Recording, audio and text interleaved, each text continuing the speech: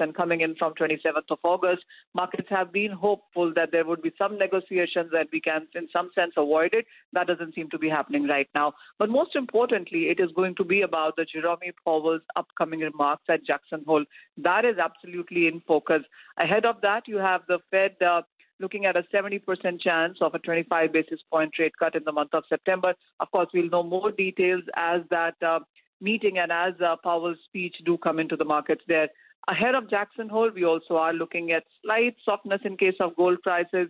Copper is trading at a 4-month lows. It is the US dollar index which gained up 0.5% in the overnight market, and that seems to be putting pressure on many of these metals.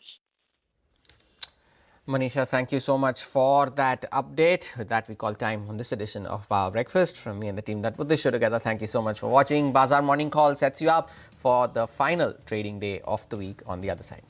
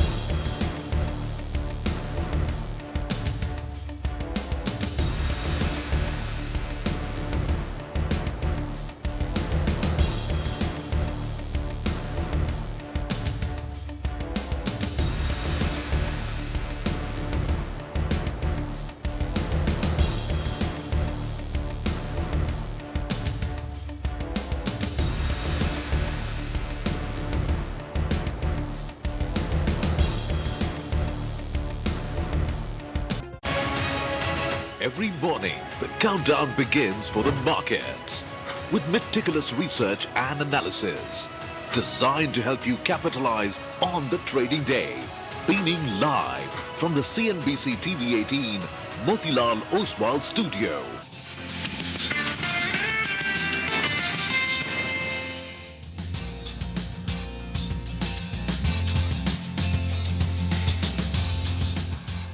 Good morning. You're with us here on a fresh new edition of Bazaar Morning Call. We are coming to you live from the CNBC-TV18 Rosewal studios. It's a Friday, but it promises to be an interesting one. Markets have done well over the last 5 or 6 trading sessions, and they're at important resistance levels as well. I'm Prashant, with me, my colleagues Surabhi and Nigel. Guys, good morning. Morning. Hi, morning, folks. Well, thank God it's Friday. You know, I was just thinking, reading the global headlines overnight, all those conversations in the meetings and the meetings after the meetings of the White House, but the missiles are still flying in Ukraine. So not too much of a positive outcome, at least not yet. That's right. Not good for humanity, not good for the markets as well. And hopefully, end of all wars is something that you're looking at, economic or non-economic factors at play. But you want these wars to end, right? Absolutely, 100%. But it doesn't look like. I mean, the path to some kind of peace agreement, etc., seems a little thinner now, and we'll tell you why. But let's just take it from the top. So, it's interesting, right? It's completely flipped. And S&P is down for 5 days in a row now, including yesterday. India is up 6 days in a row. But the point is, S&P was up for 6 days in a row, and India was down for 6 days in a row. So it's just a little ahead, a little behind, and leading, lagging, depending on where you start. That's the kind of price action we are looking at. Now, U.S. equities, S&P down about 0.4, NASDAQ was down about 1/3%. Some data points came through.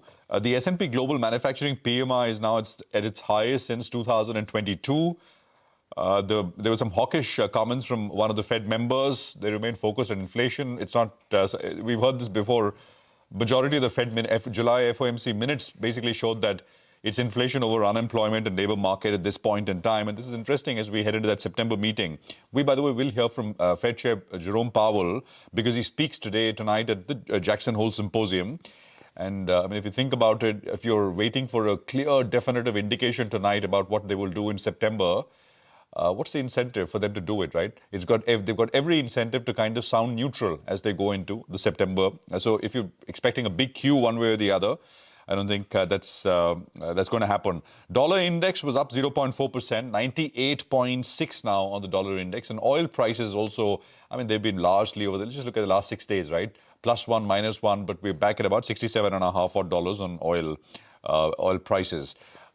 As we were discussing earlier, there are doubts which seem to be growing with regards to the road to peace, the path to peace between Russia and Ukraine. You must have read those headlines that Trump has basically pulled himself out of this situation for now, at least for now, by saying that let them negotiate, and I necessarily don't have to be a part of it. We don't know if those are reports on the back of some indications that the White House has got that, you want to be in a situation where perhaps there is visibility of success. And if the visibility of success is dimming, we don't know what's going on behind the scenes. But there was this report, the detailed report from Reuters, and this is all sourced basically, but they essentially said that Putin wants Ukraine to give up all of eastern Donbas region, renounce ambitions to join NATO, stay neutral and keep Western troops out of the country. And then he's agreeable to talk peace. This is not new, but the report essentially frames it in the sense that Putin has kind of come back or dropped demands for more territory, but he still wants some.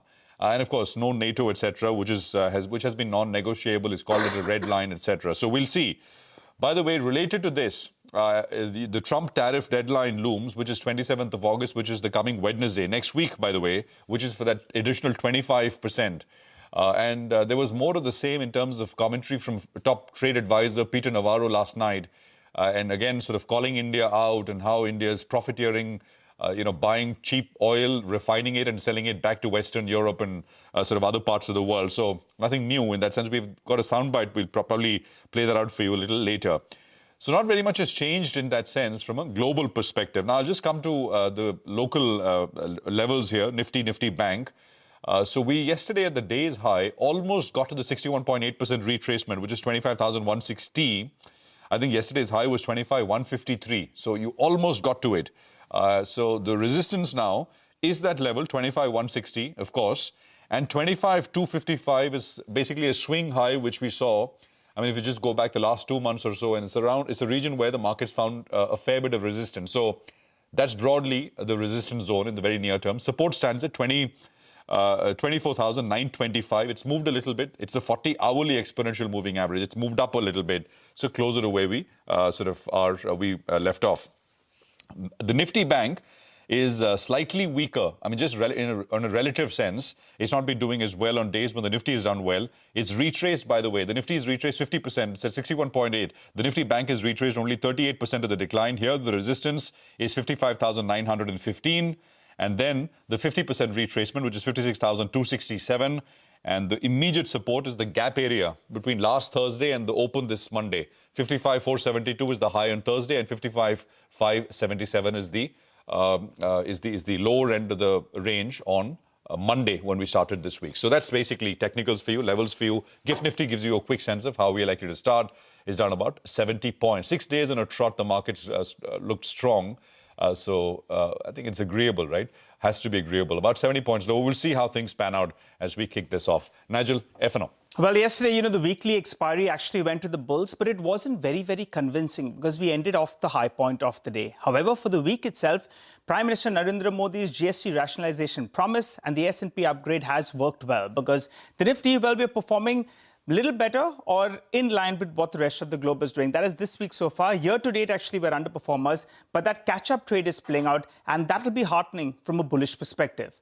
But when we're ending higher, it's clearly, signs are visible with regard to the short covering bounce that we are seeing. So even in yesterday's trade, the Nifty, well, there was 5% of open interest that did come down, while the Nifty Bank, only 0.5% was down. So the shorts are still holding on to their positions in the Nifty Bank. So that will have to do bulk of the heavy lifting from here.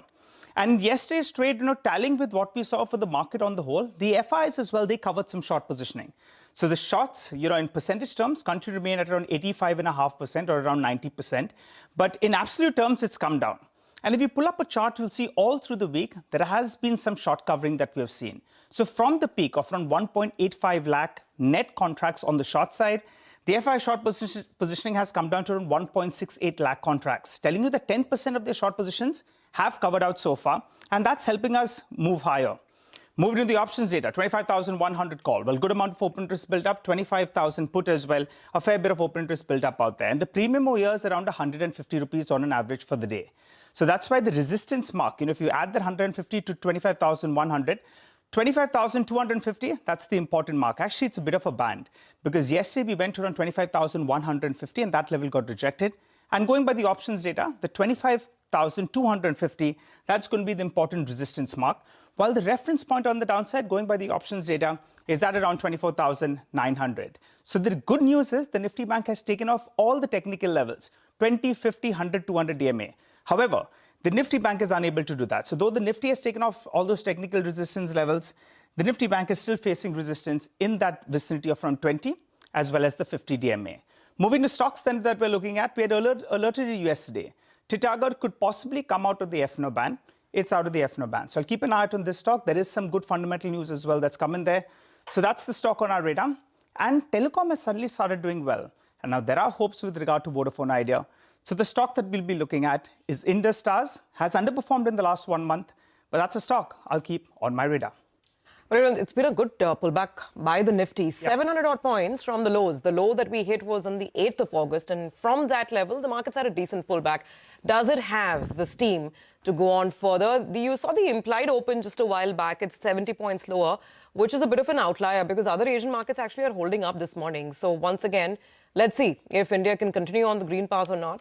That's the rest of the picture. Japan this morning has got very hot inflation data. Despite that, the market's doing well. China's doing well as well. But let's see if the bulls will pause for breath here in India. Well, we've got with us Conrad Saldana, Managing Director and Portfolio Manager at Neuberger Bergman with us. Conrad, thanks so much for joining in. Good to be speaking. There's so much moving and shifting. And, a bunch of positive domestic news flow, I think, gave some relief to the bulls here in India.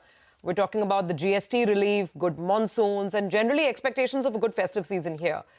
But how much of that is already now in the price? Like I mentioned, the market's rallied about 700 points from the lows it hit earlier this month. Your thoughts?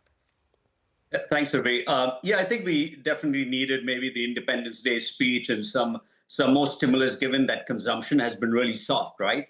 And it comes down to earnings because India, despite the underperformance you've seen, and it's pretty stark, right? You've seen a 12-month underperformance of almost a double-digit, close to 20% versus emerging markets. And that's driven partly because valuations are not cheap to begin with, but it's been a growth market. And that growth element has kind of faded. You're seeing EPS growth hitting 5% last year. This year, we're looking at 10%. It's going to be more back-end loaded. So you've got to have to see that earnings growth come through and more from the domestic side, because frankly, you can't rely on the export front, which is also smaller for India in the first place. And given the noise with tariff, I think people are looking for a lot more help, especially in rural, especially in consumption-related areas, which you saw a bit of relief bounce with these share prices, but you got to sustain that, and it has to come through in earnings, Subi. Absolutely. So what's your positioning, Conrad, on the Indian market right now? Neutral, overweight, underweight, and how does it stack up versus some of the other regional markets that you're in? So India has been an overweight for us for a long period of time, but a smaller overweight, given that that the performance of the market historically had done well, and we didn't find as much of a valuation upside. We have been buying into it when you had those sharp declines, especially in the mid-cap side. But it really comes down to the stock level for us. So we're looking for good domestic companies. I think that whole sales pitch of China +1, seems to have reversed into China -1 right now. But there's so much of domestic impetus on CapEx spending that's coming through. I think the government softness on CapEx, that hiatus needs to come back. But you're seeing the private sector coming through and delivering and building up their CapEx. And that's what we can pin our hopes on for. So names like, I would say, Jyoti CNC, right? Whether it's giving CNC equipment to Apple, but it's much more for the domestic market. Leave aside the whole export factor on Apple trying to ship out. You're seeing Shyam Metallics adding a lot of aluminum foil capacity. So there's some good triggers for these businesses where you can see the earnings. So first, it comes down to you got to pick the right stocks. It's not just a rising tide raising everything else and that whole SIP bull run that came through. It's going to be a lot more picky and picking the right names. And I think the domestic side is starting to look pretty good.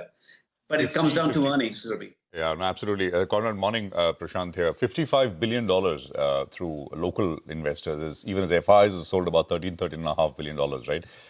That's just this year.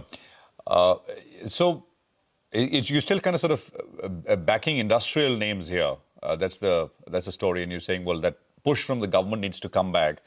One area which we've spoken about in the past is hospitals. I've seen a complete re-rating. I think Max was on your radar.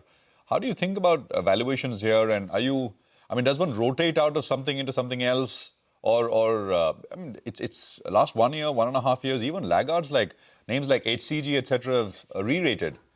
Narayana Health's cheapest is a lot, but still, that's over 50 times now in terms of earnings. What's your sense?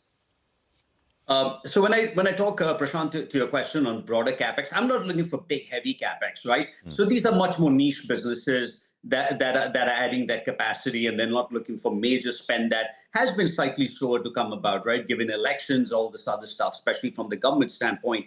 To answer your question more on healthcare, I like the domestic healthcare stuff. It's defensive.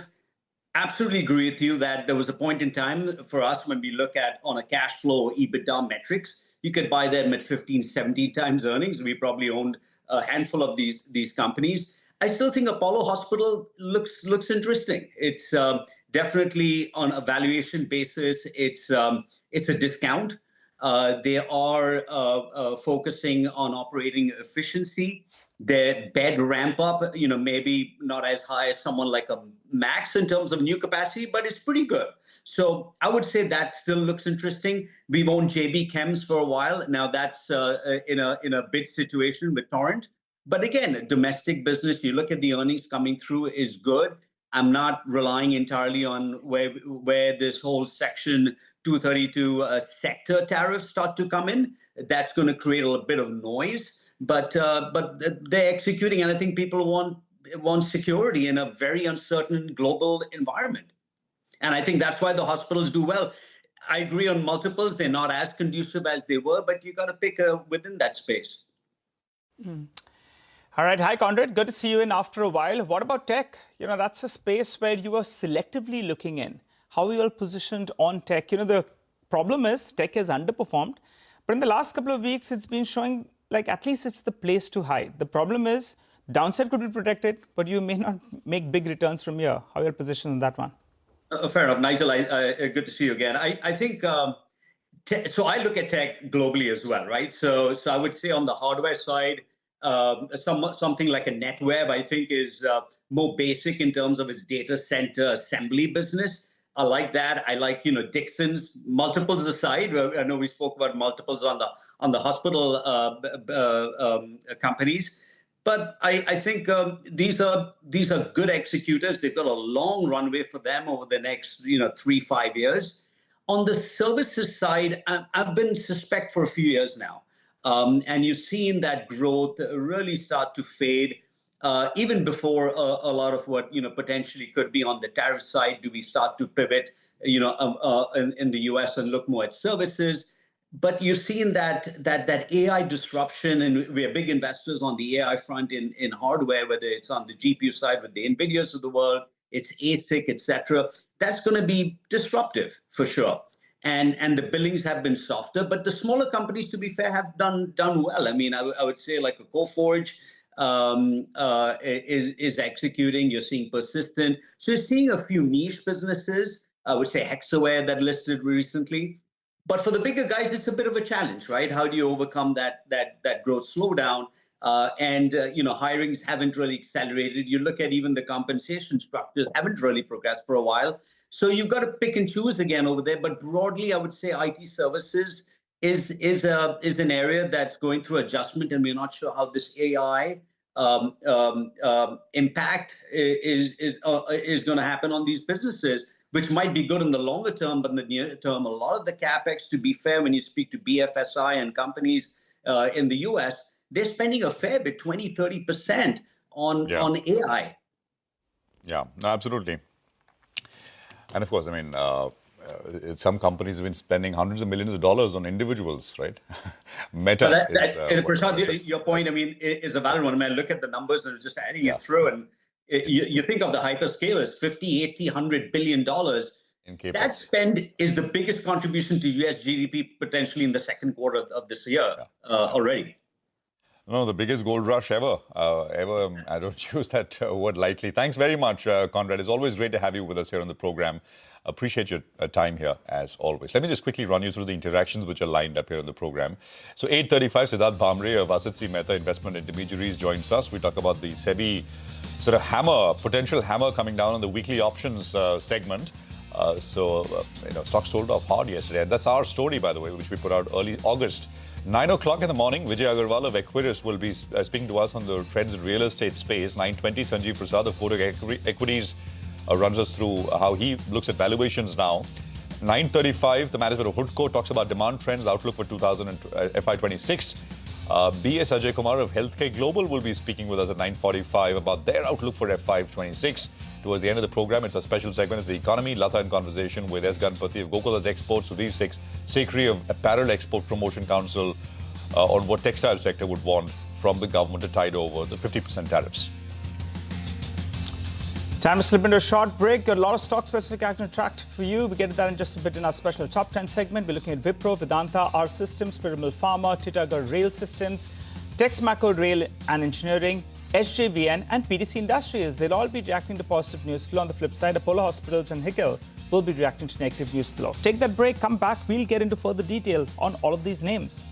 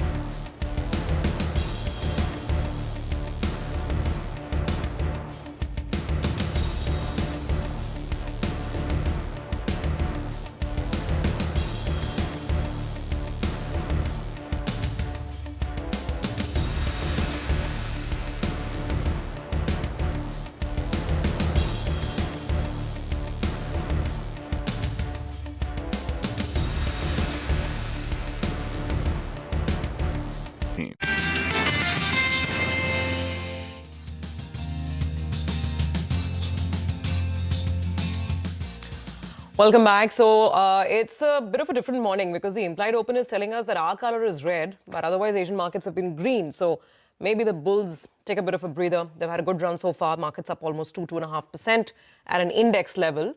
So perhaps start off on a bit of a consolidation note, and then we see if the day gets better from there. Our team is standing by with a list of stocks to watch this Friday morning. So let's straight away get to it, guys. Morning to all of you. Rima, Wipro has done an acquisition. There's such spotlight on IT companies, right, that they need to do something to shake up growth. What's this about? What's the company? Well, let's run you through the details. Wipro has acquired a company called Digital Transformation Solutions, DTS, which is a business unit of a company called Harman, which is a Samsung company. Wipro will be paying $375 million all cash for this acquisition. The EV to sales is at 1.2. Now, this is not very expensive, but DTS has not grown for the last 3 years. The acquired company's revenues should come up for you on your screen. In calendar year 2022, the revenues were 315, and even in calendar year 2024, the revenues were exactly 314.5. So revenues have not grown. Also, margins are likely to be lower. In fact, the companies indicated that there could be a margin hit on account of integration costs and a higher on-site presence. That said, analysts are still fairly upbeat because, one, it adds to their revenues. It will add, once completely integrated, you get a full year's benefit. It could add about 3%. And secondly, it expands their capabilities in ER&D, which is a fast-growing space. So there could be, maybe a bit of a, EPS hit on the back of this acquisition, but it's a capability boost and it does add to the company's top line. Okay, all right, Rima, thanks for that. Well, let's hop across to Vivek. He's here to tell us about Apollo Hospitals. We're expecting a large trade out there. Vivek, tell us more. Well, good morning. That's right. So Apollo Hospitals expect a large trade.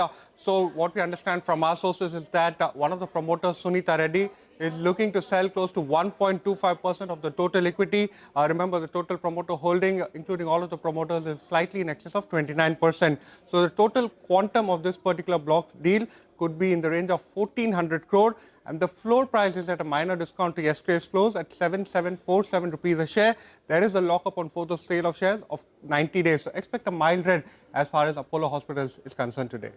Okay, all right. Thanks a lot for that, Vivek. Well, I'm looking at Vedanta. Stocks in focus. The board has approved the second interim dividend of around 16 rupees for FY26. This interim dividend amounts to around 6,200 crores, and the promoter entity, by way of holding close to 56% stake in the company, they get around 3,500 crores. Now, this is good because it fulfills this year's obligation with regard to Vedanta Resources, and it helps in deleveraging the parent Vedanta Resources. So this is positive because we're only halfway through the year, but almost the entire fiscal's obligation at Vedanta Resources, the parent has got fulfilled, which is a bit of an overhang on the stock normally. Last 1 year, if you look at it, Vedanta as well as Nifty more or less flattish. But Vedanta has given dividends of around 55 rupees. That amounts to around 12% yield. So that's why it's been a dividend-paying machine. If you just look at that dividend that they've been paying, and Citi, they retain their buy rating. For the year, they are factoring in 40 rupees per share of dividend. Already 23 rupees has come out. They say, though, that concerns around the demerger delay, that could keep the stock range-bound in the near term. But dividend bonanza coming in for shareholders. So expect the stock to open up with some green.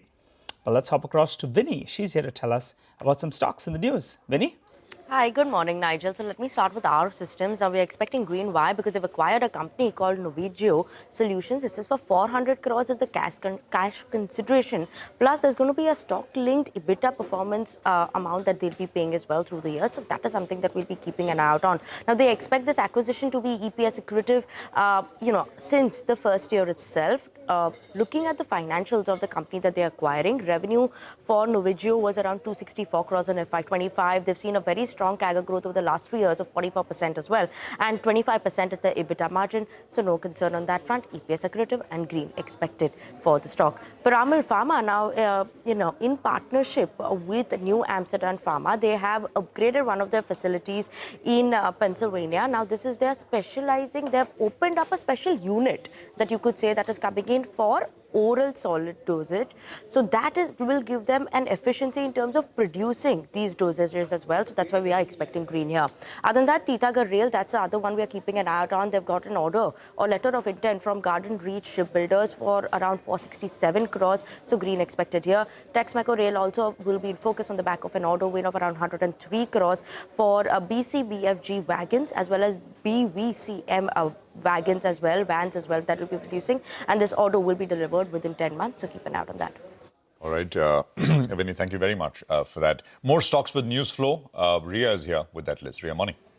Well, yes, morning. Let's take a look at SJVN first. Positive news flow on this one. The first unit, which is 660 megawatts out of the total 1,320 megawatts of the Buxar thermal power project, has been successfully synchronized with the national grid. And with this, it is expected that this will enhance the company's total energy generation capacity, as well as further strengthen the energy portfolio of the company as well. And the total project is expected to generate about 9,828 million units of electricity annually.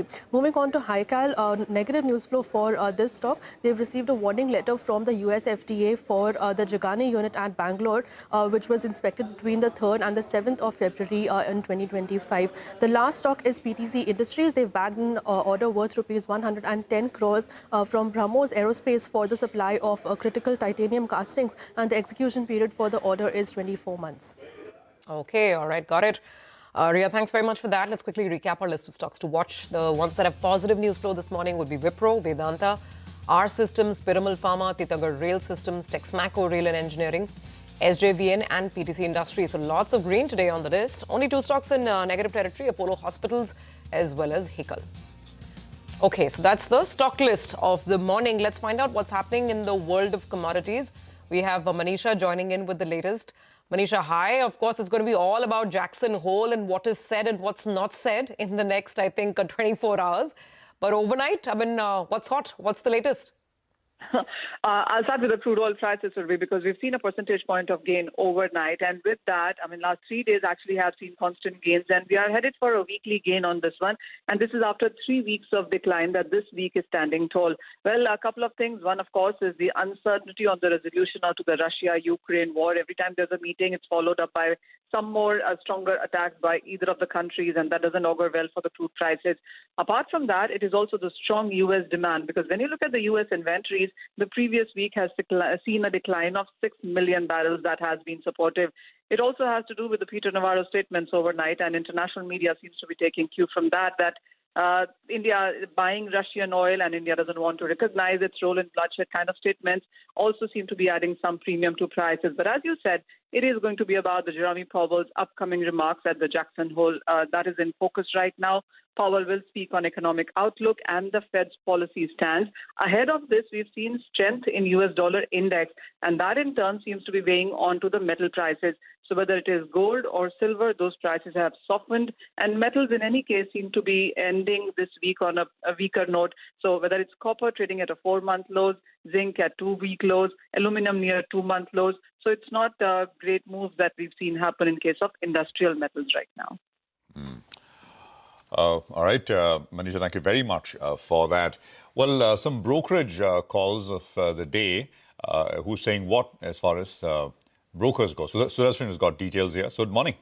Morning, Prashant. So I have two stocks, GMR Airports and Alchem Labs. So first one, GMR Airports. If you take a look at the stock move over the last few months, you will see that stock normally finds tough to cross the level of 100. But now today, Citi has come out with a note. It has maintains buy call, increased the target price to 103 from rupees 90 per share. And it's raised the target price mainly because it believes that there would be a strong midterm growth, especially in the international business segment. And the growth is going to be driven by, first, potential resumption of China and India flights. Second, Indigo, which is one of the biggest airlines, is going to increase its Airbus orders to 60 and may further increase to 100 as per media reports. And third is upside to Delhi's commercial land value. That's the reason Citi believes that share price momentum is expected to continue in GMR Airports even in CY26. Now coming to Alchem Labs, Nomura's note is there. It maintains buy call and target price is rupees 6,300 per share. Remember, Alchem Labs is one of the pharma companies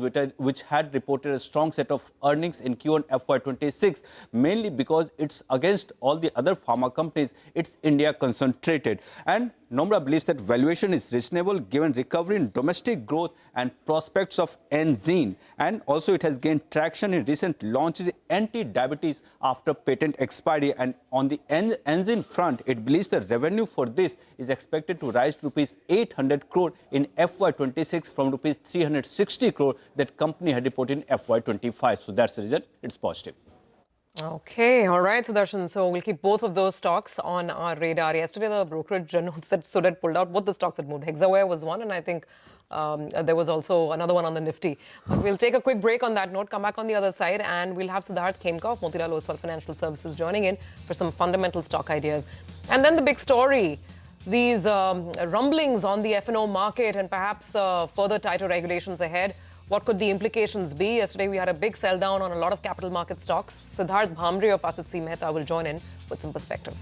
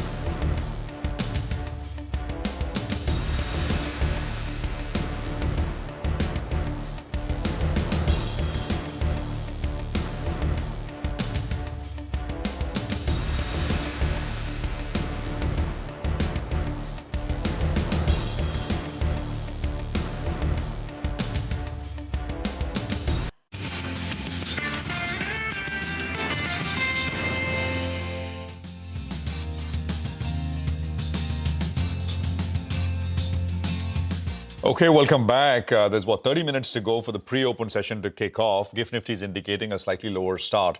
Well, the big story yesterday, of course, was a confirmation of something that CNBC-TV18 put out early August.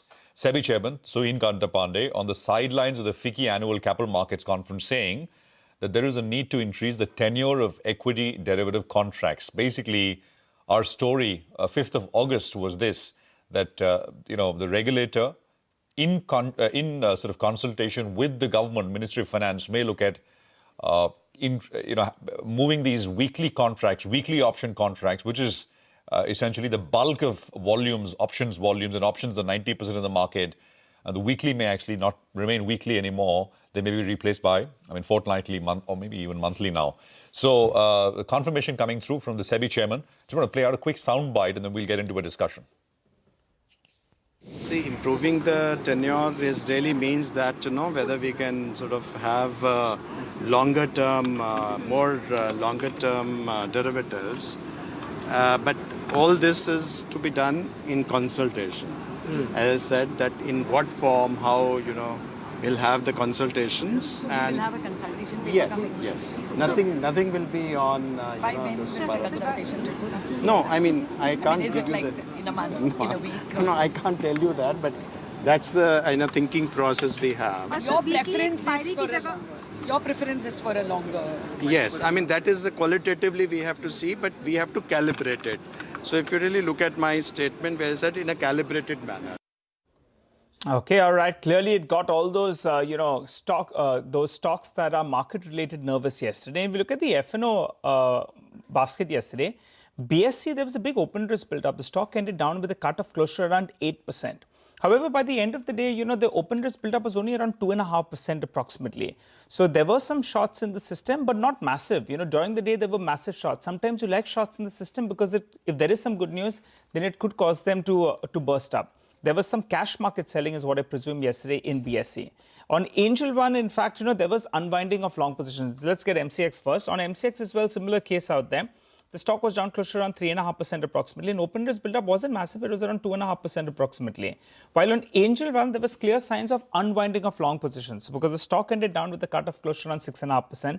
But open interest was down sharply. I think it was down close to around 8% on that sort of a base. Yes, close to around 2 lakh shares getting a shed on a base of around 21 lakh shares. So clearly, there was big pressure that we saw in yesterday's trading session. Let's welcome our guest, though. We have Siddharth Bambre, Head of Institutional Research at Asif C. Mehta Investment, who joins us on the show. Hi, Sid. Good morning. Good to see you in after a while. Tell us, what is your take on this? Exchanges clearly are nervous with regard to these changes that could come about. According to you, what is the volume hit if these changes come about? Good morning, Nigel. Always pleasure to have to be on your show. Now, this topic of derivatives is close to my heart, and I have very strong opinion, but I would like to put it as mild as possible. So, to answer your question, if this happens, then we might see a dip in volumes because there are a lot of people who are now full-time employed in market, and their earnings come from trading on weekly options. Needless to mention, SEBI report is also out that most of these people end up losing money. Nevertheless, volume would take hit. I want to say that 10 to 15 years back, our derivatives market was more evolved, where we have dated securities. I mean, say dated long contracts, not just monthly, but in options and futures of index. We had 1 year, 2 year, 3 year contracts, and we had wonderful structure products in market, which has all disappeared. So I think we didn't evolve, our derivative markets didn't evolve in last 10, 15 years. In fact, it has taken more of a quantitative approach. If you look at India's market cap, listed market cap is 5% of global listed market cap. But our derivatives market is the largest market by very high margin in this world. So structurally, our markets were not right. And I hope that, we go back again to those days, 10 years back, and probably evolve further. And yes, volume would take hit if we go in that direction. But volume is not everything. People need to trade well. Siddharth, allow me to come in. Morning. What is the hit to volume, according to you? It would be substantial. Firstly, we need to see, Prashant, that whether we are doing away with weekly for everything or, for few index only, whether we are coming out with a fortnightly or only monthly. Because if it's fortnightly, then the hit would be probably less. But if it's only monthly, then it would be significant because people are trading day in and day out. And generally what happens in a monthly option, if the volatility is not significant, the time decay, the volatility don't move the premiums much. At least time decay doesn't move much. And that would not make daily trading viable for option traders if markets are not giving any directional move. So obviously, if there is no volatility, volumes would come down irrespective of the capital or the capital constraint. Yeah, so that, hi, morning. Your overall point was interesting that you used the word we were a more evolved market 10 years ago. Because you had deep out-of-the-money options, you had, products which were which could go on for very, very different time durations. So as someone who's been in this market for so long, I mean, what is it that you're actually advocating for? You're saying that take the near-term hit. But, I mean, don't a lot of other global markets also offer weekly or fortnightly products? So what is it that you're advocating should be the path forward? So we do have a deep, evolved and a mature F&O market. And a safe F&O market, may I add? Yes, yes. See, purely from risk management perspective, our markets have evolved. Credit to, risk management stuff over there. But from products per se, I think we are not evolved. And what I've been against weekly options, but not probably perpetually, but our market had not evolved.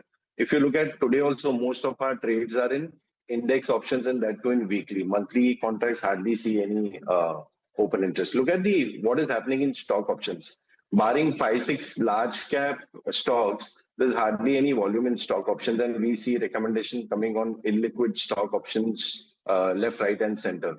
What I suggest is, see, I understand there are compulsions now. Mutual funds are launching SIF where 25% of the portfolio can be on the Shorting short is side. possible, yeah. Yeah. So this is all structured, Surabhi. Means I don't want to talk more on that because I might say something which I should not. So that's the reason we are seeing now that regulators talking about we should have long dated options. I mean, what took you 10 years to understand that people are losing money and the structure of market has been spoiled? So it is all So basically, connected to each instead other. of near-term speculation, instead of near-term weekly speculation, you're saying that having longer dated options perhaps would be the way to go. Yes, we go back to monthly. We go back to all those dated options, 1 year, 2 year, 3 years. So if you remember, there were so many bigger companies which had beautiful structure products where we used to have participation in Nifty dip. So all those things should come back, and eventually when market get matured, then probably selectively you come out with short dated options also. Like in the market, there are two people on each side of the trade. On this topic also, there are many people on both sides of the trade, both sides of the argument. And we'll get you as much opinion as possible. That's what we can do. So that stay with us, right? I mean, here, of course, we're talking about a little bit of here and now in terms of the impact on these listed capital markets plays, because, I mean, options and the options volume has been such a big part of it. How are valuations looking, right? BSE, Angel, I think there's a UBS note on this as well with regards to BSE. Vamakshi standing by with all that. Vamakshi, morning. Well, good morning, Prashant. Absolutely. Over the last couple of quarters, we've seen SEBI tightening the news on F&O, and there could be potentially further tightening as well. Year to date, all of these counters, BSE is up almost 29%, but on the flip side, when you look at Angel 1, 361 MAM, that is down almost more than 15%, and Motilal Oswal too has taken a knock of almost 2.5%. And valuations, despite this sort of correction that we've seen in most of these counters, are still trading above their 5-year average. Now, when we look at BSE, the 1-year forward PE is around 44 times. This is much higher as compared to the 5-year, average. Only in the case of Angel One is what we see is that the stock is actually trading below the 5-year average. The same goes for Motilal Oswal and 361 MAM. They're above the 5-year average. Now, UBS has written a note on SEBI's plan to raise the tenure for derivatives. They say that if the weekly options expiry are removed, it could highly impact BSE's profitability. In fact, they also did a scenario analysis, and they say that every 10% drop in options premium average daily turnover can impact 6% of BSE's profitability. So largely, that is the valuation picture as well as UBS's take on this story. Now, of course, Vamakshi, thank you very much. Very helpful. It's we'll have to wait for that consultation paper because, as Siddharth also pointed out, whether it's going to move from weekly to fortnightly or it's going to basically just be a monthly one. So that, I think, will determine a lot of it. And the other thing, of course, is you've got so many exchanges which are coming up, right? You've got, we had the new exchange, right? Metropolitan Stock Exchange. Yeah. They had a weekly option. I mean, the entire business case was that weekly, at least a prima facie. NCDX, by the way, is raised a round of funding from investors. Lots of HNIs have put in money there. So more exchanges. I mean, I don't think the need for that goes away, but this certainly is something which all those investors and all those exchanges will be noting quite closely as well. Siddharth, thank you very much for joining us. It's interesting perspective, and we'll have you back on for more as this story continues to develop. I think, just a quick look at the GIFT Nifty and see what's happening before we bring in Siddharth Khemka, who's with us as well. I think still about 70, 80 odd points lower. Siddharth Khemka is with us, Head of Research, Wealth Management and Motilal Oswal Financial Services. Sid, good morning. Good to have you here. Any specific thoughts on any of these listed companies that Vamakshi was referring to on the back of this news? I think that debate will continue, and in the near term, definitely there will be a pressure on volumes, especially on the derivative side. So that is that you have to take it on the chin. But I think on the longer term, what we believe is that the structural framework for the markets, equity markets, that will become more stronger. That will bring in more retail participation, and I think that is structurally positive for exchanges, for wealth management firms. So while there could be a near-term hit in the direct exchanges or the brokerage stocks, I think the wealth management and the AMC stocks that will benefit a lot with a lot of flows coming in. So clearly, I think structurally positive. As we was just you had the discussion earlier. Few years back, we used to have only the monthly derivatives, and that still then we used to see a lot of participation. So I think if something of that sort happens, it could be a long-term structural positive purely from a retail participation perspective. But that will definitely take away a lot of depth from the derivatives market. We have seen huge participation in the weekly index options. I think that is something that the regulators and the exchanges and the brokerage companies, they should have a proper discussion on around it. What should be a fair period for the derivatives contract. In the interim, I think one can focus on the wealth management, the AMC stocks. By the way, I was speaking of whether asset management companies, mutual fund stocks, whether they'll be beneficiaries of this whole move or not. Interesting anecdote I got from Mr. Sandeep Sikka of Nippon Life AMC, and he was saying that if you go back and he was quoting data of the last 10 years, that every time there has been a lull in the capital market for one reason or the other, except speculation or fall or whatever, and people have burned their fingers after an excessive, especially a mid-cap exuberance patch. He says data backs that we get better flows, we get, more number of folios being opened up. So, yeah, I think the mutual fund industry is really waiting in the wings to see if they can be the beneficiaries of, crackdown on speculation, retail speculation at least, in the market. Hi, morning. Very quickly, let's talk about, some more stocks. Apollo Hospitals, a block deal is expected. The promoters may sell a small bit of equity in the market, 1% odd. It's been such a huge wealth creator, right? Is any dip a buying opportunity, or do you think the stock is already priced to perfection? Good morning, Surbi. Yes, I think we continue to remain positive on the overall healthcare, especially the hospital space, continues to deliver resilient growth. If you look at in the last 5 years on an aggregate basis as well, the healthcare sector has reported a revenue CAGR of about 16%, EBITDA CAGR of 26%. So margins have improved, operating variables, for example, the occupancy, the average revenue per operating bed, all those metrics have only improved, and we have seen a lot of consolidation in the industry. So I think Apollo Hospital, definitely we have a very positive view. It is among our top picks within the healthcare space. Even Q1 results pretty strong. They are enhancing their integrated healthcare model by expanding hospitals, growing their offline pharmacy network, and as well as optimizing the GMV, reducing the OPEX in the online pharmacy. So all these initiatives are expected to drive a 15% revenue, 28% net profit CAGR over the next 2 years. So we remain positive. We have a buy rating and a target price of 9,000 on Apollo Hospitals. All right. We'll take a quick commercial break here, and we're going to come back in just a bit from now. Apollo Hospitals trade at the bottom of the screen, of course, details there. We'll be back with Shrikant Chauhan. It's a Friday, and you'll hear from Shrikant with his trade. Sudeep Shah of SBI Securities comes in as well. Stay tuned.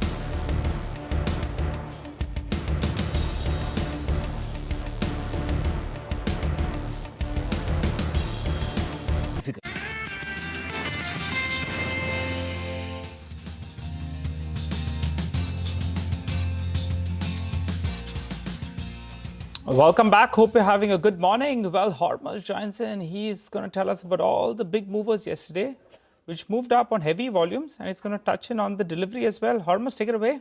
Morning, Nigel, and some very interesting delivery data that has come up for a couple of these stocks that were some of the big movers yesterday. Lemon Tree Hotels is one of them, and the stock was up yesterday almost 8-9%. It was the 5th day of gains out of the last 7 sessions, and in this last 7 sessions, the stock has gained almost 17%. Now, in yesterday's trade, we had almost 1.5 crore shares change hands compared to a 20-day average volume, which is close to 30 lakhs, and this was the highest since the 10th of July. Now, almost 60 lakh shares, or almost 40% of those shares that were traded yesterday, were marked for delivery compared to a 20-day average of almost 12 lakh shares. Now, in an instance, this was the third instance in the last 3 months where more than 1 crore shares of Lemon Tree were traded in a single trading session. And every time this has happened, the number of shares that are marked for delivery range anywhere between 35 to 50%. So delivery remains higher when the number of shares traded are also on the higher side. Nava was another mover yesterday. Almost 2 crore shares changed hands in yesterday's trading session, and that was the first time since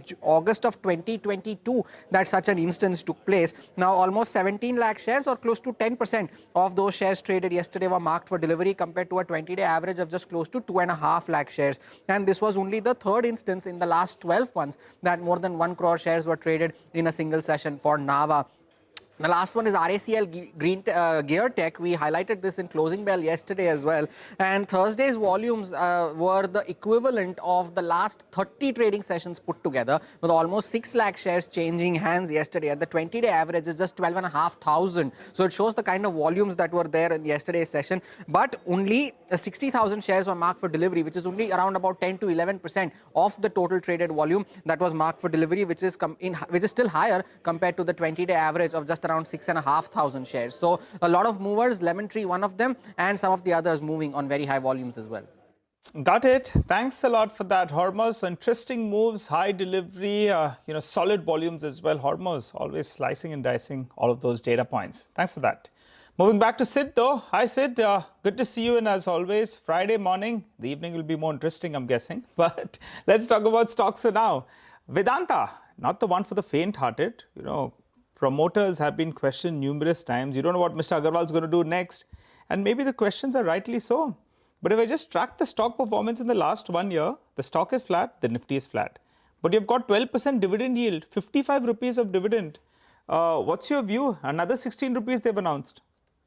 Morning, Nigel. Glad to see you. I think this continues to be the perpetual question: what will Mr. Agarwal do next? And that keeps the market a bit on the sideline. But I think overall, our view on the metals is starting to become more constructive. We see incrementally things on the global front improving, and even from the China front, we are seeing some improvement in economy that should lead to higher and firmer prices. On its part, if you look at Vedanta, some of the metals like zinc, copper, I think aluminum, they are pretty much stable. And we see, so we maintain a positive view. We see Q1 performance for Vedanta coming in largely in line. Management maintains a strong growth outlook led by the increasing capacity, which should produce higher value-added products. Also, they're firm on the deleveraging plan going forward, higher cash flows which support expansion, plus the consistently coming in cash flows. So I think especially for some of the high-risk investors, Vedanta continues to remain attractive, both in terms of valuation and the consistent dividend cash flows that keeps coming in. Okay, all right. Siddharth, thanks very much. Good to have you on the show today, and have a great Friday. We look forward to connecting again soon. We'll take a break on that note, come back on the other side. We'll have the pre-opening rates come in, and of course, with us, we'll have Vijay Agrawal of Aquarius to talk about the real estate sector outlook.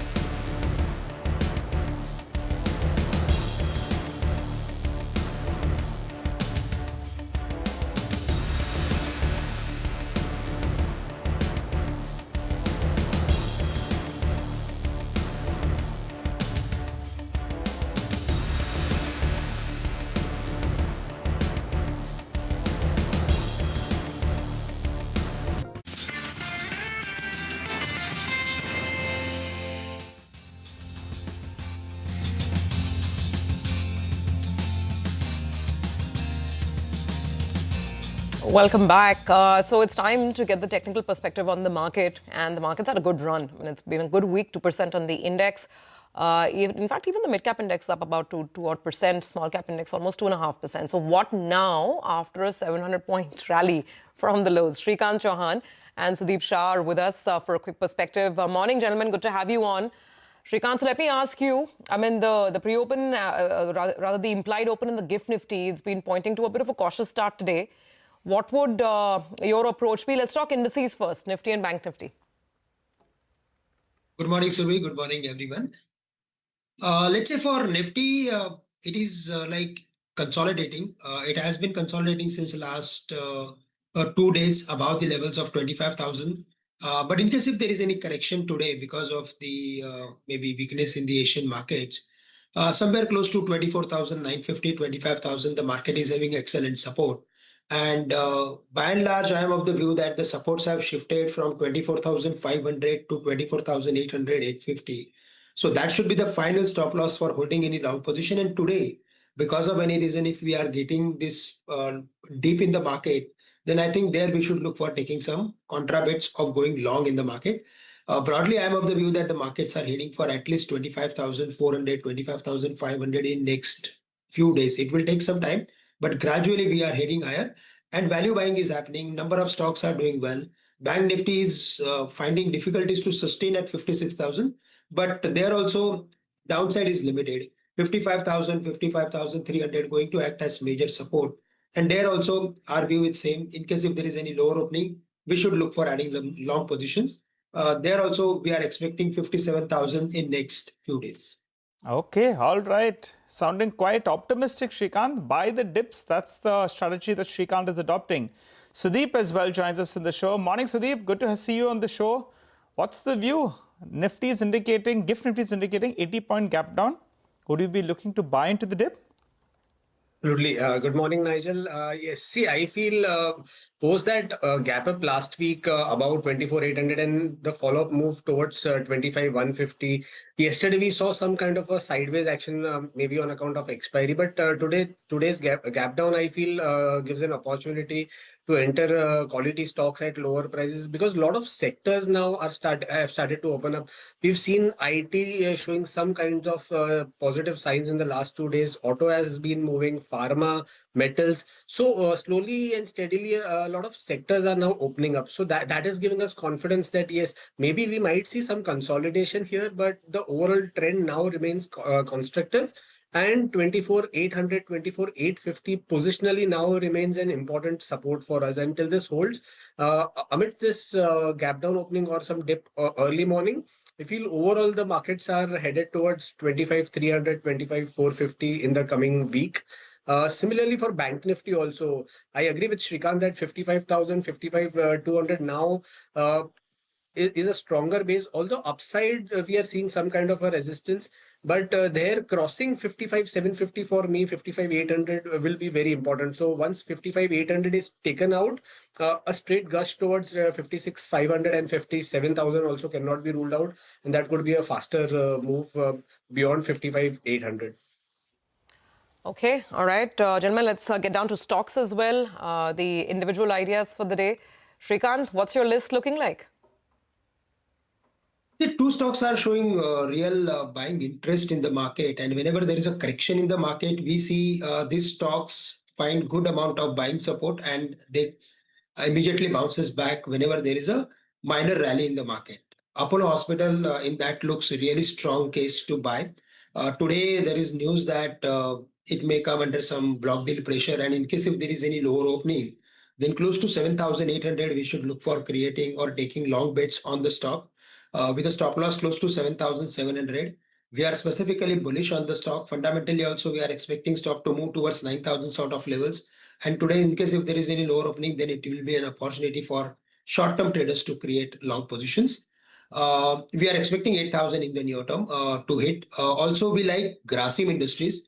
And since last almost 1 year, the stock was facing multiple resistance close to 2850, 2875. But eventually now the stock is managing to absorb the selling pressure, which is close to 2850-75 levels.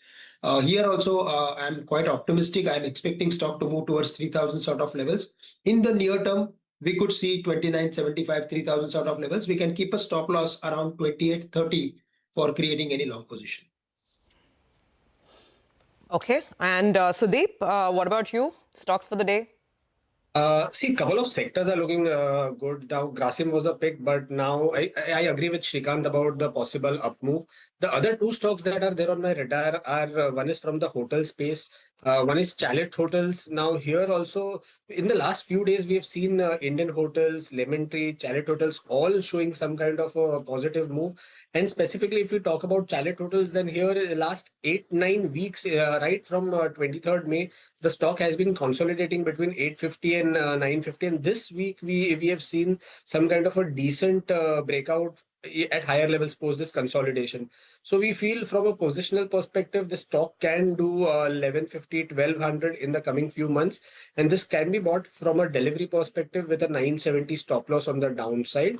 The second stock that is there on our radar is Cipla from the pharma space. We feel last few days, pharma healthcare, they are showing some signs of accumulation, some signs of breaking out stock specific in case of the within the sector. And Cipla also has been consolidating between this band of 1400 and 1500, 1530 since November 2024. And yesterday we have seen a decent breakout with volumes backed by open interest buildup also. So the numbers also in the last few quarters have been decent. So we feel that this also from a positional perspective can be added, and 1550 can act as a strong stop loss. On the upside, 1700, 1730 looks likely in the coming few months. You know, I just want to, thanks very much, gentlemen, for that. I just want to make one quick comment on Cipla. I mean, of course, the trade is a technical trade, but there is some fundamental news flow on Cipla, which actually is slightly negative. So keep an eye out on that. Mylan has received approval for a product called Abraxane. It's a drug which is used to treat cancers, breast cancer and other forms of cancer. You know, it seems like there are already now 6 generic players in the market. So I just wanted to kind of sort of put other fundamental news point as well, and maybe we'll have Ekta join us a little later on that. So that's the bit on Cipla coming through. But thanks, gentlemen, for those trades. Let's now just look at what's happening on the entire the market, right? The pre-open session, the GIFT Nifty.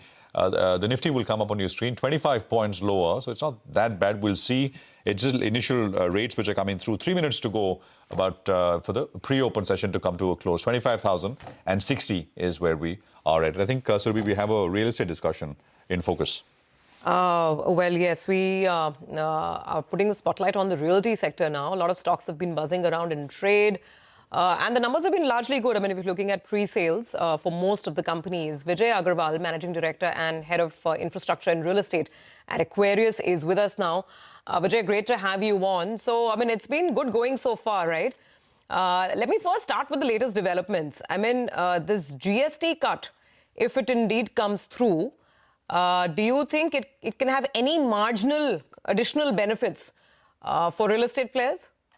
Yeah, definitely. See, GST cut will definitely reduce the cost to consumers. And if cost to consumers is reduced, then we had always seen the buying coming from the consumers. Like if you see a real interest rate cut has created a positive momentum from the investors buying. So same GST cut will also give the same impact for the sector. Okay, all right. Hi, Vijay. Good to see you, Ben. What's the approach then in terms of, you know, everyone's been talking about this 10-year cycle, 15-year cycle, you know, in terms of real estate. Where do you think we are at? And going by the inventory levels with your channel checks, what do you think? How are things evolving?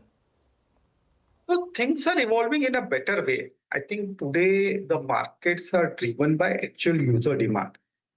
Majority of purchases are by actual user, which is very healthy for any markets. See, in past, we had seen a break in the market where the investors came in, they were doing a lot of buying, actual users were not there. Then resale came down, and which impacted the developer sales also. So now we have a healthy demand which is coming from actual users. Secondly, families have money to buy the houses. We are seeing a 600 crores, 2 penthouses deal also in this market. And if you see the data from all the real estate company, mid premium and upper mid premium, these sales are very good. I think we are seeing a little bit slow on the sales which are coming on the lower end of the market. Like if you say a 4,000 rupees, 5,000 rupees, I think those are what we call as a budget segment. There, yeah, the sales velocity is not that great. So what it says that the Indians are preferring a better homes and they are not compromising on their living space, basically, because you are spending a lot of time in your home. And now people are cautious what quality of home I should have, where I should stay. Earlier, we used to buy a home in a 2-story, 4-story building which doesn't have a lift. But today, if your home is without, the building is without a lift, you will not able to sell. Now people are asking for amenities and everything, and nobody is questioning about price. That's a good thing. So means people are ready to pay a price for the amenities. And I think Absolutely. the developers Everybody have wants also top dollar amenities in their house. I get that. The question is really from an investment perspective. Do the stocks have more upside? The listed universe of real estate stocks, would you put in fresh money to work now? Yeah, I think selectively we can always look for pockets where you can make money. So like I'll say our research, Pulte Patil, we had a research where we said there's a 20% upside on the stock. So there are pockets where you can always make money. See, why you will make money? See, ultimately there has to be a growth in the sales, profitability of these companies and a free cash flows. I think we are seeing that those three things are panning out in most of the real estate stocks. And that's a good sign, healthy sign for the market. So still more upsides perhaps and more money-making opportunities in real estate stocks. Got it. Thank you very much for joining us with that conversation today. Well, it's 9:10. Let's quickly take stock of where the pre-open session is settled. It's very quiet, 20 points lower on the Nifty. That's about it. Not too many movers and shakers today. Our Systems was a stock in news. I think they announced an order win, 7% up on that stock. Texmaco Rail announced an order as well. I think this order they've got is from Garden Reach Shipbuilders. So it's working well for the stock, 3.5% up. Otherwise, fairly quiet out there. Today, actually, by the way, look at the capital market stocks. I think the worst of the hit happened, most of it at least happened yesterday. BSE is flat. Angel One is up about 0.25%. So it's very, very quiet for the time being. You know, so we just, and those are also stocks with news, right, which we discussed. But maybe we can just put the hot boards up and look at where stocks are, stuff that we discussed over the last 1 hour or so. So Wipro is about 1% higher. That's the acquisition boost news that we put out. Apollo Hospitals, of course, block. We heard Apollo is a pick from our fundamental analyst right in the morning. Vedanta, dividend, right? And let's just look at what the stock is doing there. About 1% higher, 451. And of course, a bunch of other news flow related names. There's R Systems, Piramal Pharma, Titagarh Rail, which are up on your screen as well. The R Systems is up 7%. That's actually the one big meaningful mover which is coming through. Look at Texmaco and SJVN as well. And they're up on your screen, 3.5 on Texmaco at this point. Hikal is another one. Which we should look at, 2.25% down. There's a US FDA warning letter, and PTC Industries has got an order. So that is the other one which has come through. It's up about 1%. Cipla, maybe I just want to take a quick look at what that is opening. I was talking about Mylan, which has got approval for an important drug, which Cipla also is in the market with. It's nothing. It's actually absolutely flat. 1590, about a 2-3 rupee cut at this point in time. On our systems, I just thought I'll jog our viewers' memory. The acquisition that they have done, that seems to be getting a thumbs up from the market. They have acquired a company for 400 crores, which is, not one, not 2 times sales, but yeah, I mean, definitely more than 1 time sales. 264 crores is the revenue of the company. They're acquiring it for about 400 crores. Market seems to be finding some sense in it. Let's quickly move on. Vinny is joining in. CLSA has come out with a very interesting report card on earnings. Vinny, tell us more. Absolutely an interesting report card coming in. There are a lot of upgrades and downgrades. Let's talk about that right now. Looking at the earnings coming in this time, for FY26, they have given an earnings upgrade for some of the companies. Firstly, let's start with that. Upgrade coming in from Fusion Micro for around 4 times. That's 384% in terms of earnings and EPS upgrade that we're talking about. HPCL, they've upgraded the EPS by around 97% for FY26. So good numbers coming in here. BPCL also, they're expecting an up move there, an upgrade coming in for the EPS for BPCL as well by 88%. Now, on the flip side, they've come out with downgrades after the earnings for Devyani International, 58%, I beg your pardon, is a decline they're expecting there in terms of earnings. Bandhan Bank 35%, IndusInd Bank 34% as well. For FY27, there are some different names that have come in terms of earnings estimate upgrade that they've given. Dalmia Bharat, Keynes Technology as well as Amber Enterprises. So seems like that EMS play is what they are bullish on. While in terms of downgrades, again coming in from the banking side. So IndusInd Bank, Bandhan Bank as well as Restaurant Brand Asia. So QSR is something that they are not too bullish on. Now, overall rating upgrades have also come in from CLSA after the earnings for Phoenix Mills, Eicher Motors, Ashok Leyland. They've upgraded it from hold to an outperform, while underperform to a hold. So earnings upgrade there coming in for HPCL as well as Fusion Finance as well. And rating downgrades coming in for Nestle that we're looking out for, as well as Paytm and Bharti Hexacom as well. We're seeing rating downgrades also coming in. All right, Vinny, thanks very much for that. So those are earnings changes after the earnings season. Just two other names. I don't know if you can pull up the graphics. Mazgaon Dock, JP Morgan is underweight. There's a call this morning which has come through, and they say that risk-reward remains adverse despite the stock price correction. And the other one is Divi's Laboratories. Here they've got a buy. Citi's got a call. They've got a buy. 77.50 is the target. They say recent weakness is a buying opportunity. So just wanted to put those two names as well. One, of course, on the downside, Mazgaon from JP, and the other one is Divi's with a buy on from Citi. Well, first rates coming through in just a bit from now. 20 points lower on the Nifty, 50 points lower on the Sensex. And there we go.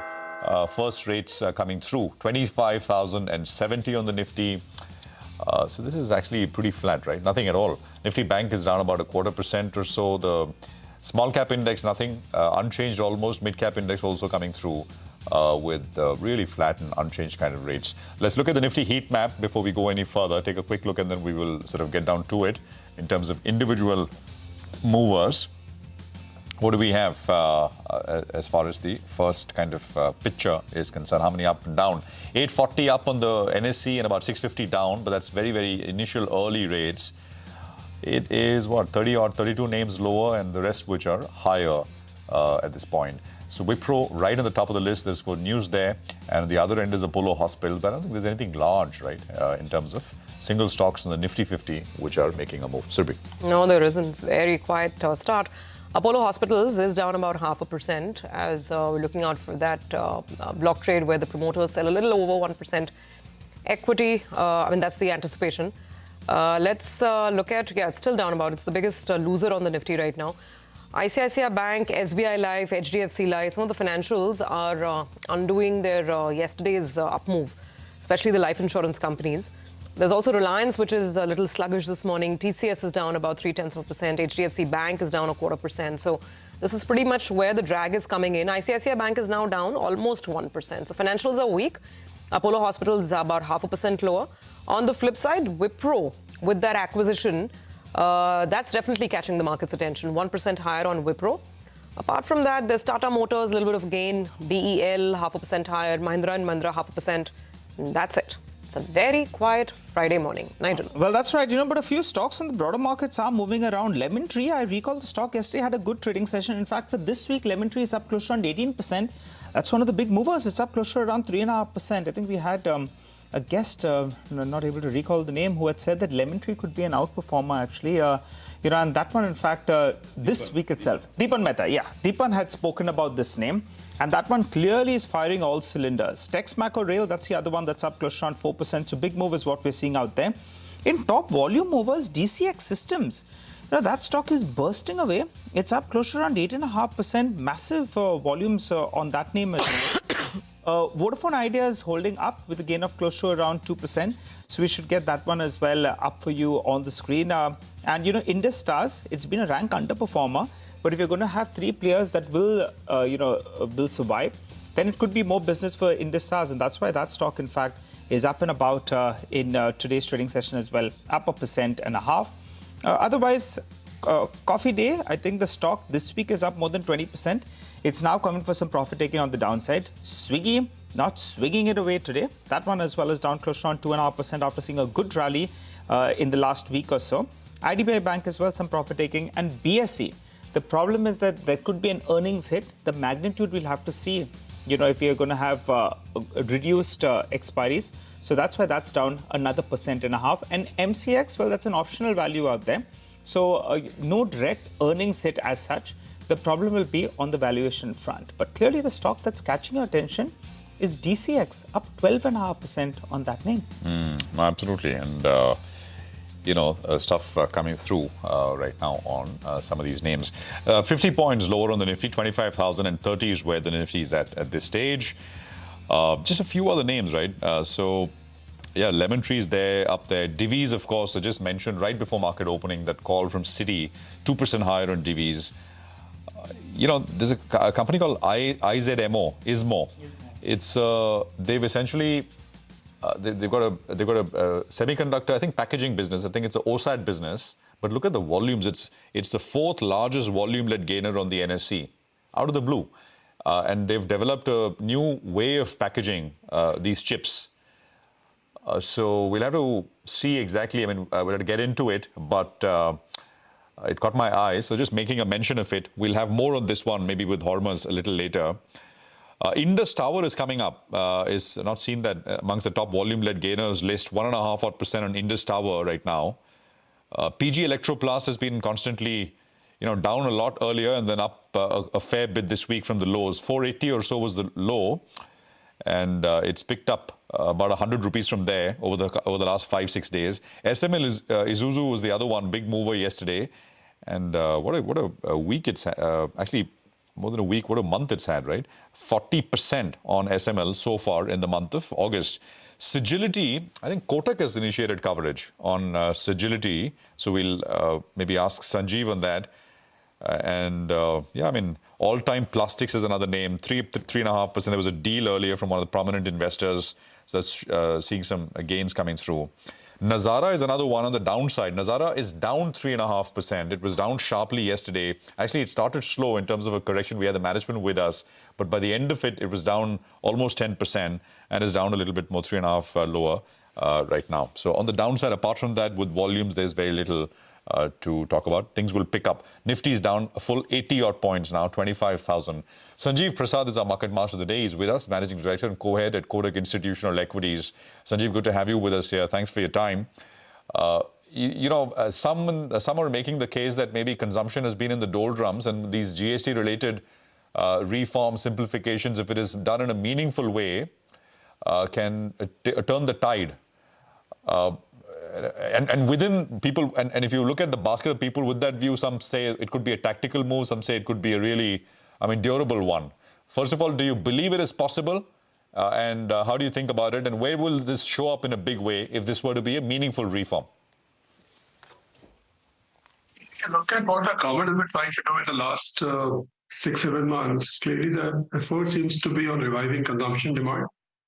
I think the government realizes that investment demand has been on the weakest side. And starting with the income tax cut, which was announced in the budget, you had then the RBI cutting policy rates by 500 basis points. And now you have one more action in the form of GST rate rationalization.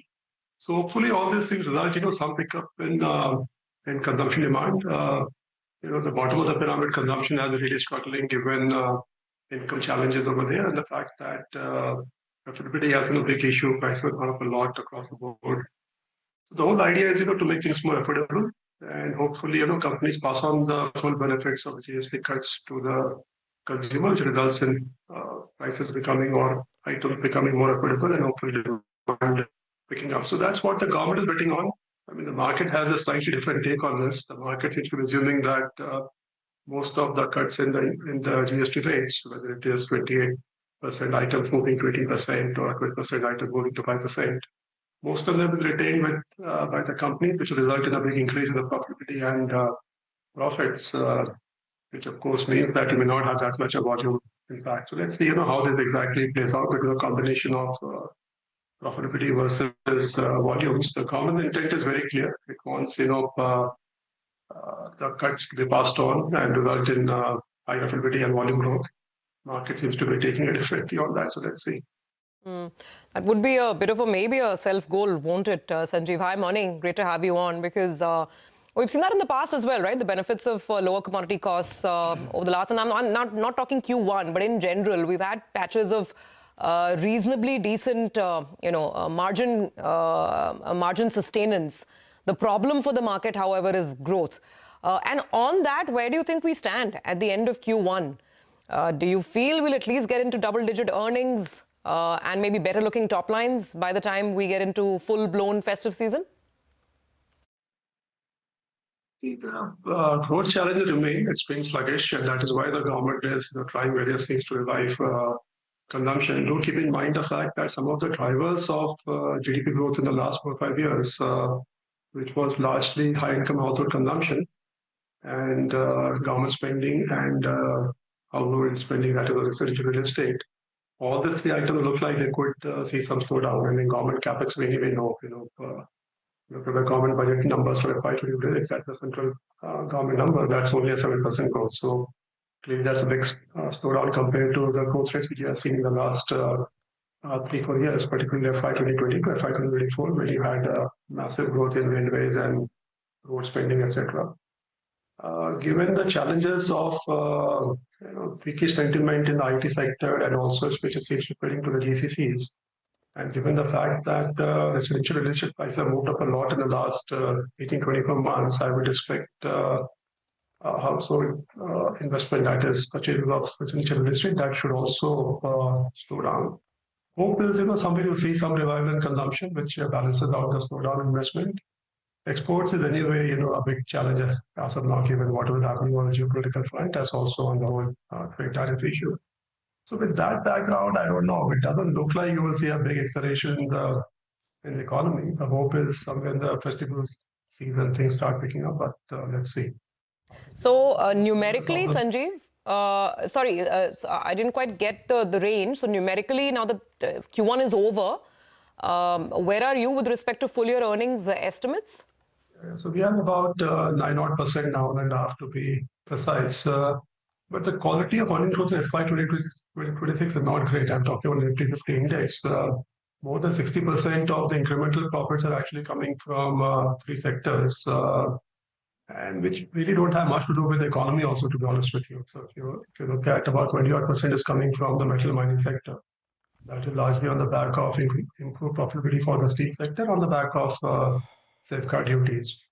Then you have the telecom sector, including Reliance, which is going to contribute to incremental profits based on the expected increase in tariffs somewhere in December-January timeframe, and the fact that you're seeing the full benefits of the tariff increase last year, that is playing out now.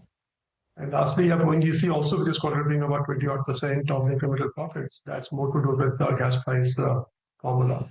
So the nature of the incremental earning growth is not a very good quality. It's not as if we are seeing some big recovery in the economy, which is resulting in this 10% earning growth. Hopefully that will play out in 2027, but that remains to be seen. As of now, the growth trajectory for the broader economy itself is looking a bit challenged, I would say. As you said, 9% Nifty earnings growth for FY26, right? That's your estimate. Yeah. Okay, got that. Hi, Sanjeev. Good morning. Good to see you, Ben. Sanjeev, what according to you is the message that the government is sending out? In the budget as well, the focus is on putting money into the hands of taxpayers, more money. Even now with the GST cuts as well, they're indicating they're focusing more on the consumption story. While the capex expenditure, that seems to have taken a bit of been put on the back burner. No big increase this year. You have big elections as well coming up. What is your view on this? This is the government that actually was, ramping up on the capex side. Now that seems to be turning a little bit. Your take? Yeah, I think the government realizes that it can do only that much with respect to investment, particularly if you look at the central government, I mean, there are three areas where the central government can spend dramatically. One is defense, second is railway and roads. The challenge over there is if you look at railways in particular, your expenditure used to be about 680 billion rupees or so in FY 2020. That has already gone up to about 2.5 to 2.6 trillion rupees by the time we hit FY 2025.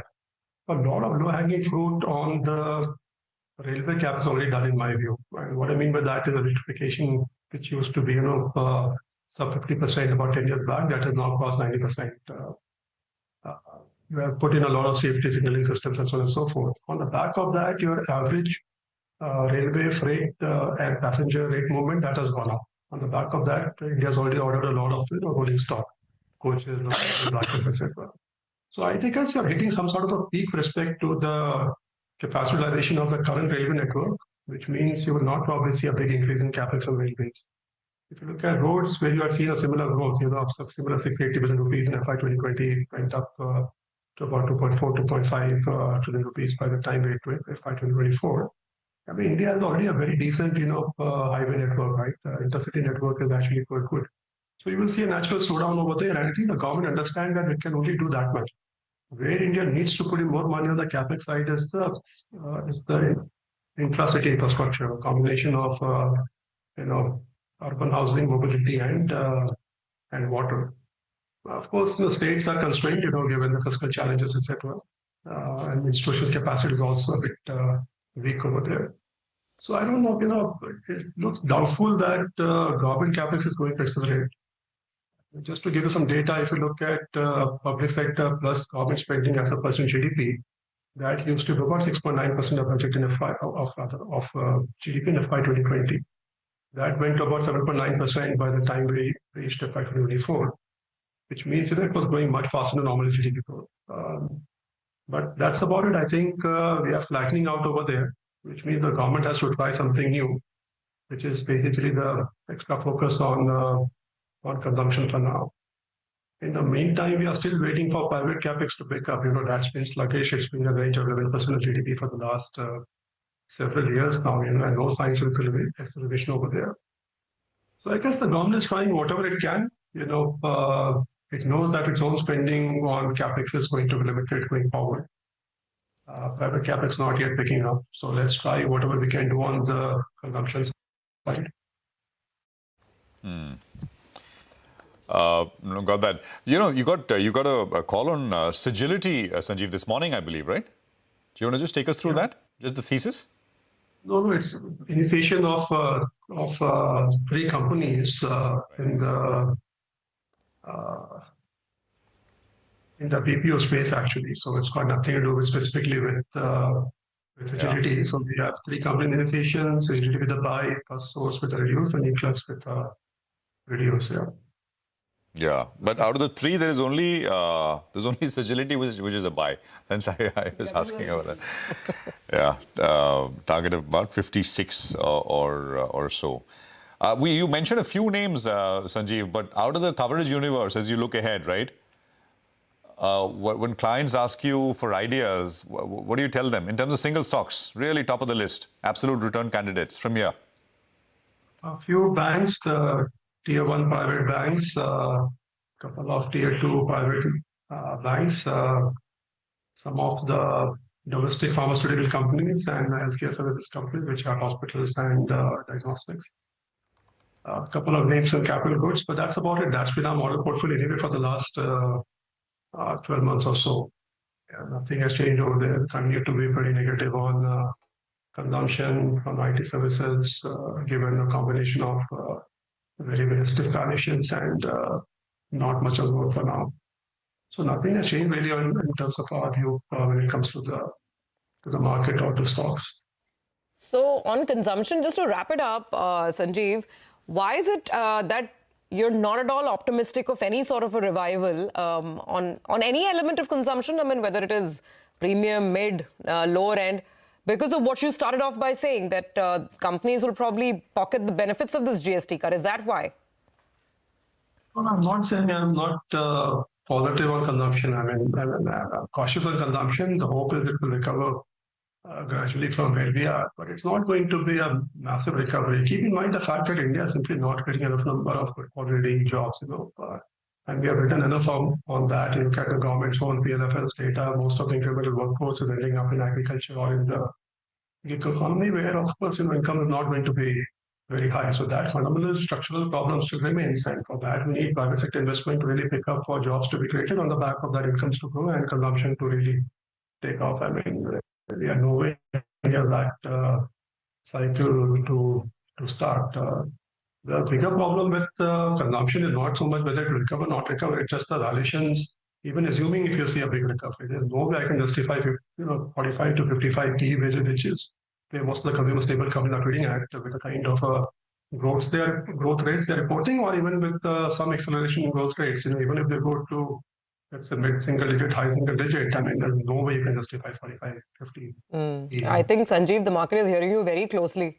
And the market's now giving up some of its excitement of the earlier in the week, because as we are speaking, the morning is looking a bit red, 128 points lower on the Nifty. But yeah, we take your concern on board, and I think we have to see how the next couple of weeks and months play out, and if indeed that consumption boost comes through or not. Thank you so much for joining us this morning. Thanks very much. Great conversation. Let's just pull up the Nifty now, 24,950, so 25,000 for the time being. Bulls are finding it hard to hold on to it. Maybe just want to kind of keep some of those gains back in the pocket, considering it's been a good week so far. Right now, it's a downward slope. Mid-cap index is relatively better off. Bank Nifty is also down about 0.6% at this point in time. So a bit of a slippery slide. Let's focus on a couple of individual stocks then. We've got Sud joining in. He's, I think, looking at Divi's and Mazgaon Dock. So tell us more. We've got Vinny in as well. The more the merrier. Go on, Sud, let's start with you.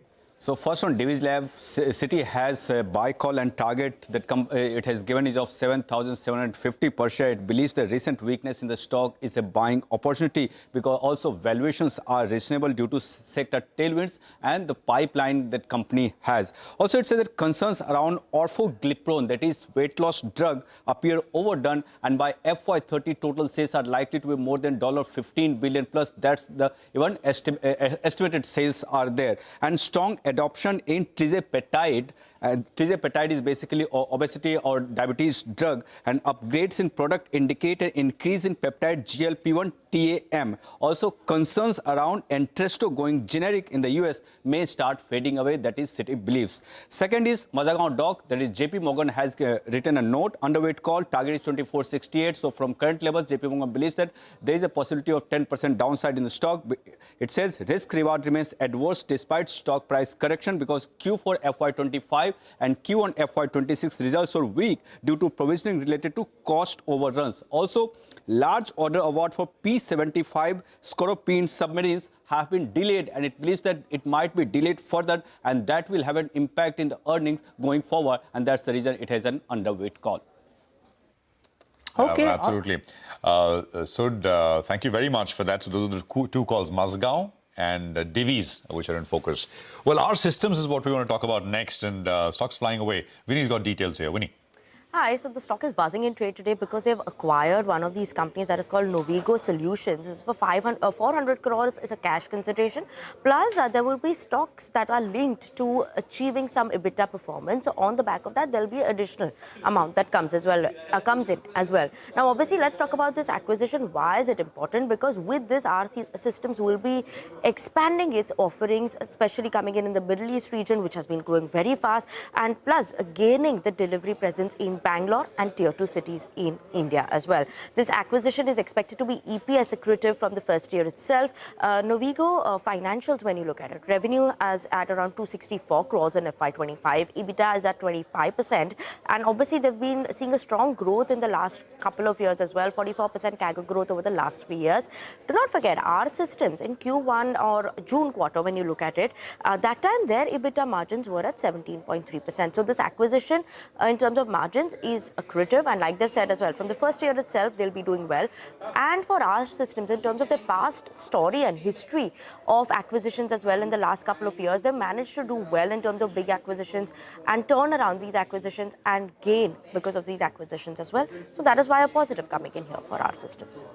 Acquisitions and acquisitions. I was just thinking of yesterday, we were talking about Aurobindo, markets' concerns about them acquiring a huge, giant-sized company. Of course, there's not a straight comparison at all. But in this case, an acquisition has worked very well for our systems. Thank you so much for that, Vinny. Good to get that perspective. Stocks doing very well on an otherwise dull morning. Okay, it's time to get to our first corporate conversation on the show. And the company we're looking at is HUDCO. Now, HUDCO reported pretty strong loan growth in the first quarter.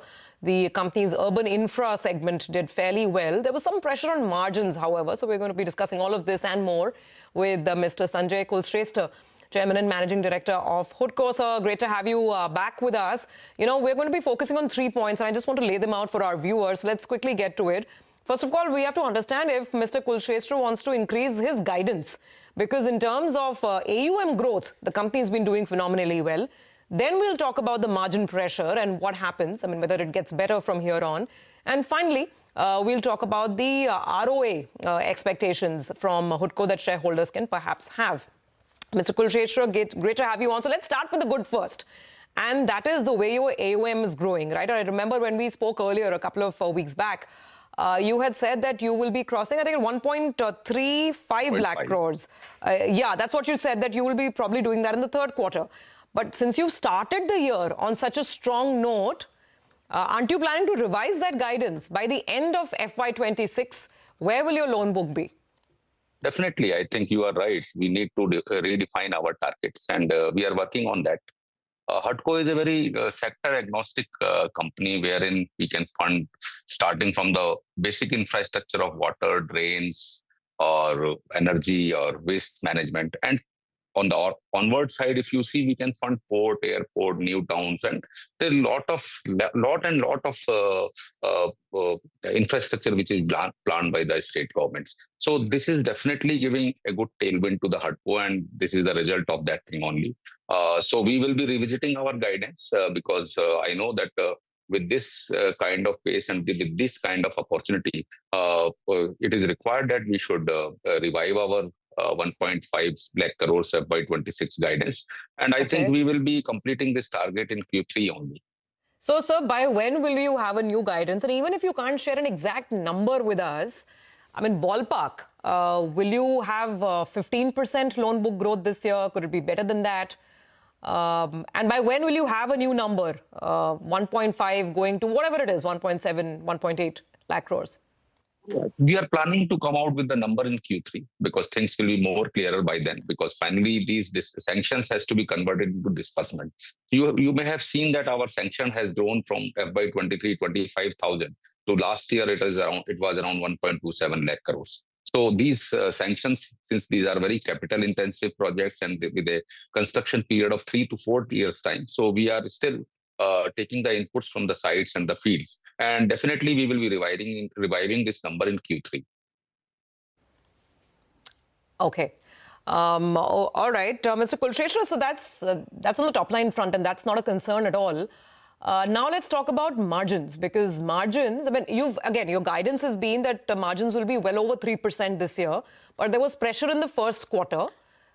Is that a short-term sort of phenomena? Just tell us how your cost of funds is moving, and what you can expect on the yield side as well. Which are some of the more margin accretive projects that you're planning to lend to this year? I think you are right. It was a temporary phenomena of quarter one. Most of our disbursement has gone on a last part of the quarter one. That's why this ROA or the margins are looking at a squeeze. But definitely this will be a lot of improvement will come in quarter two and quarter three, and we will be stabilizing by quarter two. All these assets which we had funded, all this disbursement will be converted into the bottom line. So definitely these numbers will increase and improve. So I have no doubt about that. Yeah.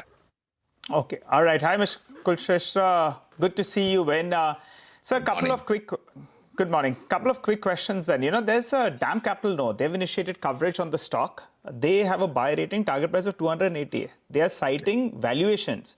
They're saying you're trading at 10 times, some of your peers are at mid-teens. That said, I just want to clear out a couple of points because their positive bias is because of a couple of aspects. They're talking about 50,000 crores of disbursements in this year, which will ensure 30% loan growth in FY26. Possible, right? Possible. Yes, definitely. Okay, all right. And for the next few years, 25% AUM growth is doable? It's doable because if you see the opportunities and the wide aspects of the company, which is funding, and if you see a lot of states has came out with their own investment policy by 2030. The Crystal Intelligence report has revised the targets, and now which was around 59 lakh crores, 59 lakh crores in during FY 19 to 24. Now they had revised to 1.6. So definitely there are a lot of opportunities and there will be upside. So 25% of the growth is catchable to support the sectors. Okay. You're saying 25% growth of the loan book is possible, and that's a big number. I think shareholders will like that clarity. Just to go back to the margin point, sir, while you said margins will improve, do you retain that guidance? I think you're talking about almost 3.2 to even maybe 3.3% by the time this year ends. Are you still? Yeah, we are definitely on that number. It will be between 3.2 to 3.3. So we are working on that. And if you see, during quarter 1, we had raised around 20,000 crores and our average cost was only 6.32. And with this S&P upgrading our markets, our sovereign rating, I am definitely sure that it will transfer into the external commercial borrowing rate reductions. And we are expecting some good news from the RBI. And with the CRR change also, we are expecting that the markets will reduce some rates from the banker side because of the higher liquidity. So definitely we are working on these kind of margins only. So I have no doubt that we will retain these kind of guidance like NIM around 3.2 and the spread of between 2 to 2.2. Okay, all right. Sir, I wanted to ask you about your return ratios. The ROA is around 2%. You have been guiding that it goes back up to around 2.2%. So tell us what are the levels you have in store. And just referring to the note that I was looking at, they are working with ROEs of around 15 to around 17%. That as well as doable? Yeah, it's doable. If you see ROA, we will be from last 2 years, we are maintaining around more than 2.2%. So now we will be consolidating at around 2.2%. And I think this quarter 1 will be the exception, and because of the disbursement and the last minute disbursement. And if you see, our loan book is continuously increasing, and this loan book is actually the increase in the loan book is reducing our ROA.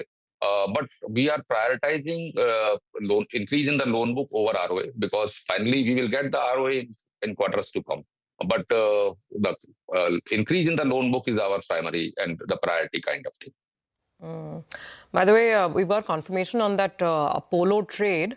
This is the promoter group that has sold down a small part of their equity. It's about 1.3% stake sale that's happened, and now the promoter shareholding in Apollo Hospitals is 28%. And the sale proceeds are going to be utilized to pare down the debt of the promoter group, which also means that there's going to be a significant reduction in pledges on promoter shares. So that's the explanation, and you're seeing that play out on the stock. And as was, perhaps you can say, it was kind of expected as well. The dip has gotten bought into, and the promoters have already given the clarification as well as to why they have chosen to sell this small bit of equity. Apollo Hospitals in news today. Mr. Kulsheshwar, before we let you go and before we wind up the conversation today, sir, a slightly more medium-term picture, and we know that the pivot is happening.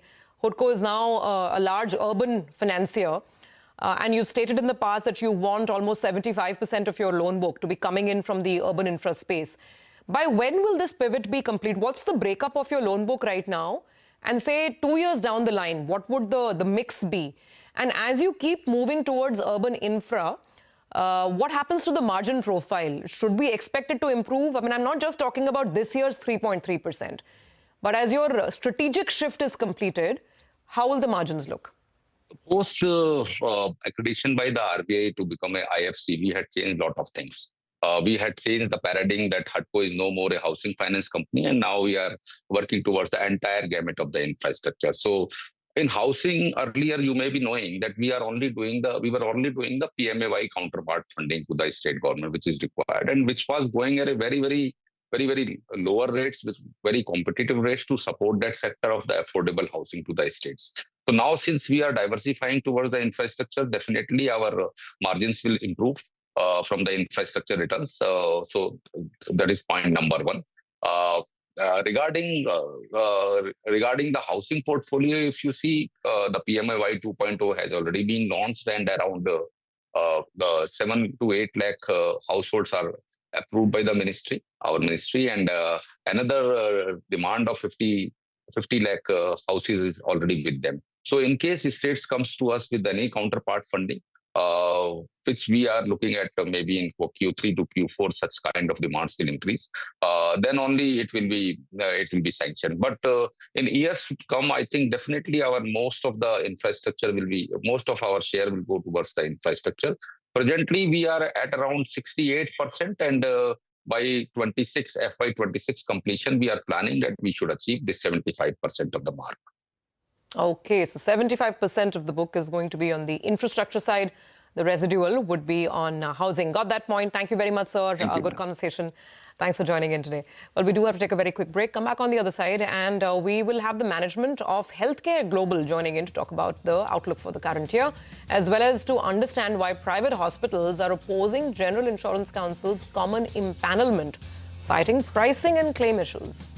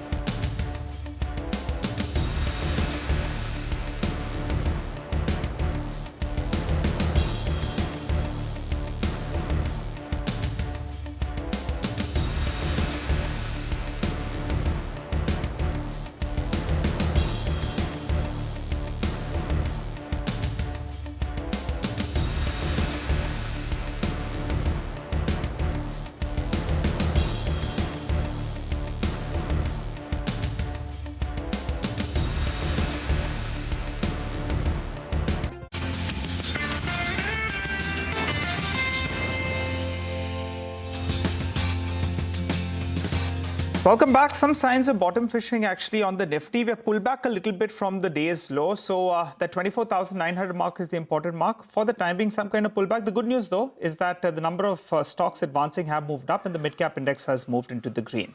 Let's revisit a couple of stocks that are moving around. Wipro is the one that did some inorganic growth. Rima joins us to run us through the fine print. Rima?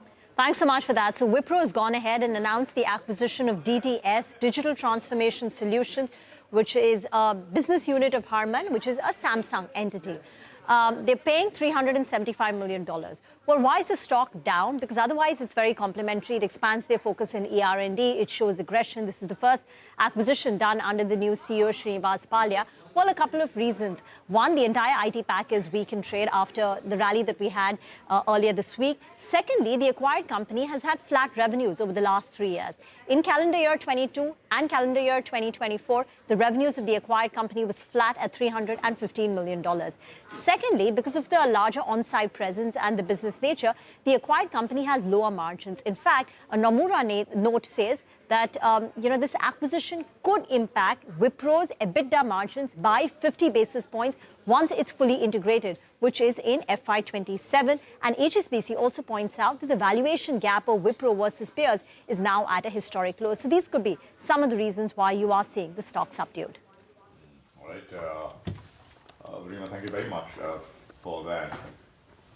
Okay, I think... All right. Okay, let's... Okay, I think I have the mic back. Let me just put this on. Thanks, Nigel. Well, I think we have the management of Healthcare Global, which is in focus. And we have Mr. B.S. Ajay Kumar, Executive Chairman at Healthcare Global Enterprises, joining us now.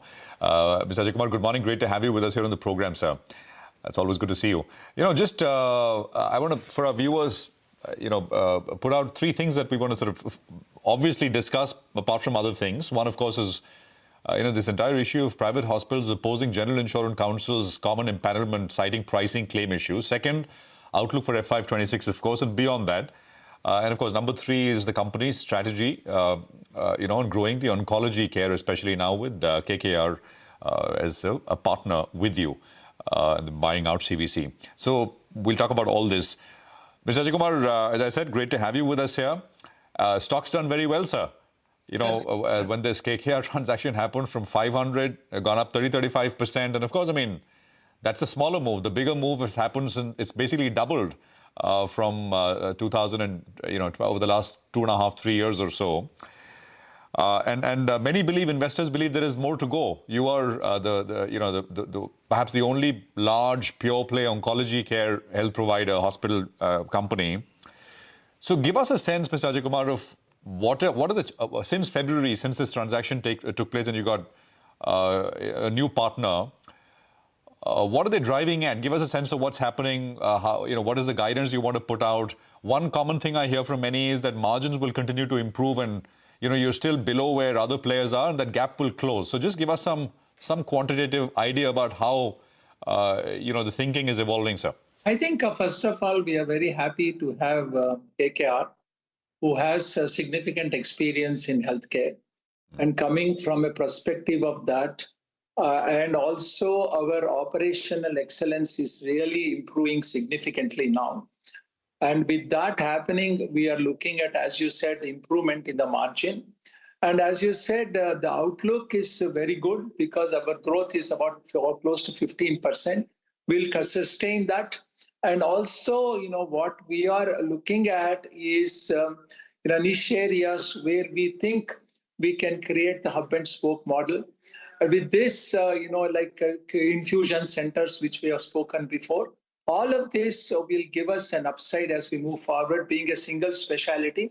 And one of the things I want to add is, when people want the first time right care in oncology, they are moving towards a single specialty because we have published outcomes which show very good, equal to global standards.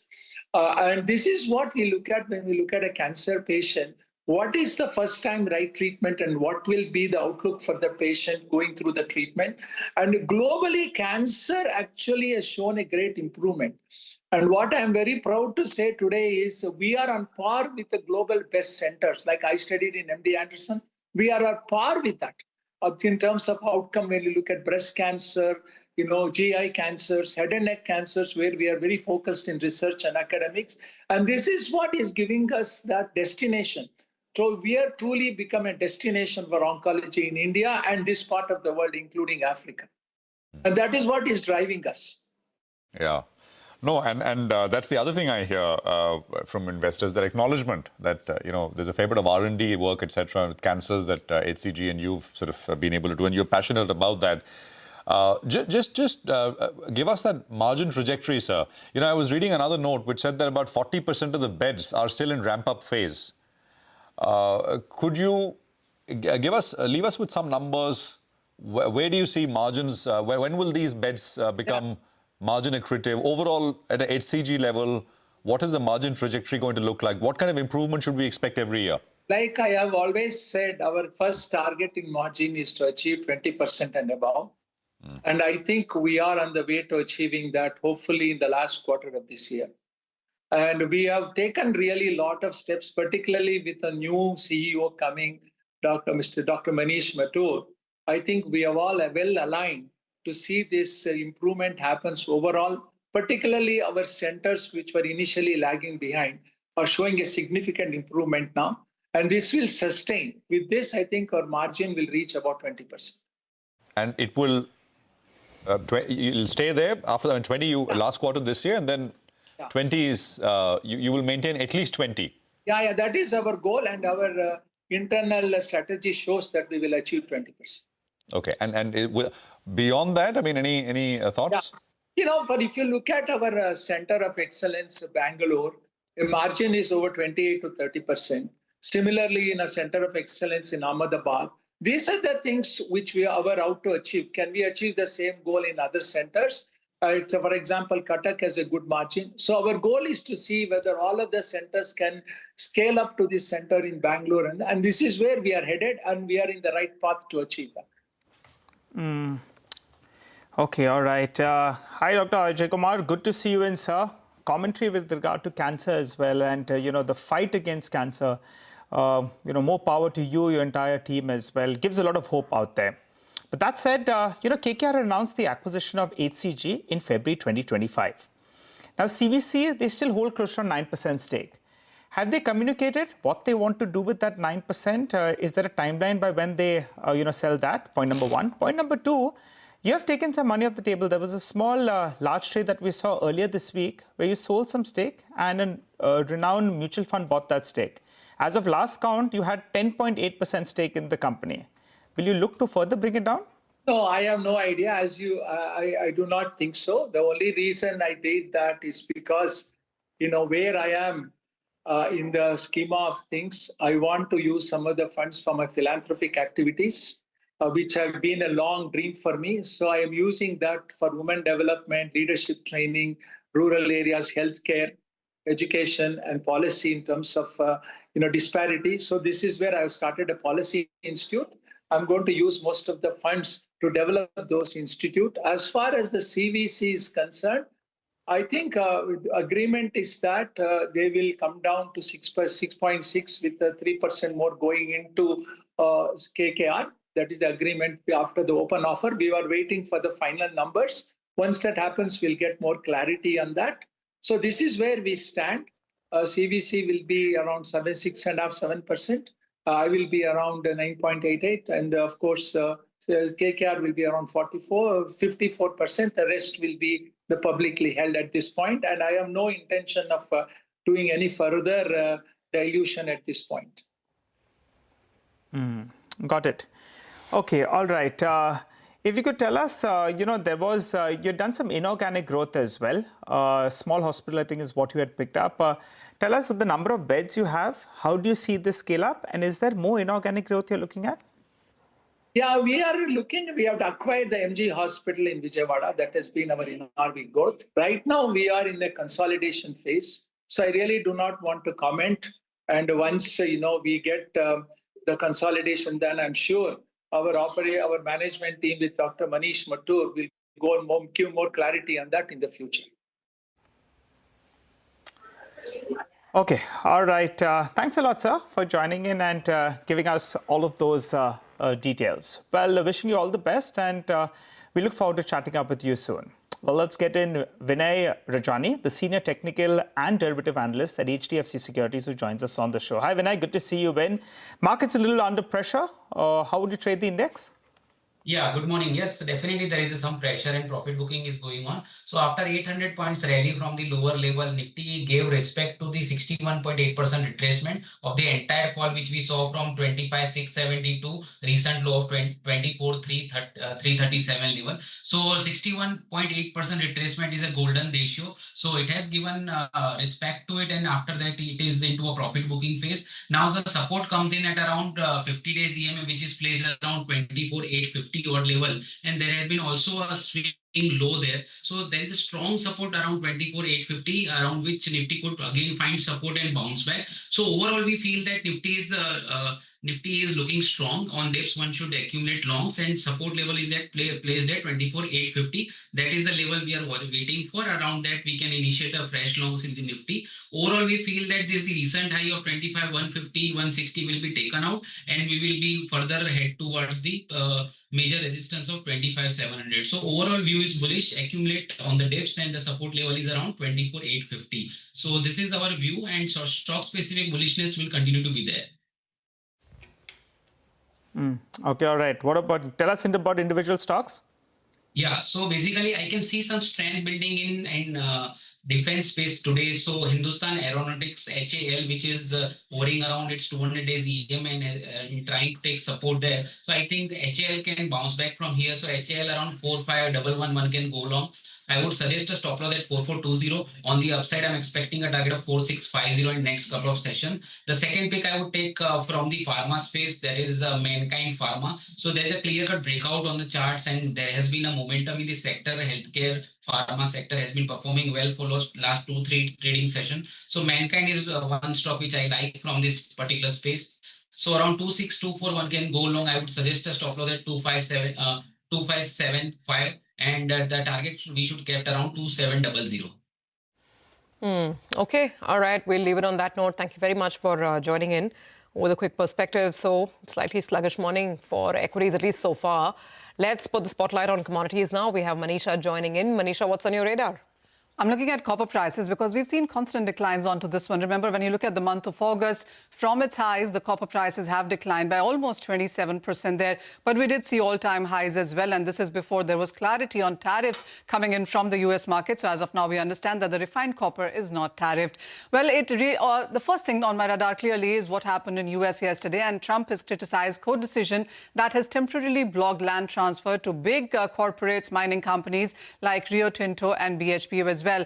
In the last 24 hours, we've seen pictures and a lot of statements coming in from the CEOs of these two companies and the US administration as well. Well, just to give you a background, Rio Tinto and BHP have been jointly pursuing the Arizona project for nearly a couple of decades now. So that is what the US president seems to be pushing right now. And dispute has added to volatility in sense of prices, forward guidance, etc. So this is one thing to watch out for. And looking at this, we've seen some pressure come in for the copper prices. The second thing is about the US administration really increasing or broadening the circle when it comes to tariffs. So that 50% tariff is now on imported manufacturing goods as well, containing many of these metals, so whether it's aluminum, copper, steel, etc. And that seems to be bothering the street as well, looking or assessing right now on how many products would it matter to and what really would the impact be to the US consumer there. At this point in time, when you look at the US imports itself, US imported 810,000 tons of refined copper in 2024. This is all unprocessed refined copper. And these are the numbers for 2024. 25, of course, is going to be on the lower side because whatever imports that we have seen have happened anywhere between January to June. Then US imported 45% of its domestic consumption of 1.8 million tons of refined copper. So that's a big number and is expected to impact the markets there. The third important thing, of course, is the strengthening of the US dollar index. It's trading 0.5% higher in the overnight markets. And this is ahead of the Jerome Powell speech at Jackson Hole. There's lots that the markets are getting into with that speech on what could really come in. Was it going to be a power-packed one, or is it going to be a non-committal statement from Jerome Powell? So that really seems to be finding its way in markets. As of now, the agenda clearly is that Powell will speak on economic outlook and the Fed's policy stance going forward from here. Fed has kept its rates unchanged since the month of December, but there is now a 70% possibility of a 25 basis point rate cut for the month of September, and that's exactly what seems to be getting baked into the prices. But all eyes on Jackson Hole at this point. All right, Manisha, thank you very much for that. So that's commodities in focus. We're going to slip into a quick commercial break here. More on markets, but specific stocks which are moving around. Stay tuned, coming up.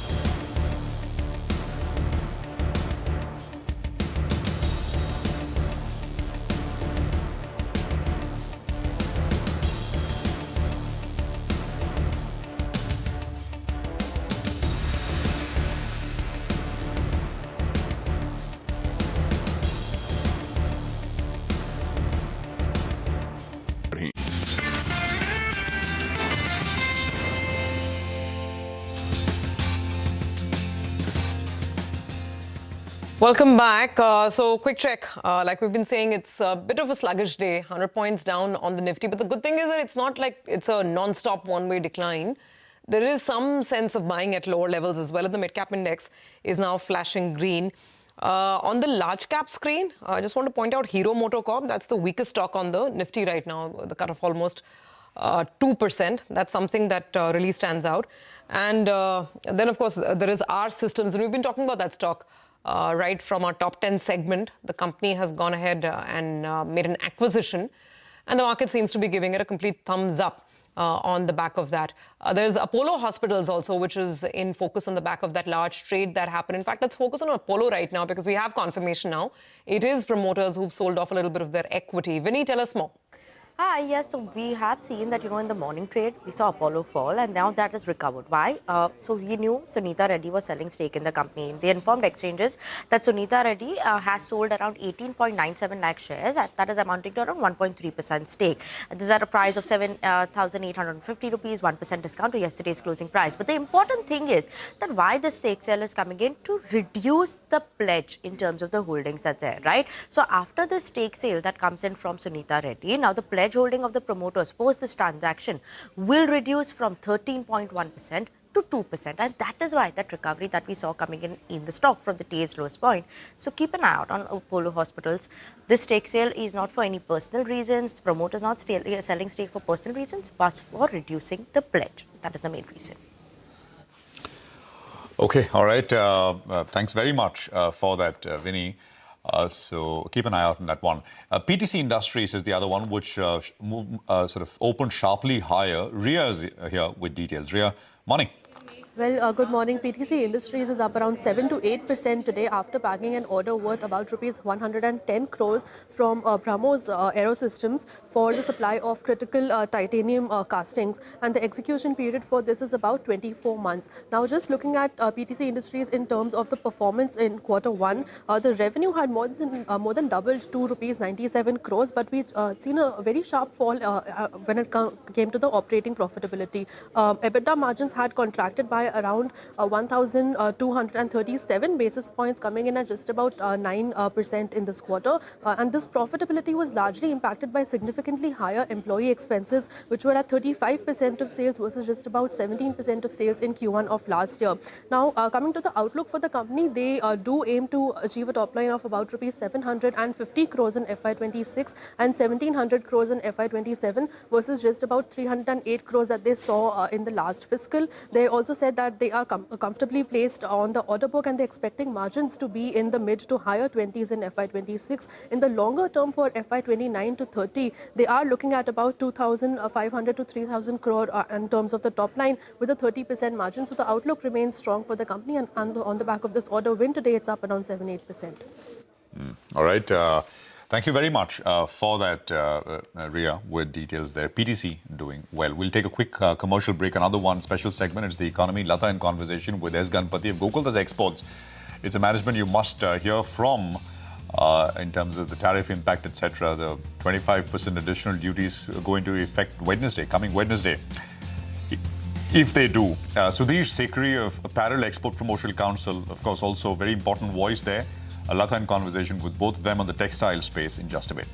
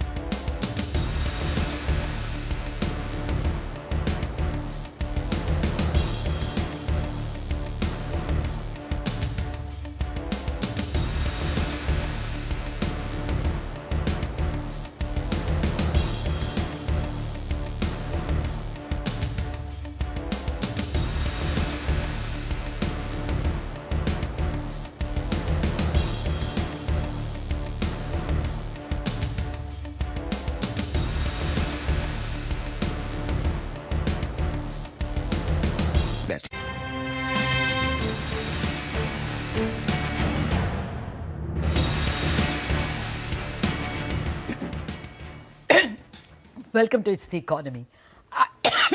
As we draw close to August 27th, when the 50% penal tariff may take effect, government is trying to plan a package for the affected industries like textiles, leather, jewellery and shrimps. Government has already scrapped the 11% duty on raw cotton imports till September 30th. What more does the industry need? Should government simply transfer that 25% penal tariff amount to the impacted parties, or will it suffice if they just arrange easier working capital loans, generally, make doing business easier for everyone? For all these questions, I'm joined by Mr. Sudhir Sekri, Chairman of the Apparel Exporters Council, and Mr. Sivaramakrishnan Ganpati, the CEO of Gokaldas Exports. Gentlemen, good morning and thank you very much indeed for your time. Mr. Sekri, you all must be already in conversation with the government. I guess there is some scenario planning. If it is 50, what have you asked? Well, you see, if it's 50, if we are talking about the entire export trade, $47 billion is the value that is affected, the export that is affected by this oil tariff. And 25% of that works out to about $11.75 billion. So we have a potential out of pocket of about $11.75 billion. If you come to specifically to apparel, our export is $5.2 billion. So our potential out of pocket is about $675 million. Now, to answer the question, what we asked for the government, obviously, we asked government to help us with this, with some kind of a direct subsidy in the form of, say, market focus scheme or MAI or so this is in the form of, we're not asking them to shell out this money in one shot. We're asking them to give us scripts, which would offset the scripts to the extent of this amount. We exporters can use for paying of duties on the import of various items. Okay. But is not the duty anyway set off when you export?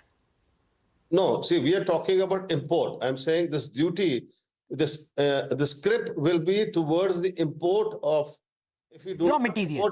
And these are also transferable. So I don't have to use, it's not an actual. All right, got it. You can use it for anything else. And they can sell at a premium. You can have a market for it. I get you, sorry. Mr. Sivaramakrishnan, as a person who is at the wheel, what is a more sensible way, less hurtful way? Do you need a 1 year of hand-holding, and how? Obviously, we have to wait and see if the additional 25% kicks in or not, right? And all of this is subject or caveated on that. Yes. So if it does indeed happen, then obviously the industry needs some support. There is no question about it. With, as Mr. Sekri said, there's $5.3 billion of exports going on to United States, and that is growing. So, the exports to US has been growing at a much faster clip than exports in general. So it's been a preferred market. It's a huge market for us, and a market which, in the next 5 to 10 years could have been much bigger for us. So we can't afford to lose the business. What happens if there is a high tariff like 50% is that brands will take that business away to other countries over a period of time, right? Overnight, they cannot find capacity for $5.3 billion. But, over a period of time, say a year and a half or something like that, they will find alternative capacities. So we have to hold fort until then, and also try to see if we can pivot to other countries, diversify a little bit more. And that is where the support is required. If support can come in any form, right? And I'm saying support which particularly addresses this high tariff would be really helpful. And as far as the other supports are concerned, which you mentioned upfront, right, where the ease of doing business, procedural aspects, etc., I think that is required anyway for the growth of the industry. And if now we get give that an impetus, it will certainly help from industry to tackle this problem. Yeah. We always reform under crisis. We did that in 91. And an action replay is perhaps called for, remove procedural bottlenecks. Before I come to the nitty-gritties of the procedural bottlenecks, Mr. Sekri, what is your conversation with the government? I am not surprised they have not announced anything, because everybody wants to wait till August 27th, if there is a change of heart or change of strategy on the part of the United States, one doesn't have to hurry and announce it even on August 26th. It can be announced on August 28th. But what would be your ask if on August 27 we are exactly at 50? Well, see, first of all, you said scripts. What else would you ask? Yeah, there are many others. We made quite a few asks of the government, and this is the major ask that I just mentioned. Okay. And I also, like Mr. Seva just mentioned, we also believe that, and the government also, that this 25% oil tariff is not really sustainable. And we wish that this goes away earlier than later, because this is the tariff which is really going to break our backs, so to say. Because the earlier 25%, we had kind of negotiated with our buyers and we had come to some kind of a settlement. But now coming back to what our other asks are, of course, we are asked for, there's this 2,250 crore rupees lying in the export promotion mission, which was sanctioned in the budget. That has still not been disbursed. There is some surpluses lying with the Ministry of Commerce, which again, we are asking them to please, at least whatever has been sanctioned in the budget, kindly release that to the exporters. I mean, that's a very small amount though. Yeah, exactly. Yeah, it's not even, if you're talking potential loss of $11.7 billion, this is not even $250 million. No, for exporters, I think your loss, you are talking about $1 billion because you said it's around 5. So around 25% would be a little more than $1 billion. So 2,000 doesn't go a very long way. But, what about timing? Mr. Sivaramakrishnan, let us assume that the government is mentally agreed to reimburse this 25% penal tariff in some form. Would it be okay if they paid it only afterwards? It would be okay for an organized corporate like yours. But for a large percentage of, say, leather exporters or Tirupur small exporters, they would want some advance help, isn't it? Any thoughts on that, Mr. Sivaramakrishnan? So obviously, during COVID, there was a working capital, scheme that was announced for particularly MSMEs took a big advantage of that. So some of those kind of, arrangements for corporates. This is a working capital intensive business, and almost 25% of your revenue sits in working capital. And many companies, if they lose their orders, they will be working capital strapped. They will have banks panicking and all of that, especially the smaller ones. So some sort of a working capital interest moratorium or payment moratorium, some degree of support and preferential interest rates. A scheme like that could definitely help, particularly the MSMEs who will be hurt harder if they have a high US exposure. So the schemes like that can certainly help. It will be financially supportive. Okay, Mr. Sekhri, similar question to you. Can the money come post? You show your export bill and 25% is reimbursed by the government. Does that work? For the government, that will work better because they're very sure they're giving it to the party that has exported. But should it be paid in advance for some parties at least? Yes, of course. We would wish that to happen because you see, our point is that, by this oil, what we call this oil tariff, we are saving about, in the import of oil from Russia, we are saving about $12 billion, in terms of duty and the rate differential between US and the Russian oil. And we are losing at about 11.75 billion. I'm talking about the in exports. So it kind of cancels. Yeah, we've also asked for immediate revival of the interest equalization scheme, and which expired in March 2024. So we've asked them to revive the scheme temporarily. And there are, of course, other schemes also. Like I said, we've presented a paper to the government, the Ministry of Commerce, where we've listed out the assistance that we need from the center. Okay, 1 minute, Mr. Sekhri, instead of asking what you want, because we always want the moon, what has the government so far indicated to you? See, the government has indicated that, first of all, what they have already agreed to is the extension of the ROCTL and ROTTEP for another 5 years. But that's peanuts. I know. But then, that is what we are saying. We're looking at a huge amount, and the government is not really in a position. This is what we've been. I met the Minister of Commerce, the Minister of Textiles. I met the Principal Secretary and the PMO. I mean, all of them say that, the direct subsidy that we are asking for, the government is not in a position to pay that. So what else do? I mean, then we'll have to ask them for, smaller things, but put together can become a big amount. I don't know whether 1 lakh crore is such a large amount for India at this point in time. I mean, we are a 400 lakh crore GDP. It doesn't look, and it is not anyway for the long haul. It is only for this season. Mr. Ganapathy, what is your sense? Will you be able to find alternative buyers after FY26? Does it? Is the crutch needed only for the year? I think, if a crutch is available for a year, it'll be great. Any pivoting takes time. The sales cycle, onboarding of a new customer cycle is year and a half long. So it's going to happen. Of course, everybody will try to do it as soon as possible. And, people have already started. All of us have started. But I know minimum a year, but I would say it's a year and a half it'll take by the time you pivot. But any support for a year would be great if there is something available. That's more than enough time for Indian exporters also to find solutions within themselves. Okay. Mr. Sekhri, similar question to you. Will a year be enough if they handled the textile industry for this year, FY26? Will that suffice? And what are you seeing as alternatives that the industry might do? Will they look for alternative markets in the EU or Far East or Japan or wherever? Or will they relocate their own industry from here to Bangladesh to Vietnam or whatever? What are you all likely to do? Yeah, okay. So to answer your first question, how long do we want the government to handhold? Well, as long as this 25% tariff is there, we like that, because there's no way that the industry can bear the oil tariff for 25%. No way. No, but the government will say don't export to them. No, this year is too much. You cannot find a new buyer in a month. But surely in a year or so, they will expect you to find. You can't expect them to give you the help as long as 50% exists. Yeah, so now that's what, see, first I said the hand-holding we want as long as the tariff is there.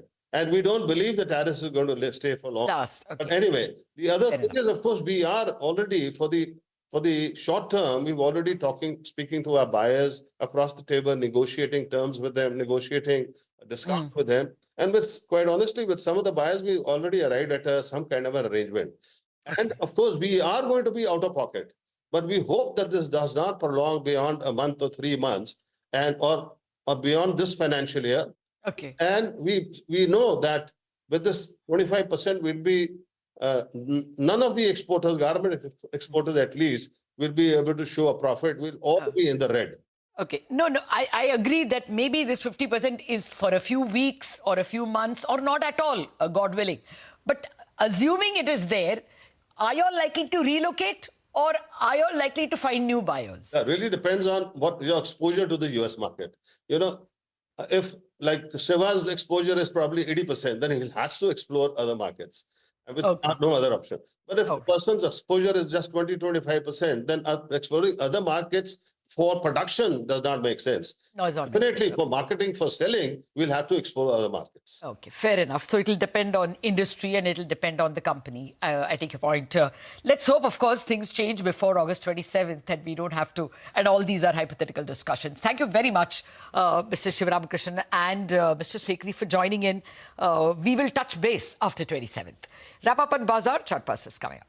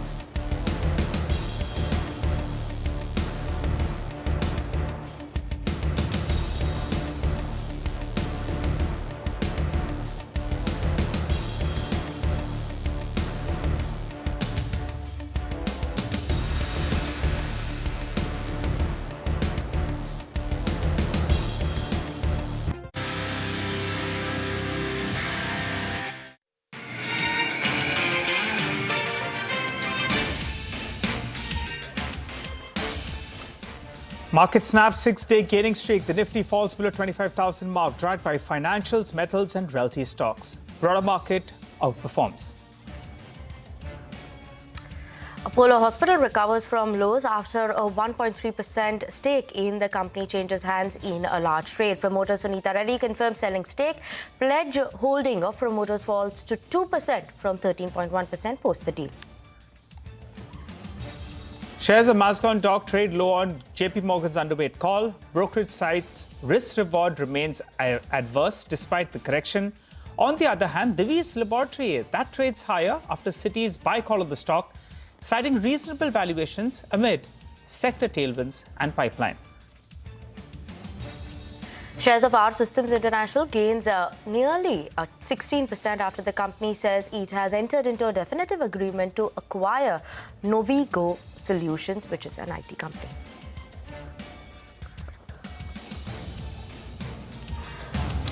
Hello and welcome to Chartbusters. We are coming to you live from the CNBC-TV18 Motilal Oswal studio. I'm Nigel and with me today in pink is Vinny. Hi Vinny, good morning. You're close to the color of the screen today. It's reddish.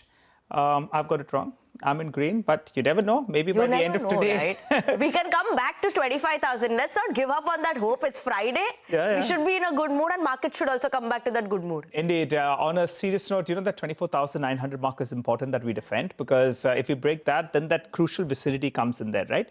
24,750 to around 24,900 because the 20 DMA and the options data suggesting that that zone is very, very important. But let's get straight to our technical view. Absolutely. Let's get started with the technical view for today. And for that, we have Dharmesh Shah of ICICI Securities joining in with us. Dharmesh, you know, right now, Nigel is also pointing out the 24,900 mark, how important it is, right? What are the levels we should watch out for? Nifty, Bank Nifty. And if we actually manage to close about 25,000, then what are we watching out for next week? So good morning, Mini. Yes, definitely. I think so. The mood remains to be slight bit of a reddish today. Been a weekend, I think so. That's what market looks like. But we believe, I think so. The market seems to be retracing the move which has happened in the current week from 24,200 to almost 25,100. We believe 24,700 remains to be the very strong support for the Nifty, which is again a 50% retracement of this current move from 24,200 to 25,700. So 24,700 remains to be the crucial support, which we expect to hold. Eventually, we expect Nifty to head towards 25,400, which is again the 80% retracement of this entire fall. So buy the dips should be the strategy with strong support placed at 24,700. Even if you look at the market breadth, I think so that's a good indicator to understand the market. Where we believe, I think so, the percentage of stocks trading above the 50-day moving average last week was around 23%, which has improved to 42%. So it looks like, I think so, that's more of a broad-based participation coming in the market. So any healthy retracement should not be constructed as negative, but should be looked as a buying opportunity with a stop loss of 24,700. As far as Bank Nifty is concerned, we believe, I think so, 54,700, 54,800 remains to be the strong support for the Bank Nifty, which is again the gap area.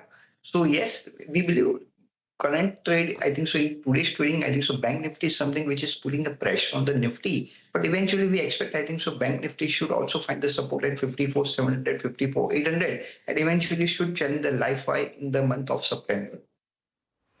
Okay. And Dharmesh, which are the stocks that you're keeping an eye out on? As far as stock specific is concerned, we remain to be constructive positive for hotel industry as a whole. If you look in this current corrective phase, they have been clearly outperforming. We believe Chalet Hotel remains to be a top pick inside the hotel space. Again, the stock has seen a good correction, almost 21% from the life high, and it seems to be forming a strong base at 52-week EMA.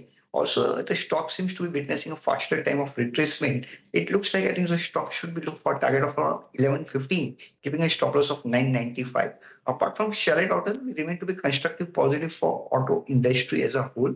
Again, to play the auto, I think so a proxy to play the auto is something the tire stocks where we remain to be positive for, where Apollo Tire remains to be a top pick. Again, Apollo Tire, the stock has witnessed falling trend line breakout. Again, a long consolidation breakout seems to be panning out for Apollo Tire, where we look for a target of around 519, keeping a stop loss of 419. Okay, all right. Thanks a lot for that, Dharmesh, for joining in and giving us your take on the markets as well as on individual stocks. By the way, just a few stocks that have a bit of a defense play. You look at Idea Forge, that stock is up. It's been one of the big underperformers. That's moved up in trade. Data Patterns, that's the other name out there. It's moving higher as we speak. And these stocks, they've spurted up. DCX Systems, that's the other one that's seen very, very large volumes. So some of these stocks, they have pulled back actually a goodish bit. And today they're seeing a big relief rally on rather high volume. So I think we should keep an eye out on a few of these names. That's it. Let's move to our special segment. We get a few ideas for profit from Money Control Pro. Jitendra Gupta of moneycontrol.com joins us to talk about a stock that is tracking closely. Jitendra? We think Engineers India deserve attention considering its highest ever order book, steady margins and increasing diversification beyond hydrocarbon. The company is emerging as a key beneficiary of the government capex. Supported by strong order inflows, the company is now sitting on a strong order book of close to 12,000 crore, providing revenue visibility for the next 3 to 4 years. Moreover, execution is improving. In Q1, the company reported robust 40% year-on-year growth in revenue. EBITDA margin came in at a healthy 8%, increasing by almost 40% on a Y-on-Y basis. Domestically, refinery, petrochemicals, emerging industry, emerging infrastructures opportunities remain robust, with the management guidance to achieve conservatively close to 15% revenue growth in FY26.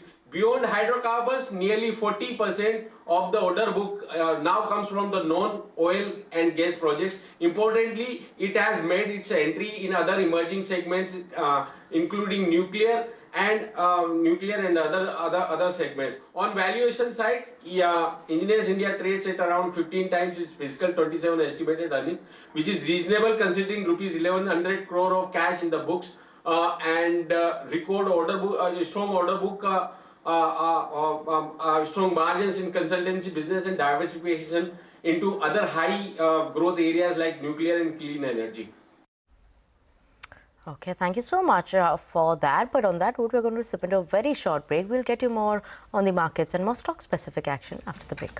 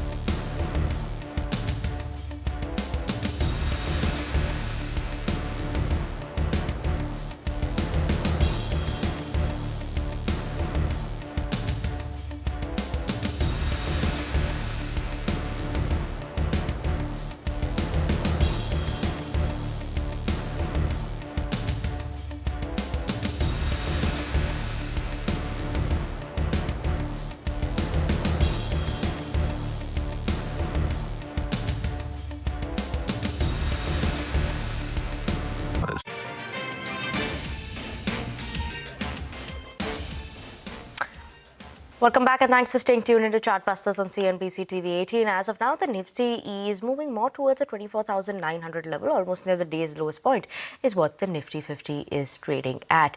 But let's look at, a note that's coming from CLSA, and this is coming in after the Q1 FY26 earnings seasons. Now, they've made some changes in terms of upgrades and downgrades in terms of earnings estimates as well as ratings for some of these companies. Let's talk about some of the earnings estimates first for FY26. Now, how is that moving? For FY26, they have given earnings upgrades, so EPS upgrade that we're seeing coming in for some of the stocks. One of them is Fusion Finance, 384% uptick. So 4 times uptick there is what they're seeing and expecting to see in FY26. HPCL, 97% uptick from the current levels what they had in terms of earnings. Now they've upgraded it by 97% and BPCL by 88%. Downgrades coming in for Divyani, Bandhan Bank as well as IndusInd Bank. Now for FY27, there are some different names that have come in on the upgrade front of earnings upgrade front. Dalmia Bharat, and their positive seems like on the Keynes Technology front, EMS front. Amber Enterprises is what they're keeping an eye out on. For FY27, the downgrades, IndusInd Bank, Bandhan Bank continue to be on that list for them in terms of earnings downgrade, as well as restaurant brand Asia also is an earnings downgrade that they've seen. In terms of rating changes that they've made, on the upgrade side, there's Phoenix Mills, Eicher Motors, Ashok Leyland, as well as HPCL and Fusion Finance, where the rating upgrades have come in. Now, in terms of rating downgrades on the flip side, that is Nestle from the FMCG side. Other than that, there's Paytm as well as Bharti Hexacom. So that is something that will be keeping the stocks in focus. A lot of action that one is watching out from the banking space. They don't seem to be too positive, but EMS is also something that they're keeping an eye out on. All right, Vinny, thanks for that. Well, let's talk about Divi's Laboratories. Stocks in focus. Citi note came out earlier today. Sudarshan, he's gone through those details, joining us to fill us in with the top highlights. Sudarshan, always reading, coming up with these notes. Please update us as well as our viewers. What's the buzz on this one? So Divi's stock is higher in trade today. Citi has come out with a note, maintains buy call and target. It has given ease of 7,750. It believes the recent weakness in the stock price is a buying opportunity. And also on the valuations front, it finds the valuations are reasonable due to sector tailwinds and its pipeline. It says concerns around orforglipron, that is weight loss drug, appear overdone, and by FY30, total sales related to this can be more than $15 billion plus. Also, there is strong adoption in tirzepatide, that is obesity drug, and upgrades in product indicate an increase in peptide GLP-1. Even concerns around Entresto going generic in the US, Citi believes that it may start fading away. So considering all these factors, Citi believes that there is a further upside that can be seen in Divi's stock price. Okay, Sudarshan, thank you so much for that. Divi's as of now is holding on to gains of almost 2%. But let's talk about another stock that has been gaining and trade and flying away, that is R Systems. Now, this is coming after an acquisition that they're making. Now, this is of a Novigo Solutions, which is a Mangalore-based company. They'll be paying cash consideration of 400 crores. And apart from there, there is going to be stock-linked incentives that they'll be paying, stock-linked payments that will come in on the EBITDA achievement front going forward. Now, this acquisition, why is it important for R Systems? Because in terms of the offerings, it improves and expands their offerings in the Middle East region, which is a very fast-growing region for the company as well as the industry. Other than that, gaining delivery presence in Bangalore as well as other tier 2 cities in India as well. What the management also highlighted, that this is going to be an EPS accretive acquisition that comes in from year one itself. So the first year itself, this is going to be EPS accretive. Let's look at the financials that come in for Novigo financials for FY25. Now, in terms of revenue, 264 crores is what the revenue came in at for FY25. Margins were strong at 25% in terms of EBITDA front. Free cash flow is quite healthy. They've been growing at a steady pace in the last 3 years as well. CAGR growth of around 44%. So good growth that comes in there. For R Systems, when you look at it in terms of their numbers for June quarter, they say Q2 calendar year 25, then their revenues were up by 7%, EBITDA margin was at 17%. So you can see this acquisition, the margins are much better than what R Systems is currently working with. And do not forget, R Systems in the past few years as well has made a lot of these bigger acquisitions, right? And they've managed to do very well for the company. They've managed to grow on the back of that as well. That is why a positive coming in here, and stock is buzzing in trade on the back of that. Okay, all right. Thanks for that, Vinny. Well, HUL, the management rejig was alerted to us by Shilpa, and she's bang on because that was officially announced late last evening. Hi, Shilpa. Good morning. Fill us in with those details and congratulations on that news break. Well, thank you. Thank you so much. You're absolutely right. It is a CNBC-TV18 news break. You know, we had reported in July that the HUL CFO Ritesh Tiwari will be stepping down from his role to take on a global role. And yesterday, the company officially announced that it is appointing Niranjan Gupta as its next chief financial officer. Now, in a release, the company said that he will be taking charge as the CFO designate from the 1st of September, and he will formally step into his role from the 1st of November, and he will be reporting to the newly appointed MD and CEO Priya Nair. So come 1st of November, HUL will have not just a new MD CEO, but a new CFO as well. Now, Niranjan Gupta, if you remember, was the CEO of Hero MotoCorp, and he had stepped down from this role as of the 30th of April this year. Now, Gupta is no stranger, however, to HUL. He began his career actually at HUL, and he spent about 2 decades there across leadership roles before he moved on to Vedanta and then Hero MotoCorp. So now as he comes back to HUL, he comes with experience in finance, in M&A, in supply chain and in strategy. Now meanwhile, Ritesh Tiwari, he has been appointed as the global head of M&A and treasury in London and at Unilever, and he will be relocating there. And if you remember, he was appointed in 2021, and he has been credited at HUL as the HUL CFO for for steering the company through the pandemic, for driving acquisitions, reshaping the portfolio, and a lot more. So the rejig now comes at a time where the consumer sentiment is picking up. It will be interesting to see what direction the company now goes in with a new CEO, MD, and a new CFO as well. Back to you. Okay, Shilpa, thank you so much for that. So, a rejig that is coming in and that you reported. Thank you so much for that, Shilpa. But let's talk about Apollo Hospitals. That's the one that we're keeping an eye out on. Obviously, spoke about it earlier, right? The block deal that was going to be happening. Sunita Reddy was going to be selling stake. Now, the management the company has come out with a release. They said that Sunita Reddy, in fact, did sell 18.97 lakh shares, equity shares in the company, 1.3% stake today, and that is at a price of 7,850 rupees, which is at a discount to yesterday's closing price. Now, obviously, this transaction, first, it's a bit of a worry when promoter stake sale happens, right? But this transaction mainly is to reduce the pledge that they have. The pledge holding now of the promoters will reduce to just 2%, and currently it was at 13%. So post the transaction, that pledge significantly comes down, and that was the main reason for the stake sale coming in as well. And that is why the promoter group shareholding overall will reduce to 28% from current 29.3%, and that is why we're seeing that the stock recovered from the day's lowest point and now almost moving to the green side as well. Well, indeed, and that's the stock, in fact, that's recovered considerably from the low point of the day, but the markets are approaching towards that lower end of around 24,900 odd.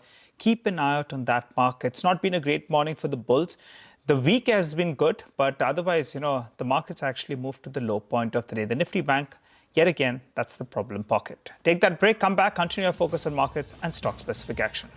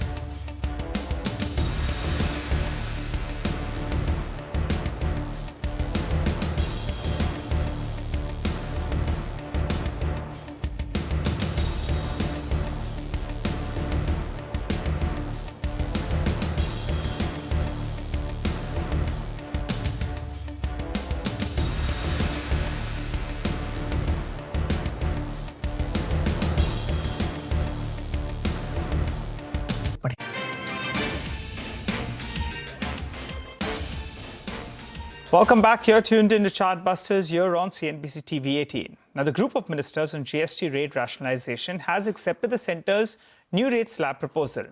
The committee has recommended a two-slab structure with 5 and 18% as tax rates and a special rate of 40%. These rates will come into effect after the GST Council's approval. Well, there was a broad consensus on the centre's proposal. The states during the meeting also flagged off concerns over estimated revenue loss once the new proposals kick in. Let's go across to Timsy for what transpired in that meeting. Timsy? The GST Council nominated group of ministers on rate rationalization has met and they have agreed to the proposal presented by Centre to move to the next generation GST reforms of a simplified structure of 3 slabs.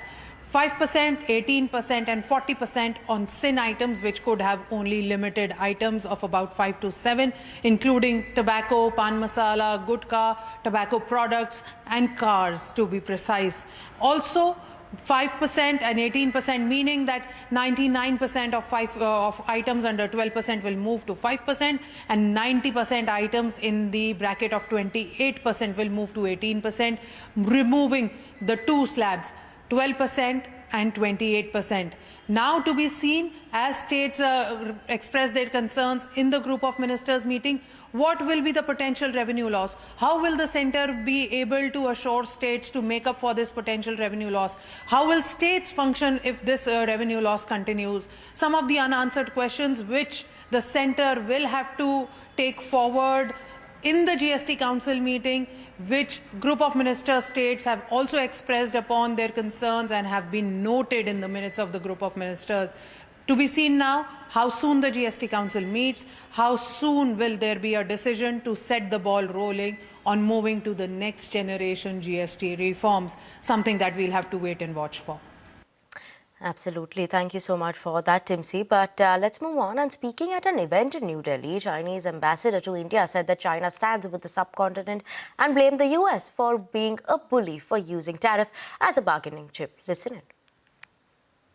The United States has long been benefited greatly from free trade, but now it is using tariffs as a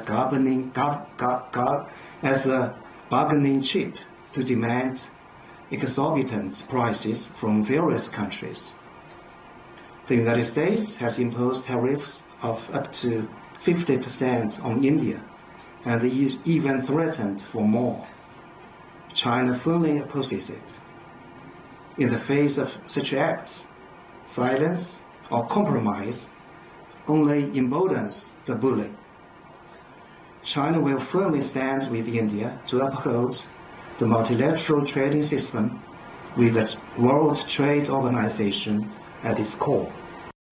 Meanwhile, White House's trade advisor Peter Navarro, speaking to reporters, said that India's buying of Russian oil is nonsense and that tariffs are levied on them because they cheat US on trade and buy Russian oil.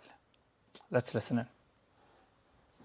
Prior to the invasion of Ukraine in February 2022, India bought virtually no Russian oil. I mean, it was like 1% of their needs. So the argument somehow now, as the percentage has gone up to like 30 and 35%, that somehow they need Russian oil to cool their homes or cook or drive their cars is nonsense. 25% because they cheat us on trade, 25% because of the Russian oil. I ask you this, what is the net impact on the Americans because of our trade with India? Well, let's think about it. They have higher tariffs, there are Maharaja tariffs, higher non-tariff barriers. We run a massive trade deficit with them, so that hurts American workers, hurts American businesses. Okay, with that, we're absolutely out of time on this edition of Chartbusters on CNBC TV18, leaving the Nifty very close to the 24,900 levels, down 60 points in the last 30 minutes. But with that, it's a goodbye from Nigel, me, as well as the team who put this show together. Don't go anywhere. Trading Hour is up next.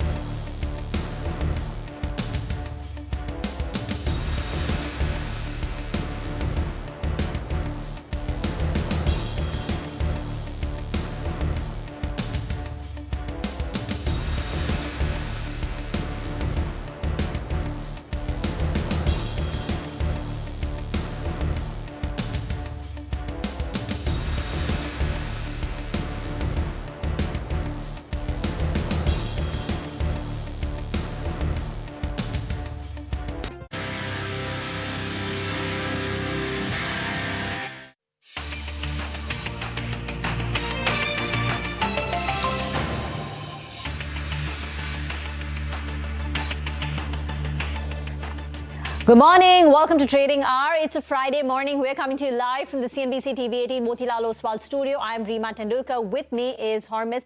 And it's a weak start to wrap up this week. Benchmark indices are down close to about 0.7%, snapping a 6-day winning streak. The Nifty is at that 24,900 mark. Yesterday, the resistance we faced was around 25,150. Today, we opened up like a little subdued, but the selling pressure has picked up as the morning has progressed. The mid-cap index, which was up in the green, has now dipped into the red, so it's got a red tick right now. The mid-cap index down close to about 0.5%, and the advanced decline ratio is also weak, about 2 stocks advancing for 3 in the red. Stocks which are under pressure, well, banks right on top. The Nifty banking index is down close to about 500 points, but you've got softness coming in FMCG. IT too is a bit of a drag. So lots of these heavyweights are under pressure. What's bucking the trend? Well, not too much, but you've got green on the screen when it comes to BEL. But this is after the stock correcting over the last couple of days. M&M is higher. IndusInd Bank is up and about. Sun Pharma has a green tick going for itself. But all in all, it's been a weak start to the trading session today. Hormis has now moved over to the big wall, and he's going to tell us about all the stocks that are moving and shaking at 11 o'clock.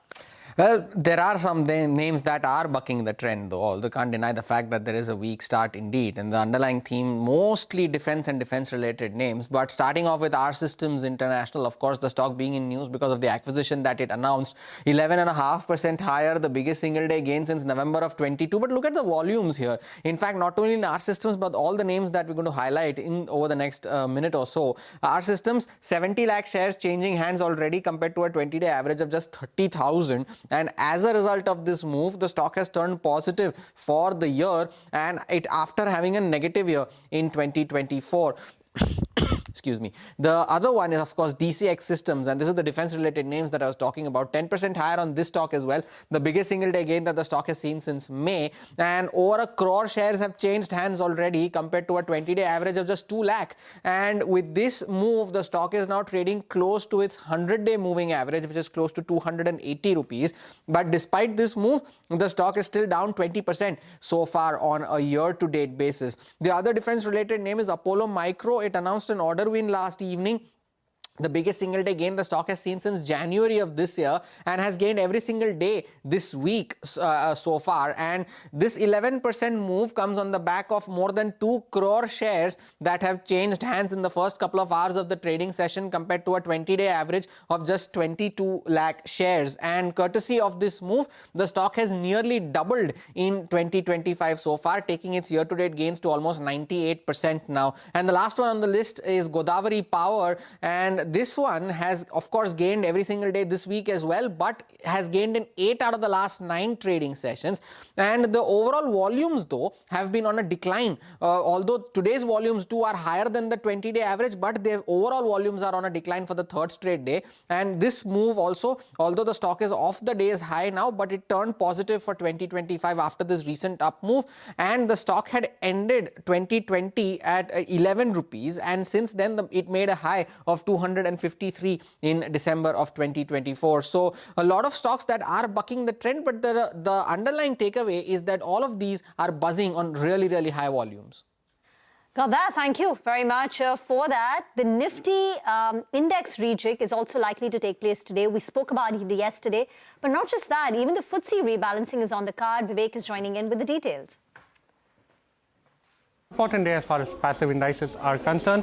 Both the NSE as well as FTSE will go ahead and announce the changes as far as the respective indices are concerned. Remember, yesterday we had highlighted about the likely inclusion and exclusion candidates of the Nifty 50. Reiterating that, Nifty 50, you could see 2 new entrants. Max Healthcare and Indigo are the likely inclusion candidates. Max Healthcare could see inflows of close to $400 million, while Indigo could see inflows of close to $600 million. The 2 constituents that could make the way for these 2 names are IndusInd Bank and Hero Motor. IndusInd Bank could see outflows of close to $230 million, while Hero Motor could see outflows of close to $300 million. Now coming to FTSE, the key index that we track here is the FTSE All World Index. Quite a few stocks are expected to make their entrance into the FTSE All World Index. The names are Cohance, JK Cement, expect to see inflows of close to $75 million, Chola Finance, Hexaware, KPR Mill, Narayana Hrudayalaya, Optum Investment, Godfrey Phillips, as well as MCX. Remember, MCX could see inflows of close to $58 million. These estimates, these inclusion candidates, are broker estimates, and it'll be interesting to see which are the names that make the cut in this particular index reval event. Vivek, thank you for that update and some interesting names that you need to keep an eye out for on this potential Nifty rejig and the FTSE All World Index rejig as well. You know, two names that were on the downside yesterday, of course, dominated proceedings in the second half of the trading session. One was BSE, the other one was Angel One, and of course, that was after the statements made by the SEBI chairperson. BSE, no significant moves in today's session. Same for Angel One as well. Both the stocks were down 8% in yesterday's trade, but how do both of these names stack up on the valuation front? Vamakshi is here with an analysis of that. Vamakshi. Well, Hormaz, all of these capital market stocks have been in focus not just yesterday or, the day before, but in fact for the last couple of quarters. SEBI has been tightening the noose on F&O, and it continues to do so. There could be some potential curbing in terms of, speculative activity as well. Given those developments, we did see a correction come in on most of the capital market stocks. Of course, BSE is up almost 29% on a year-to-date basis, but take a look at Angel One as well as 361 WAM. Both of these counters have declined by almost 16% year-to-date. Motilal Oswal too is trading with a cut of almost 2.5%. But, despite this sort of correction, the valuations for most of these counters still remain above the 5-year average. Take a look at BSE. The 1-year forward PE is at almost 44 times, which is higher as compared to 33 times, which is the 5-year average price to earnings ratio. The same goes for Motilal Oswal as well as 361 WAM. Angel One, on the other hand, stands out because the 1-year forward PE multiple is actually lower as compared to the 5-year average. Now, keep in mind that, given the kind of story that we had yesterday, there is a note that came in from UBS, and they say that, SEBI's plan to raise tenure for derivatives, they're commenting on that, and they say if the weekly expiries are removed, BSE's profitability could be impacted. In fact, they also did a scenario analysis in which they say that every 10% drop in options premium average daily turnover can actually impact 6% of the company's profitability. So, the valuations are not as cheap, and, the note coming in from UBS on BSE as well. And given that, both of these counters on our radar today. Thank you for that. Get into a break. On the other side, we'll put the focus on crypto market. Manisha Gupta will join in on the other side.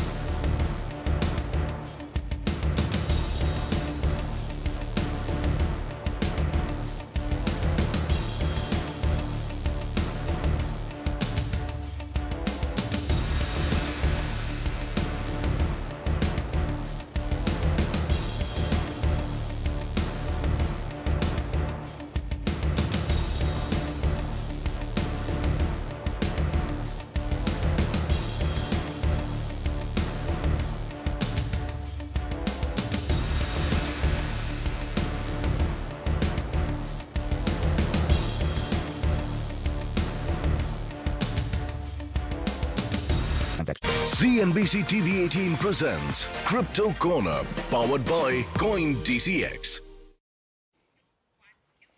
On Crypto Corner today, we are talking about crypto ETFs. Well, this is a market that continues to grow very, very strong since its inception in Jan 2024 therein. In the first year itself, we did see $36 billion of inflows coming into this one. And currently, the crypto ETF overall market cap stands at a tall $173.5 billion there. Well, it has been a very strong ETF growth there. The markets also are looking at the fastest that ETFs have seen in sense of growth in the traditional asset classes. The crypto ETFs have given you that kind of returns and that kind of money inflows as well. So when you look at the overall broader markets, well, it has to see with the support coming in from US regulations. The US Stable Genius Coin Act passed in the last month itself clearly has been supportive. We've also seen Clarity Act being signed by both houses. So that is something the street is looking at. Also, there is a vote on broader crypto structure bill in US that is anticipated by the end of September. Markets are looking and watching that very, very keenly. And it's not so much about retail participation right now. It is to do with institutions, fund houses that have seen buying come into this one. The SEC also is expected to approve staking of spot Ether ETF going forward. So there are more developments coming in for this one. The street is also looking at more ETFs being launched, not just in US, but other countries as well. And as I told you, there is strong demand from corporates and publicly traded firms which are increasing their holdings in case of crypto. It is about reservations that we are looking at coming in sense of holding this. I'll start with the major currencies here where you have seen ETFs. Bitcoin is the first one, and Bitcoin ETF was one of the most successfully ETF launched in history. The total market capitalization of Bitcoin ETF stands at a very tall $150 billion there. Within this as well, iShares Bitcoin Trust ETF, which is also known as IBIT, stands at a market capital of $85.65 billion there. There are more ETFs now coming into the history. We are also looking at 3 more ETFs getting launched there. The total market capitalization of Ethereum ETFs in the meanwhile stands at a $22.55 billion. Largest Ethereum ETF in this space is iShares Ethereum Trust ETF, and ETH's market capital at this point in time stands at a $15.43 billion. And Ethereum ETF, by the way, in the last couple of months has seen more inflows than what Bitcoin ETFs have seen. So very strong going when it comes to Bitcoin and Ethereum. But as I said, there are more ETFs being launched as well, not in US yet, but other countries. Solana ETF is one by like that. Approvals from the US are yet to come, but it already has been launched in Canada and is trading in Europe as well. And then there are various applications right now lying with the US SEC. XRP, Hedera, Litecoin are some of the other blockchains and cryptocurrencies which are looking to launch their own ETFs. There also are applications submitted right now for hybrid Bitcoins and Ether Fund, something that the streets are waiting for. But with that, that's all the time that we have on Crypto Corner. There's a break coming in, and on the other side, we'll continue with updates and news. CNBC-TV18 presents Crypto Corner, powered by CoinDCX.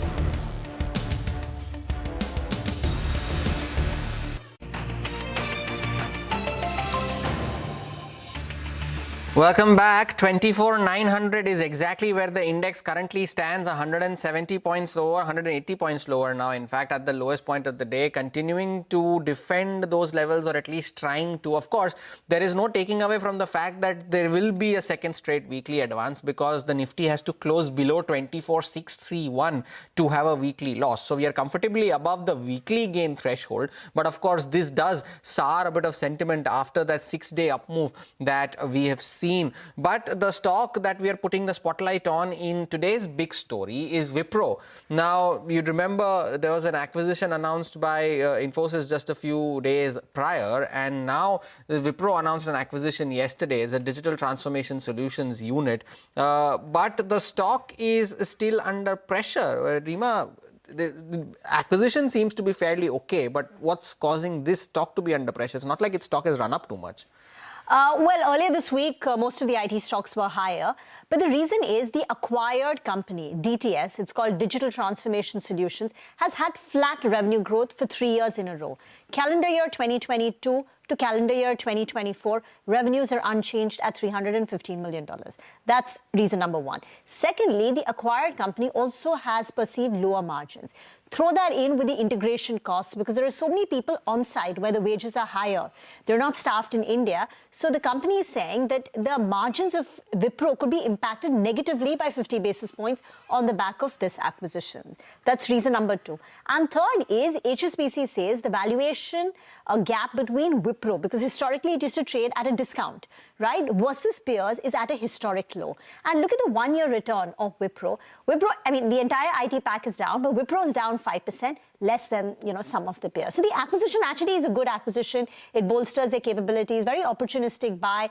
It's ticking all the right boxes, but these are some reasons why the stock is weak. And multiple reasons, Rima. But so do we perceive that in this demand, and there's no taking away from the fact that the demand environment is weak, but does this mean that we saw one earlier, we've seen one now from Wipro, but do we anticipate more such deals to take place? Because now you would feel like, okay, demand may be weak, so let's at least aim for growth, is what you had earlier mentioned as well, looking for growth. So more acquisitions like this in the future?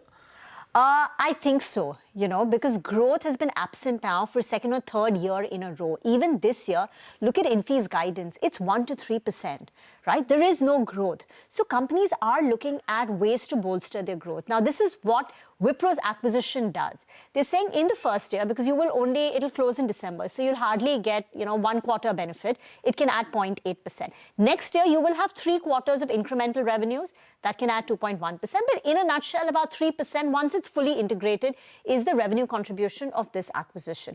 Also, Wipro, when we spoke to them in July, post the Q1 numbers, very categorically, we asked them about growth versus margins, right? He said growth will be our number one priority.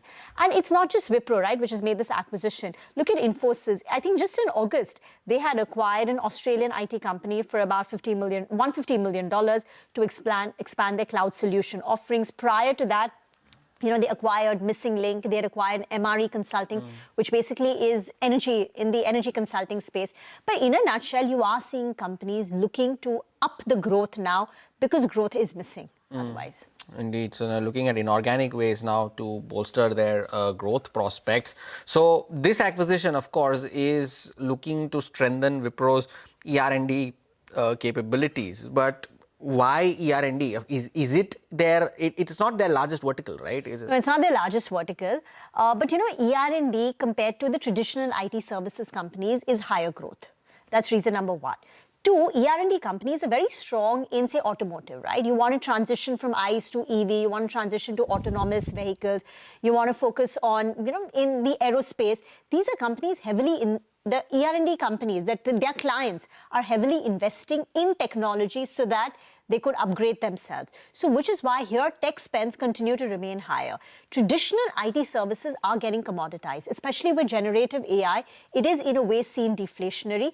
ER&D deals are higher value in nature, right? Imagine an auto company, you want to move to EV, you want to move to the autonomous platform, you want to make sure that your car has all the software that it needs. It's a software on wheels. You will need to make those spends. So generally, ER&D spends have been higher. The companies have been higher growth. Also, there is a cross-sell opportunity. For instance, Wipro, because the acquired company has a Samsung, it's ultimately a unit of Samsung, right? You can cross-sell to Samsung. It opens out South Korea as a market for them. And also, many of these companies, right, they have delivery centers globally. So you have access to talent. So Wipro will take on board about 5,600 people on the back of this acquisition. And I just want to quickly leave with you with one plate about how your traditional IT services companies, the large ones, have been making ER&D acquisitions too, right? Wipro, this, DTS, the Harman Connected Services, Cognizant spent about $1.3 billion to acquire Belcan last year. Infosys acquired Intech. HCL Tech acquired in July of 2023, so 2 years back. So companies have been upping their ER&D exposure. So the ER&Ds is the persistence and the Tata Alexis of the kind, right? The KPITs of... KPITs of the kind, indeed. So right now they're going through a tough phase, right, compared to the high growth area, which is why even a KPIT Tech is not growing as much, or, L&T.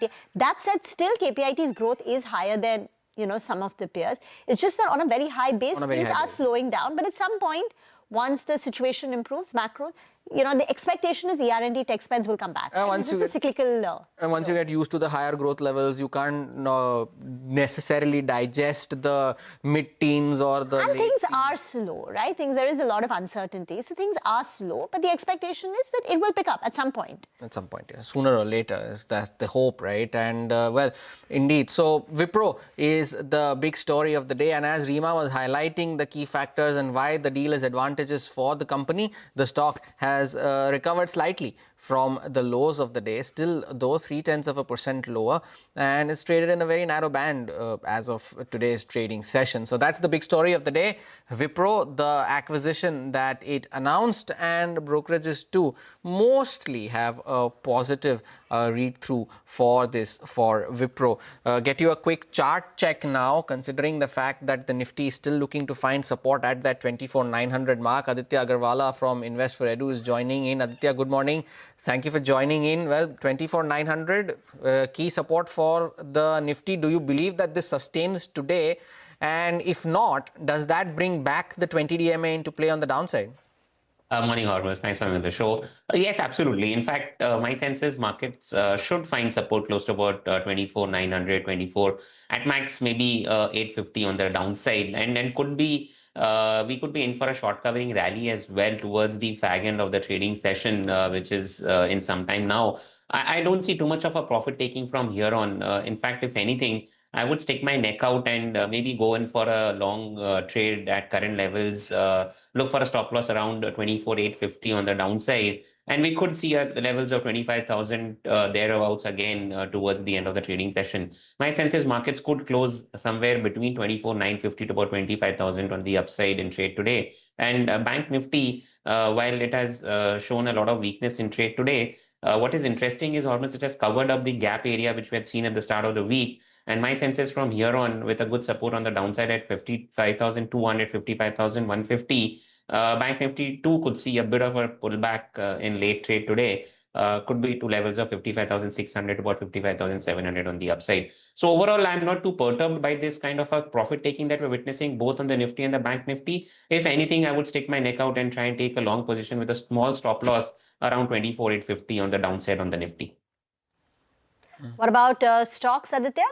So a couple of stocks I have on my buy recommendation clearly because there are pockets which are buzzing, Reema, and one of them is from the consumer durable space. Godrej Consumer Products looks very interesting. So Godrej CP is a buy after a good consolidation. Stock has broken out on good volumes, continuously making higher highs, higher lows. So for a target of 1350 on the upside, I'll be a buyer here with a stop loss at 1200 on the downside. And Siemens is the second stock which is looking interesting to me. Also, again, has broken out of a narrow consolidation phase, good volume action also witnessed here. So for a target of 3450 on the upside with a stop loss at 3100 on the downside, I'll be a buyer in Siemens as well. Aditya, thank you for sparing time joining us today with your views on the index and on specific stocks as well. By the way, just before we go to Sudarshan, pull up Z Entertainment. That stock is extending its gains now 5% higher on that stock. And the other one that has also moved higher is Swan Energy. That too has now seen gains of around 6% as we speak. So some of the stocks that are bucking the trend, and this move in Swan Energy has just come in the last 30 minutes. Take a look at that. The stock was was absolutely flat, trading below the flat line, and now has seen that very sharp spike at 6% higher on Swan Energy. But it's a snap to the 6-day winning streak. But is there hope that the second half will bring about a reversal and we might just end up seeing a 7th straight day of gains? Sudarshan is here to tell you all the trends from what the FNO data is indicating. Sudarshan, tell us more. So the hope is that the data indicates there is not much panic, and Nifty is trying everything to hold on to levels above 24,900. So over the last few days, one stock that was supporting Nifty, that has also fallen today, that is Reliance Industries. Financials remain weak. Even IT has turned a bit on the weak side, and that's the reason you are seeing a fall in the Nifty. Nifty has just fallen below 25,000, but we'll have to see if Nifty manages to hold on to levels above 24,900, because it's very important support. If Nifty breaches 24,900, the next support comes in the range of 24,800 to 24,850. As far as volatility index is concerned, it's just up 2%, so there is not much indication from there also. Put call ratio 0.79 versus previous day level of 1.12. Option data. So we are seeing a huge call option writing at the level of 25,100 and 25,000. So it indicates you that call writers are not seeing Nifty to move above the level of 25,100 in the near term. As far as the put options are concerned, 24,900 and 24,800 on the downside. For now, it remains protected. Now, support for Nifty, again, as I told you, 24,900 remains immediate support. Next support comes in the range of 24,800 to 24,850. So keep an eye on that. Resistance for now, 25,015. And if we manage to cross that level, the next resistance level comes around 25,150. Two stocks that I have taken. So after over the last few days, Nestle had moved higher, but today it's seeing fresh shorts. One stock, MCX, yesterday it saw a big fall alongside of other capital market names, but today it's seeing short coverage. Thank you very much for that. Get into break. On the other side, we'll discuss market fundamentals. Nilesh Shetty from Quantum Advisors joins in next.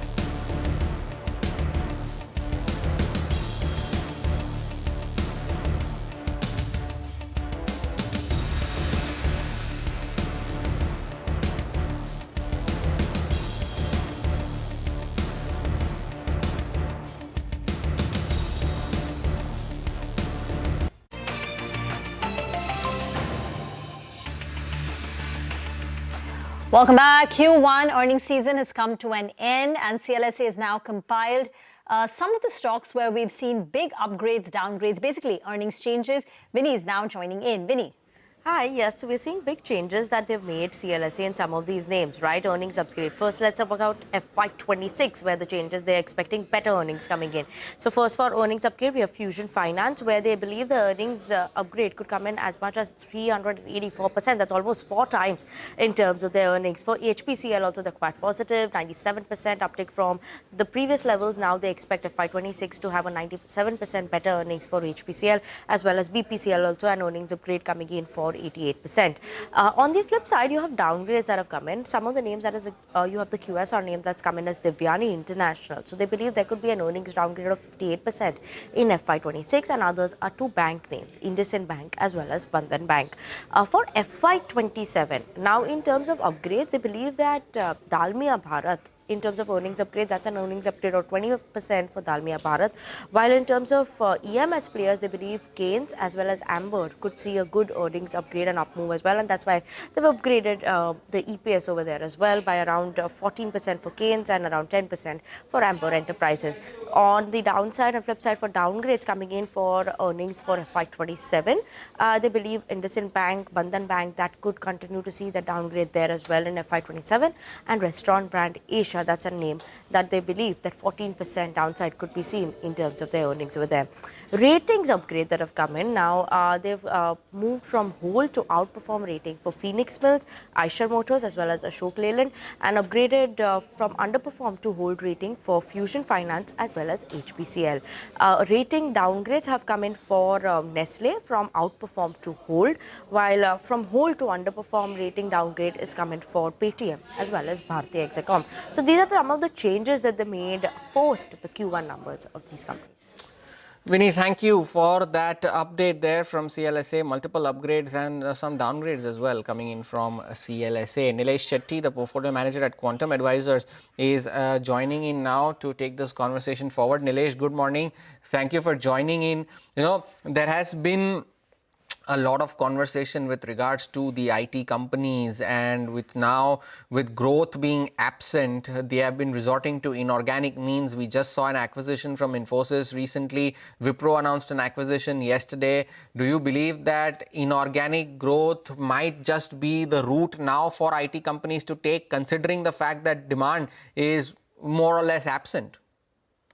It's not that they decided to acquire just in the last 3 months. They've been doing acquisitions for the last many years.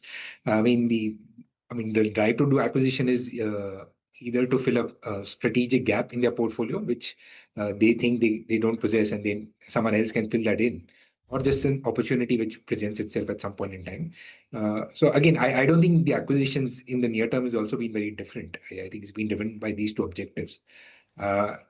Again, the demand environment remains sort of fairly docile at the moment. And it is not that it may not pick up. It is just that in the uncertainty that the world is in the developed world as well as in other markets, no corporate is looking to dramatically up their spend. Once that level of uncertainty comes down, you may see demand pick up again, which is what the commentary that the managements are also seeing. What you have to look at is valuations. A lot of the valuations compared to their own averages, historical averages, is a lot lower. And if you were to buy these companies today and be slightly patient, perhaps the opportunity is a lot better over the next 2 years, rather than wait for the demand to pick up. By then, the stocks may already run up. So at least for us, we continue to have a large allocation to IT services, primarily given that valuations are a lot more reasonable. These companies continue to generate a lot of cash. And as you rightly said, if demand doesn't pick up, they may look at inorganic opportunities. But for us, again, the bet remains that demand will eventually pick up. There is a point at which a lot of the developed world companies will start doing capex, which they've deferred, and you will see valuations re-rate in that space. So what percentage of your portfolio, Nilesh, is in IT, and could you tell us the stocks that you like right now in the IT pack? So we have about 16% of the portfolio in IT services, and we've always preferred the larger names, the big the top 3 or 4 names in the space, given that scale plays a big role in bagging large contracts. A lot of the smaller IT companies, as they move higher, sometimes flounder, which is not a risk that we prefer to take. And especially given the valuation mismatch, if you go slightly lower in the mid-cap IT space, valuations are almost 2x of the larger names. So our bet remains the larger IT cap names.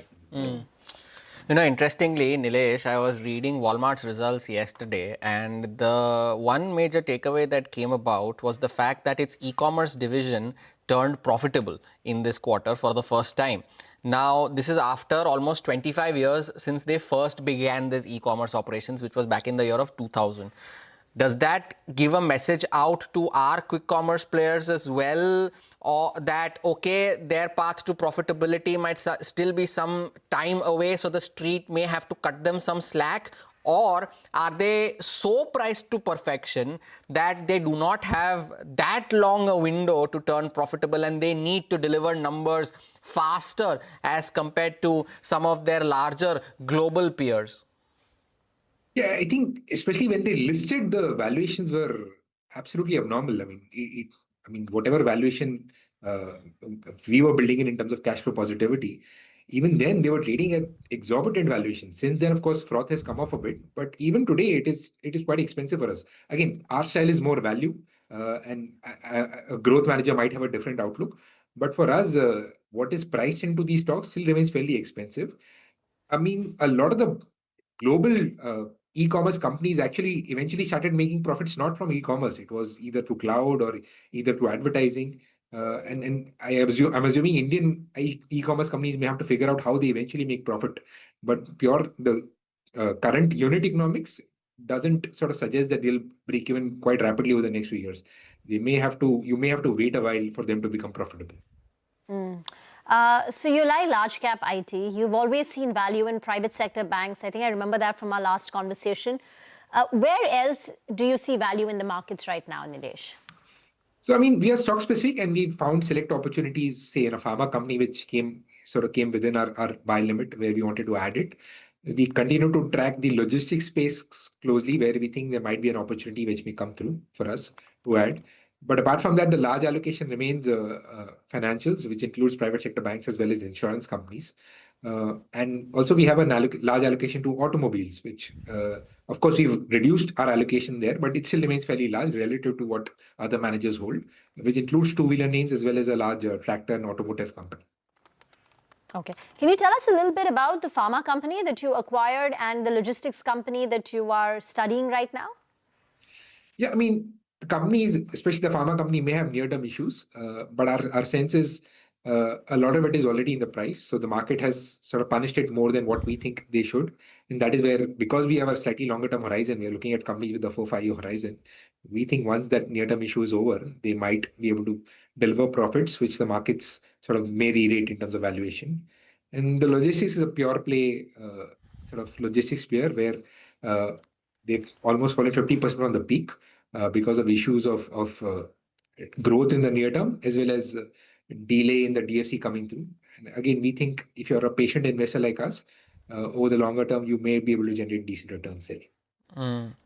A big talking point over the last couple of days has been these exchange operators and the fact that the SEBI chairperson's remarks yesterday about the potential to increase the tenure of the expiries. What does that do to incremental volumes on these exchanges, be it BSE or then going into the broking community as well, so the Angels and the Motilal Oswals and the likes? Once volumes get impacted, do you believe that the valuations are not pricing in such an impact yet, and you would see a significant reset towards the downside in case such a move becomes a reality? Yeah, I mean, volumes generally have been far above normal for India for the last 5 years, and trying to price off companies on those volumes may not be correct. I am assuming the regulator was also worried in terms of what was happening, especially with retail participation in FNO. And that they've been trying to sort of reduce that froth for a while, and they have been actually have reduced it materially over the last few months.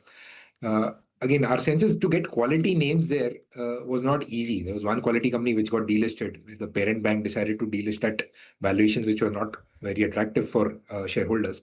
But apart from that, to get companies where you are more comfortable with governance standards, where you think they may not be doing something on the regulatory side, which may upset the apple cart, and then to get it valuations that are reasonable may not be correct.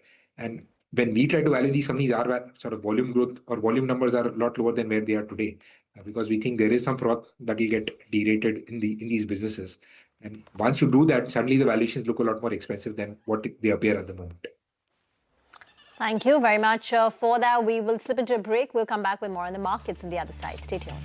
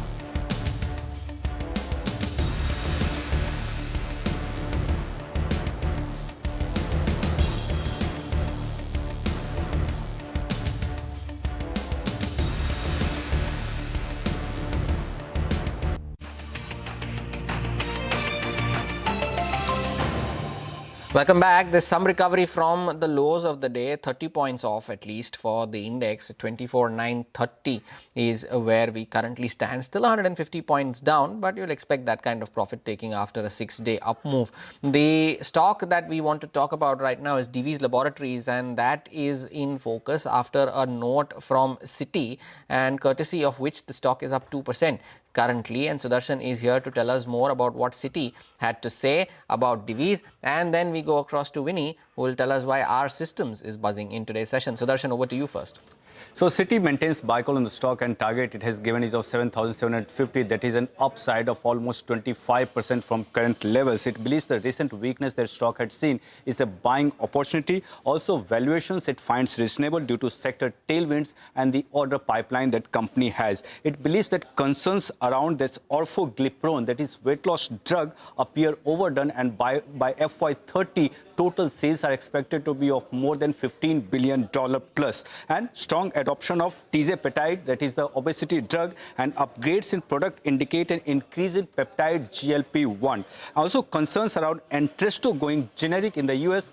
Citi believes that it might be fading away going forward, and considering all these factors, Citi has given target price to 7,750 versus current level that stock is trading around, that is 6,150.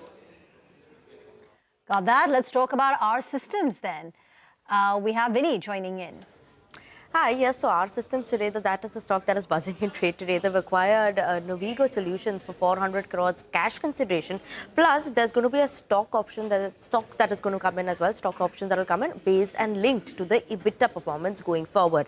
Now, obviously, this acquisition is positive for our systems. Why? Because this gives them an upper hand in terms of offerings in the Middle East, which is a fast-growing region overall. Other than that, they gain delivery presence in Bangalore and in Tier 2 cities in India. This acquisition is expected to be EPS accretive for our systems from the first year itself. Now look at the numbers for Novigo Solutions, right? For FY25, the revenues was at 264 crores, margins at 25%. EBITDA margins is what I'm talking about. And on a CAGR basis, the CAGR growth for the last 3 years was at 44%. So strong growth there. They have healthy free cash flows as well. While our systems, their EBITDA margins in Q1 or June quarter, when you look at it, was at 17.3%. So clearly, they do have better margins, right, Novigo, versus what our systems is currently at 17.3%. And that is why overall, it's a better deal in terms of margins, also higher margin sort of a business that will come in there for the company. Do not forget, our systems have made a lot of large acquisitions in the last few years, which have worked out well for them. And that is why the street is positive, even on this one. Okay, by the way, you know, our systems is owned by Blackstone. Yep. Blackstone had acquired stake from the promoters in 2023, about 2 years back. At that point, the acquisition price was 246. The market cap was 2,900 crore, and now the market cap is in excess of close to about 5,000 crore rupees. So, you know, I think since the promoter change coming through, they own Blackstone owns about 52% stake in the company. You've seen that stock. I think a 2-year stock price, perhaps we could get that up. 249 was the 2-year return.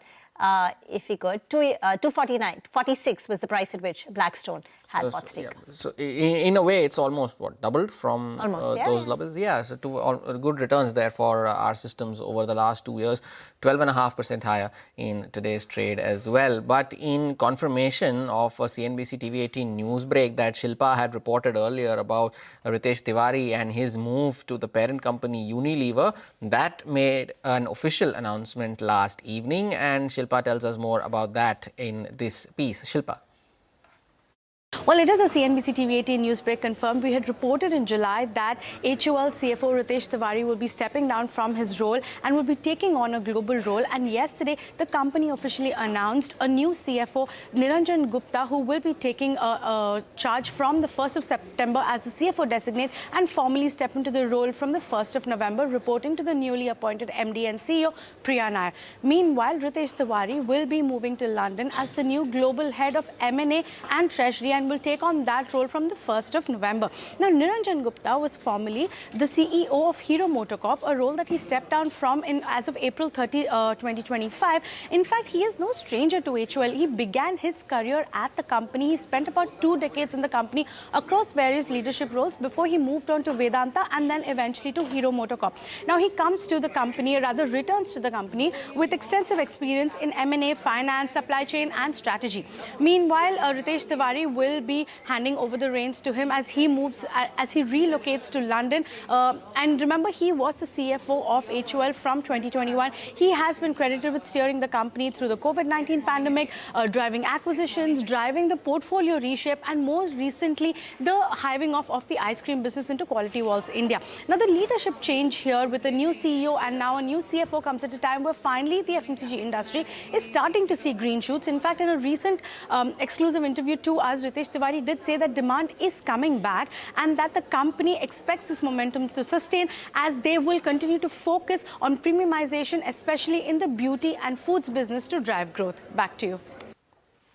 Thank you very much for that, and congratulations on that news break. CNBC TV18's Shilpa first to report there. Back to Vinny now for Apollo Hospitals. Vinny, promoters sold stake, but with that money, they're looking to bring down their pledge significantly. Absolutely, that's the main aim, right? And that's why the recovery that we saw coming in the stock for the day and now, as of now, trading in the green, 4% of gain. So Sunita Reddy on the exchanges, they informed, Apollo Hospital informed that Sunita Reddy has sold that 18.97 lakh shares. That is 1.3% stake in the company, which we had reported earlier. Now, this is at a price of 7,850 rupees, which is a discount to yesterday's closing price. But the main reason for recovery is because now the promoters will bring down their pledge. Now, the pledge will come down from 13.1% currently to 2% post this stake sale that they have done, and the promoter shareholding overall will come down to 28% from previous 29.3% post this transaction. But the main reason for this was to reduce that pledge, and that is why the recovery in the stock. Recovery in the stock from the lows of the day into the positive now is the Apollo Hospitals. Vinny, thank you for that. Take a short break. More on the markets on the other side. Stay tuned.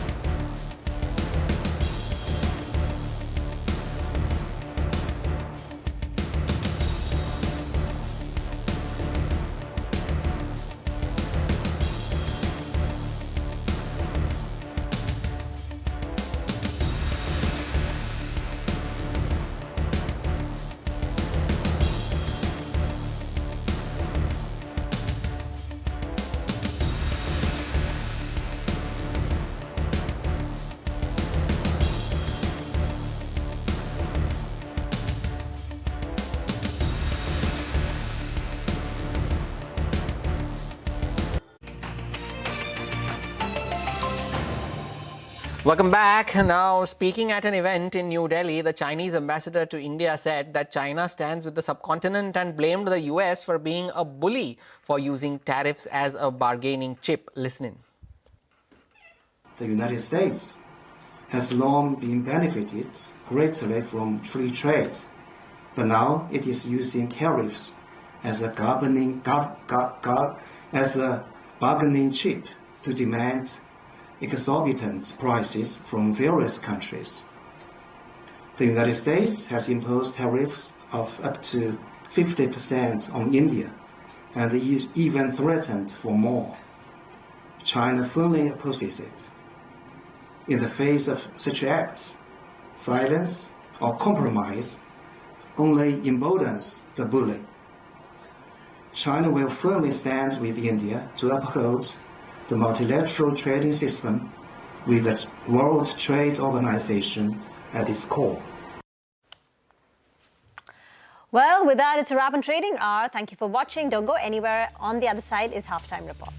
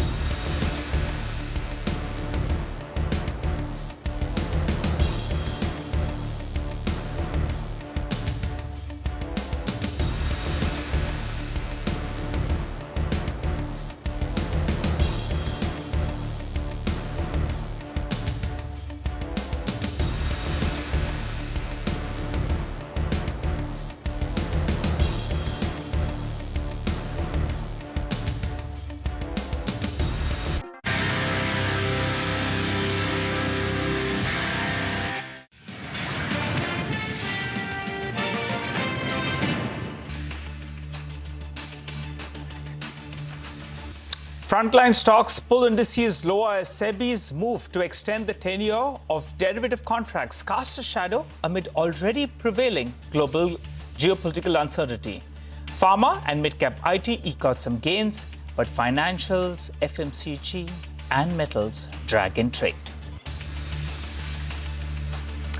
Wipro has clinched a deal to buy Harman's digital transformation solutions business from Samsung for around $375 million. The move will bolster Wipro's ER&D business further, as well as cement its ties with Samsung.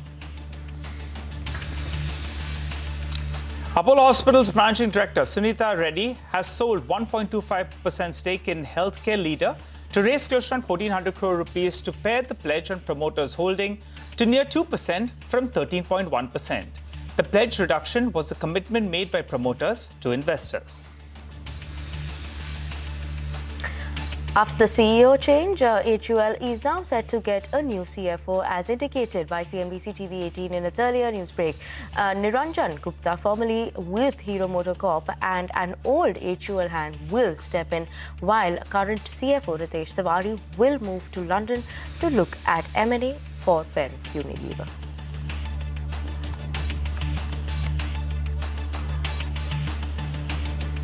Well, hello and welcome to Halftime Report. We are coming to you live from the CNBC-TV18 Motilal Oswal studio.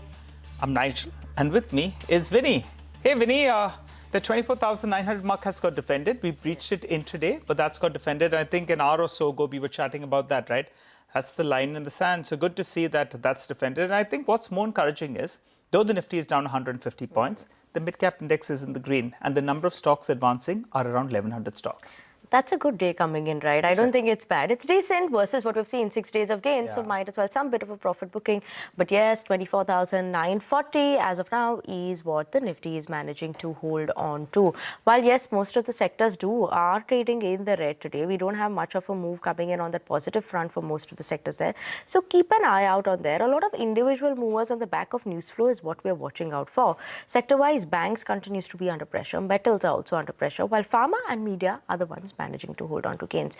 But yes, that's what we're seeing in terms of a move coming in for the market. Not a bad day, at least mid-cap has seen a recovery coming in and trading in the green as of now. That's what we're looking at in terms of the setup. But we'll also have Maulik Patel, who's the head of research at Aquarius Securities, joining in with us to talk to us, about the outlook. What are we watching out now from the Indian markets will be key. And earnings, how are we watching out for in terms of a trajectory coming in there as well? Maulik, good afternoon. Thank you so much for giving us your time.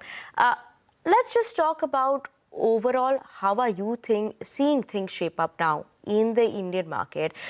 Domestic-facing companies specifically, where everyone's positive on, what are we watching out for in the rest of the year of FY26 now?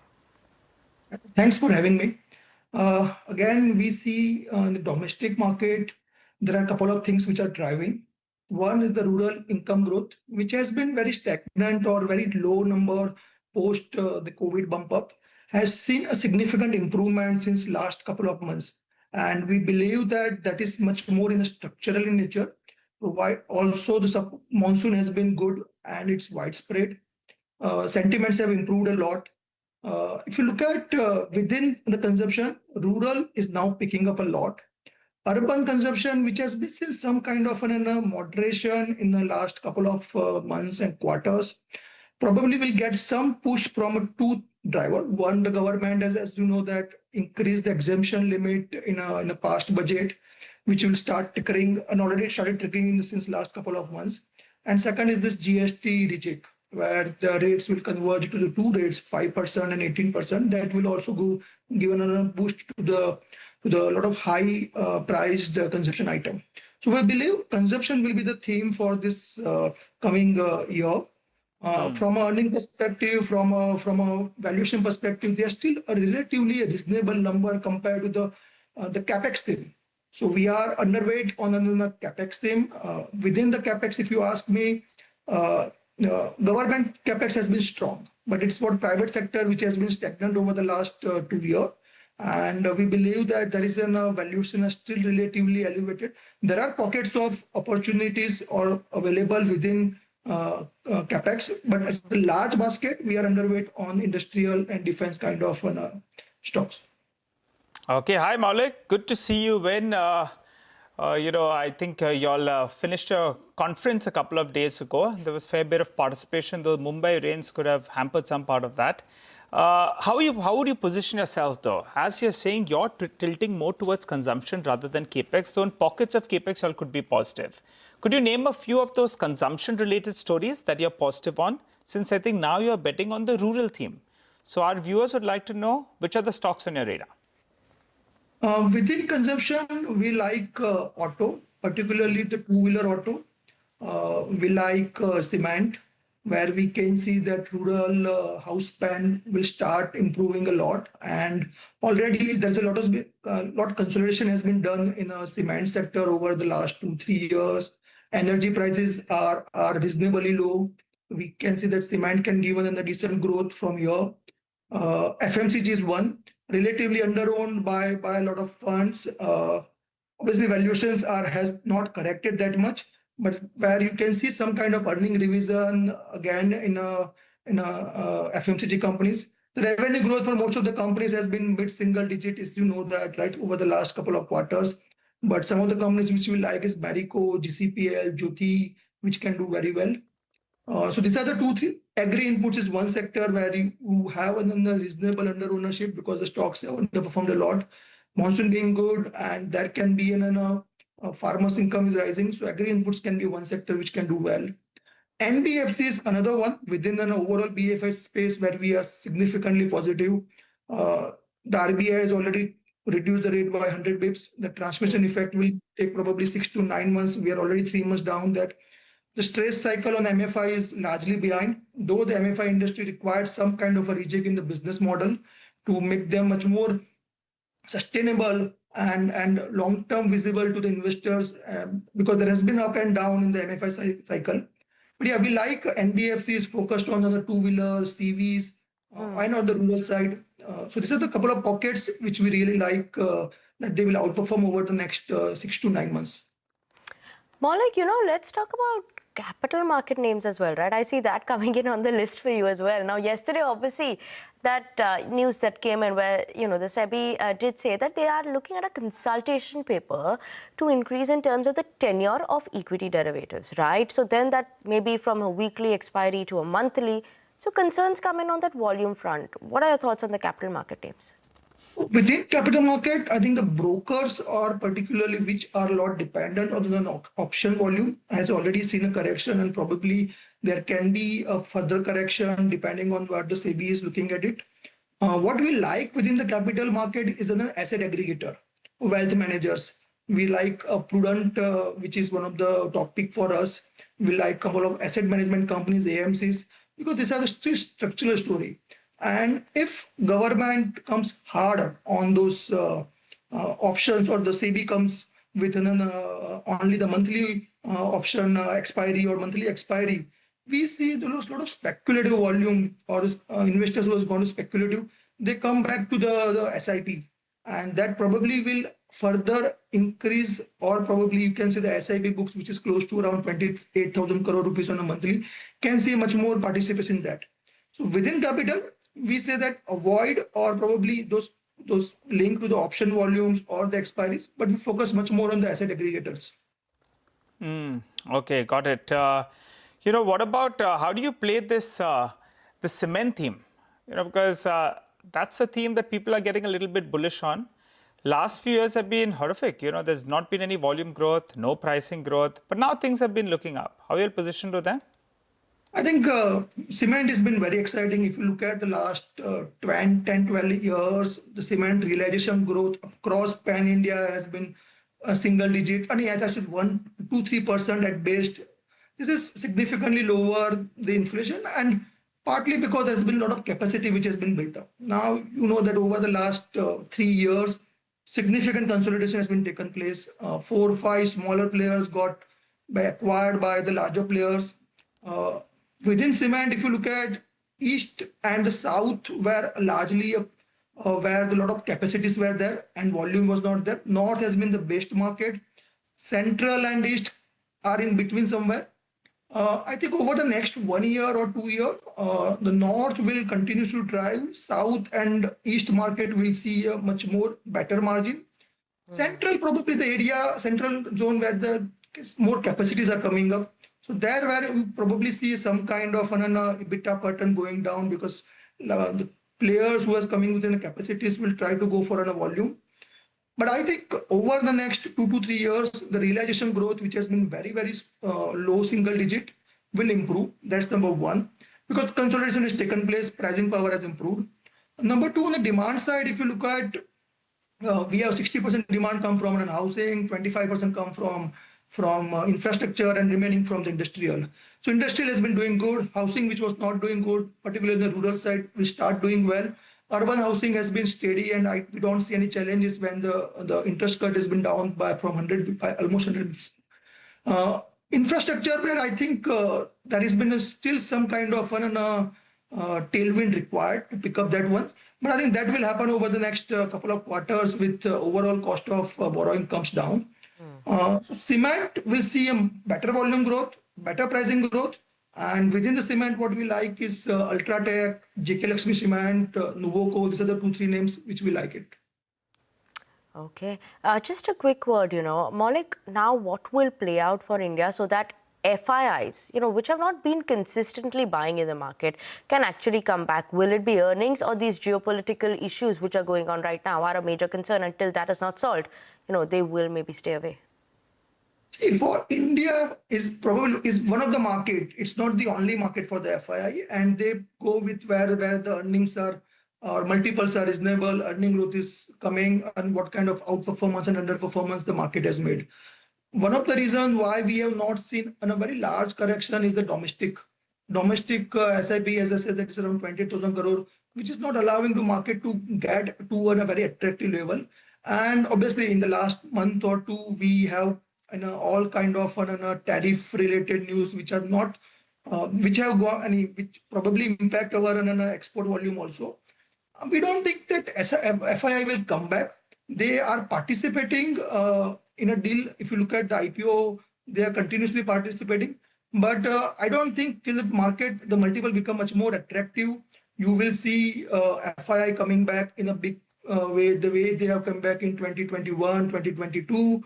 Probably they will remain on the sideline, and market will be driven by DII. Okay, Maulik, thank you so much for joining us and giving us this insight in terms of markets, individual sectors that you're keeping an eye out on as well. On that note, we're going to slip into a very short break, but here's some good news coming in for our viewers. India's business news leader is now a click away, introducing CNBC-TV18's all-new app. Get instant access to breaking news, in-depth articles, and financial world updates at your fingertips. Download the CNBC-TV18 app now from the Apple Store, Google Play Store, or you can scan the QR code on your screens.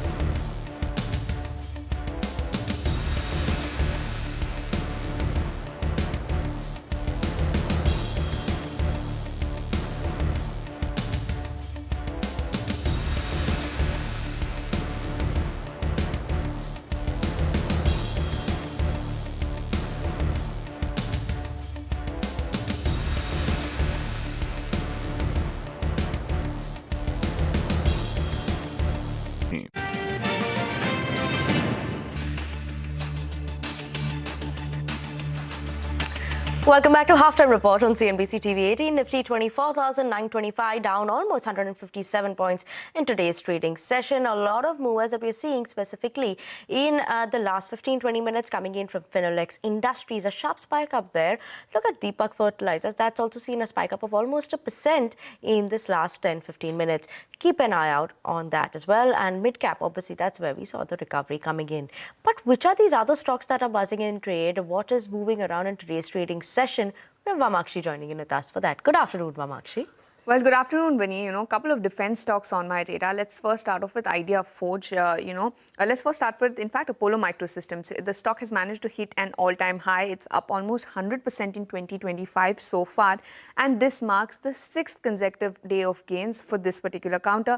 Approximately 4 crore shares have been traded so far as compared to the 20-day average volume of around 22 lakhs. So therefore, this gain is coming on the back of very strong volumes for Apollo Micro. The next stock we're watching out for is Idea Forge. Keep in mind, this stock is seeing the biggest intraday advance since May 9th.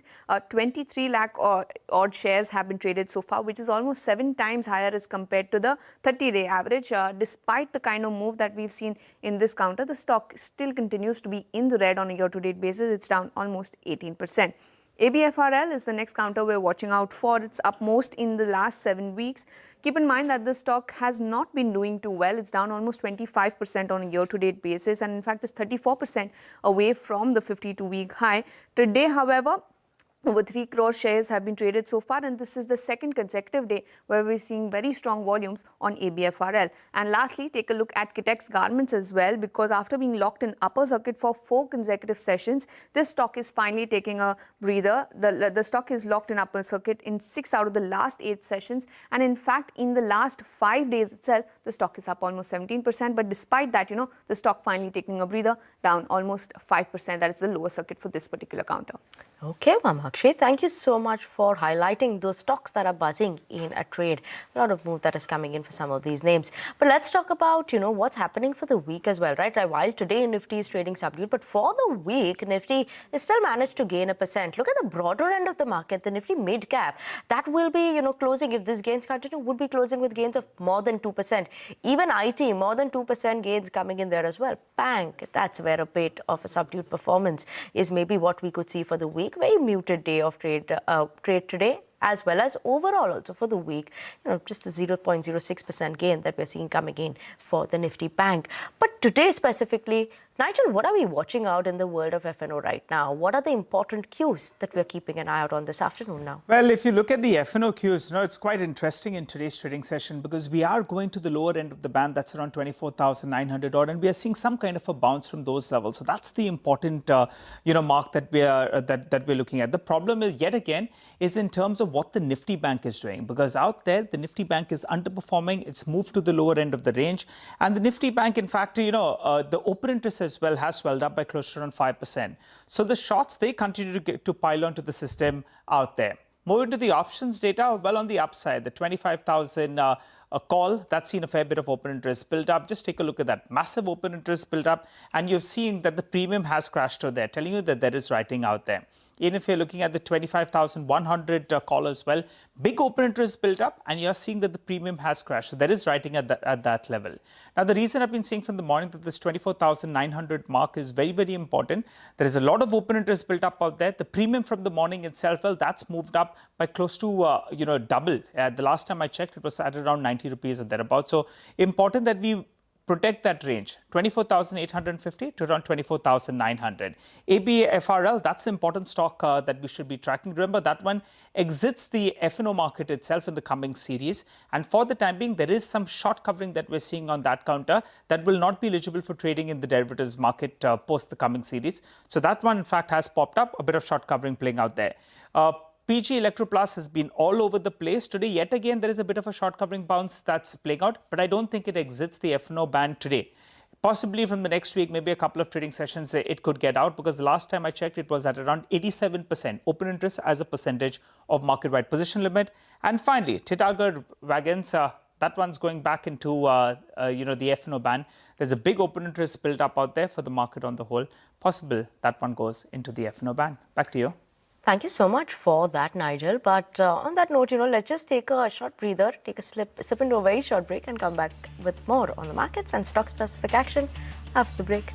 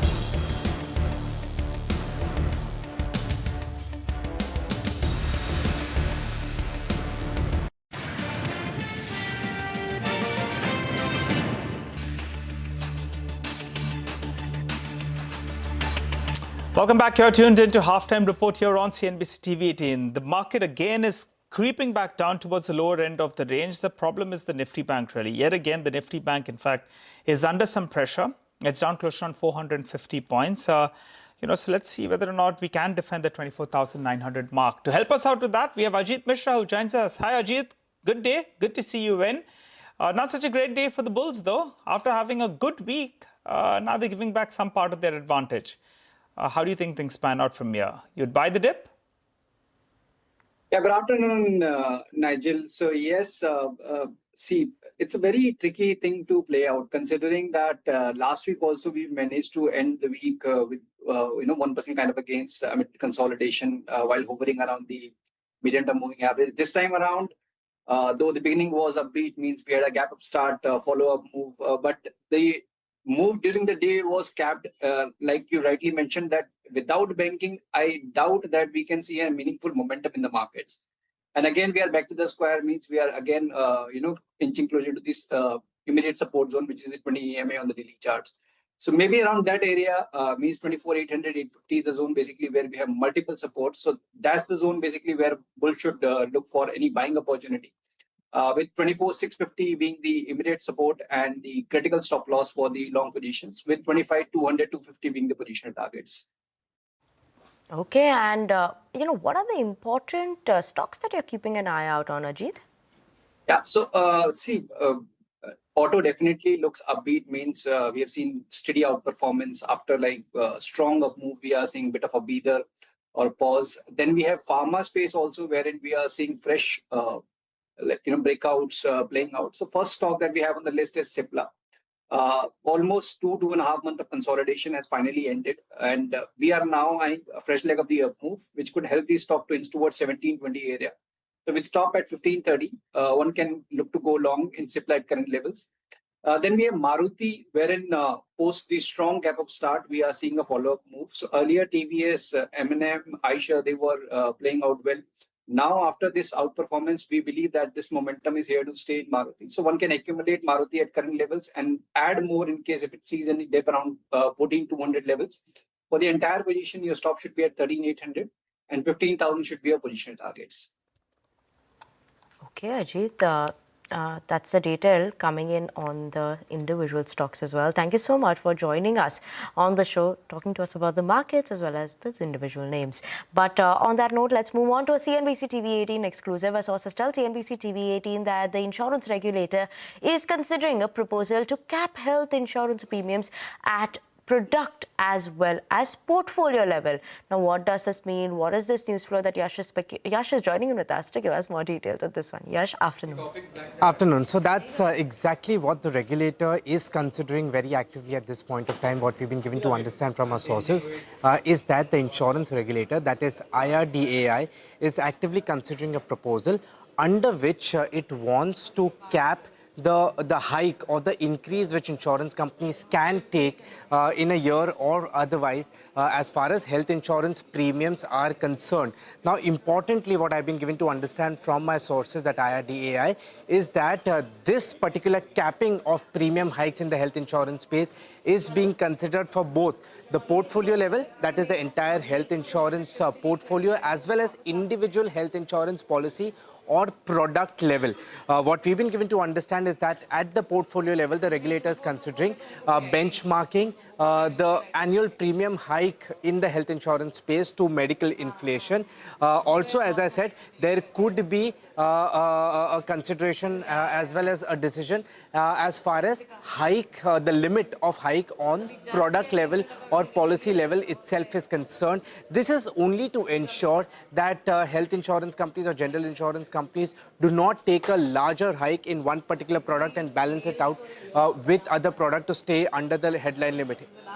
Just to ensure that that does not happen, a capping of hike is being considered both at the portfolio as well as the product level. What we've been given to understand apart from that is there are three important reasons why the IRDAI is considering this particular move of capping health insurance premium hikes. The first one is that it has come across multiple instances, it has come across multiple complaints from policyholders where a particular product is being introduced at a very low premium, and when the first renewal comes, the premiums have been hiked significantly, leaving the policyholder, surrender the initial policy which he had, take up the new policy and end up paying a very high premium at the time of renewal for this new policy. Second reason is that insurers looking to offset inability to hike premiums for senior citizen by hiking a significant premium for the other categories, that is the younger section. And third one is lack of insurers' focus on reducing expenses for operational efficiency. Okay, all right, interesting one. Thanks a lot for joining in and giving us all of those details, Yash. Well, time to slip into a short break. On the other side, we'll have Manisha Gupta will be joining in. Claudio of Kovrig Analytics will be joining in. Please stay tuned.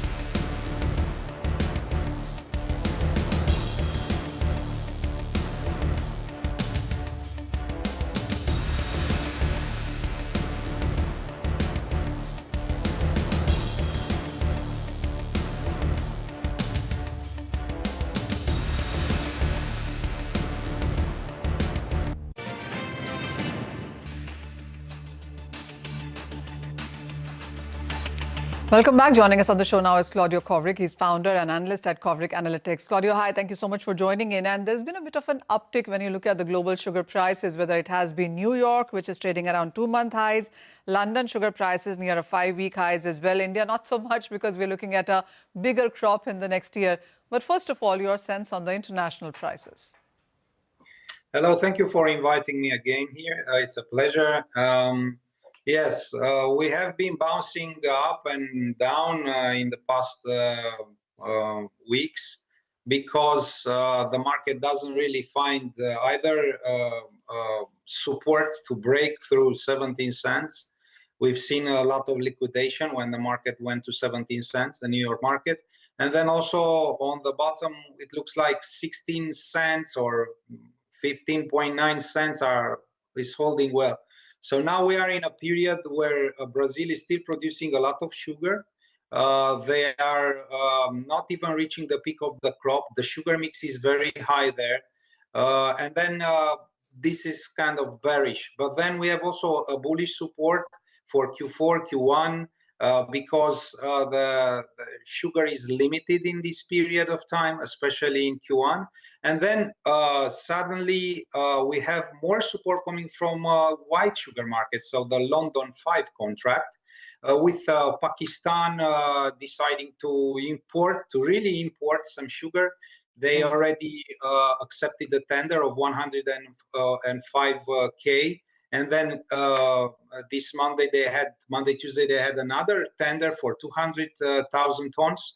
And then also they are collaborating with Azerbaijan. And then we've heard that about 85,000 tons were already committed from there. So we have more bullish news from the London market. Again, Bangladesh also now is open for 500,000 tons of white imports. So we had a lot of bullish news coming from the white sugar market. But you know, white sugar market is much smaller than the New York one, but is much more technical. And then when demand is reacting, we see it firstly in the London market. Oh, well, absolutely. So are you anticipating higher prices from here, one? And how would you look at the Indian markets there? Because with the way we are looking at higher supplies in Brazil and Thailand as well, Indian exports clearly haven't met those targets, even as we are at September. Yes. Now, why the Indian exports didn't meet the target? Because the Indian sugar was kind of trading above London. And then now there was not much more room because some other people switch their imports to other countries, so on and so forth. But now the problem is what we will do forward, right? Because, you know, from India to East Africa, the freight has spiked in the last 1 or 2 months. And then Indian product become more expensive there. It was because of containers, but because of the freight. But then going forward, we will have a bit of support. And which will be the support? If we look on the white sugar trade flows, we see that Q4 and Q1 are in deficit. Now, with these extra imports coming from Pakistan, probably Bangladesh too, and other countries, then it will go even more in deficit. So Indian sugar will have a place to play there. When we think that Indian sugar exports will happen, maybe in Q1, right? A decision probably will not be taken earlier than December, Jan, Feb, okay? Maybe in January, like last year. And then the domestic market in India probably will suffer a bit of pressure if the Indian government doesn't allow a bit more cane ethanol, right? Because, you know, that's the problem there. You need a specific mandate for cane ethanol. Like this, people are not running, and oil market companies are not running to take corn ethanol from, you know, maybe part of it imported from the US. So give a chance to the sugar millers and then allow more to ethanol. In this case, if more than 4 million tons or maybe 4.55 million tons will be allowed to ethanol, will not have such a bearish situation. But if these quantities are not going to be allocated to ethanol, then we will have a bit more pressure on the domestic market and people will jump into exporting for cheap. Up until now, the prices, export prices were very good this year, but we don't know next one. We hear that people can offer $470 FOB or even below, for 64.65 FOB West Coast India, if the government will allow. So it's still not a bad price, but I'm afraid that if not more sugar will go to ethanol, then the pressure will be felt starting with the second half of November and then December in the domestic market, I'm saying. But the good point is that Indian sugar is needed in Q1. If Indian sugar will not come in Q1, then both Q1 and Q2 worldwide whites will be in deficit. So somebody will have to pay for Indian sugar in Q1 and Q2 if needed. Oh, absolutely. One word also on the Indian policies, as you're talking about, exports are going to be important, as you said in the Q1 there. That is, if Indian ethanol diversion doesn't happen at the kind of number that we're talking about. But, the Indian millers and the associations also tell us that if there is no ethanol price revision, then it is going to be very, very difficult to start making those diversions into ethanol. So there are a lot of ifs and buts when it comes to the sector. Exactly, and that's why, okay, the sector, the sugar sector and the ethanol sector is helped everywhere in the world. In the US, it receives help. Part of Europe receives help. So everywhere, I mean, I think the Indian government could help a bit this industry, because this industry will last. And then, it's much better to produce the ethanol locally than to import corn and then do ethanol. And in this kind of macro things that, okay, US is putting a big duty on Indian products, why wouldn't India maybe pay a bit more the cane ethanol, okay, and then give a chance to the domestic, to the Indian market, right? Because India is building up a very long program. India is in the market since the beginning of sugar, right? I mean, the word sugar has Indian roots. So that's the point, right? So maybe even if it doesn't come, it will allow a bit more exports. But then even the exports, we have in our trade flows about 1.8 million tons of Indian exports in 2026. And this is white sugar, net of refined sugar, right? So then let's make this happen, because the market needs it. If it won't happen, then the white sugar market will go up to the roof by the end of Q1, because there will not be too many people to bring the sugar into the market. Oh, well, there's a lot of ifs and buts there, and concerns arising when it comes to sugar there. Well, Brazil at this point in time is looking at more sugar production, but India clearly is in the middle of all of this on whether we will export at what prices. And the other thing is whether or not we get those ethanol price revisions. If not, then, well, yes, there are concerns or pressures coming in for India in the month of November and December. Claudio, as always, thank you so much for joining in.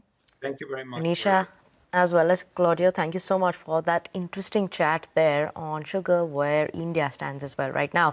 But a reminder for our viewers, as you can unlock a world of exclusivity, expertise and influence, become a member of CNBC-TV18 Access. Our premium members only experience on CNBC-TV18.com. The membership includes access to CNBC-TV18's flagship events, interaction with our journalists along with curated studio tours, e-learning sessions and masterclasses, and curated lifestyle benefits.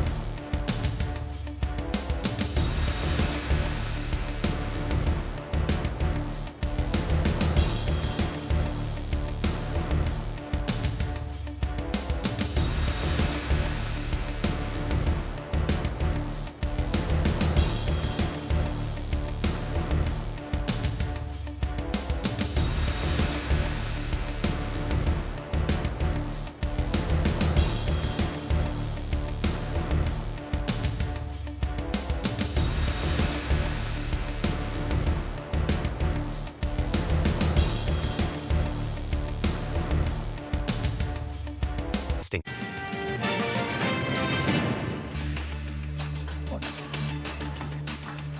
Welcome back. You're tuned in to Halftime Report. Well, a lot of stocks are moving around. So let's start off with our movers and shakers segment, where we track a whole host of stocks that are buzzing in trade. And first up, Vinny takes center stage. She's here to tell us about our systems. Vinny, take it away.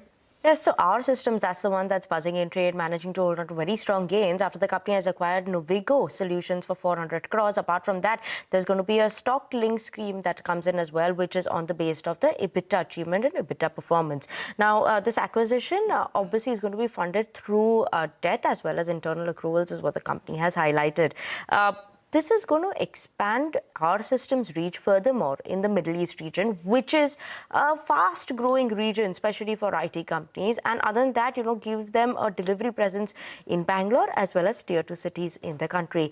Now, obviously, this acquisition is going to be EPS accretive from the first year itself, because when you're looking at it in terms of the financial performance for Novigo, FY25 264 crores was the revenue, EBITDA margins at 25%. They're growing consistently at around 44% CAGR growth over the last 3 years, and they have a healthy cash flow. For our systems, their EBITDA margins currently are at around 17.3%. So improvement maybe in terms of margins also. This will support that margins, given that Novigo has better margins. And in terms of deal wins, they've had a lot of deal wins in the last few years as well, especially after Blackstone has come in. There's a change in the management that's come in as well, and large deal wins, which has supported the company's growth. Now, overall, that's a good thing that's come in. Every market is positive on this deal as well, and that is why the stock is buzzing in trade.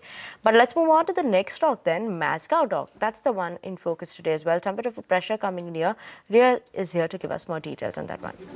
Well, yes, Mazgaon has been in focus today after a note coming in from JP Morgan. They have an underweight rating on the stock with a target price of rupees 2,468. Now, what they believe is that the risk reward for Mazgaon remains adverse despite the recent correction that we've seen in the stock price. The results for Q1 of FY26 and even Q4 of FY25 were very weak, largely due to provisioning related to cost overruns. And more importantly, on this front, the large order award for the P-75 Scorpion submarines is yet to materialize and has been delayed versus the earlier guidance of the company. And if these awards get delayed further, it would pose a risk to the FY28 revenue estimates of the company, given that it takes around 2 years for the revenue to start flowing in once these orders come in for the company. And as of now, there appears to be very little incremental positive news flow on the P-75 submarine award, which is for the six units of submarines. So that is also an overhang on the stock at the moment. So that is why they have an underweight rating on the stock. Stock down about 1.5% at the moment, and it's down around 27% since its peak in May of 2025 as well. Okay, all right. Thanks a lot for that, Ria. Well, Divi's Lab as well as in focus post a city note. Sudarshan is here to fill us in with more on that. Sud, one day you're on a motorbike, one day daru, one day dawa. Today it's Divi's. Tell us what Citi has to say. So Citi maintains positive stance on the stock, has a buy call with a target price of 7,750 per share, implying an upside of almost 25% from current levels. It believes that recent downtick that stock had seen is a buying opportunity, also finds valuations reasonable considering the tailwinds in the sector and also because of the order pipeline that company has. It says concerns around orforglipron, that is the weight loss drug, appear overdone, and by FY30, total sales from this are expected to be of more than $15 billion plus. Also, there is a strong adoption in tirzepatide, that is the obesity drug, and upgrades in product indicate an increase in peptide GLP-1. Even on Entresto companies, Citi is saying that concerns around this going generic in the US are fading away, and that can be positive for the stock going forward, and that's the reason it believes that there is a further upside that stock can have in the coming days. Okay, so Rashan, thank you so much for that. But, we're just going to look at Astral also. There's some news flow that's come in. You can see it flashing. DGTR's recommendation for imposition of anti-dumping duty on import of PVC resin for 5 years.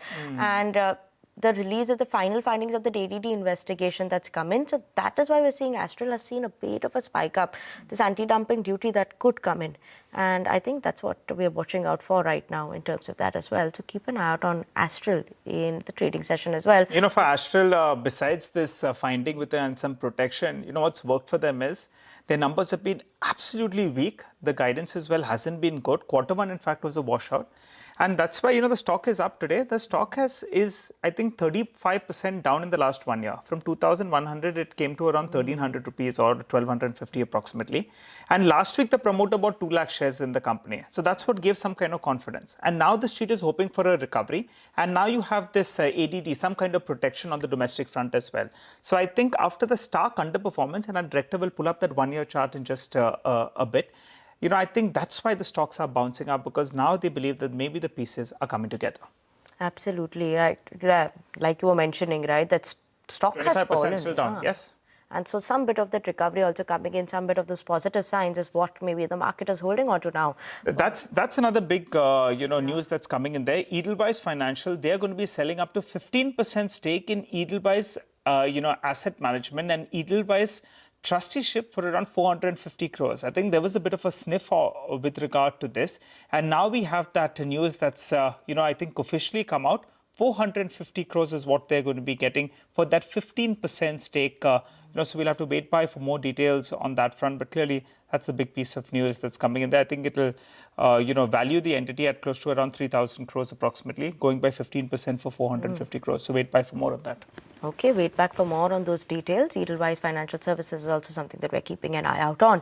But, you know, on that note, we're going to actually sip into a very short break. But remember to tune into the all-new CNBC TV18 Prime, bringing you insights from policymakers, business leaders and economists shaping both the world and India's future. CNBC TV18 Prime decodes global shifts and their impact on Indian businesses, giving you unparalleled insights. Tune into CNBC TV18 Prime at 12 noon for the Global Reset, at 1 p.m. for the Big C, and Global Lens at 8:30 p.m.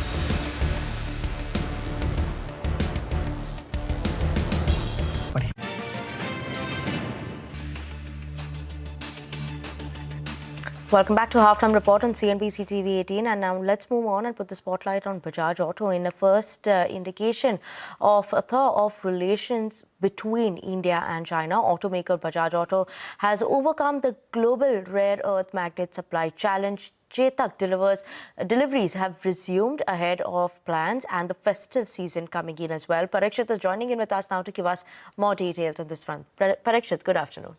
Well, this is important news coming from one of the largest electric vehicle manufacturers in the country, Bajaj Auto, saying that their festive plans are now on track. They will be able to resume deliveries of the Chetak scooter, and the production had almost come down to zero initially in the last few months because of the rare earth magnet crisis. The company has now gone on to say that they've collected rare earth magnets in adequate quantities, and they're well set for the festive season. Sources telling us that this is happening because the supply of rare earth magnets from China has improved in the last couple of weeks. So they're looking at roughly around 15,000 scooters production for Chetak in the month of August, 7,000 units for the GoGo brand of electric three-wheelers. This is what our industry sources telling us. And the company is also looking at record numbers in terms of production for the month of September. So let's see how the next few weeks go. But the company is looking to ramp up production in a big manner. This is the indication that is coming from the press release. And the sources in the industry also telling us that the company is looking at increasing production of electric two-wheelers and three-wheelers throughout this festive season. Okay, all right. Thanks a lot for that, Parikshit. Well, on that note, though, we'll wrap up on this edition of Halftime Report. Business Lunch comes up next with news that the markets are revisiting the recent lows. Stay tuned.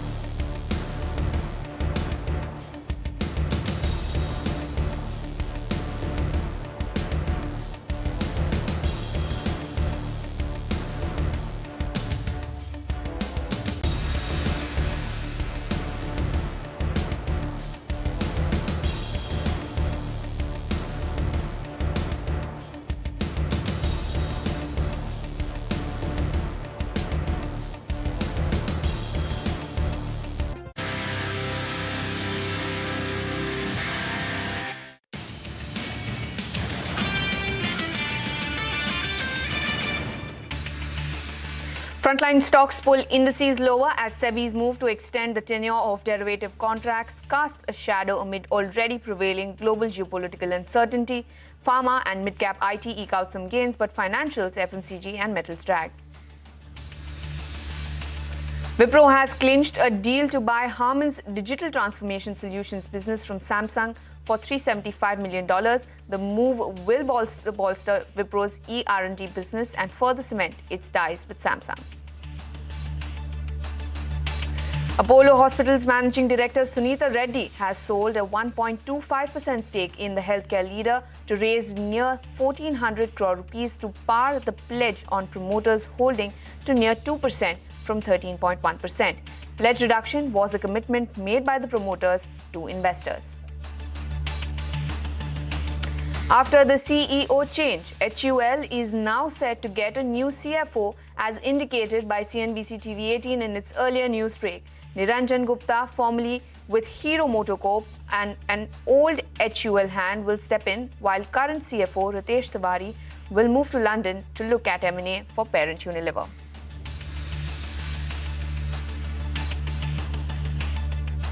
Well, hello and welcome to Business Lunch live from the CNBC-TV18 Motilal Oswal studio. I am Vamakshi Doria and it's the final trading session of this week. Well, after 6 consecutive sessions of gains, we're seeing that the markets are taking a small breather. The Nifty has fallen below the psychologically important mark of almost 25,000. There was an attempt made to recover, but that attempt to recover was quickly sold into. For now, the index is trading close to the day's lowest point, down almost 165 basis points. The advanced decline ratio will also come up for you on the screen and will indicate how the broader end of the market is doing. The advanced decline ratio is largely in favor of the declines. For now, 1,600 odd stocks advancing for 1,100 stocks. Rather, 1,600 stocks declining for 1,100 stocks that are advancing in trade. As far as sectoral indices are concerned, most of them are in the red. Take a look at Nifty FMCG. That index is now down almost 1% or so. The losses here are being led by ITC as well as Colgate Palmolive. Nifty Metal Pack was also under a fair bit of pressure, but what's doing too well is Nifty Media, and this gain is coming on the back of the move that we're seeing in Z. That stock is up almost 5% in today's trading session. Nifty Pharma as well doing quite well, up almost 0.4%. That index holding higher only because of Ipca Labs as well as Divis Laboratories. But let's also put the spotlight on one more name from the pharma pack, and that is Apollo Hospitals. That stock is in focus after a large trade saw Sunita Reddy selling 1.3% of her stake. Vinny is joining us for more details. Vinny? Hi. So yes, we're seeing Apollo Hospitals that's in focus today, recovered from the day's lowest point. Now, when you see normally a promoter selling stake, there's some bit of a jittery feeling that comes in for the stock and a decline. But today, we have seen that recovery coming in. Why? Sunita Reddy, yes, she did sell 1.3% stake in the company. And this is a notification that came in from the management and the company itself on the exchanges saying that they've sold this. Why? So that the promoter, the pledge holdings that are there for the company, that gets reduced. Now, with this, obviously, they're selling 1.3% stake, Sunita Reddy. So promoter holding now post this transaction will come down to 28% from current 29.3%. But the pledge holdings, that will also see a reduction, right? That will come down to 2% from currently 13.1%. And that's the main reason why we're seeing a recovery coming in the stock today. Well, thank you so much for that, Vinny. Apollo Hospitals is now in the green. But do stay on with us. Tell us about CLSA's FY26 earning changes. Absolutely. So we are seeing some of those changes that have been made by CLSA, and this has come in post the Q1 numbers, where they feel some of the stocks actually deserve some bit of an upgrade that will come in, right? So look at the stocks that they have upgraded first. For FY26, there's an earnings upgrade that has come in for Fusion Finance, HPCL as well as BPCL. Considerable upgrade on these fronts. Now, they believe that on the flip side, there are some downgrades of companies that may not do well looking at the Q1 numbers. So for FY26, they have downgraded Divyani International, Bandhan Bank as well as IndusInd Bank. These are earnings downgrade that they're talking about right now. For FY27, the earnings upgrade or changes that are significant ones by CLSA are Dalmia Bharat, Keynes as well as Amber Enterprises on the positive front and upgrade in terms of earnings. While in terms of earnings downgrade that they believe could come in, they continue to see that IndusInd Bank maybe could be in pressure. FY27 earnings downgrade there, Bandhan Bank earnings downgrade, as well as Restaurant Brand Asia as well. Some of the rating changes, let's talk about that, right? Rating upgrades that have come in from hold to outperform for Phoenix Mills, Eicher Motors as well as Ashok Leyland, while underperform to a hold rating upgrade coming in for HPCL as well as Fusion Finance by CLSA. Rating downgrades coming in by CLSA from outperform to hold for Nestle and from hold to underperform for Paytm as well as Bharti Hexacom. So these are some of the changes that have come in from CLSA's side post the Q1 earnings. Well, absolutely. Thank you so much for that, Vinny. Keeping an eye out on all of these counters that you mentioned. But you know what? Nifty index rejig is likely to take place today, and even the FTSE rebalancing is on the cards. My colleague Vivek is here with more details. Vivek? Important day as far as passive indices are concerned. Both the NSE as well as FTSE will go ahead and announce the changes as far as the respective indices are concerned. Remember, yesterday we had highlighted about the likely inclusion and exclusion candidates of the Nifty 50. Reiterating that, Nifty 50, you could see two new entrants. Max Healthcare and Indigo are the likely inclusion candidates. Max Healthcare could see inflows of close to $400 million, while Indigo could see inflows of close to $600 million. The two constituents that could make the way for these two names are IndusInd Bank and Hero Motor. IndusInd Bank could see outflows of close to $230 million, while Hero Motor could see outflows of close to $300 million. Now coming to FTSE, the key index that we track here is the FTSE All World Index. Quite a few stocks are expected to make their entrance into the FTSE All World Index. The names are Cohance, JK Cement, expect to see inflows of close to $75 million, Chola Finance, Hexaware, KPR Mill, Narayana Hrudayalaya, Optum Investment, Godfrey Phillips as well as MCX. Remember, MCX could see inflows of close to $58 million. These estimates, these inclusion candidates are broker estimates, and it'll be interesting to see which are the names that make the cut in this particular index reval event. Absolutely, Vivek. We'll be watching out for that. Thank you so much for those details. But now let's put the spotlight on Wipro. The company announced the acquisition of Harman's Digital Transformation Solutions unit. Rima is here with all of the details. Rima, take us through all of the details with regard to this acquisition. Thanks so much for that. So the acquired company is actually a unit of Samsung, the Korean giant. Wipro will be paying $375 million for this acquisition. Now, one of the reasons why the stock could be under pressure, along with the rest of the IT pack, so generally there is weakness across the tech pack, is because the acquired companies had flat revenues for the last 3 years. Calendar year 2022 to calendar year 2024, revenues are unchanged at $315 million. Secondly, the acquired company has lower margins. So Nomura says that when they chatted with the management indicated that the deal will negatively impact Wipro's margins by 50 basis points in FY27 on the back of lower margins, integration costs, etc. Thirdly, HSBC also says that the valuation gap between Wipro and peers is at a historic low. And even in the last 1 year, Wipro is actually, while it's down 5% in the last 1 year, it's still fallen less than some of the peers. The reason, though, that said, while you would look and say that the acquisition is not, it's just it's not growing the acquired company, it is still a very strategic fit for the company because it expands their presence in the fast-growing ER&D space, and it also gives them cross-selling opportunities. For instance, Wipro can sell to Samsung. So yes, in the near term, things have been slow for ER&D, and this acquired company hasn't grown, but analysts on the whole quite like the acquisition that Wipro has done. Now it depends on how well they can execute it. Back to you.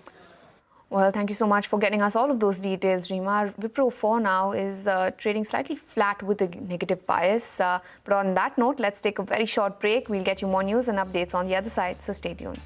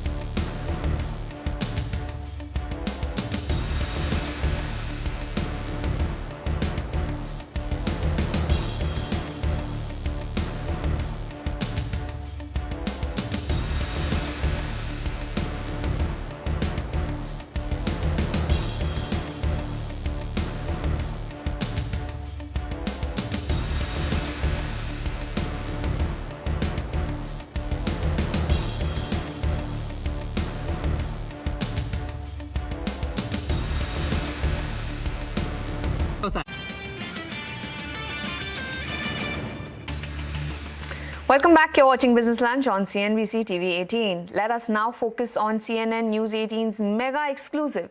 US responds for the first time to an Indian channel on their role in India-Pakistan ceasefire and also on India-US trade talks. Aman Sharma of CNN News 18 joins us with the details. This is the first time that the US State Department is responding to an Indian news network on Donald Trump's claims regarding the India-Pakistan ceasefire as well as the ongoing trade negotiations.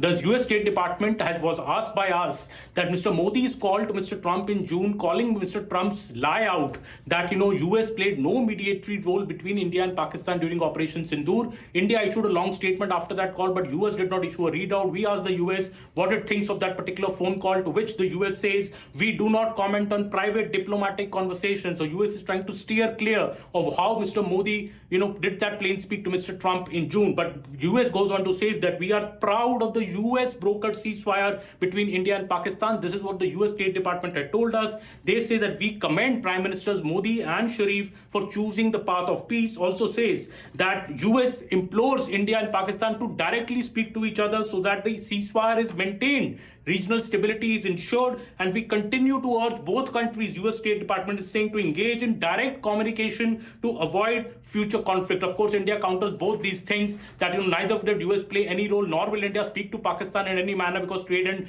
talks and terror cannot go together. Also on the trade talks, we asked the US that what is the status of the ongoing trade talks, because the US team, which had to come on August 25, has put off its visit for now. The US State Department says the trade talks with India are on track. To quote them, the US State Department says we value our ongoing engagement with the government of India on trade and investment matters. We look forward to continuing to advance a trade agreement that leads to a productive and balanced trade relationship between our two countries. The US State Department has also told us that the president had made it clear his desire to correct long-standing imbalances in international trade and bring fairness back to our trade relationships. This is the exclusive reaction of the US State Department to Network 18 on the questions sent to us to the US.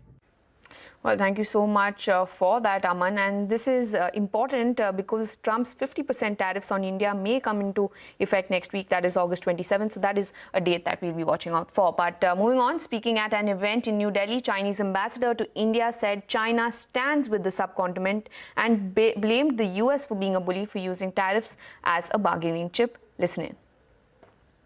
The United States has long been benefited greatly from free trade, but now it is using tariffs as a bargaining chip to demand exorbitant prices from various countries. The United States has imposed tariffs of up to 50% on India, and even threatened for more.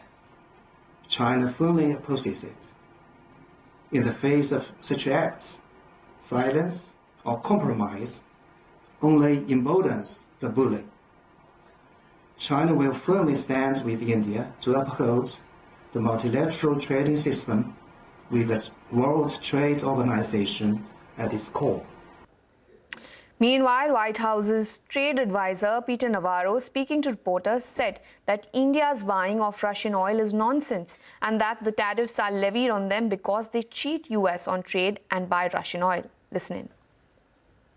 Prior to the invasion of Ukraine in February 2022, India bought virtually no Russian oil. I mean, it was like 1% of their needs.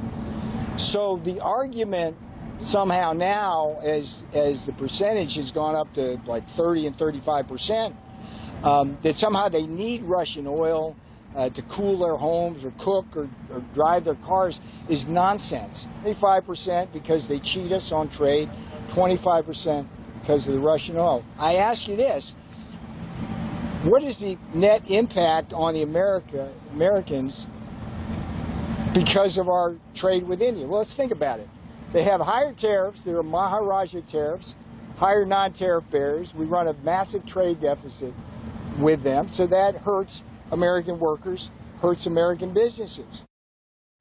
Well, that was Peter Navarro, but there's no stopping Russia as the country launched a rare drone and missile attack on western Ukraine overnight. Officials confirmed striking targets including an American-owned electronics plant and injecting further uncertainty into the US-led efforts to end the 3-year-old war between Russia and Ukraine.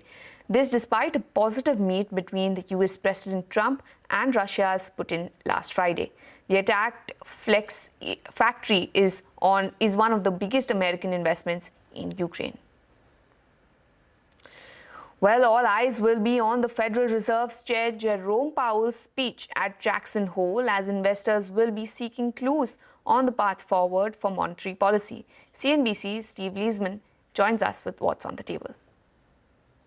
There is definitely talk in the hallways here about the Lisa Cook allegations, but the more important focus for investors is the speech by Fed Chair Jay Powell, and he faces a difficult task. Among the issues that he has to deal with is possibly discussing changes to the long-term strategy that could be announced as soon as tomorrow, presidential and market pressure for a rate cut, higher inflation numbers, as well as softer labor market data, and a divided Fed on the issue of those rate cuts. On the divided Fed, Kansas City Fed President Jeff Schmidt telling CNBC that he's open to a cut, but continues to be concerned about inflation. It seems like that last mile is pretty hard, and I'm one of a lot of folks that believe that there's a real hard, true cost to that last % of inflation that's in the system. I think that we might see a tick up. I would say that it's probably the inflation number is probably closer to 3 than it is 2, and I think we've got some work to do. So how does Powell finesse all this in his speech? Well, first, he'll let the data talk. There is more data between now and that September meeting that could adjust market expectations for him. Suggest a cut is possible, but not necessarily promised. Not abandon the 2% inflation target, even while the Fed is away from it.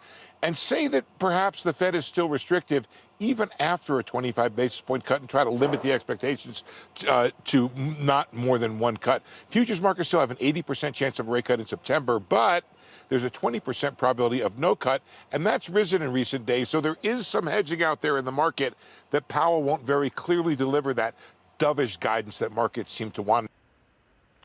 Well, Steve, thank you so much for bringing us that update. But, with the U.S. markets facing pressure, Ed Yardeni of Yardeni Research says the market is concerned about the Fed and does not expect the central bank to cut rates. Let's listen in. I think it's about the Fed meeting in September. I think there's a concern that maybe it's not 80% after all, as the odds of a Fed rate cut. If I had to put my own probability on it, it's under 50%. I'll give you 40%. I'm still in the none and done camp. I don't think they're going to cut. And they've got 2 more inflation numbers, and they got 1 payroll number ahead of them. And I won't be surprised if the inflation numbers run a little bit hot. And I think payrolls could be up 100,000. Well, the potential candidate for Fed Chair Lawrence Lindsay says the Federal Reserve should have cut rates after a weaker than expected jobs report, but doesn't expect it to impact any future Fed decisions. Let's listen to that.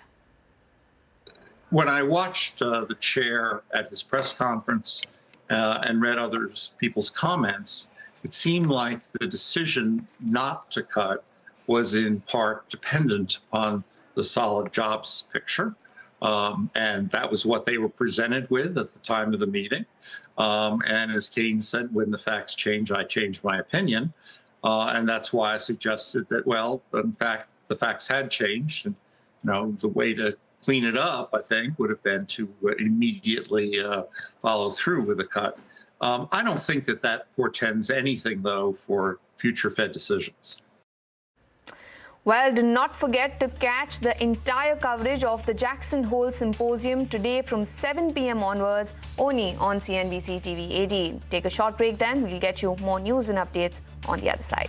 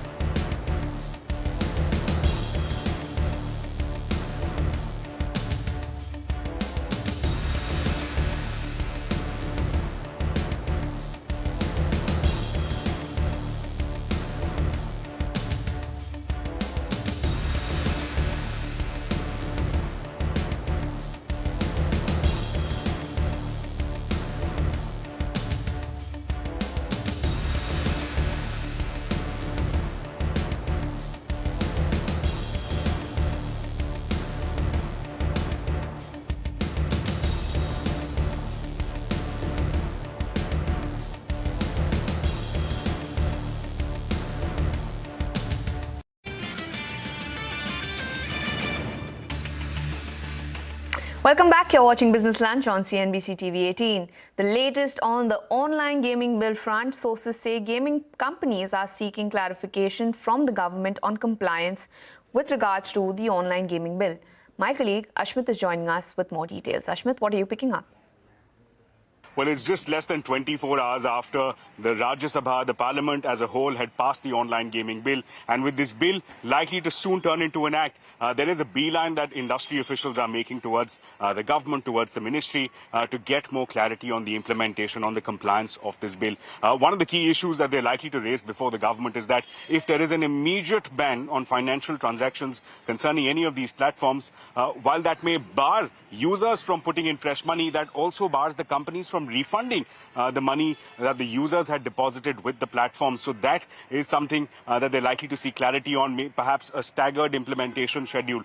Number two, in-app purchases. There are social gaming applications which provide users the facility of availing of some tools on payment of a certain amount of money. These are called in-app purchases. Are they permissible under this new legislation? That's the second key clarity. The third is real money gaming companies, if they were to continue the same suite of games that they currently have without the money component, if the money deposit is removed, will those games be allowed to survive under this current regime? That's another key clarity that has been sought. And finally, if these non-money games are provided to users in the form of a service and a subscription fee is charged, is that something that is permitted under the current legislation? These are a whole host of queries on which the industry is looking for answers and is now, as we speak, making a beeline for the government for seeking greater clarity. Well, thank you so much for that, Ashmit. But there was a flash at the bottom of your screen just a couple of minutes ago. Nazara Tech has told exchanges that associate company PokerBaazi has stopped real money online gaming operations. They've also added that the company will evaluate the future course of action following the enactment of the bill. But news now from the Supreme Court, which has granted relief to stray dogs by modifying its earlier order. Let's go to Ashmit for more details on this. Ashmit? Well, the Supreme Court issuing interim directions, the biggest of them being a stay as far as relocation of stray dogs in Delhi NCR is concerned. There are multiple takeaways here. Let's go through them one by one. Number one, as far as the relocation is concerned, the earlier order said round up the dogs and relocate them. The Supreme Court saying the municipal authorities can round them up, can sterilize them, but there's no need for relocation. They have to be put back where they were picked up from. That's number one. And the second is with respect to feeding of stray dogs. Again, a contentious issue between the residents of Delhi NCR across the country as well.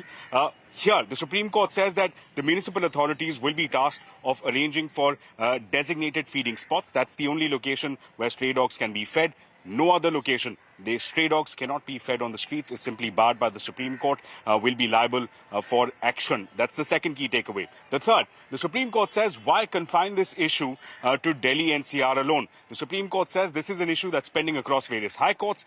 People across the country have raised similar issues, and therefore the Supreme Court has now issued a notice to all the states, to all the union territories, asked them to come back with a reply on what the next course of action should be. And additionally, the Supreme Court has also said that the animal lovers who are here before the apex court, individuals will have to pay 25,000 and NGOs will have to pay 2 lakh rupees to be able to argue their case here, and that money is to be used for animal shelters. Well, thank you so much for that update, Ashmit. But with that, it's a wrap on this edition of Business Lunch. We're leaving you with the mid-cap index at least holding in the green. Don't go anywhere. Mid-cap radar comes up next.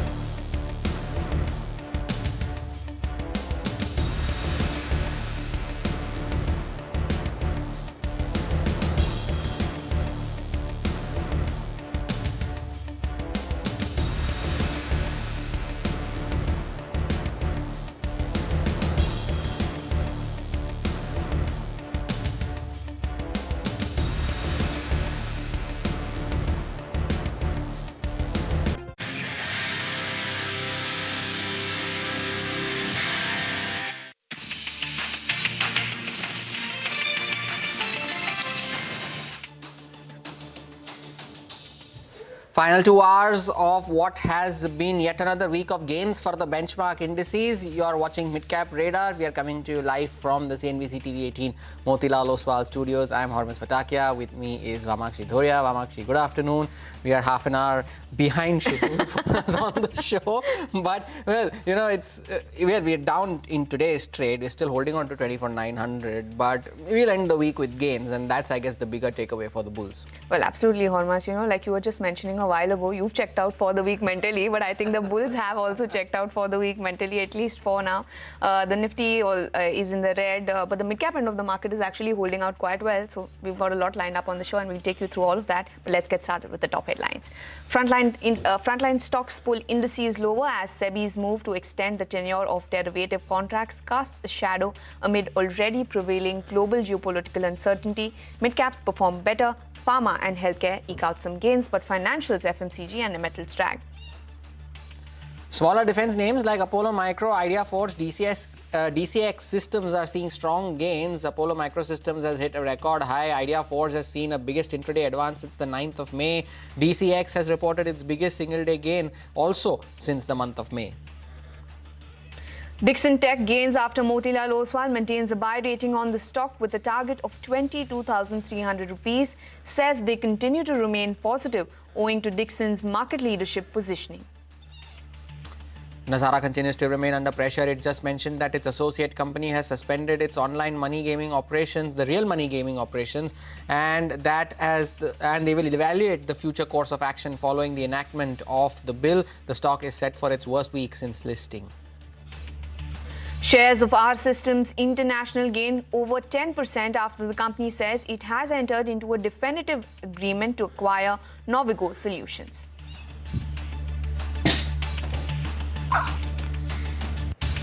Well, after 6 consecutive days of gains, the market has slipped into the red today. For now, the Nifty has broken below the crucial psychological mark of 25,000. The Nifty is actually being dragged down by some of these heavyweight financials. Take a look at HDFC Bank. That has also slipped lower in trade today. Focusing on the mid-cap index, then it is relatively performing better as compared to the benchmark indices. The mid-cap index is largely flat. It has only very recently slipped into the red, and the advanced decline ratio does reflect that because the declines are far outnumbering the advances, unlike what we've seen before. But let's move on to our special segment then, mid-cap movers. Hormuz is across the wall, and he will take us through the mid-caps that are moving around in trade. Hormuz, over to you. Well, the broader market moves are the ones that are being spoken about, at least all through this week. But we'll start off with the gainers then, in the broader end of the spectrum, even though the advanced decline is slightly adverse. At Godavari Power is up 6%. Z Entertainment at one point was up 5.5%. With JM Financial, too, seeing healthy gains in today's session. We just highlighted a lot of these smaller defense names in our headlines, and they are the ones that are seeing double-digit gains today. Apollo Micro, well, almost, last check, there were 6 crore volume shares that were already traded in the first 3 hours of the trading session. So moves on very strong volumes on these smaller defense companies. A lot of the newsmakers, excuse me, apart from them, that Foseco India just announced an acquisition. In fact, the stock before the acquisition was announced was already up 25% in the last 4 sessions. Centrum Capital has given up some of those gains from earlier in the day, and R Systems, as we just highlighted, on the back of an acquisition too, up 9%. Stocks that are doing well on the volumes front, and NetWeb Technologies is one of them, and Dhani Services, both of them seeing gains of 8% each on very strong volumes. And there is a certain pocket that is doing well today, and these are some of the names that are going to be exiting the F&O segment from next week, and they include the likes of Aditya Birla Fashion, Poonawalla FinCorp, and SJVN. SJVN, of course, is on the back of some news flow as well, but these 3 names, along with a host of others, will be exiting the F&O space from next week, and they too are seeing healthy gains in today's trading session, Vamakshi. Well, thank you so much for that comprehensive list, Hormuz. But it's a good time to welcome in Hemen Kapadia from DR Choksey Finserv for a technical check on the market. Good afternoon to you, Hemen. This is Vamakshi joining in. What's your take on the markets now? Where do you think we're headed? Where the markets have cooled off today. Can we see some further cool down, or will the markets recover from this? Very good afternoon to you. Thank you for having me. Sorry, it's a pleasure. I think it's simple, man. 800-point move. We were overbought, we were stretched, we were tired. So we walked into a small correction. And frankly speaking, the VIX is still not above 12. So I don't think it's got anything to do with that. Your profit booking. And there's a big gap on the daily chart if you see a few trading sessions back. It's not a thumb rule, but normally such big gaps do not remain uncovered for too long. So I think that is what is happening currently. And yeah, coming back to your main question, I think 892 is a support level, and we seem to be gravitating towards it. So as of now, 24,900 is working. We are looking at a small intraday bounce. I believe the lows of today could be tested again today or maybe even on Monday. So I believe some more downside is still left. And frankly speaking, the bank Nifty isn't helping the Nifty scores also. Hemant, good afternoon. It's been a while. And what are the specific stocks then you're tracking? Since you mentioned we are tired. Yes, we all are since it's a Friday. What are the stocks that are on your list? Hormaz, it's been a long time too. I agree. Yes, I wish they would have shifted next Wednesday holiday to today, so we have a long weekend. That's wishful thinking. Yes, I think banks, as I just mentioned, seem a bit wobbly. Even HDFC Bank looks a bit overbought. So I have a sell call on RBL Bank at around 255, stop loss 265, target 235. We've been moving sideways over here for the last 6.5 weeks. The daily mechanical indicators have signaled a sell. It seems like a distribution. But yes, a close below 250 is slightly important, but I believe it's on the way to do that. So if this distribution goes through, which it looks like in terms of a formation, I believe for the next couple of weeks, it's going to remain under pressure, not go down one way, but it's going to decline. And the other stock that I have is it's a buy on Bajaj Auto. The auto index gave an upward breakout after 12 or 13 weeks of a sideways movement. Okay, the big daddy was Maruti, but Bajaj Auto and Tata Motors are playing catch up. So buy on Bajaj Auto, it's a conditional buy. One can buy at 8650, stop loss 8450, target of 9050. Strong support at 8600, a gap which hasn't been covered up, which is a good sign. The oscillators have turned positive given crossover buys, not only in the daily, even on the weekly. Higher top, higher bottom on the daily chart. We're looking on the cusp of an intermediate uptrend. So a buy call on Bajaj Auto. Almost. I look at the recovery in Bajaj Auto after that news break from Parikshit with regards to the resumption of the production of Chetak. But Hemant, before we let you go, there are all these smaller defense names that have been springing up today on the list of gainers. The double-digit gains in Apollo Micro, Idea Forge, and DCX Systems as well. Of course, Idea Forge has been a big wealth destroyer. But any of them that look good to you on the charts, or do you just see that, okay, it's a one-off bounce and then, well, it just fizzles out? Frankly speaking, right now it seems more than a one-off bounce. But see, like you said, Idea Forge is a wealth destroyer. Now, if you look at DCX, it's come up from 360 to 240 in three months flat. So as of now, it's looking like a recovery, not a one-off bounce, but a recovery, not a rally. For this to convert into a rally, the positive that we have seen today, price volume action both, needs to translate on the weekly charts, which could take some more time. So as of now, they've fallen off a cliff. Some of them are recovering. Some of them have entered short-term uptrend. Some of them are oversold, bouncing back. So it's all over the place. But yes, this thing is not going to fizzle out in a day or two. I believe unless the markets misfire majorly, this could last for a couple of weeks. But as of now, it's a recovery, not a rally almost. Pleasure having you as always, Hemant. Thank you so much for sparing time and joining us with your views on the index and on specific stocks as well. Take a short break, but before we do that, here's some good news for our viewers. India's business news leader is now just a click away. Here's CNBC-TV18's all-new app, which gets you breaking news, in-depth articles, and financial world updates at your fingertips. You can download the app from the Apple Store or the Google Play Store, or even scan the QR code that comes up on your screen shortly. Take a short break. It's still down 130 on the Nifty. That's the QR code that's on your screen. You can use that to download the app. We'll be back on the other side. Stay tuned.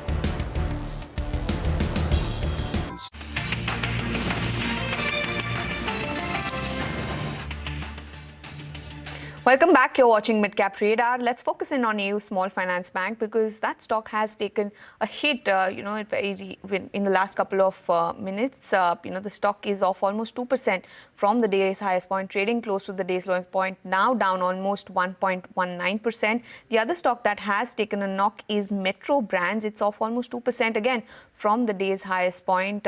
For now, Metro Brands is at 1,147.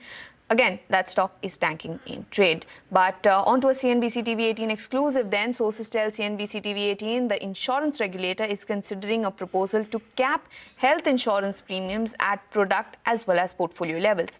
My colleague Yash is joining in with all the details. Yash? Well, that's correct. What we've been given to understand from our sources is that the insurance regulator, IRDAI, is currently considering a proposal under which it could look at capping health insurance premium increase annually and otherwise at a portfolio level, that is the health insurance portfolio, as well as individual policy or product level. What we've been given to understand from our sources is that at the portfolio level, which is at the health insurance book level, the regulator currently is considering benchmarking the annual premium increase which insurance companies take to medical inflation. Of course, there would be a threshold which is being considered at a product or a policy level as well. What we've been given to understand other than that is that there could be a consultation paper on this particular proposal, which is capping how much hike can insurance companies take in a year on health insurance premium very, very soon. Of course, we know that the new IRDAI chairperson is scheduled to take over on 1st of September, and once that happens, then this proposal will be put before the board and a consultation paper could come out on the same thing. What is the rationale behind introducing this thing or considering this particular proposal? Three important things. Now, health insurance policies, the regulators come across multiple instances where new policies are being introduced at a much lower premium, and once the time of renewal comes, the premiums are being hiked significantly.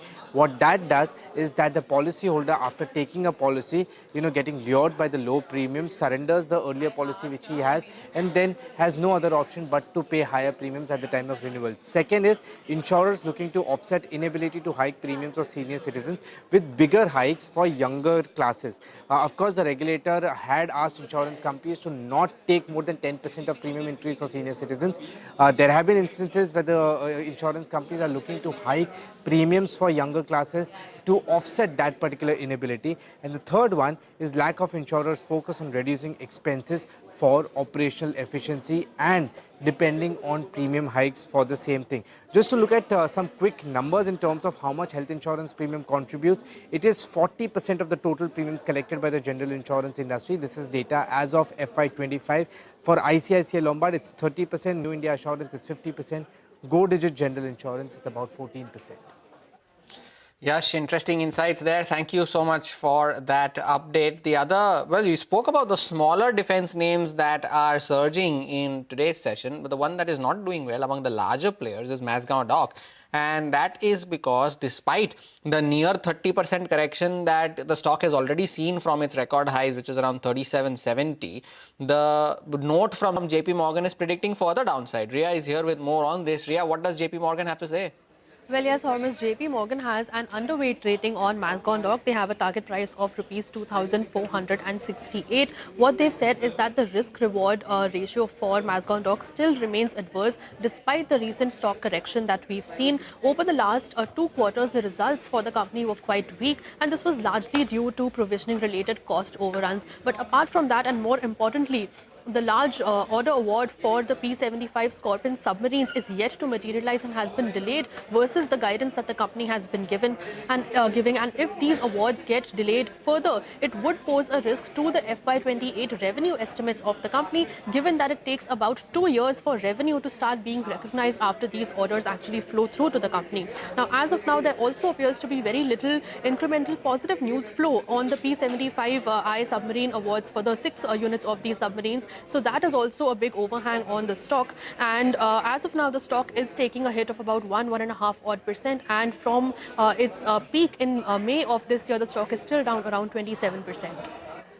Well, thank you so much for that, Ria. Mazagon Dock's reeling under pressure after the thumbs down that came in from JP Morgan, the target of 2,468.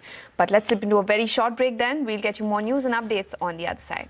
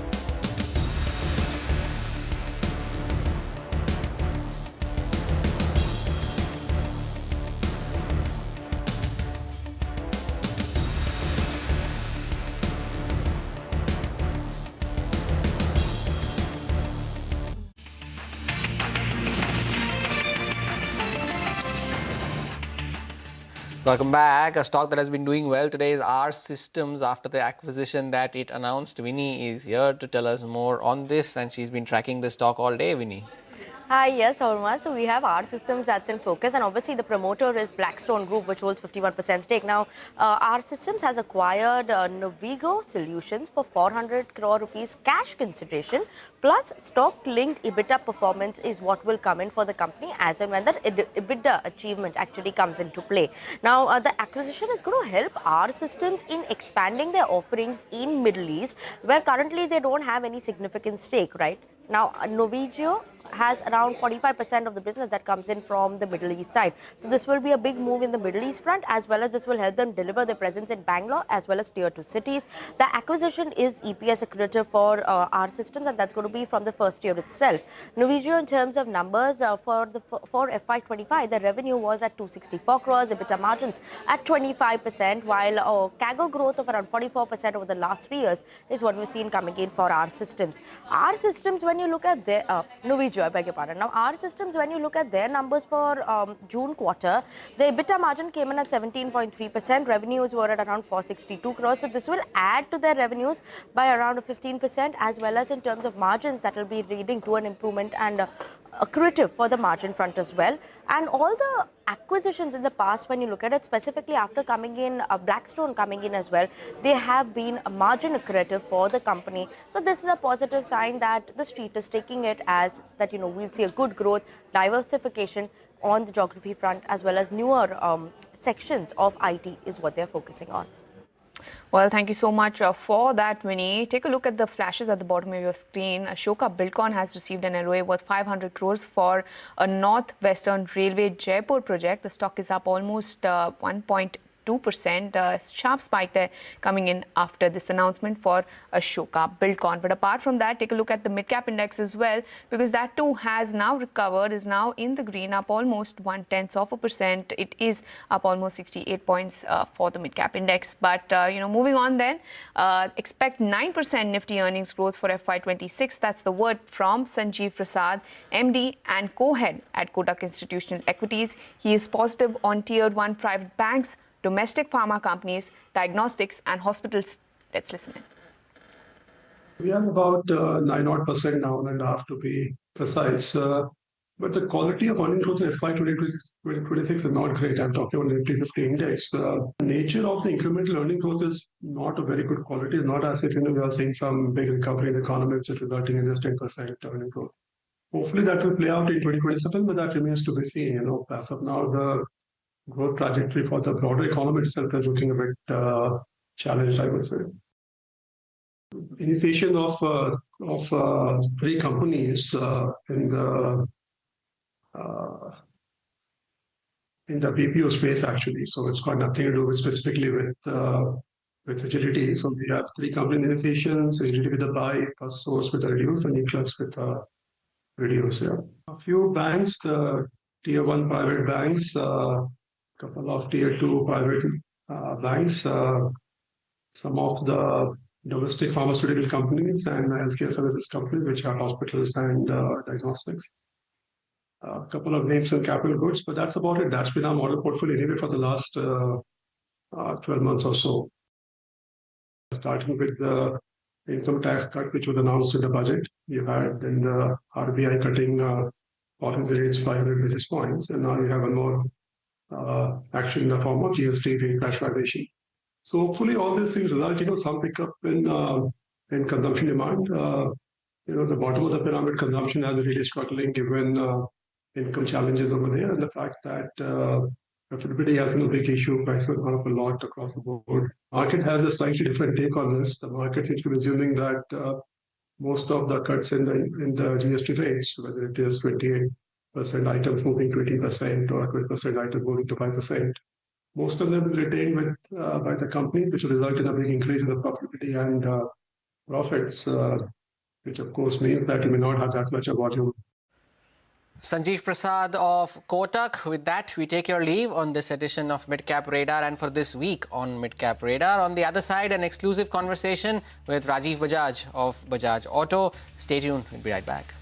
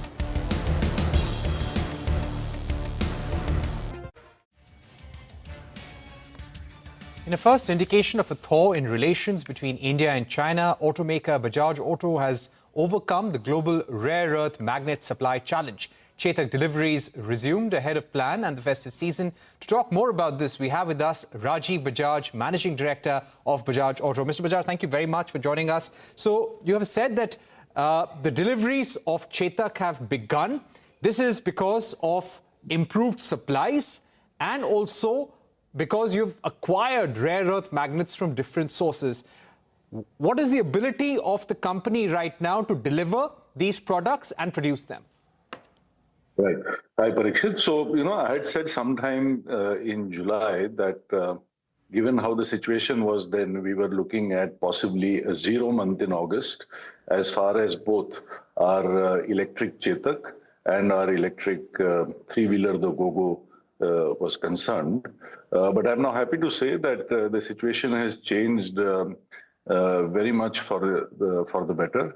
And we are now, hopefully in August, looking at 15,000 plus of the Chetak, which would be, let's say, a little more than half our normal monthly production. And hopefully something in the neighborhood of 7,000 of the electric three-wheeler, the Gogo. So that's for the month of August. But again, I must say that's how things stand today, basis the availability of magnets as we see them at the moment. And hopefully the situation gets better from here onwards. Right.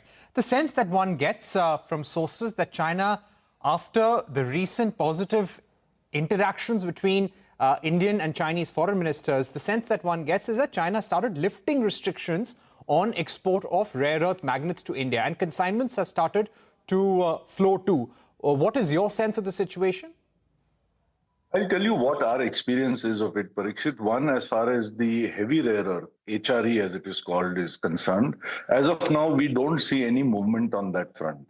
And as of day before, when we inquired about this upon hearing what we did in Indian media, acquired at the other end, the news from China was that, over there, nothing has changed as far as HRE is concerned. So maybe it's work in process. But as of now, we have heard nothing on HRE.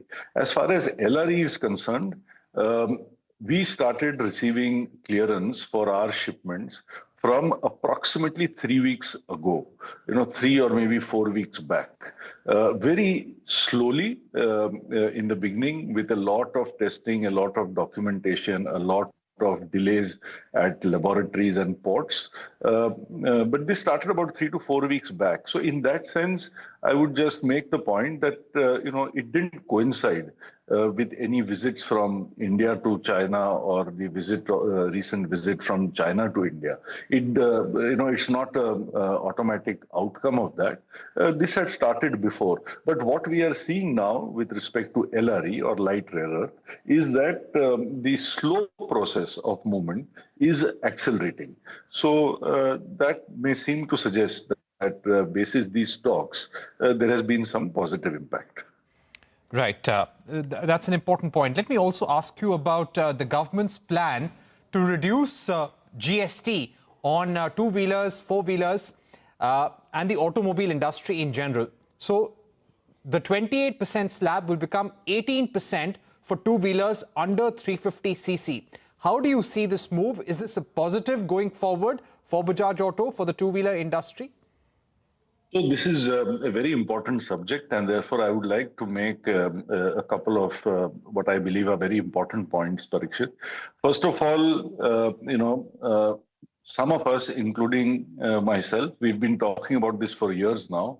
Whenever we meet people in Delhi, ministers, bureaucrats, etc., as is well known, especially after the impact of COVID, the two-wheeler industry has not really recovered and come back even to pre-COVID levels, despite all the effort that everyone has made in all respects. I'm not an expert on cars, but I believe that the same is true, especially for the lower half of the pyramid as far as cars is concerned. So as you know, a brilliant fellow called Sahaj Sankran said to me, very simply, he said, Mehengai is greater than Kamai. So that's been the problem last 5 years, that the common man has been hit very hard by all the inflation around him, while the job market, wage situation, etc., has been very difficult. So I think this context is very important and needs to be kept in mind.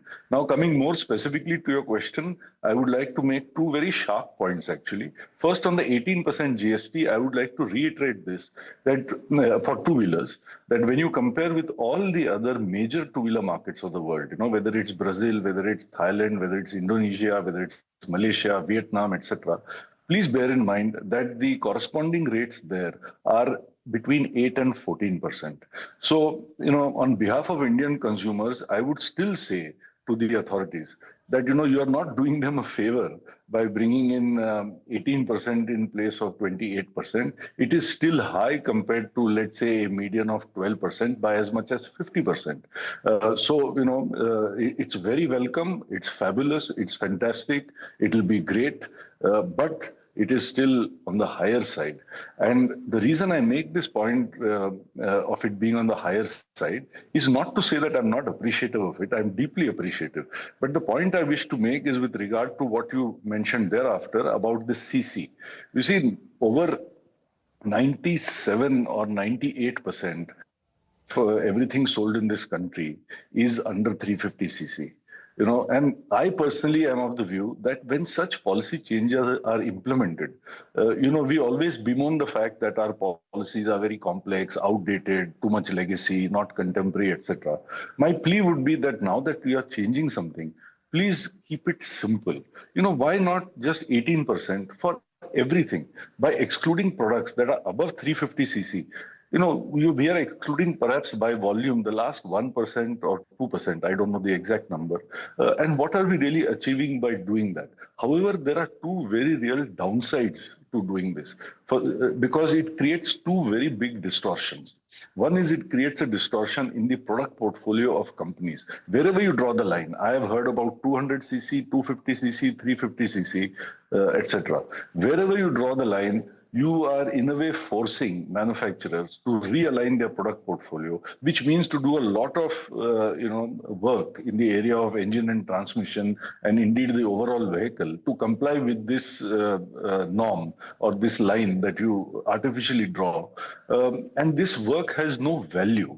It is not doing any good to the customer or to the environment or to the employment or to the company. It is only towards the purpose of fulfilling some new arbitrary policy. And the second is it creates a distortion in global alignment. See, we have been saying that in so many industries, India is too far low down the value chain. Even China has moved up so much, not to mention some other ASEAN countries. But it all starts with our own attitude as business people or as policymakers. We are dumbing down the customer. We are saying the Indian customer should only buy a 100cc bike or a 150cc bike by making such policies. Why? If he wants to 100cc bike, let him do so affordably, happily.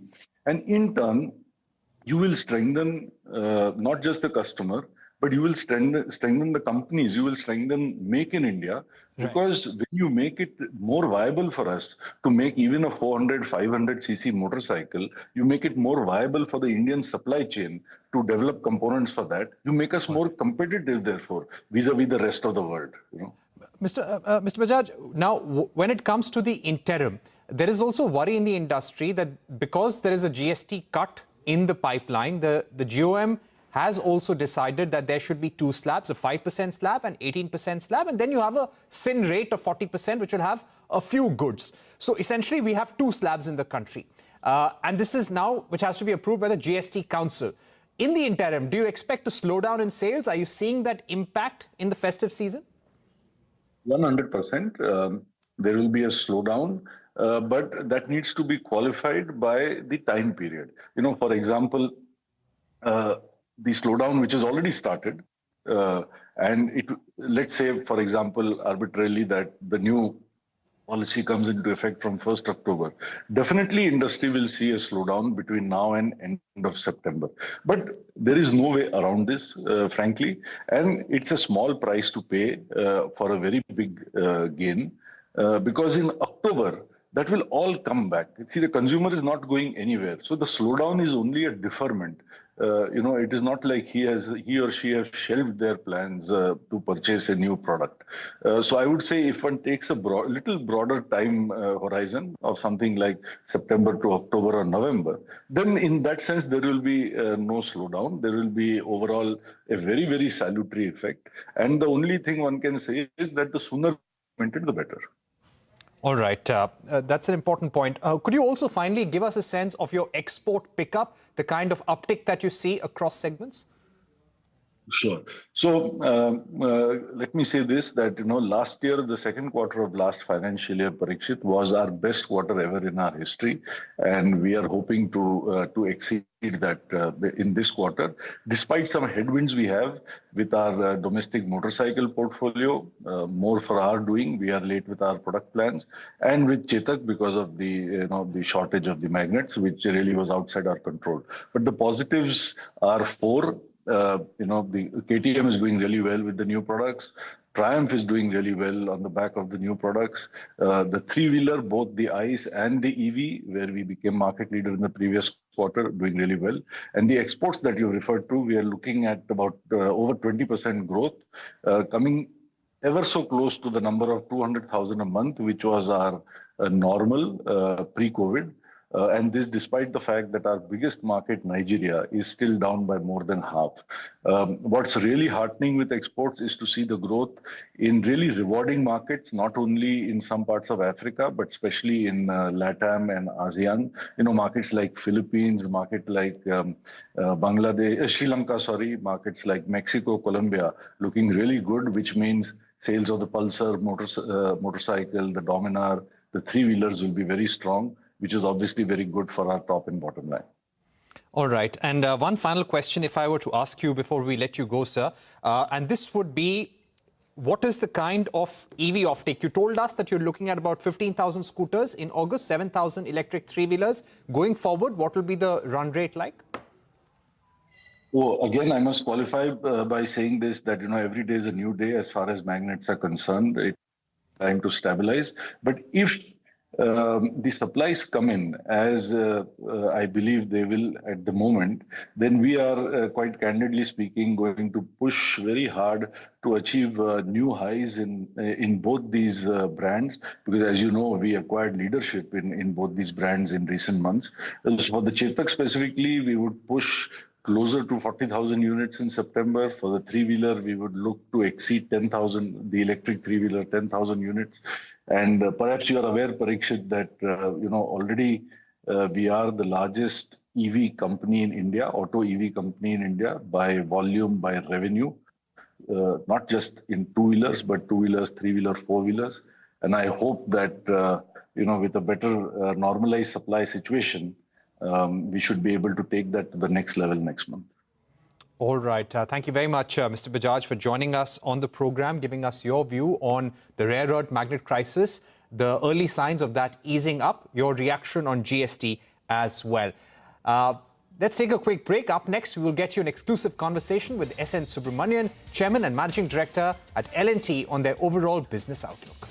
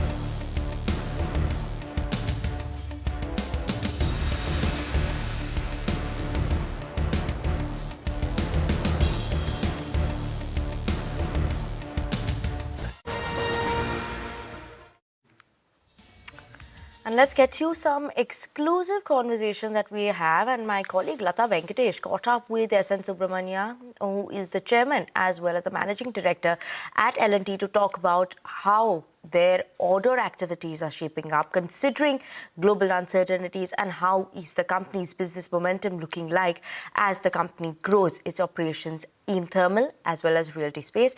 Listen in to some of the conversation that they had. Our order book today, the backlog of orders to be executed, is more than 6,25,30,000 odd crores, which means from an EPC point of view, we are more than 2.5 years of work as we look forward. And these are fairly fast-track orders in the sense many of them have to be done in 2.5 years, 3 years. So as an organization today, we seem to be on a firm footing. But at the same time, due to the geopolitical and logistical issues that arise, many of the projects that we do have components or subsystems coming from many parts of the world. There are two broad matters going on in the world. One is there are certain organizations which make some of these critical components which are extremely busy. For example, gas-insulated substations, compressors, transformers. These companies seem to be extremely busy. They're overflowing with orders. There are others who have not so many orders, but at the same time have logistical issues because of not only the Red Sea, Suez Canal matter, but also the fact that many of the components that they do come from many other countries, and these are not reaching them in time, and therefore the product gets delayed. So we need to be cautious about this factor. The tariff and the wars do worry us. We do keep it in mind. We have various advisors telling us how to go about this thing. But at the same time, I think from our part of the world where we are, India and Middle East, which is predominantly where India operates, we seem to be in a positive situation from where we look at ourselves right now. Okay. You know, your guidance, you gave us a guidance of 10% growth in the order book and 15% growth in top line. That looks like a very modest guidance because you all did so well in the first quarter numbers. I mean, I think it was a 25% growth in the order book and a 33% growth in revenue. So would you want to push up the guidance? No, that's good to be modest. It's always good to undercommit and achieve slightly more. So let us look at it from that perspective. Will the order book, 10% rise in the order book be more than achieved? Or do you think the second and third quarters you have a big base also? Is there any doubt at all? We are also growing, so it's like a bucket of water, right? And you're taking a bath. The more you pour on yourself, the more the bucket needs to get filled, otherwise the water gets over. So look at it from that point of view. So if we have to continue to grow, we need to continue to get the order inflow and continue to keep a healthy backlog. But what it does today from an overall point of view is, since you have a good backlog, any order that comes, any client that we come across, any geography that we look at, we tend to analyze it a lot more. The risk perceptions within the company is better. We tend to get better, we tend to negotiate for better terms and conditions. We tend to get better orders. There's no what you call as a panic situation in the company to desperately go achieve something. So it's a healthy situation to be in. So that's the way one looks at it. What about Indian private capex? I mean, we see you're saying that the international orders are still there. They're coming good. Indian side orders. So during 3-4 years back, when COVID was at its peak and there was a shutdown, the government of India really came to the help. There were huge projects which were declared, the Jal Jeevan mission, the Atal mission, the high-speed corridors, the dedicated freight corridors. Some of the state governments, especially Maharashtra government with Atal Setu and coastal roads, I think we were lucky to win many of these orders. And that helped us sail through. There was not much of private capital allocation at that time, so hardly any private But now orders. it has picked up? Today, if you see our book, which is predominantly consists of capital projects, so you have central government projects, no doubt.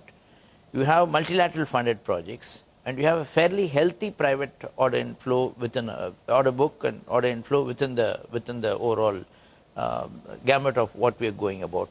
So, and these orders primarily are from cement companies, are from steel companies, are from electronics and fab companies. Power. These are absolutely from EPC, coal-fired power, and these kind of orders. Good orders, healthy orders, and fast moving orders. So it's good. No, the time was when Indian private capex cycle was very strong. You know, if you remember the first decade of this century, even the first half of, say, 2010 to 2015, the capex cycle was good. Then because of the bad loans, the NPAs, it slowed. Has it, come back after that? I feel it is positive right now. You see fair amount of orders that could be got from the private sector. And we do book quite a few of this. And I see the trend continuing as we look forward. Okay. Well, you stunned us with that big Adani order, and there was one NTPC order as well. Yeah, both are coal-fired. Yes. Okay, so you're getting into thermal in a big way now? We were always there in coal-fired. No, you said you will abandon it, that's why. Yes, we were always there in coal-fired. And then there was a time in between when India took on the renewables side. We were looking at adding capacity on the solar, wind, and hydel side. Hydel plants take a long time. Nuclear plants also take a very long time because of safety and various other matters involved during construction stage. And therefore coal-fired boilers took a back seat, and there are not too many plants coming up. And the few that were coming up were being taken away by the big the brother of the power situation, which is BHEL. And we could not compete with them at that point of time. There were a few other private companies in the power sector which closed down. GE moved away from it, Toshiba moved away, Doosan moved away. And we were the only other company that was left in this space. We were fulfilling some of the backlog that we had. And when it got over, when we found that we could not book any further orders, we took a decision and we reviewed it and said whether we should continue in this space. Frankly speaking, I took a decision to move away from this space. And then I was convinced to stay in this space. And I would say it's God's blessing and good luck that suddenly we have 5 orders from NTPC for boiler and turbine. We have 8 orders for boiler and turbine from Adani Group. And then a short while we expect some more orders. So now the Do you shops believe are that some orders are coming from the Middle East? I mean, there was... On coal-fired, no. The Middle East is predominantly gas-fired, gas-based or combined cycle power plants. And now Middle East has gone heavy into solar and wind to a certain extent. That's what will be Middle East. So coming back to turbines, you are now giving a good competition to BHEL, looks like. I think the competition is healthy between both the organizations. Their factories are also full, so they also have to look at their loading and their delivery schedules, because some of these orders are from private sector, and the delivery is not done. You have penalties and such other clauses in the contracts. I think they are also balancing their portfolio, and we're slightly taking advantage of that, and we're being lucky in this space at the moment. Okay. Yeah. Basically, you all manufacture turbines, right? Yeah. You're largely a construction company. A small part comes from manufacturing, and a slightly larger part comes from services. Yeah. What is the breakup now, and how will it look, say, 2 years down? Actually, L&T started as a manufacturing company, right? That. Where you're sitting now, Powai was the heart of our manufacturing space. When Hall Classen and Soren Tubro decided to invest more into manufacturing, the Desai family gave this piece of land, which became their equity, and that's how L&T started. So Powai was the manufacturing hub. The mecca of manufacturing from many points of view. So over the period of time, I think I should tell you this interesting story. Hall Classen and Soren Tubro had a friend, a carpenter, and he was from Iraq. And during the war times, he had nowhere to go, so he came here. And when he came and stayed with them, a friend becomes an overhead after some time. And they gave him 10,000 rupees and told him to start something in construction. And he did small wooden works. One of the works he did was Alexandra Docks in Bombay Port. And one of the reasonably big and risky job we did those days was the bridge on the River Kwai. Oh, okay. That famous movie. And we made the bridge for the movie and broke it for the movie. And that is how the construction part of L&T started as ECC. But construction, in the days when it started, did not have any restrictions for growth. You could look at a project, bid for it, and if you're capable for it, go and do it. So construction grew in a manner which was faster than manufacturing, because manufacturing had limitations of licensing those days, the limitations of shop capacity, etc. So manufacturing was where it was, and construction became bigger. And construction, we diversified into many aspects of construction today, or projects today. So construction is nearly 75% of the company still today, the projects. I would and some not 15, want to call 16 it. is Manufacturing services. is about 10%, and the rest of it is services, which is LTI, Mindtree, LTTS, and L&T Finance. Okay. So as I look at it, this ratio is in a way, okay, it has carried us so far, but if you now crystal gaze into the next 5 years, I think project business would come down to between 65% odd. Okay. Manufacturing would stay the same, maybe about 10%, but the services side, which is LTI, Mindtree, LTTS, L&T Finance, and maybe L&T Reality, would become slightly bigger at 20 to 25%. It's healthy for us because services side profitability is higher. The margins are better there, so weighted average margin of the company would go up, which is what we look out for. Okay. Oh, it's good that you brought in realty, because that was going to be my next question. What does it contribute to the top line and bottom line now? And what will it be 5 years from now? Because I see Powai full of L&T projects. So what is it now, and what will it be 5 years from now, say? So reality was a nice story, right? Yes. We did some reality because we are contractors, but it did not go well. Then my former boss, Mr. Naik, was still the boss, okay? And Mr. Naik conceived the solution where Powai had become overcrowded. We could not do those heavy equipments and transport it from here anymore because full of residential and traffic, etc. So he decided to buy land in Hazira and Coimbatore, and much of our manufacturing we shifted to Hazira and Coimbatore. Hazira was an ideal location because it's next to the Tapi River. You could just load it onto the barge and take it to anywhere in the world. So it helped us. Now, having done that, when the land was available at Powai, you could do two things. Either you could sell it, or you could monetize it by doing real estate. So the idea came about to him that why don't we build something out here and create a nice township and thereby get into real estate in a much more bigger manner than we would. So it maybe started in his mind as some kind of a eventful activity that he was doing. But you know, when you do such things in an organization like L&T, you bring in leaders, you bring in organization, you bring in process systems, etc. And over time, it became a business activity. Similarly, we had land in Bangalore where our excavator factory was there. And that's again a beautiful township like this. Then we had land in Chennai where our walls and rubber tire curing press factory was there. We moved it out. And that's getting converted into beautiful small gated community. To answer like me, this. what is it giving you now in terms of top line, bottom line? And what will it do 5 years from now when all these flats will be sold out?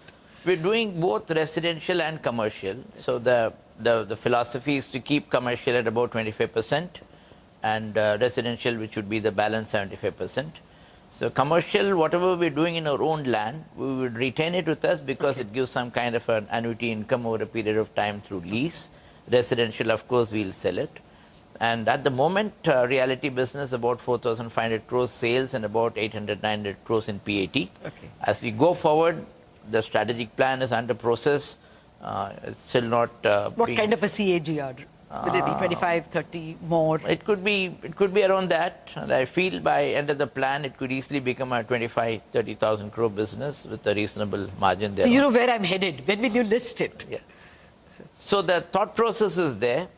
We have there were multiple companies, obviously, various SPVs were formed for various reasons to do it. We are putting it all together. We have formed a board. Some eminent people have come onto the board beyond our own internal people, including me. There are some very good external people, independent directors who come. So we're trying to give it a shape and size to move it forward. In my opinion, where 26, 27, 27, 28 early is when we look for an IPO on that. IPO or over the counter sale, I don't know, but we will decide. Because that has to be taken to the board, and board has to approve in what form and which form we want to take it forward, but that's the plan in the mind.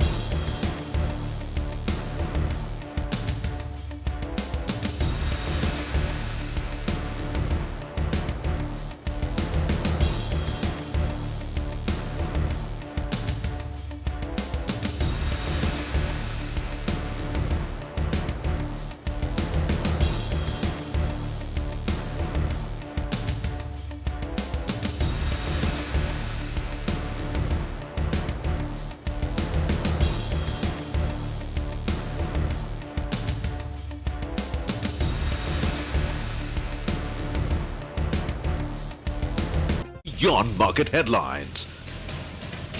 To understand the reasons for the day's movers and shakers. And get your portfolio ready for tomorrow. Beaming live from the CNBC-TV18 Motilal Oswal studio.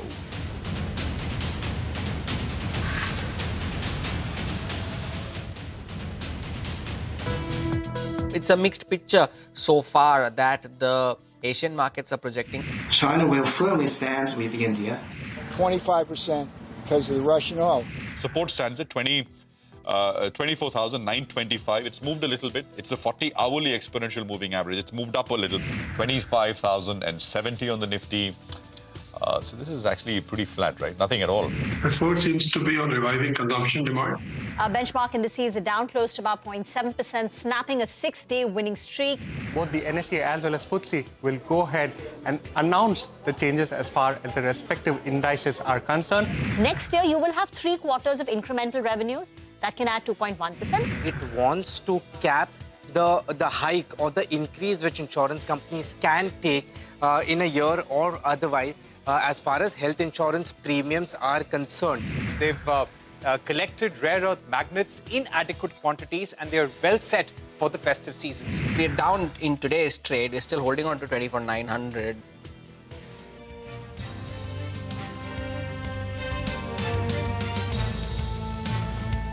Okay, we are starting the program a little later than usual, but you had that very important L&T interview, and L&T Real Estate as a separate listed business, that I think towards the end of the program, to the end of that interview came out as a sharp news point.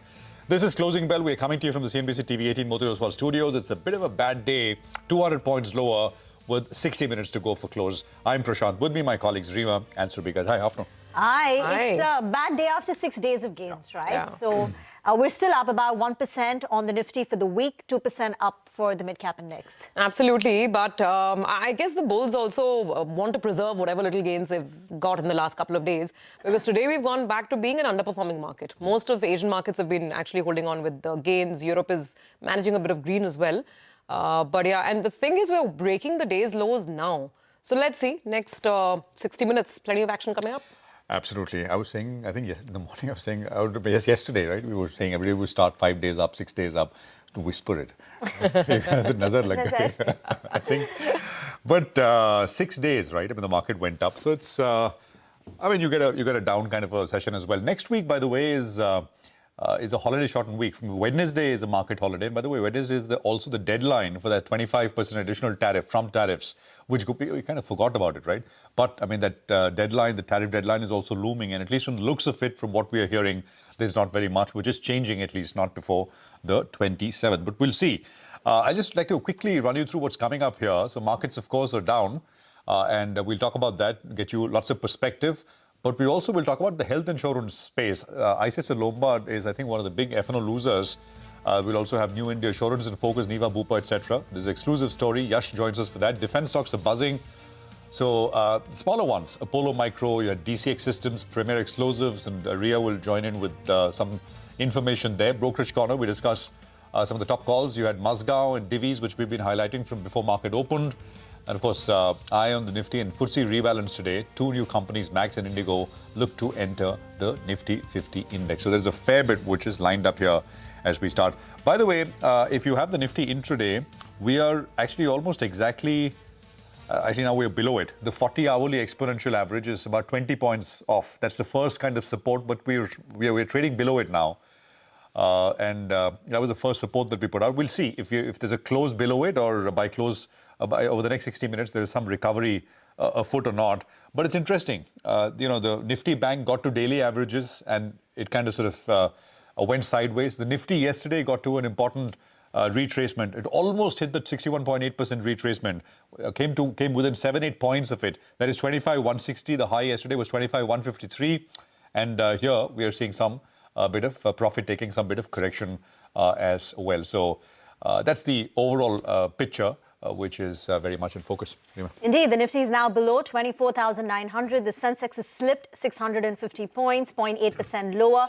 Broad-based selling scenes. The metal index is down over 1%. The banking index, FMCG, all three down close to about 1%. And even IT is on the back foot. Sectorally, there's not much which is in the green except pharma, which is higher for the second day in a row. The Nifty Pharma Index gained about 1.5% yesterday.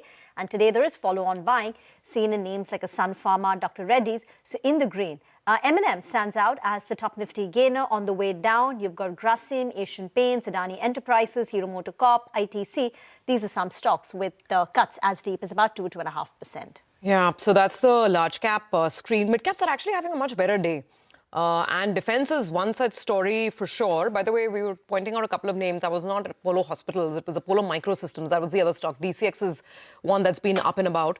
And we'll talk about this, the whole buzz in defense in just a bit.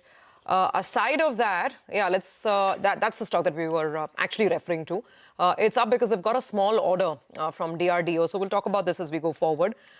There's buying in AB fashion and retail, just some examples of where mid-cap and small-cap activity is quite palpable. Then there is Z Entertainment. It's finding some takers this afternoon, about 5%, 4.5% up on Z at this point in time. And then some newsmakers here and there. A smaller company called R Systems, which has made an acquisition. That stock has been up right from the morning. So even on a lackluster day, even as large cap stocks are cooling off, mid caps are still looking not too bad. So how should you position yourself for this last hour of trade? We have Nagraj Shetty joining in from HDFC Securities with some ideas. Nagraj, great to have you on. What would you advise people, especially people if they had open long positions in the Nifty, looking at today's decline? What are the important levels? And then, of course, any stock ideas for the last hour? Hi, good afternoon. Nifty has encountered a strong resistance around somewhere around 25,150 levels and witnessed selling pressure. The way market has bounced back from the lows of around 24,350 and the opening upside gap and the strength building up of the strength is indicating the current weakness is going to be short-lived and could be a buy and dips opportunity.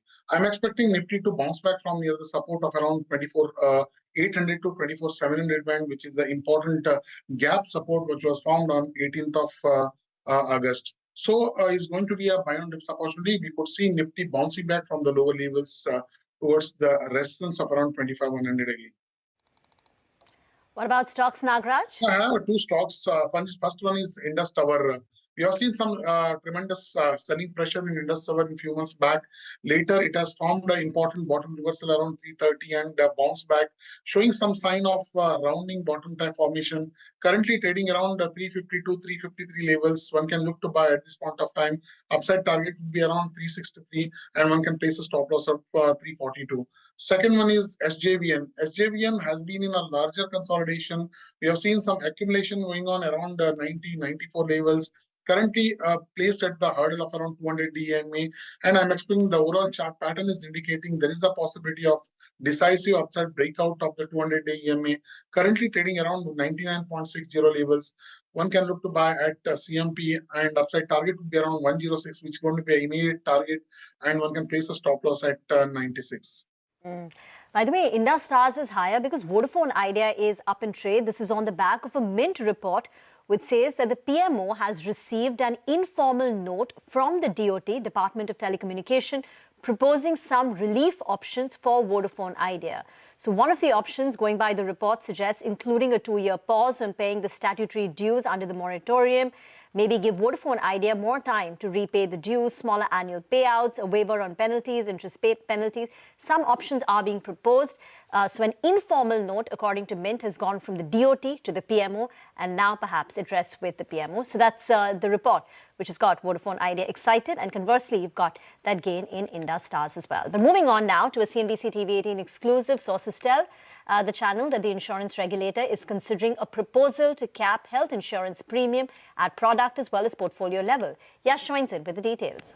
Well, that's correct. So this is a very important development that we are picking up. What we've been given to understand from our sources is that the insurance regulator, IRDAI, is considering a proposal under which it is looking to cap how much health insurance premiums can insurance companies hike in a year.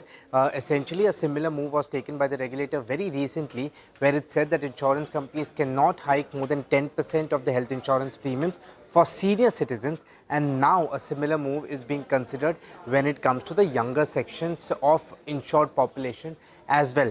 What we've been given to understand is that this particular cap, as far as insurance premium hike is concerned, is being discussed to be implemented at both stages. One is the portfolio level, which is the health insurance portfolio or the health insurance book, as well as product or policy level, where individual policies or products, also there could be a cap as far as premium hike there is concerned. Also, in terms of the reasons why the regulator is considering this particular proposal is concerned, we've been given to understand that the regulator has three important reasons why it thinks a proposal of this sort should be implemented. The first reason is that it has come across multiple instances where a particular health insurance policy is introduced in the market at a very low premium, but then at the time of the renewal, the premiums are hiked significantly, and the policyholder who buys this policy surrenders his old policy and now is left with no option but to pay those higher premiums for renewing this existing policy.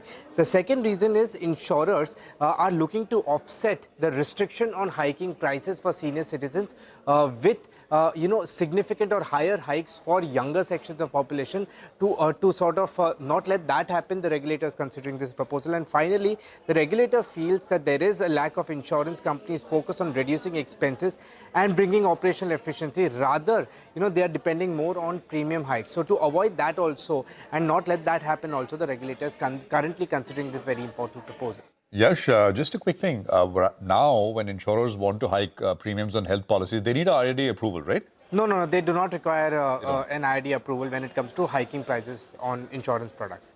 Right. Because the last hike, I remember, was a very steep one, 30-35% hike. But that's because you didn't have a hike for 2-3 years. Correct. So there are different ways in insurance companies look at this. Some do not hike for multiple years, 2 to 3 years, and then take a very significant hike in the fourth year to onboard customers, the most number of customers that they can in those 2-3 years. And some do it regularly every year, depending on the medical inflation. So, of course, both those things will get regulated if a proposal of this sort is to be implemented.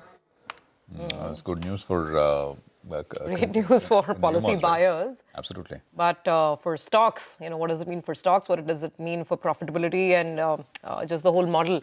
Well, let's discuss this with Dharmesh Kant. He is joining us on the show this afternoon. Dharmesh, great to have you on. The stocks are reacting, some of them. Star Health has actually turned around now. Earlier, Star Health was also slightly lower. Lombard is falling almost 2.5% right now. If this were to come true, then it perhaps really raises questions. And then you go back to depending on the government or the regulator rather to clear any kind of premium hike. Yeah, Gautam, Survey, thanks for having me on the show.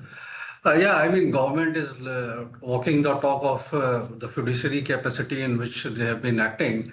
And it's in all directions, in all the verticals and sections of the economy and the business operations. They are going deep down and checking where the things should be in the ethical way.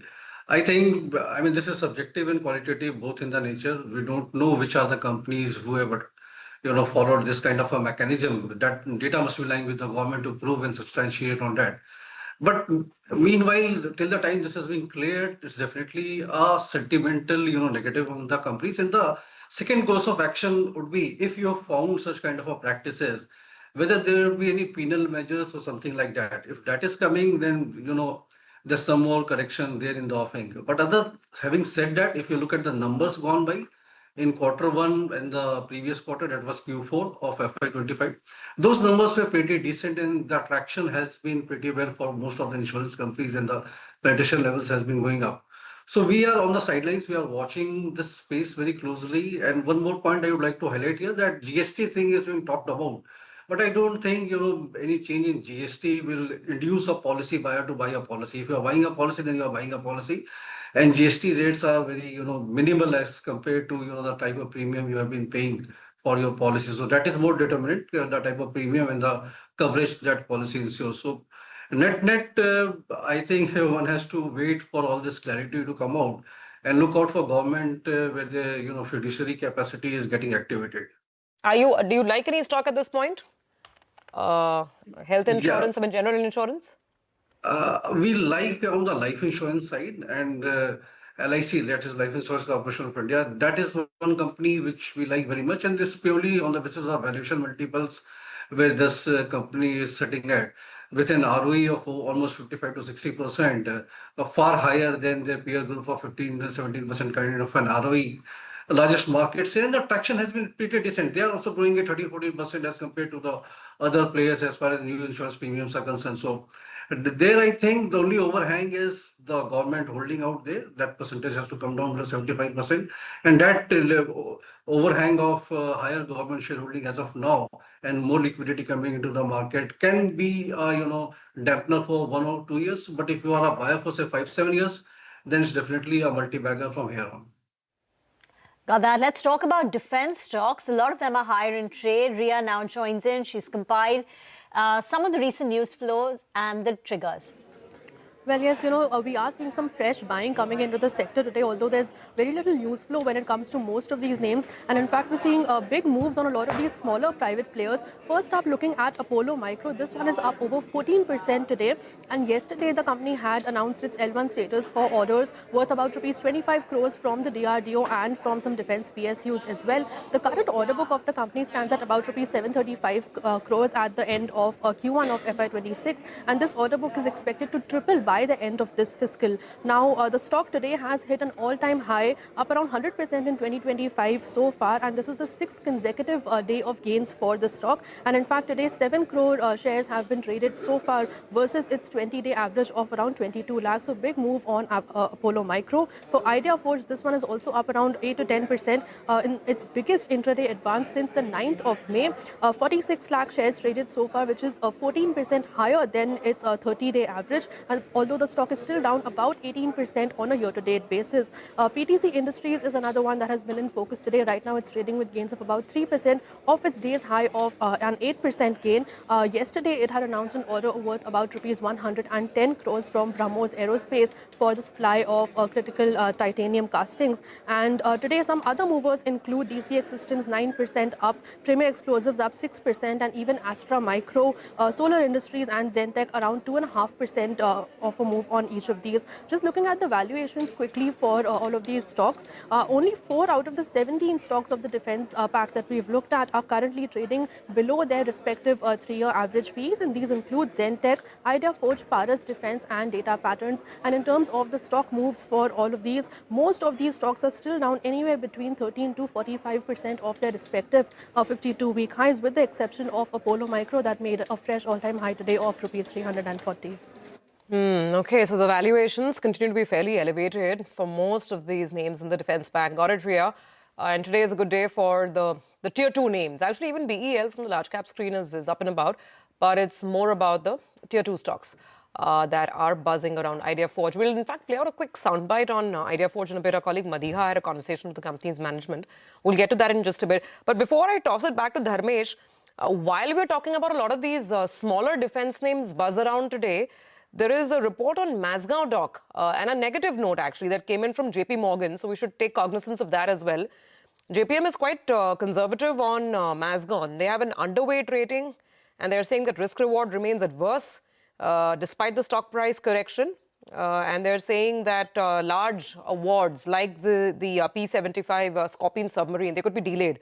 So basically, they don't expect big pickup. And in fact, they think that there could be some downside risks to earnings estimates going towards FY27 and 28. So while there are the buzzers on the upside, there is a negative report on Mazagon on the downside. Dharmesh, defense is always an exciting playground, but you have to be cautious. Like a colleague pointed out, I mean, valuations are still perhaps pretty elevated. What do you like? And specifically a word on Mazagon. What you made of this JP Morgan view, whether you're negative or positive? Yes, Obi. I mean, as far as this JP Morgan view is there, it's very, subjective in nature. It depends upon how you are looking at things.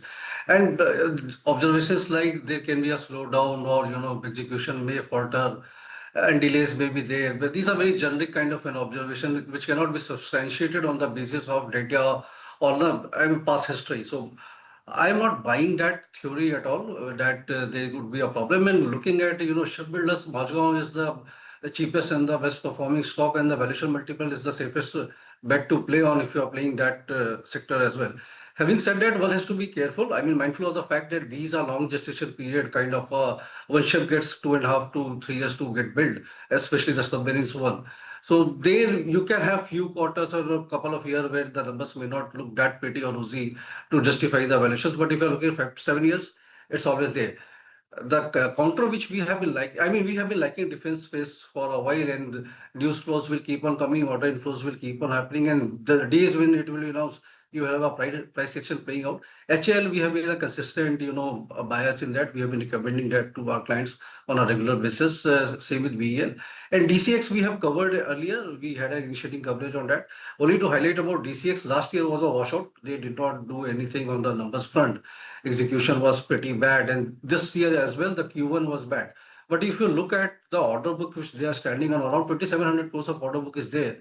Out of that, 600 plus crores is from Elta System, 800 plus crores is from Lockheed Martin, and 1,200 plus crores from Larsen and Toubro. They also have BEL, Rafale Advanced System, 13 each crore odd each. So we have been trying to reach management to find out how things are likely to progress. Hopefully, we will be able to get on with them next week. But usually second half of the year is always better for D6 system. 1,000 crores of cash is like in the balance sheet. So in the mid cap, small cap space, though the valuations are pretty high, but if one is looking at, buying opportunity, I think DCX offers a solid risk reward ratio and a higher margin of safety to play this stock with. It's basically a PCB assembly and testing kind of a company. So I think I have recommended this on your channel as well as 250 or 252 kind of a level. So if somebody is invested, they should stay invested in it. Okay, stay invested, 267, 270 on DCX. Paytm is the next one we want to talk about. And so stock's done well, and that kind of, people, just look at what's happened, right? 20% this month.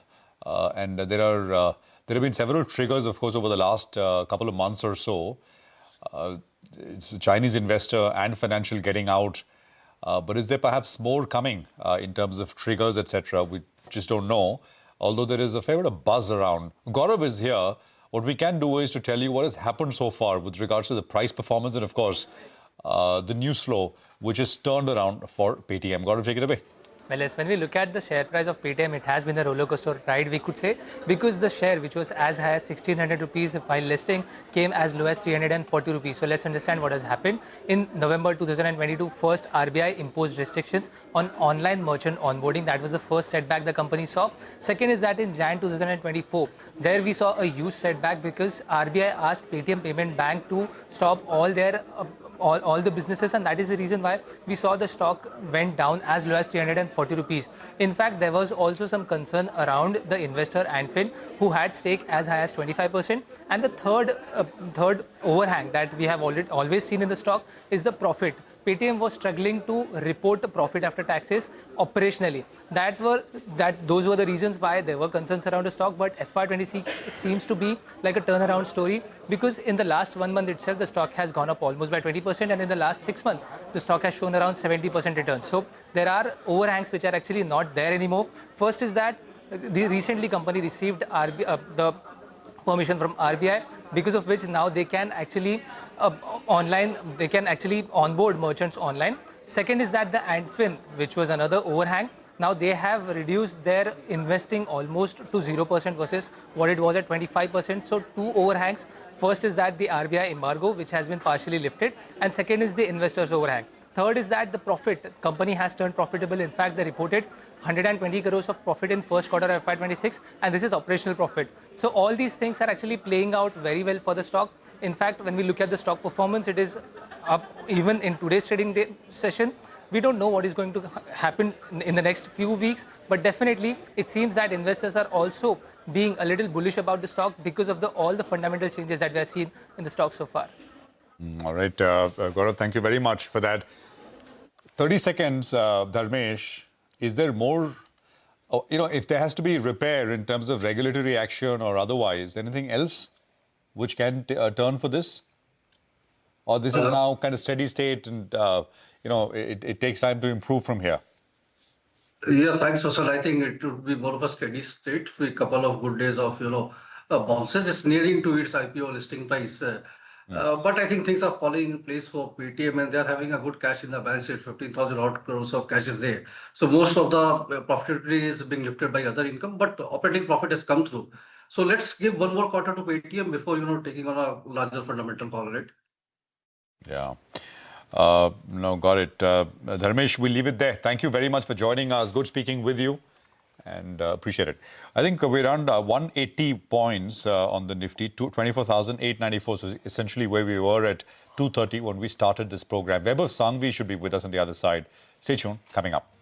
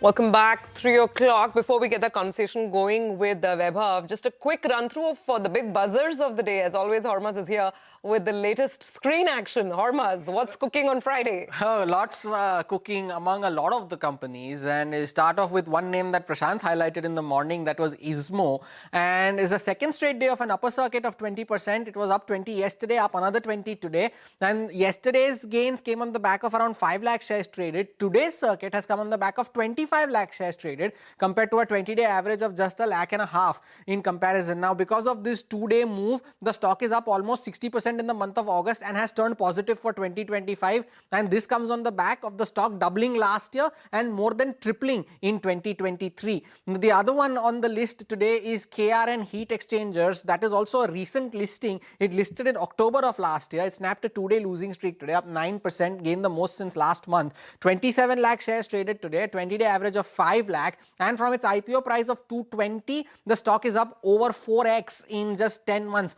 of its listing. Now, Dhani Services is the other one. It's gained in 3 out of the last 4 sessions, and it's up another 7.5 today, and that comes on the back of more than 1.5 crore shares changing hands compared to a 20-day average of around about 20 lakh. But it's been an underperformer this year. In fact, it's been an underperformer over the last 5 years also. In 4 out of the last 5 years, the stock has delivered negative returns. So that's Dhani Services for you. through. And lastly, Foseco India, we highlighted this stock on Wednesday as well, and today the stock is buzzing on the back of the acquisition that it announced earlier in the day. 1.5 lakh shares traded compared to a 20-day average of 23,000. And interestingly, 4 sessions before the acquisition announcement, going into today's trade, the stock was already up 24%. So a lot of news-related announcements, but the interesting bit, all through, the stocks are buzzing on very, very heavy volumes.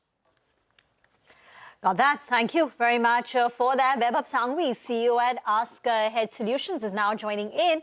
Vaibhav, we've largely been range-bound now for a long time. We fell in April, we managed to recover, we declined a bit. Again, markets are trying to make a bit of a comeback, but broadly we've been in a range. What has been your approach to markets and how's your portfolio shaping up right now? So, Rima, I think from a portfolio standpoint, reflecting the current market conditions, which is, as you rightly mentioned, pretty much range bound. I think we are, running a very tight portfolio in that perspective, from a long short perspective. Having said that, I think when you look at the markets, our view is currently that markets will continue to be range bound till we see a decisive movement of FPI starting to invest back into, India. At this point in time, we are seeing rebalancing from an emerging market standpoint towards China, Korea, Taiwan. So we'll wait when it kind of stabilizes, and probably, a couple of rate cuts from Fed should do the trick in that sense. So when you say it's a tight portfolio, what exactly do you mean? I think from a net exposure perspective, I think we would continue to, maintain our net positions, which are, very narrow in that sense, right? Having said that, the GST announcements, which have kind of come about, has made us, slightly more optimistic, from a portfolio standpoint, wherein we may probably increase some amount of our exposure in a limited way. But on an overall basis, we do think that once we break out of the range on a convincing basis is when, secularly our exposures will likely go up. Vaibhav, hi, good to have you on. Last time we spoke, we discussed a couple of themes and sectors, and you had liked financials even back then. But just run us through the biggest overweights right now for you in the portfolio, and within financials, what part of it? Is it tier 1 banks, private, PSU? Is it non-banks? What do you like? So, Sylvia, I think in our conversations earlier as well, we did mention very, vocally in that sense that consumption is a theme we like from a 12 to 24 months perspective. We continue with that view. In addition to that, I think when you mentioned about financials, we like more from a financial services. And when we talk about financial services, it's like an AMC companies, who kind of, are looking at good business model. Of course, they have kind of rallied quite a bit. So probably at some correction, we will look at that again. But from a banking perspective, we do think that the two top private banks or few top private banks are some, where you can probably look to have an exposure. Having said that, we'll wait for any indication in terms of the rate cuts, which may probably happen going forward. And if the rate cuts kind of happen, then you may see one odd quarter more of pain in terms of the net interest margins. And that is where we would probably say that, once that is out, is when you go pretty much secularly bullish in terms of the banks at that point in time. Vaibhav, what is the sense you get from, the UHNI money that you manage and, that that category of investors that you speak with? Is there a lot of money that's waiting to come in? I mean, waiting for some sort of evidence of maybe a turnaround in earnings? Or do you think largely people are deployed and therefore the market is squarely resting on domestic mutual fund flows now? Of course, Surya, I think in all our conversations, right, over the past 2 to 3 years, the amount of exposures from a portfolio standpoint towards equities as an asset class has definitely seen some good size uptick. So which means that they are kind of invested, fairly from a portfolio standpoint. And when you're looking from an overall portfolio, surely their financial advisors would be advising from an overall asset allocation, where when they would definitely need to have some amount of exposure to your fixed income or any of those kind of hybrid instruments as well. So all in all, while the overall exposure from portfolio standpoint has gone up in terms of an equity, the SIPs, to be very honest, from a larger retail kind of universe is still helping. So HNIs, I think they're fairly exposed. It's just that their incremental money is coming from broader, retail investors. Thank you. We leave the conversation here. Thank you for joining in. Enjoy your weekend as well.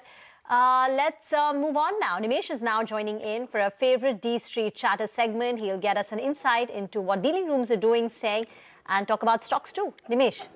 I remember a bit of a down day, and largely that is dragged by the financials. And I'm not too sure how much of the Bank Nifty fall today has to do with the Bank Nifty rebalancing as well, because some of the weights of some large banks are going to come down. So maybe that's impacting the Nifty Bank today. But largely the broader market seems to be quite okay. The breadth is quite fine. It's been positive as well. And even the flow seems to be quite mixed. Not much is what I understand in terms of selling pressure. A couple of things to watch out for. Technically, we are slightly below that very crucial resistance of 24,950. So that's one thing. But again, the PCR has fallen back to below 0.8 levels. Normally below 7 is when market tends to bottom out. So that's something to keep in mind in the next week to come forward. But largely a down on the Nifty and the Bank Nifty, but the broader market seems to be fine, and there is buying interest as well from large institutions, especially in the broader market stocks. Okay, yeah, broader market's doing much better than the large caps today in image. What about names, buzzers and chatter on the radar? So the first target on my list is Hexaware Technologies. You've seen some ICs in the last couple of days and weeks, and the stock has been buzzing as well on the back of those reports. But I understand there could be a very large block deal in Hexaware very soon. The seller could be the potential, promoter could be the seller entity is what I understand. So that's the first stock. Second stock is Dixon Technologies. Again, that's been buzzing in trade today. There was a Motilal Oswal report as well in the morning, and they raised the target price marginally. But for Dixon and for other EMS companies, the next big trigger would be the cabinet approval for the ISM2, which is the semiconductor program. So that's something which is going to come very soon is the buzz. So that's why those stocks are buzzing, and so is Dixon as well. The third name is Z Entertainment. After a long time, some bit of buying seems to be back in Z Entertainment as well. I understand there are very strong buy flows at FIS, so which has been a bit of a change in the last few weeks. We've not heard that. So a bit of change there, and hence an up move in that name in today's market. And the last one is Shell Engineering. A big move in that stock in the last 1 week or so up. I guess it's up more than 10%. And again, for Shell Engineering, there's a very strong buzz that maybe you're going to hear a large order win for the company very soon. So that's a trigger as far as Shell is concerned. Thank you very much for that. Get into a break. On the other side, we'll get you a few BTST calls from our experts.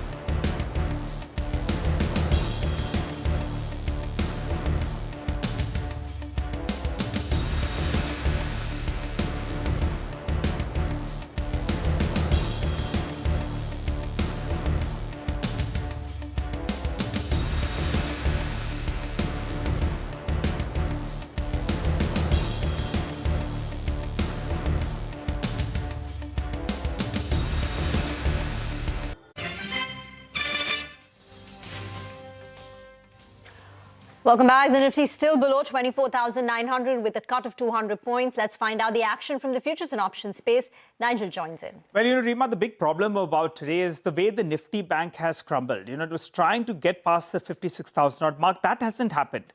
And just take a look at the way the Nifty bank has fallen. What's happened right now is there's massive open interest built up. So the shorts, they're back in the system out here. One would be hoping that, this could be a blessing in disguise, because once it gets its act together, this index is heavily shorted. So that's point number one. Point number two, on the Nifty was trying to hold on to the 24,900 odd mark. That's broken down. And now the fear is maybe, in fact, the retest of the 20 DMA. So that's something that is closer around 120 points away from current levels. We'll be keeping an eye out on that mark. The PCR, it went all the way to around 1.32 sessions ago. It's back down to around 0.75. The reason it's come back down to 0.75 is because the call writers, they're back at play. 25,000 call. Take a look at the massive open interest built up out there. But from noon onwards, the 24,900 call as well, the open interest built up is massive out there. So the bears, they believe they're back in the game. They believe this 25,050, 25,100 mark, which has got rejected numerous times, they can hold on to that. And they want to defend that 25,100 mark from where we started off earlier today.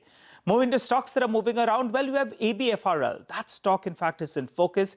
There's a bit of an open interest, there's a bit of a short covering bounce that's playing out on ABFRL. I think we should get that stock up for you on the screen. That's the one that exits the F&O, and later this month itself. So that one's seeing a short covering bounce today. Fresh shorts, though, getting added into Ultratech Cement as well as on InfoEdge. Both of them, massive open interest build up. Both those stocks are lower.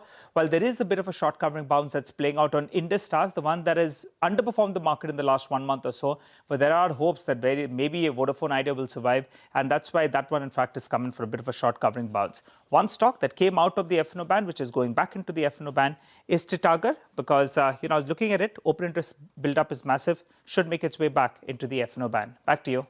Thank you very much for that. Next week, a couple of important events. One, remember, it's a truncated week. On Wednesday, Indian markets are shut on account of Ganesh Chaturthi. But that's also the time where the 50% tariff from US onto India becomes effective. On Friday, you've got the India GDP data, which will be out at 4 p.m. That's Q1 of FY26. And secondly, the Reliance AGM, which starts at 2 p.m. So these would be some of the big events to watch out for. Nagraj Shetty from HDFC Securities is now joining in for a few calls that you can take forward for the weekend. Nagraj? Yes, I'm continuing with the view on Nifty. Nothing has changed over the last 30 minutes. Market, I'm expecting Nifty to bounce back from near the support of around 24,700 odd levels. 800 to 700 is the band where I'm expecting Nifty to bounce back from the lower side, and it's going to be a buy and dip supposed to be at the lows. Right now, I have discussed the stocks, Indus Tower and SJVN. They are looking positive. One can look to buy at this point of time, as discussed the levels. And another one stock from a different side, Avantel. Avantel is the one looking very attractive right now on the charts. It has broken above the resistance of downtrend line on the large time frame charts and looking higher. Currently trading around 150. The overall chart pattern is looking positive. For the short term, I think for the next session, this upside momentum is likely to continue. And 160 is going to be the next hurdles to be watched for the stock at least for early next week. Okay. Nagraj, thank you very much for joining in. You have a good weekend and we'll connect again soon. Let's now put the spotlight on the changes, the NSE index changes that are likely to take place today. And even FTSE is going to be rebalancing some of its indices. Vivek is here with the latest details. Vivek. Important day as far as passive indices are concerned. Both the NSE as well as FTSE will go ahead and announce the changes as far as the respective indices are concerned. Remember, yesterday we had highlighted about the likely inclusion and exclusion candidates of the Nifty 50. Reiterating that, Nifty 50, you could see two new entrants. Max Healthcare and Indigo are the likely inclusion candidates. Max Healthcare could see inflows of close to $400 million, while Indigo could see inflows of close to $600 million. The two constituents that could make the way for these two names are IndusInd Bank and Hero Motor. IndusInd Bank could see outflows of close to $230 million, while Hero Motor could see outflows of close to $300 million. Now coming to FTSE, the key index that we track here is the FTSE All-World Index. Quite a few stocks are expected to make their entrance into the FTSE All-World Index. The names are Cohance, JK Cement, expect to see inflows of close to $75 million, Chola Finance, Hexaware, KPR Mill, Narayana Hrudayalaya, Autumn Investment, Godfrey Phillips, as well as MCX. Remember, MCX could see inflows of close to $58 million. These estimates, these inclusion candidates, are broker estimates, and it'll be interesting to see which are the names that make the cut in this particular index reval event. Thank you. All eyes will also be on Federal Reserve Chair Jerome Powell's speech at Jackson Hole, as investors will be seeking cues on the path forward for monetary policy. This perhaps would be his last one. CNBC's Steve Leisman joins in with what's on the table. There is definitely talk in the hallways here about the Lisa Cook allegations, but the more important focus for investors is the speech by Fed Chair Jay Powell, and he faces a difficult task. Among the issues that he has to deal with is possibly discussing changes to the long-term strategy that could be announced as soon as tomorrow, presidential and market pressure for a rate cut, higher inflation numbers, as well as softer labor market data, and a divided Fed on the issue of those rate cuts. On the divided Fed, Kansas City Fed President Jeff Schmidt telling CNBC that he's open to a cut, but continues to be concerned about inflation. It seems like that last mile is pretty hard, I'm one of a lot of folks that believe that there is a real hard, true cost to that last % of inflation that's in the system. I think that we might see a tick up. I would say that it's probably the inflation number is probably closer to 3 than it is 2, and I think we've got some work to do. So how does Powell finesse all this in his speech? Well, first of all, let the data talk. There is more data between now and that September meeting that could adjust market expectations for him. Suggest a cut is possible, but not necessarily promised. Not abandon the 2% inflation target, even while the Fed is away from it. And say that perhaps the Fed is still restrictive even after a 25 basis point cut, and try to limit the expectations to not more than one cut. Futures markets still have an 80% chance of a rate cut in September, but there's a 20% probability of no cut, and that's risen in recent days. So there is some hedging out there in the market that Powell won't very clearly deliver that dovish guidance that markets seem to want. Okay, so that's the big event that markets will train their eyes on come next week. I mean, we'll have the announcements over the weekend, and then on Monday, of course, we'll get a reaction to it. We'll take a quick break on that note. More on the markets in just a bit.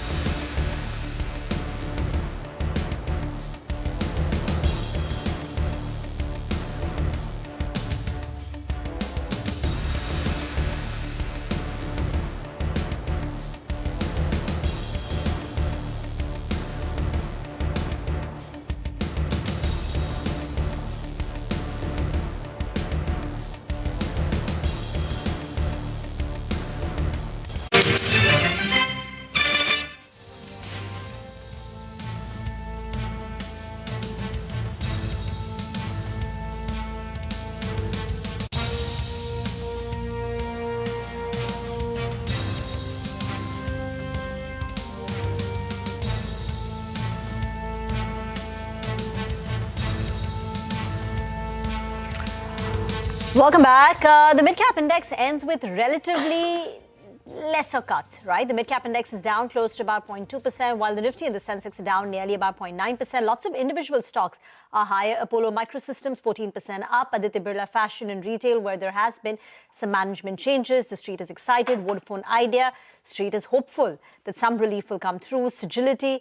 Today there was a Kotak Institutional Equity note which wrote about BPOs. Sagility was one of them. JM Financial, L&T Finance are a couple of other NBFCs. Mayuresh Joshi, Director Research at MarketSmith India, is now with us on the show. Mayuresh, thanks for joining in. Give us one interesting idea that popped up on your radar this week.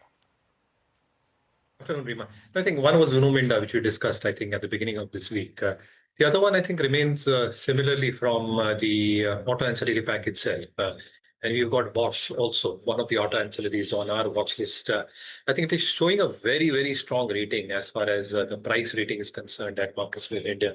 But as far as the fundamentals are concerned, I think reverting back both to its EBIT margin performance with strong expectations in terms of top line growth, expectations of a very strong margin performance going forward, because input costs have largely stabilized for the whole universe. And therefore, I think recoupment of EBIT margins particularly, should probably help bottom line growth quite significantly. So I think within auto anchors, I think both the names, Uno Minda is something that we've recently added in our model portfolios, and Bosch is something that we are keeping on our watches.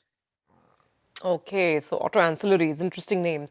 Mayuresh, hi. You know, earlier in the show, we were just debating this recovery in Paytm, and it's been quite stellar, right? This week, the stock is up 10%. It's up, I think, 20% over this month.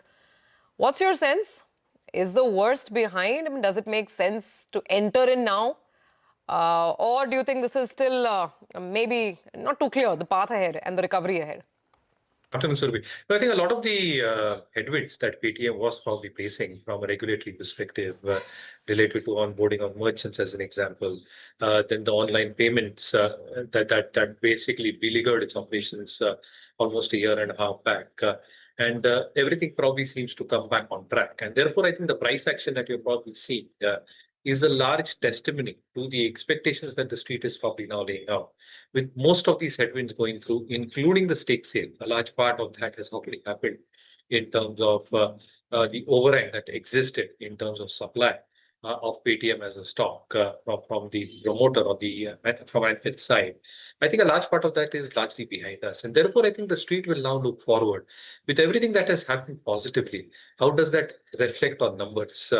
Ex ESOP costs. So I think ex ESOP costs, if the numbers show significant signs of improvement, I think there will be re-rating around the corner. But the street will ideally like to watch out for Survey, how Q2 numbers play out, what is the guidance given, and whether there is a stark improvement in terms of what the management had guided for and what it actually delivered. So from a price perspective, I think it has recovered most of the deterioration that it had faced. In our opinion at MarketSmith, again, I think the price action has been a little bit too strong. Our own sense is that it might actually just consolidate unless we get clarity from Q2 numbers. If they're relatively better, I think there is no two ways. I think the street will take it with both hands. And finally, one more stock which really made headlines this week, and that was Ola Electric because of the price action, right? Ola had that one big day, it was up almost 15%. It's actually ending with a gain of 13, almost 14% for the week, though it's down today, Ola Electric. Buy, avoid, hold? No, you're not buying it. Not at this juncture, at least. So I think a large part of that move, Survi, for the rationale that we are giving out is has taken place in terms of expectations of what might come in Q2. Again, the management sounds very, very optimistic in terms of delivery when it comes to the EBIT performance, the bottom line as well over the next few quarters. But again, I think the proof in the pudding is the numbers. So I think if the numbers are relatively better, even if the price moves higher, I think you've got sufficient enough confidence that the management is delivering on what they're probably hoping to do. And let's have a look at the landscape. Within the unorganized space, I think they're facing immense competition. The organized players have come out with fantastic platforms as well as far as the EVs are concerned. And therefore, I think from a sales perspective, from a distribution perspective, from an after-sales perspective, all the issues that had beleaguered Ola Electric, I think the bigger players are probably doing all these things in the right way. All right. Okay, Mayuresh, shorter conversation today, but thank you very much for joining in. We leave you now to enjoy your weekend. Thanks so much for chipping in with those views on a couple of stocks. Well, we are down to the last minute of trade this week and, of course, for today. And it's an end with a bit of caution. 1% lower on the Nifty, which means the Nifty has halved its weekly gain to almost 1% itself. Today, it was all about large cap selling. So if you look at the weak names on the Nifty, it's across the board, really. I mean, Grasim, Asian Paints, Adani Enterprises, Ultratech Cement, there's Tata Steel. So it's not any one sector that's led the market down. There's just general overall large cap profit taking that we've seen across the board. IT names like TCS, HCL Tech on the lower side. Then you have banking names like HDFC Bank, SBI. They have been weak. Reliance has been down about 1% as well. So you can see it's just overall pretty much everywhere. ICICI Bank lower by about 0.7% as well. Not too many gainers today to speak of. Two auto names stood out, Maruti and Mahindra, where the gains were at least more than 0.5%. In terms of mid-cap action, slightly better on the mid-cap index, and the gainers on the defense space, they were quite noticeable, particularly names like Zen Technologies, IdeaForge, DCX Systems. These were stocks up between 5, 6, 7%. So quite a bit of buzz over there. But otherwise, fairly quiet for most parts of the mid-cap market as well. So quiet end to a week where the Nifty did take aim at 25,000, but it hasn't had a close above that mark. So let's see if the bulls can prevail next week or not. Well, it's a wrap on this edition of Closing Bell. So it's a goodbye from the team that puts this show together. But don't go anywhere because we have Editors Roundtable up next with the action ahead.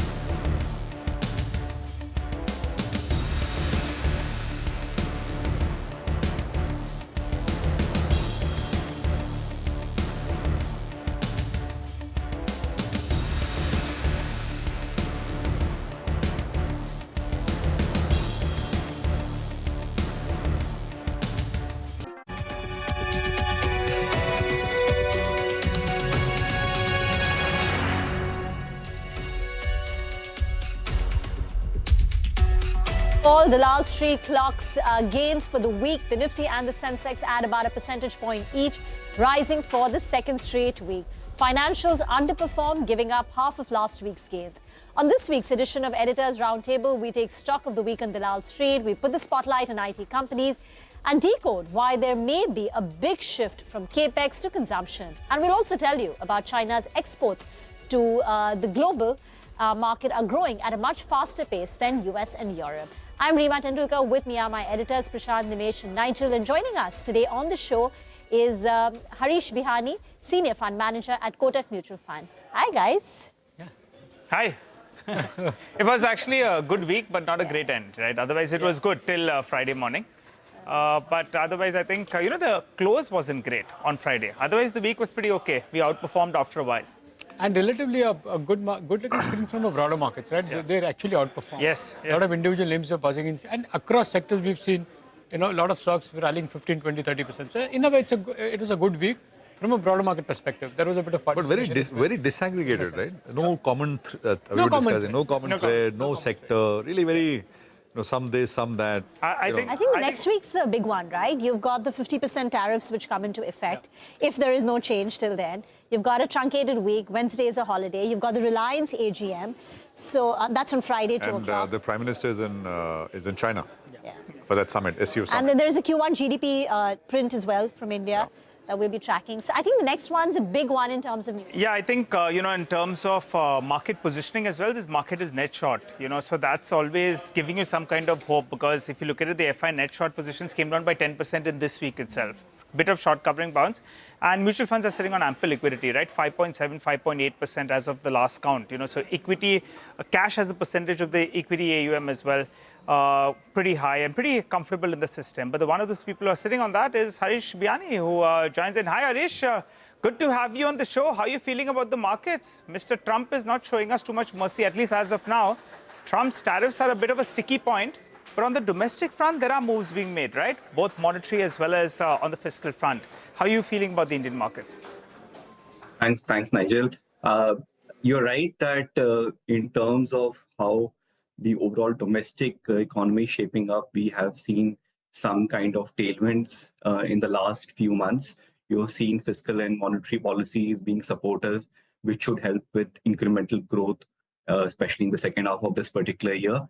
Nonetheless, we are not still out of the woods. There are several headwinds too. When you look at the public capital expenditure that was fairly middling last year, hopes that will improve in the second half of this year, but we are still uncertain. Private capex has been middling for last many years now. We all had hope for an improvement, but it's not happening. Export remains weak given the tariff uncertainty and many other uncertainties across the world. And consumption is the only hope which is left right now. With the supportive fiscal and monetary policies, the hope is that second half of this year, we'll start seeing better consumption, which should also flow through to next year, given many changes happening this year will also percolate to next year. So large part of how markets are shaping up is to look at pockets where earning growth and earning certainty is high, and which is where sectors like consumption is taking a forefront. Apart from that, certain other specific sectors like healthcare, which always does well, is taking a forefront at this point in time. Harish, you want to just quickly tell us how you would position your portfolio at this juncture? Right. So I manage multiple funds for the business cycle fund, which I do. We are significantly overweight the healthcare sector, and significant means significant consumption. And when we say consumption, we are very selective on staples. We are significantly overweight the discretionary consumption side. We are significantly overweight a couple of the internet names, and significantly overweight. And we are significantly overweight the auto sector, pockets of industrial sector, pockets of infra sector, where we see tailwinds incrementally, both in terms of earning cash flow, not only for the next 6 months, but beyond the next 12 to 24 months. All right, Harish, I'll tell you what, since you spoke about consumption, Nimesh is going to be putting a nice piece, whether that shift is taking place from capex, just till This budget, everyone was thumping the table about capex. Now, suddenly, post what's happened in the budget and post the GST rationalization, the attention has turned to consumption. So we'll get to that in just a bit. But for the time being, we have our tech expert with us as well. Rima is here. Rima, tell us, there's an interesting note that's coming from Citi, I think. So one sector that Harish didn't speak about was, technology because as he's a going to speak about it now. We're going to ask him. But, there was this one note by Citi, which I found interesting, right? We keep saying that IT is struggling because of the global macro. And typically, there was a very strong linkage between how IT companies would do and the S&P 500 companies' earnings. But this time, that link seems to be broken, to which Citi says that it's largely because S&P's earnings are driven by the Magnificent Seven. If you strip that out, the earnings have been, the earnings of the rest of the pack have been a bit struggling. The next question they ask is that, is IT spending, is tech spending really weak? Citi says not entirely. Banks' spending, proxy data shows a 7% year-on-year growth. Hyperscalers, that's your AWS, Azure, Google Cloud, etc., have seen a 27% year-on-year growth in the last quarter. So in a nutshell, it's not that global IT spend is collapsing, it's just not finding its way towards Indian IT. So the question is, why is Indian IT then sluggish? Why is money not coming to Indian tech? Well, client budgets are prioritizing AI, but services firms are yet to see a big revenue from AI. The new AI work is still very small. There are productivity pressures on account of AI, so clients are asking you to do more with less money. There is that deflation, and GCCs are also taking away some part of the pie, so which is why there is global tech spend, but it's just not coming to Indian IT. And particularly for Indian IT, from a stock market point of view, revenue growth is likely to be subdued for the third consecutive year. Margins, therefore, are under pressure. There's rising, competition from GCCs, AI productivity. They need to invest more. On valuation, Citi says the Nifty IT index has underperformed the Nifty by 24% year to date. But from here on to grow, you still need clarity on growth coming back, and that is not visible yet, which is why Citi is a bit cautious. So some, interesting, ways to think about the global macro, the global tech spend, and why Indian IT is not yet seeing that growth. Harish, comment on tech and in India, and even the large cap versus mid caps, because while large caps is struggling, some of these mid cap companies are seeing growth, and there is a lot of optimism that the small cap companies in tech, which are very agile, they can actually become the mid cap companies in the next 5 years. So therefore, they're the ones to bet on. Correct. So, Rima, you're right that a lot of the mid-cap and small-cap companies are doing better in terms of growth versus the large-cap companies. When you look at in aggregate for the sector, there's no issue with regard to TCV, ACV, which gives you a good indicator of how things should look like 12 to 18 months out. So those things are okay. The only issue is the conversion of some of these to actual revenue and actual growth, which is taking time. It's getting delayed largely because of the uncertainty that is prevailing at this point in time in US. A particular CEO or CFO is obviously going to delay some of the spending, which could be done in case the environment looks like it'll continue to improve incrementally. So the uncertainty which is there at this point in time is leading to all the delays in decision making, which is also leading to delay in revenue flowing through for IT companies.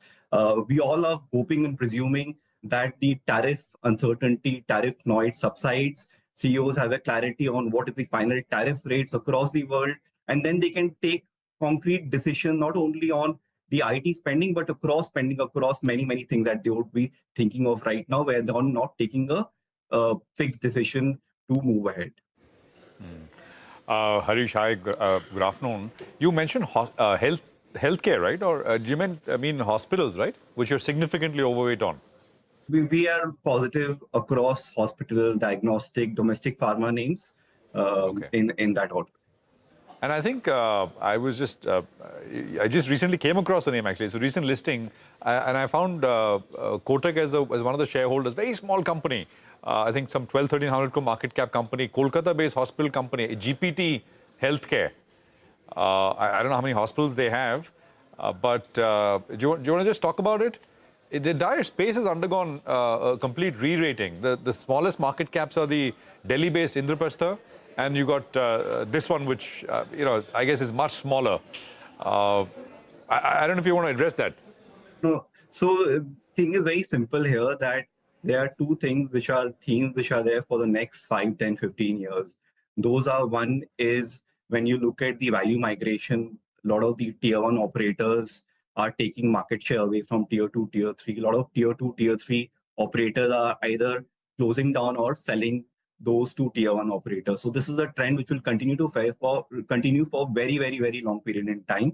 And this is largely because a tier 2, tier 3 hospital company, which was started by, say, 4 doctors who got old now, so they do not have the opportunity to continue, and they might sell it to a tier 1 operator. Second is this entire healthcare theme of more formal jobs, more insurance penetration leads to more tier 1 companies benefiting. So this is something which is far, far more structural in nature, will continue for many, many years to come. And in terms of the operating cash flow generation, if you look at the hospital companies, diagnostic companies, the EBITDA to operating cash conversion is 80 to 90%.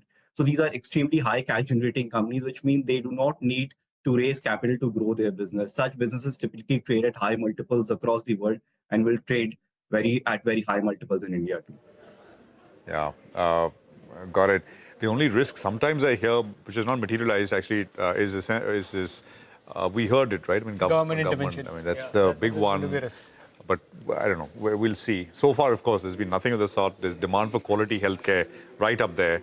We spoke with HCG, by the way, in the morning on Bazaar, and of course, we speak with other healthcare companies, hospital companies, regularly.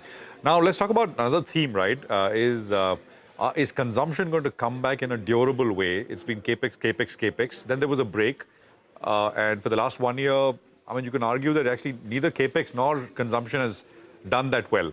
Will consumption start to fire now? Nimish, you've looked at some numbers. Yes, I've looked at some numbers, and this has been a big debate in the market as well in the last few weeks. That is this a time for a portfolio reset, and can consumption make a big comeback? So let me go to the wall and explain with some data as well as to why I'm saying this could be the time for consumption stocks to do well. So the big question that we're asking is this a time for a portfolio reset and a shift from capex to consumption? That's the big theme that's been debated as well. So first look at what the capex stocks or the capex companies have done in the last 4 years. So they've relatively outperformed, largely on back of the government push for capex, and that has been a big reason why all the capex related sectors have done phenomenally well in the last 4 years. So the chart will come up. This is the data for the last 4 years CAGR of the capex related sectors and all.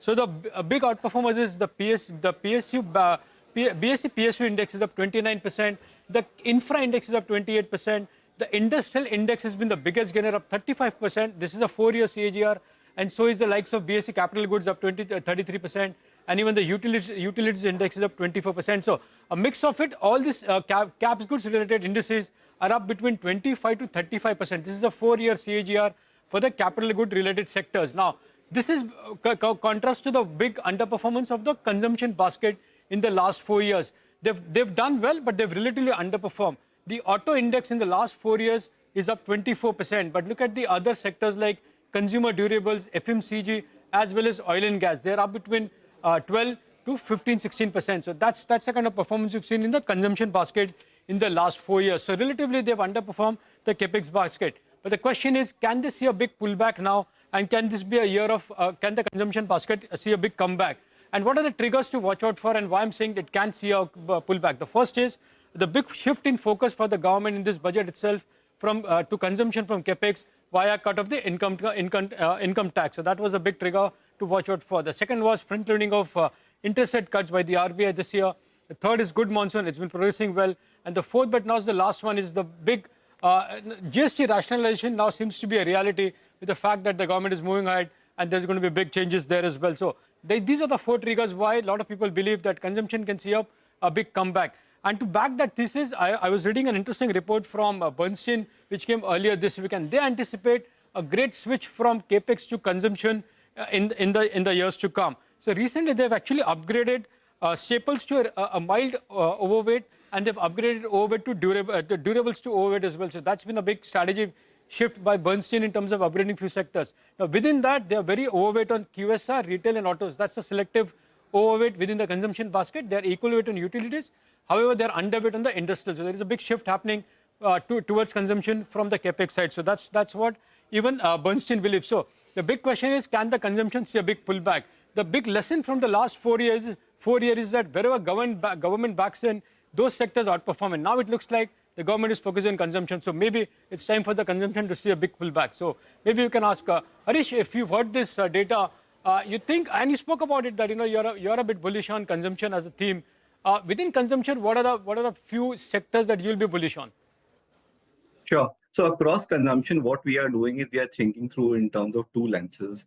First is we are thinking about companies where the SSSG, which is the same store sales growth, continues to hover in upper single digit or early double digits, and valuations are reasonable. And most importantly, the return on capital is high, which means that operating cash flow is good enough for sustained growth over the next many, many years to come. So that is one particular bucket. The second buckets are companies which traditionally have done well in the Indian market, but have struggled over the past few years. For example, some QSR companies where the probability of a mean reversion remains high. And these are very high operating leverage companies. So even a minor improvement in SSG could lead to a significant improvement in margins and operating cash. So those are pockets that we are looking at very, very aggressively. The third pocket are internet names where we are amongst the largest holder in two food delivery companies based on last published data. We clearly think that that could clearly continue to do well in the medium to long term, set aside near term where some of those have done well. So we don't know how those will do in the near term, but medium to long term, it should ideally do well. That said, I think consumption 18 to 24 month things looks fine, but we need durable job growth. We need durable salary growth for the overall consumption sector or for the country to do well. So we'll also need to focus that beyond the near term for overall growth of the Indian economy and Indian consumption in particular. Sure. Harish, with regards to the GST rate rationalizations, a couple of sectors like autos and consumers are expected to do well. At Kotak, any work that you all have done, which are the sectors which can be the biggest beneficiaries if this 28% GST rate cut has to fall to 18 or maybe even to 5%? I think the two biggest beneficiaries at this point in time seems like the auto companies and the cement companies. Cement and both, obviously, we should hopefully see some demand improvement in this. In the auto company, it's a direct correlation. A reduction in price leads to better demand. But when you look at cement companies, the flow through may or may not come through. It also depends on higher capital expenditure. So on average, these two sectors have a direct correlation. There are many other sectors or many specific pockets where we are seeing or we'll see some improvement, hopefully. But these are two sectors where we see a good improvement. Harish, hold that thought. We need to slip into a very short break. We'll come back and decode the week's market action. And we'll also tell you about China's export story ahead of Prime Minister Modi's visit to China.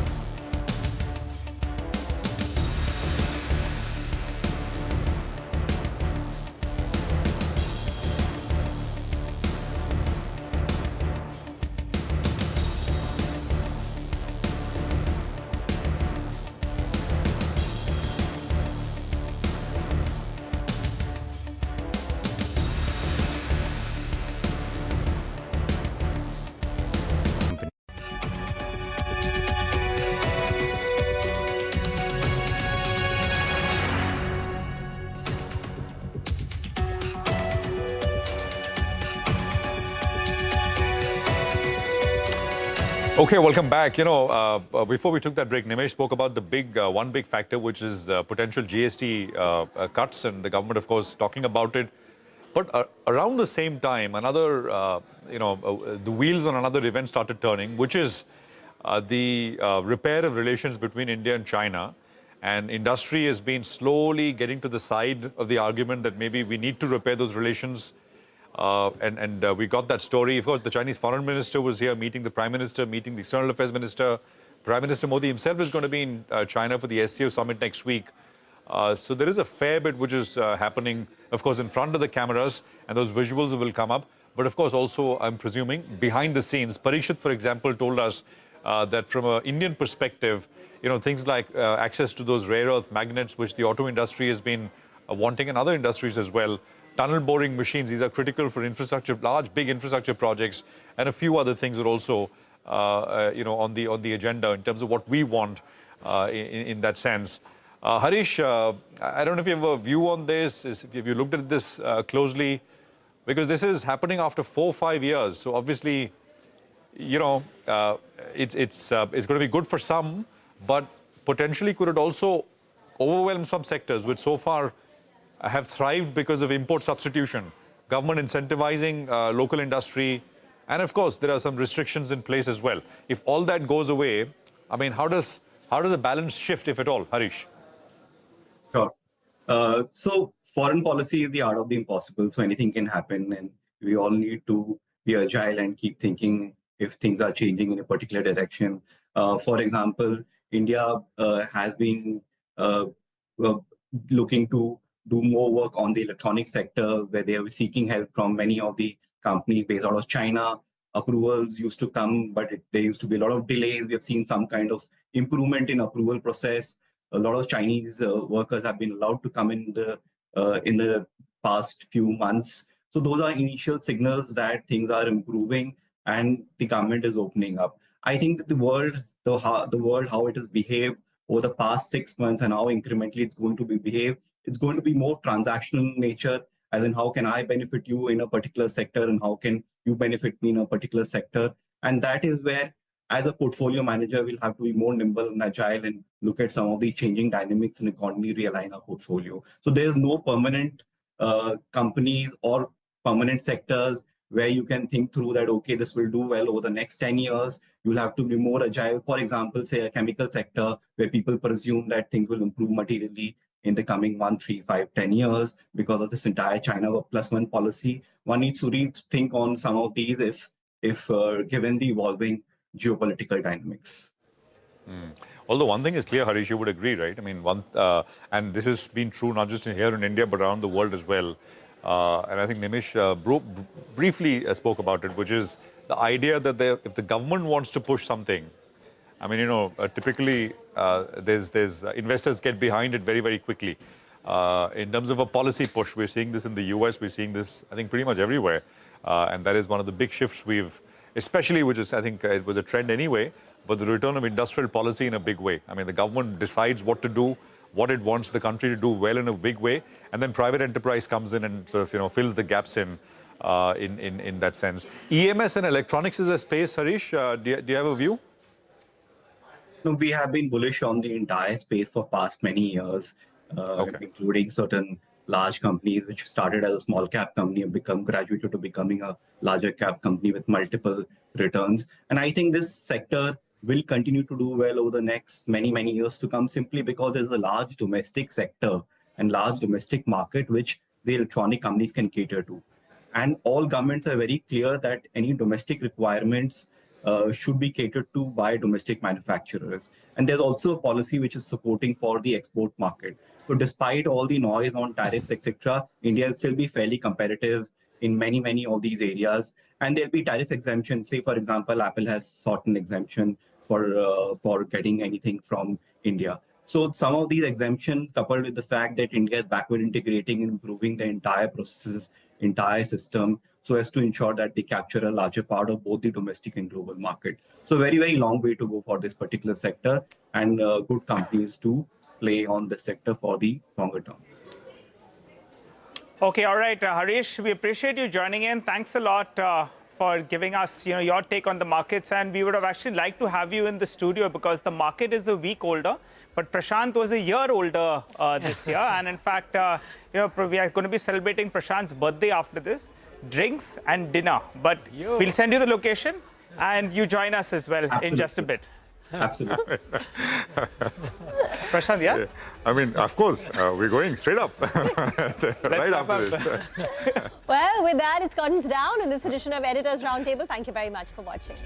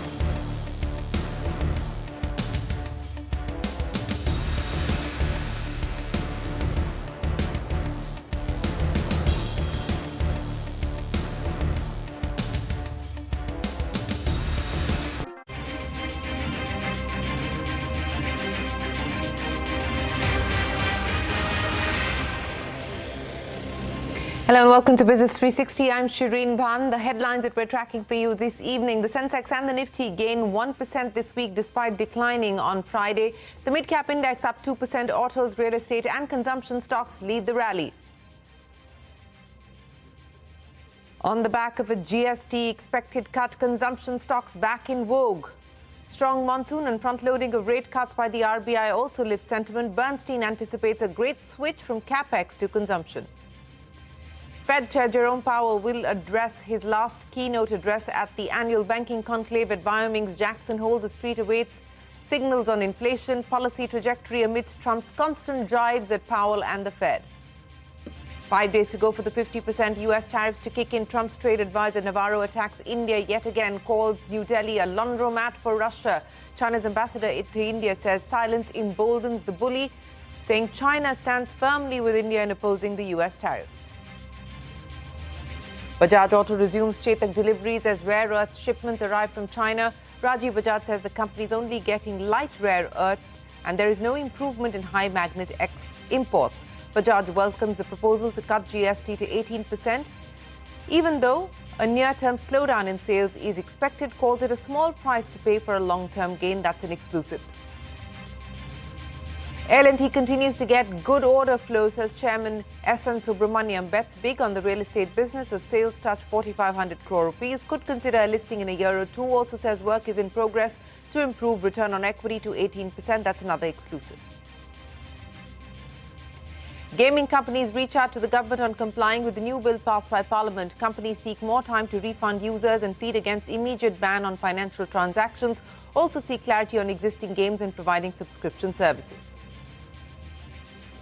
The insurance regulator considers capping annual health insurance premiums at both the product and portfolio levels, plans to link it to medical inflation and release a consultation paper soon. That's an exclusive. Walmart reports a 10% rise in international sales led by China, Mexico and India, says Flipkart and Myntra are key to its quick commerce growth strategy. The company is well positioned to take advantage. Walmart's e-commerce sales rise 25% worldwide.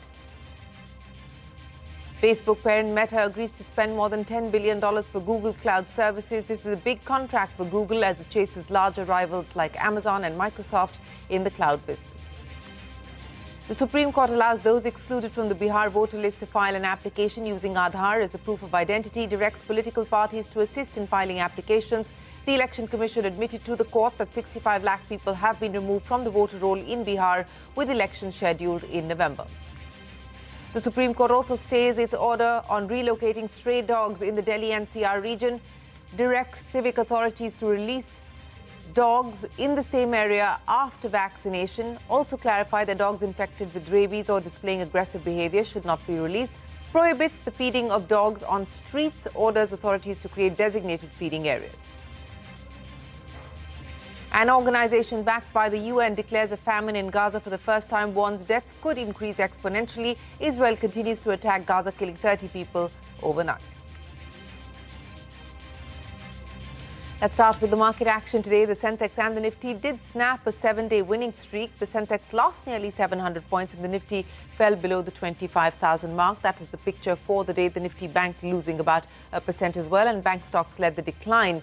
That's what we saw this afternoon. But despite the decline on Friday, for the week we're up 1% on the Sensex. The Nifty also similar story, and the mid-cap index higher by almost 2%, outperforming the blue chip. Surabhi standing by to wrap up the market action, closing the week, Surabhi, but we've got a big week coming up too.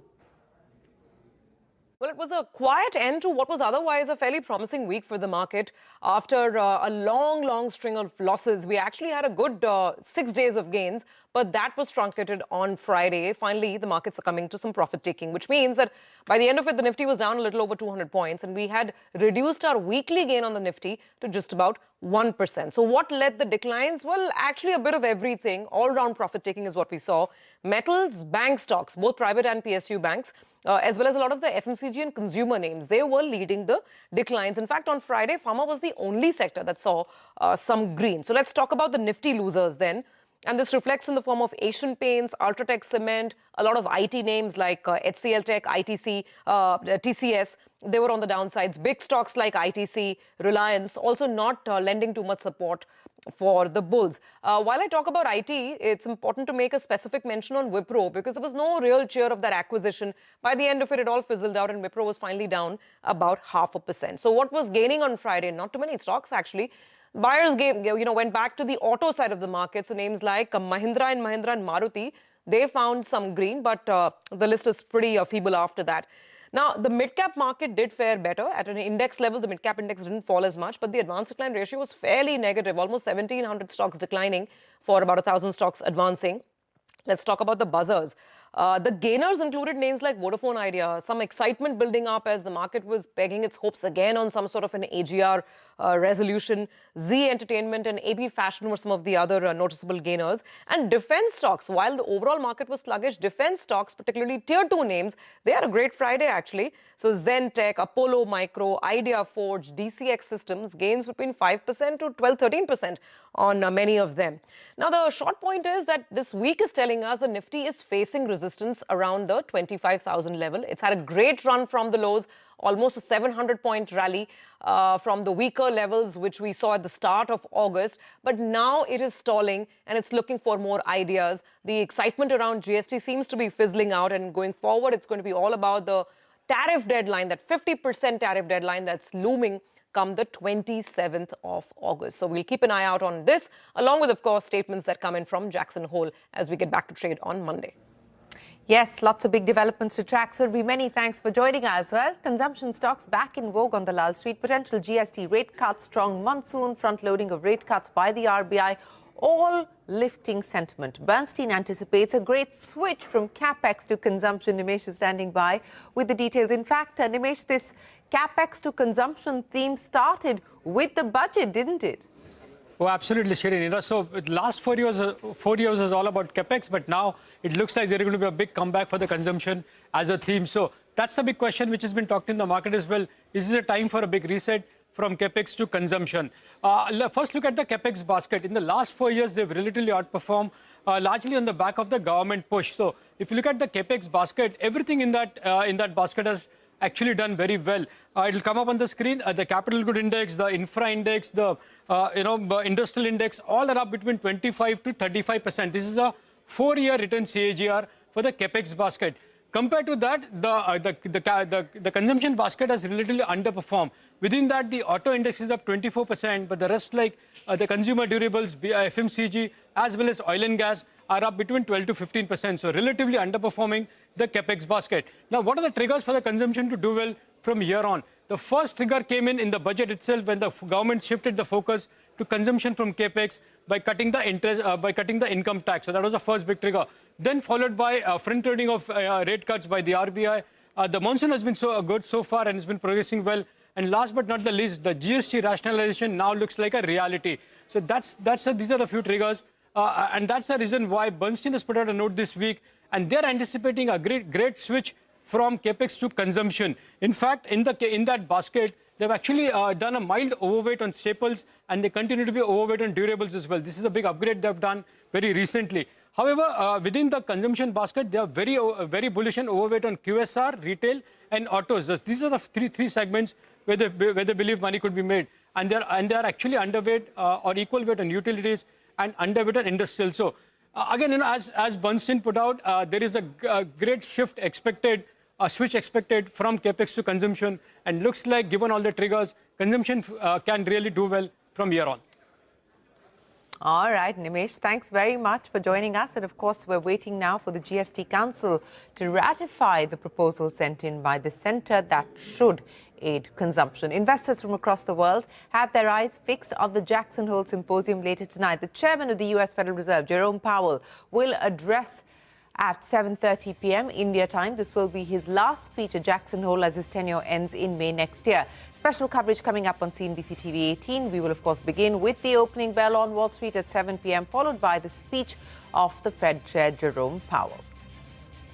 Now, India is tearing at a 50% tariff on exports to the US in the next 5 days. President Trump threatened to double the current 25% tariff rate, citing India's oil purchase from Russia. But the US is not acting against China, which is in fact the largest buyer of Russian oil. President Trump's top trade advisor, Peter Navarro, launched a fresh attack on India. Navarro said India does not need Russian oil and it's profiteering from the trade. He also accused India of being, and I quote, a laundromat for the Kremlin. Navarro has long been a critic of India's trade policies and even termed New Delhi the Maharaja of tariffs. Meanwhile, China's ambassador to India attacking the US, saying silence and compromise only emboldens the bully. He went on to say that China will firmly stand with India and uphold the multilateral trading system with the World Trade Organization. Prior to the invasion of Ukraine in February 2022, India bought virtually no Russian oil. I mean, it was like 1% of their needs.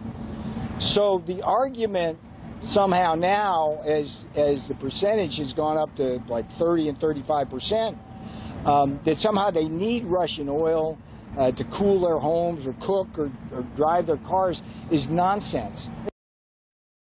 The United States has imposed tariffs of up to 50% on India and even threatened for more.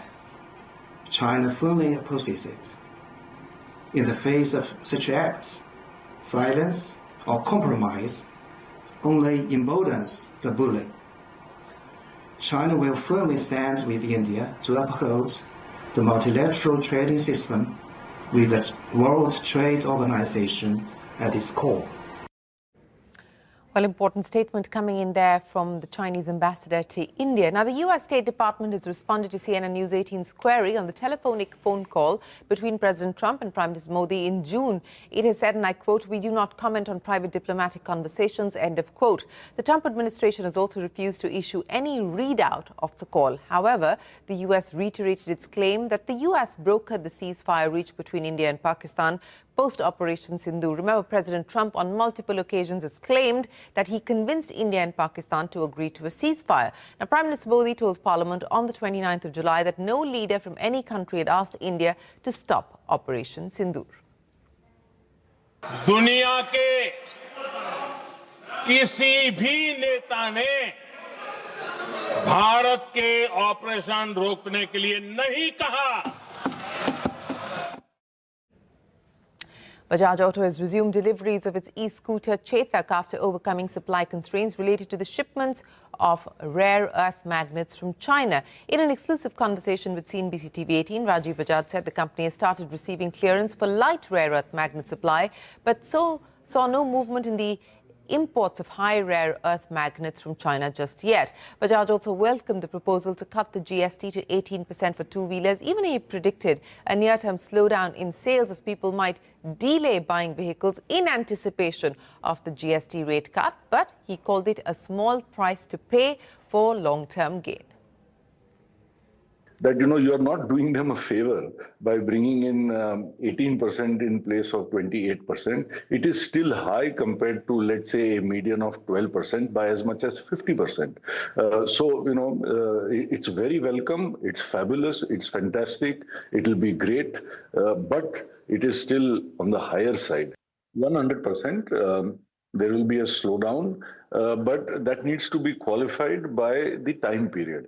For example, the slowdown which has already started, and let's say, for example, arbitrarily that the new policy comes into effect from 1st October. Definitely industry will see a slowdown between now and end of September.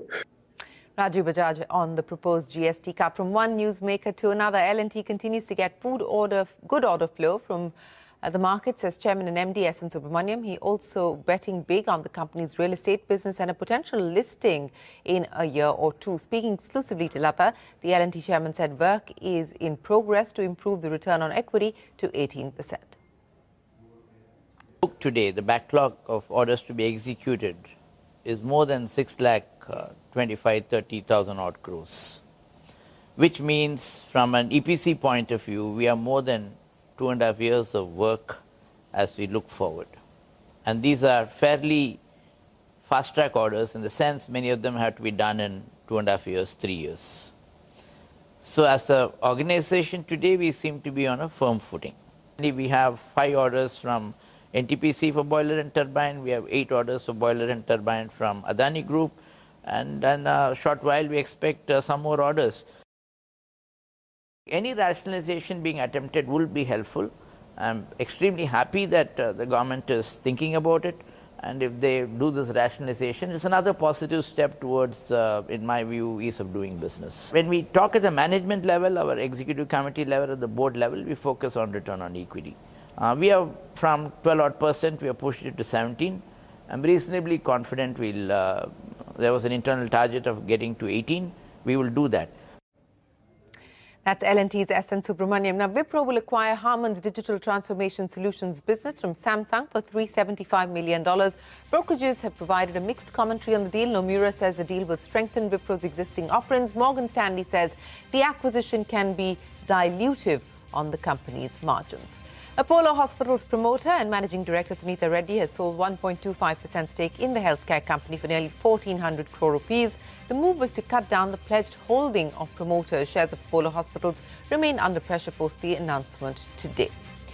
IRDAI may soon put out a cap on health insurance premia at both the product and portfolio levels. Sources tell us that the IRDAI is considering linking it to medical inflation and could soon release a consultation paper on the same. Shareholders of Yes Bank have approved the extension of Prashant Kumar's term as MD and CEO. After this extension, Prashant Kumar will remain as the CEO till April 2026. He took over as MD and CEO at a time when the bank was going through its revival in 2020. This is his second extension. The earlier One was in October of 2022 when he was reappointed for a 3-year term. On to a CNBC-TV18 exclusive. Gaming companies have reached out to the government to comply with the new bill passed by Parliament. We learn from sources that companies have pleaded against an immediate ban on transactions and sought more time to refund users. Ashmit is standing by now with more details. Ashmit, gaming companies knocking on the government's doors seeking clarity on the implementation of the new law. More importantly, we're already seeing many companies closing down their real money games.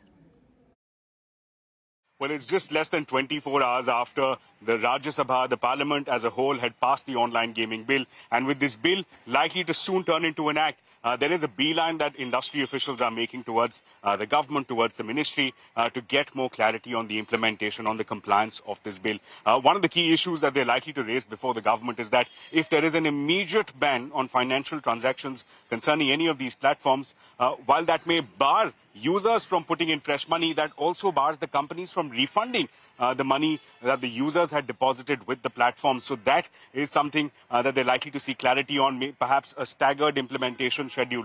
Number two, in-app purchases. There are social gaming applications which provide users the facility of availing of some tools on payment of a certain amount of money. These are called in-app purchases. Are they permissible under this new legislation? That's the second key clarity. The third is real money gaming companies, if they were to continue the same suite of games that they currently have without the money component, if the money deposit is removed, will those games be allowed to survive under this current regime? That's another key clarity that has been sought. And finally, if these non-money games are provided to users in the form of a service and a subscription fee is charged, is that something that is permitted under the current legislation? These are a whole host of queries on which the industry is looking for answers and is now, as we speak, making a beeline for the government for seeking greater clarity. Ashmit, many thanks. We'll head into a break, but up next, the Supreme Court stays its order on relocating stray dogs in Delhi NCR, directs civic authorities to release them in the same area, but after being vaccinated and sterilized. More details when we return.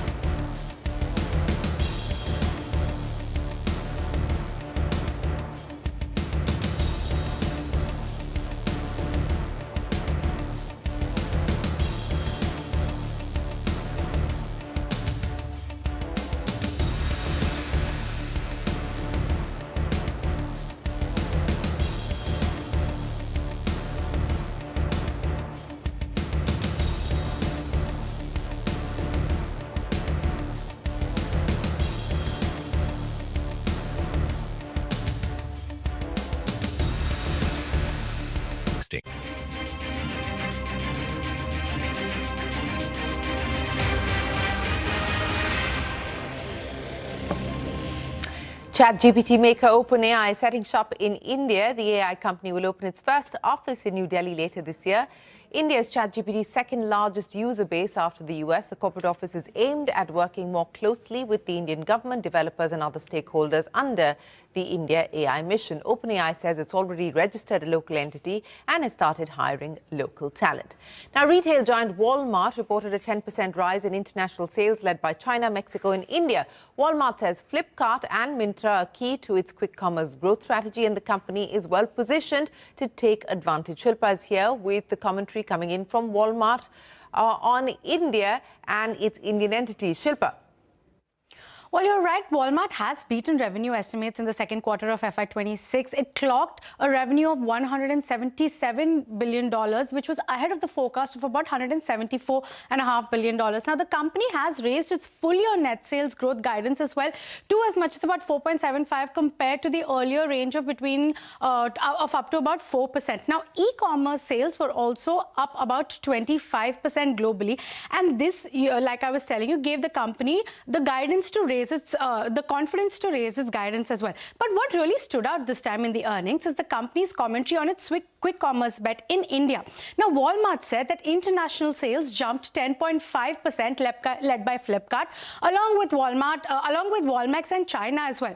Now, this as India is right at the heart of Walmart's aggressive quick commerce push. Now, this has even showed up in the company's financials with the international gross profit margins coming under pressure this time on the back of its QCom investments in the country. Now, Walmart says that customers are preferring faster deliveries and the company's positioning itself to capture this growth efficiently. Now, it said during its earnings call that Flipkart now operates 300 fulfillment centers, which is enabling deliveries under 15 minutes, while Myntra has built about 60 micro-fulfillment centers that can serve fashion shoppers under 30 minutes. Now, the focus, Walmart said in its earnings call, is on placing third-party inventory closer to consumers to improve the speed and efficiency.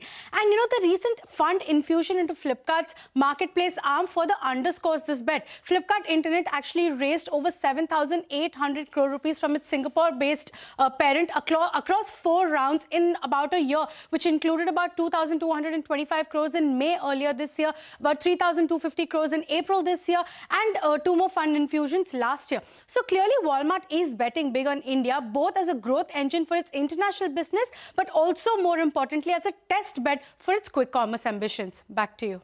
All right.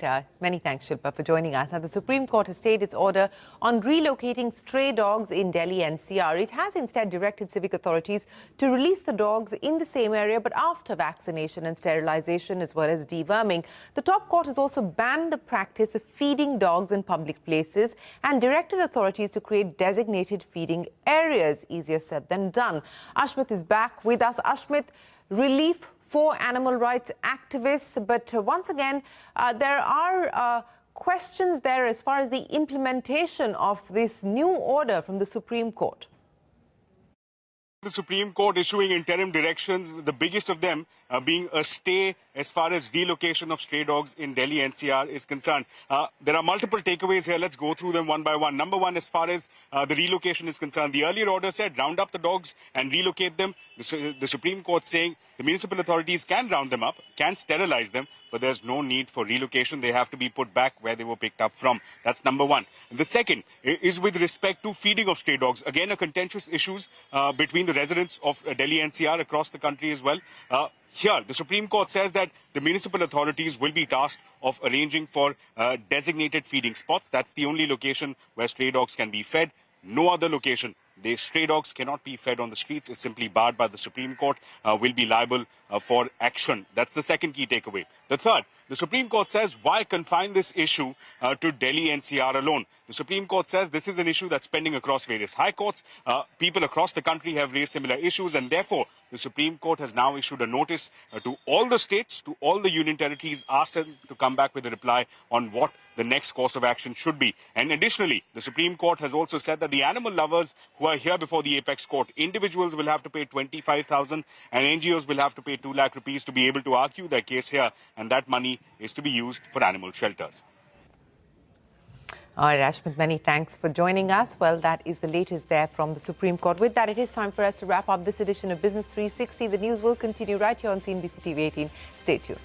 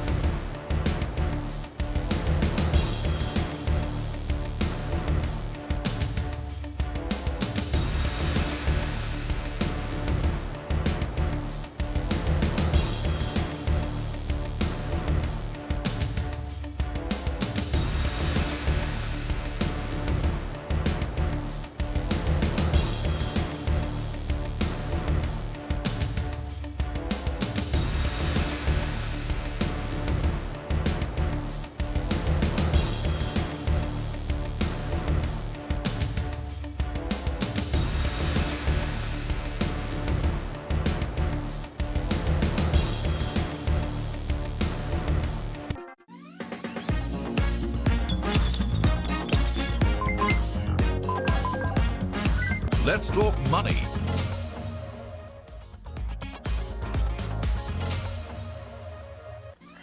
Hello and welcome to a brand new edition of Let's Talk Money. I'm your host, Surabhi Upadhyay. Last week, India completed 78 years of independence. And like many of you, I also heard Prime Minister Modi's message of Atmanirbharta delivered from the ramparts of the Red Fort. And it really struck a note. Atmanirbharta, self-reliance, the one thing that guards our independence. Now, it holds true for a country, and it definitely holds true for us as individuals as well. Self-reliance is the only way to ensure our financial freedom and our financial well-being. Over the last many years, mutual funds have become our biggest partners on this road to financial freedom.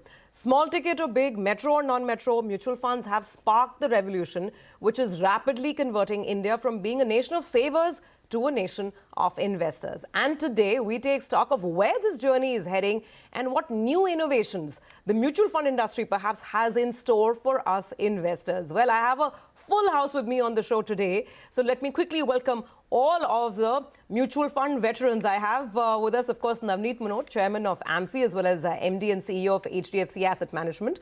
I have Saurabh Nanavati with me in the studios as well, CEO of Invesco Asset Management.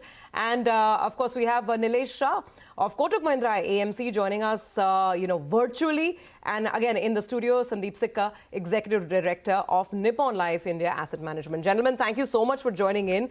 What a pleasure. It's a full house. And I think it's great to have all of you in because we want to really understand where the journey is going when it comes to mutual funds, self-reliance and financial freedom, because that's what it's all about, right? So tying in with this Independence Day month. So let me open with you, Navneet. Broad thoughts on when the whole aspect of mutual funds giving you the freedom that you need in your life. How do you describe, first of all, financial freedom? So thank you, Surabhi, for having us. It's an honor and privilege for all my industry colleagues and me personally to be part of this industry over the last 30 years. It's a coincidence that we are also celebrating 30 years of MFI. And it's been an honor for all of us to serve this industry and serve millions of investors. You started by talking about Prime Minister's message on Atmanirbharta. That's what he's been saying for the last few years. And it's very important that in every possible way, each and every citizen lives a life of dignity. Government has done a tremendous job on creating that social security by supplying many things to meet their day-to-day needs, but at the same time, for financial security, it means living a life of dignity. It means ability to fulfill your aspirations. It means life without financial insecurity. And I think mutual fund as a product, mutual fund as a solution provider over the last couple of decades have worked very hard to provide that ability to each and every household that they can meet their financial goals, they can meet their life goals by investing through mutual funds. So benefits of diversification, benefits of convenience, and making it easier for every investor to create a financial freedom for themselves. So that's what our industry has been working under the guidance of our market regulator. Absolutely. And for the average Indian citizen, moving away from just the concept of letting your money sit in a bank account, and that's the best way to ensure your retirement safety, security, etc., to looking at it in a very, very different manner from an investment lens. Let me bring in Nilesh as well. Great to have you on this discussion, Nilesh. So you tell us, let's talk, when we talk about financial independence, what is the definition? Is it X amount of money in the bank? Is it a 6-digit salary? I mean, how should a person really think of financial empowerment and financial independence? Thank you, Surabhi, for having us over here. And financial independence is a state of mind. आपको जो करना है, वो आप कर सकते हैं. When you reach that state, that's financial independence. For someone, it could be 6-digit salary. For someone, it could be bank balance. For someone, it might be wealth creation. It's a state of mind which allows you to do what you want to do. Okay, let me bring in both Saurabh and Sandeep into the conversation as well. So it's been a long journey, and most of your own companies have been around for decades as well. So Sandeep, you tell us, what are the changes in the investor that you're noticing? I mean, just this year, if we see, the market has not been very charitable with returns. But you folks pull in the money every month. I mean, I report on those mutual fund inflow numbers, and the last number was a record high number. So your thoughts? So, Surbhi, first let me start by, I think you mentioned about the Prime Minister's speech on the 15th, I think Prime Minister had this, Har Ghar Mein Taranga. I think today, we are happy to say, as a part of the mutual fund industry, we want to take it Har Ghar Mein Mutual Fund. So that is something what the industry is working towards. And I'm very happy to say, this is actually, it's happening. Today, we can proudly say, almost every pin code of India, every district of India, we've got investors. And while the foundation of this was laid by the regulator long back when we started something called B30, and today we give credit, now on the 30th of our AMFI, we have crossed that stage of B30 to B300. And the reason why I give this example is this is the big change that has happened. Earlier, the mutual fund investors used to come from big cities and towns. Today, the fact is, I think coincidentally as industry, we opened our first branch in Leh. Now that tells you where we are going. But the big change that we are seeing, the markets you mentioned, right, this year the markets have been flat. But the big change that we have seen is investors are maturing. 10 years back, when markets used to be volatile, the number of calls we used to get from investors in a call center, our RMs used to be very high. Today, the fact is when the markets have been volatile, people are investing more through SIPs because they understand, they need to time it out. You can't time it to perfection, but you need to spread out your investments. So that's a big change we have seen. And also another big change that we have seen way back in 2000 when my father retired from government service, I had to convince him to invest in mutual funds.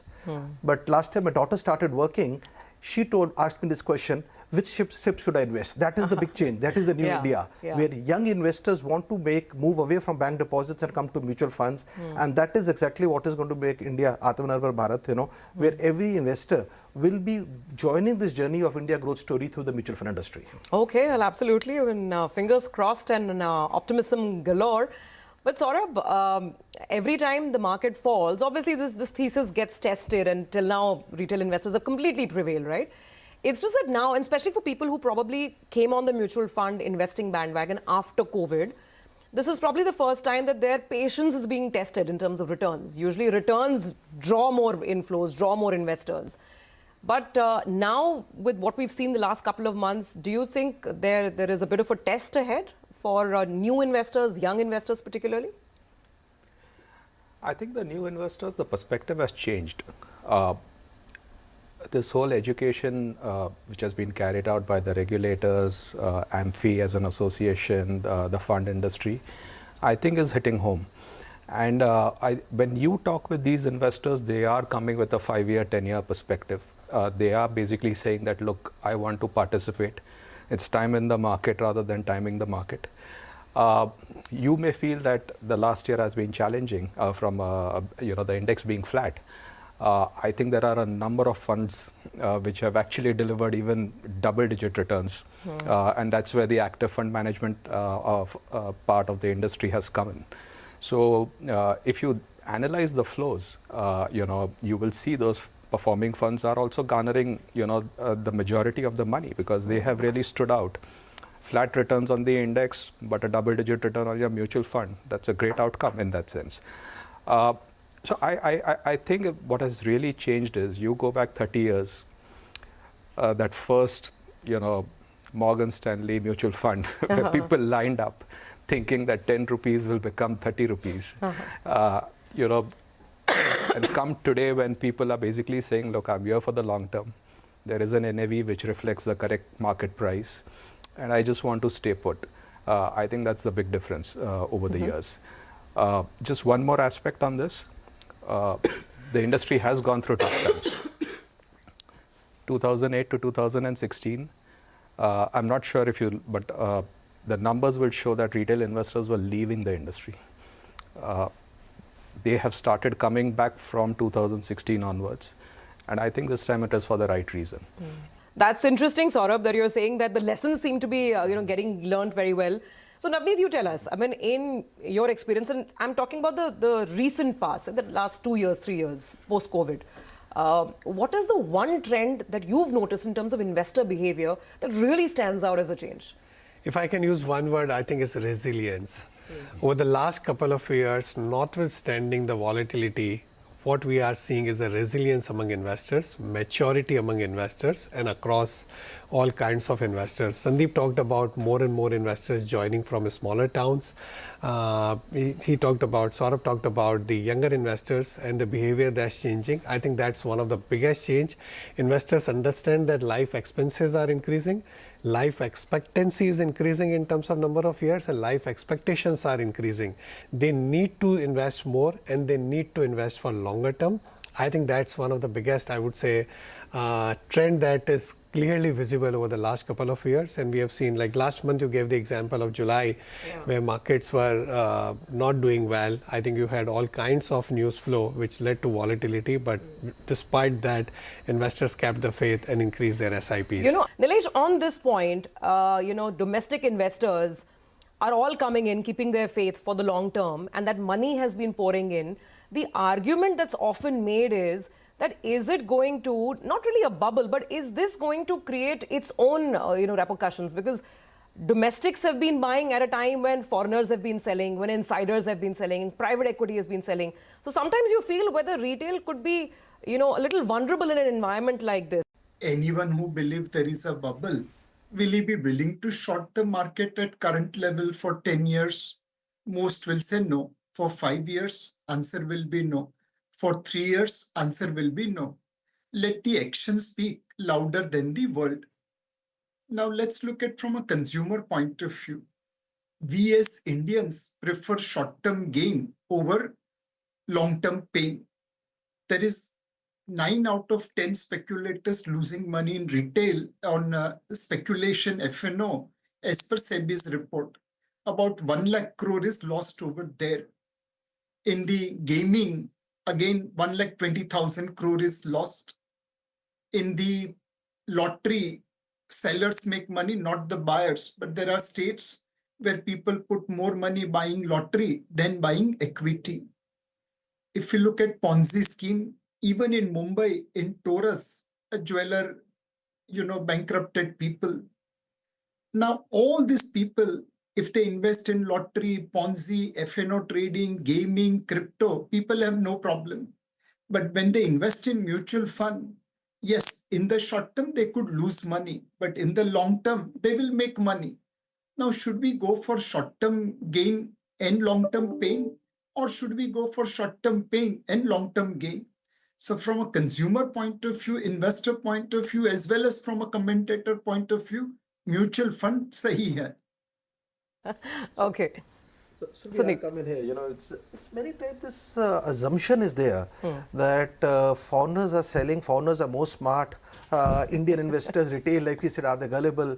But the data shows something very different. Not just foreigners. Indians are selling. Indian promoters, Indian venture capitalists or private equity who were holding the stocks earlier. Let me use all the retail investors, let them see them as a stock.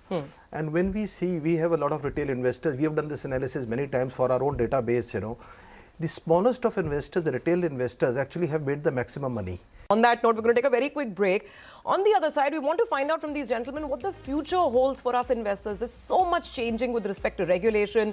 The industry has been given some more freedom to, offer differentiated products as well. So what does it mean for us? We'll find out after the break.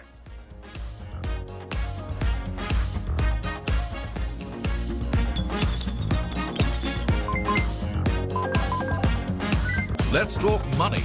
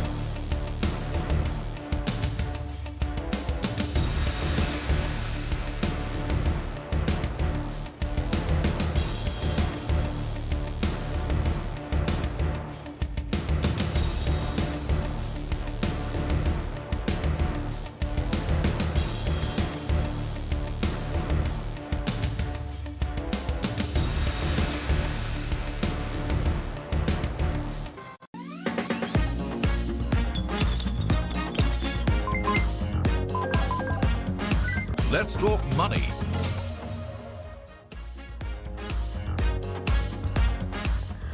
Welcome back. You're with us on Let's Talk Money, and this week we're talking about what the mutual fund has in store for us in our journey towards self-reliance, Atmanirbharta, and financial independence. And we have, of course, industry veterans with us in the studios, as well as Nilesh joining us virtually. So, gentlemen, now I want to talk about the future, because the future does look very, very interesting. You know, almost every couple of months, we have new regulations coming in, some of them to tighten up the screws on the industry. But these days, there is a lot of talk about offering more flexibility as well. So I want to take that up with the panel. And Saurabh, let me start with you. The latest consultation paper that I read through had a lot of, different aspects that they were talking about, allowing funds to perhaps invest in other areas like REITs, equity funds to invest in, things like REITs and gold, etc. There is, also talk about looking at value and contra funds. How do you limit overlaps and yet let the products be out there in the market? So let's just start right there. When it comes to investing in things beyond equity, is the time right? Is this something that the industry would want? So great questions would be, let's first start at the core of what you mentioned, different asset classes. And here, I think we need to understand that mutual funds is not synonymous with equity investing only. We need to understand that it's a vehicle which basically is giving you the option to invest into every underlying asset class. So it's equities, it's debt, it's gold, silver, international equities, REITs, InvITs. So it's actually a medium in which you can get exposure to whichever underlying asset class you basically can get into. On that, actually, I should request our director and producer to throw up the stat. So let's understand how the industry also stacks up right now, because these are the latest numbers. The total industry AUM of close to 75 lakh crores. The largest still is equity. Over 33 lakhs is equity. The next big category, of course, is fixed income debt. That's about 18 to 19 lakh crores. And then there is the hybrid category, which is now growing and gaining popularity and prominence as well, over 10 lakh crores in hybrids. And then a bunch of other things, and there is passive investing, and we'll come to that as well. But that's the current breakup. But you're right, absolutely. Mutual funds, can be investing across a diverse range of assets. So as investors, what further innovation should we expect from the industry? No, I think we are getting into the asset allocation era. The more the education, more people will realize that it's important to allocate correctly in different asset classes over a period of time, over a longer period of time. And that will reduce the risk of your portfolio, but it will give you better risk-adjusted returns. I think, increasingly going forward, you will see more focus on multi-asset allocation, retirement plans, as there's a percentage of population which starts getting old, and I'm living longer. So I need money for a longer period of time after retiring, which is the best instrument, and how do I go about that? All these concepts will start coming into play very, very soon at this point of time. Navneet, on retirement, great that you brought this up, because again, as part of the same consultation paper, SEBI is now talking about some more flexibility when it comes to retirement products and also products for children's planning, these children's fund. And as of now, these are called solution-oriented schemes, by the way. It's a very small paltry sum compared to the overall total. So what will it take for these products to really take off? And how do you make it less confusing? Because for an investor, I want to save for my retirement. Now, flexi cap fund, regular diversified large cap fund, or a retirement product. I mean, how does it become easier for the investor to decide? No, I think it's quite a simple product. Over the last 30 years, I mean, you just talked about there are lots of changes coming. But I think the thing that we take pride in is the continuity that has been maintained. There are so many products that all of us have been running, which have been around for 20, 25, 30 years, and they've done tremendous amount of wealth creation.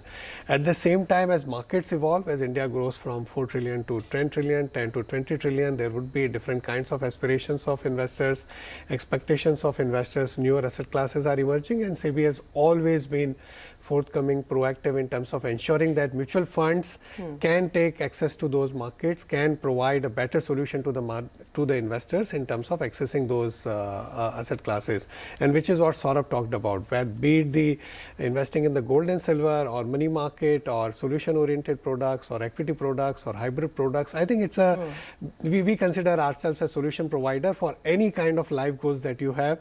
You have a solution from the mutual fund, right from parking a short-term cash surplus to income generation to a long-term wealth creation. But that's what I'm saying. It's still confusing, right, for an investor, because retirement objectives can be achieved through a diversified fund as well. You need a good, you don't need, but on a sarcastic note, you need a good advisor. Financial advisor to perhaps handhold. Fair point. But now let me take up something a little contentious. And, we at CNBC-TV18, particularly me, looking at Let's Talk Money, the focus is only the end investor, the retail investor.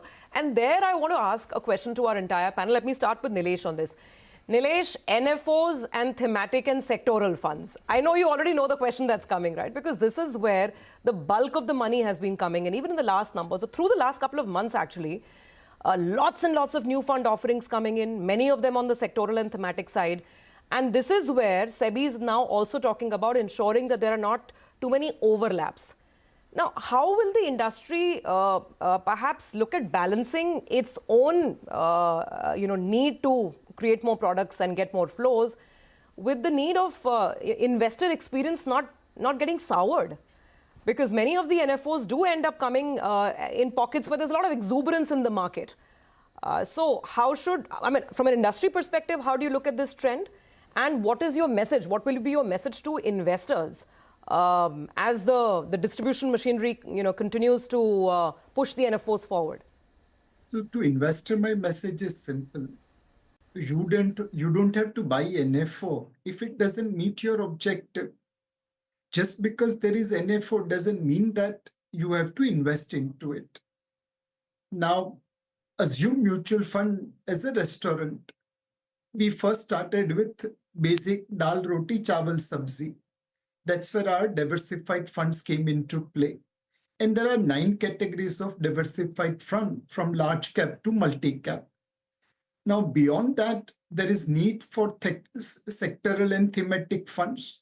There is need for newer quant-oriented funds. There's need for hybrid funds.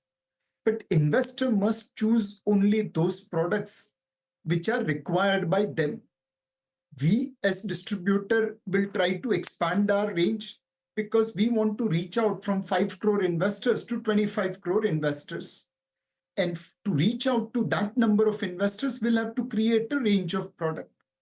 And there are many people who say, oh, but NFOs open at a discount. So please show me any NFO which is still at a discount after 5 years of investment. When we launch product, we recommend people to follow asset allocation. We recommend people to do investment via systematic investment plan. So people have to exercise caution while investing in NFO. And we do mention investors to come with long-term horizon. If you are doing SIP, you are doing asset allocation, you are investing long-term investment, you will make money.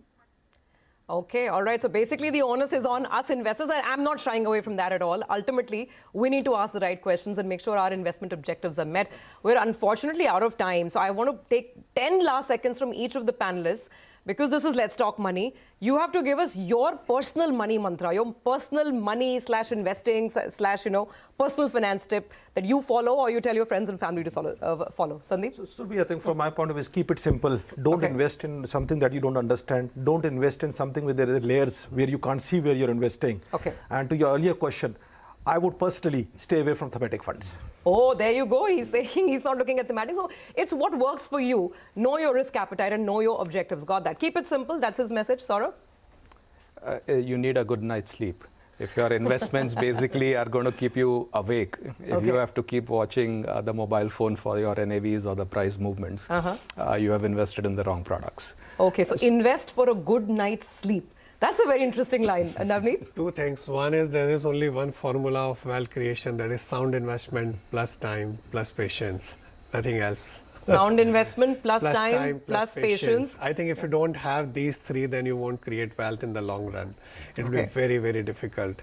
And second is the people on this panel are the ones who take tremendous joy in making money for other people. than only thinking about ourselves. Okay, absolutely. Nilesh, final word and your investment mantra and tip as well. Mutual fund सही है. We've heard that before. एक नया वाला भी.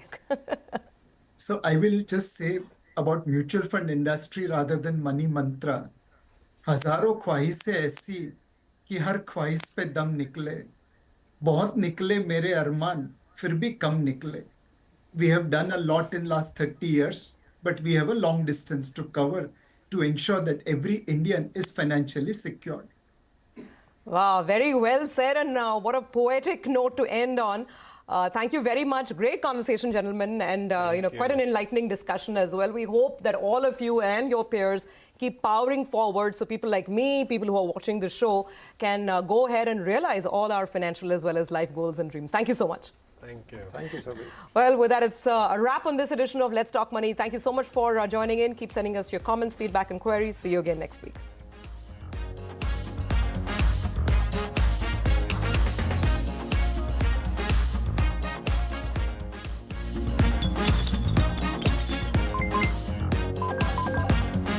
Let's Talk Money.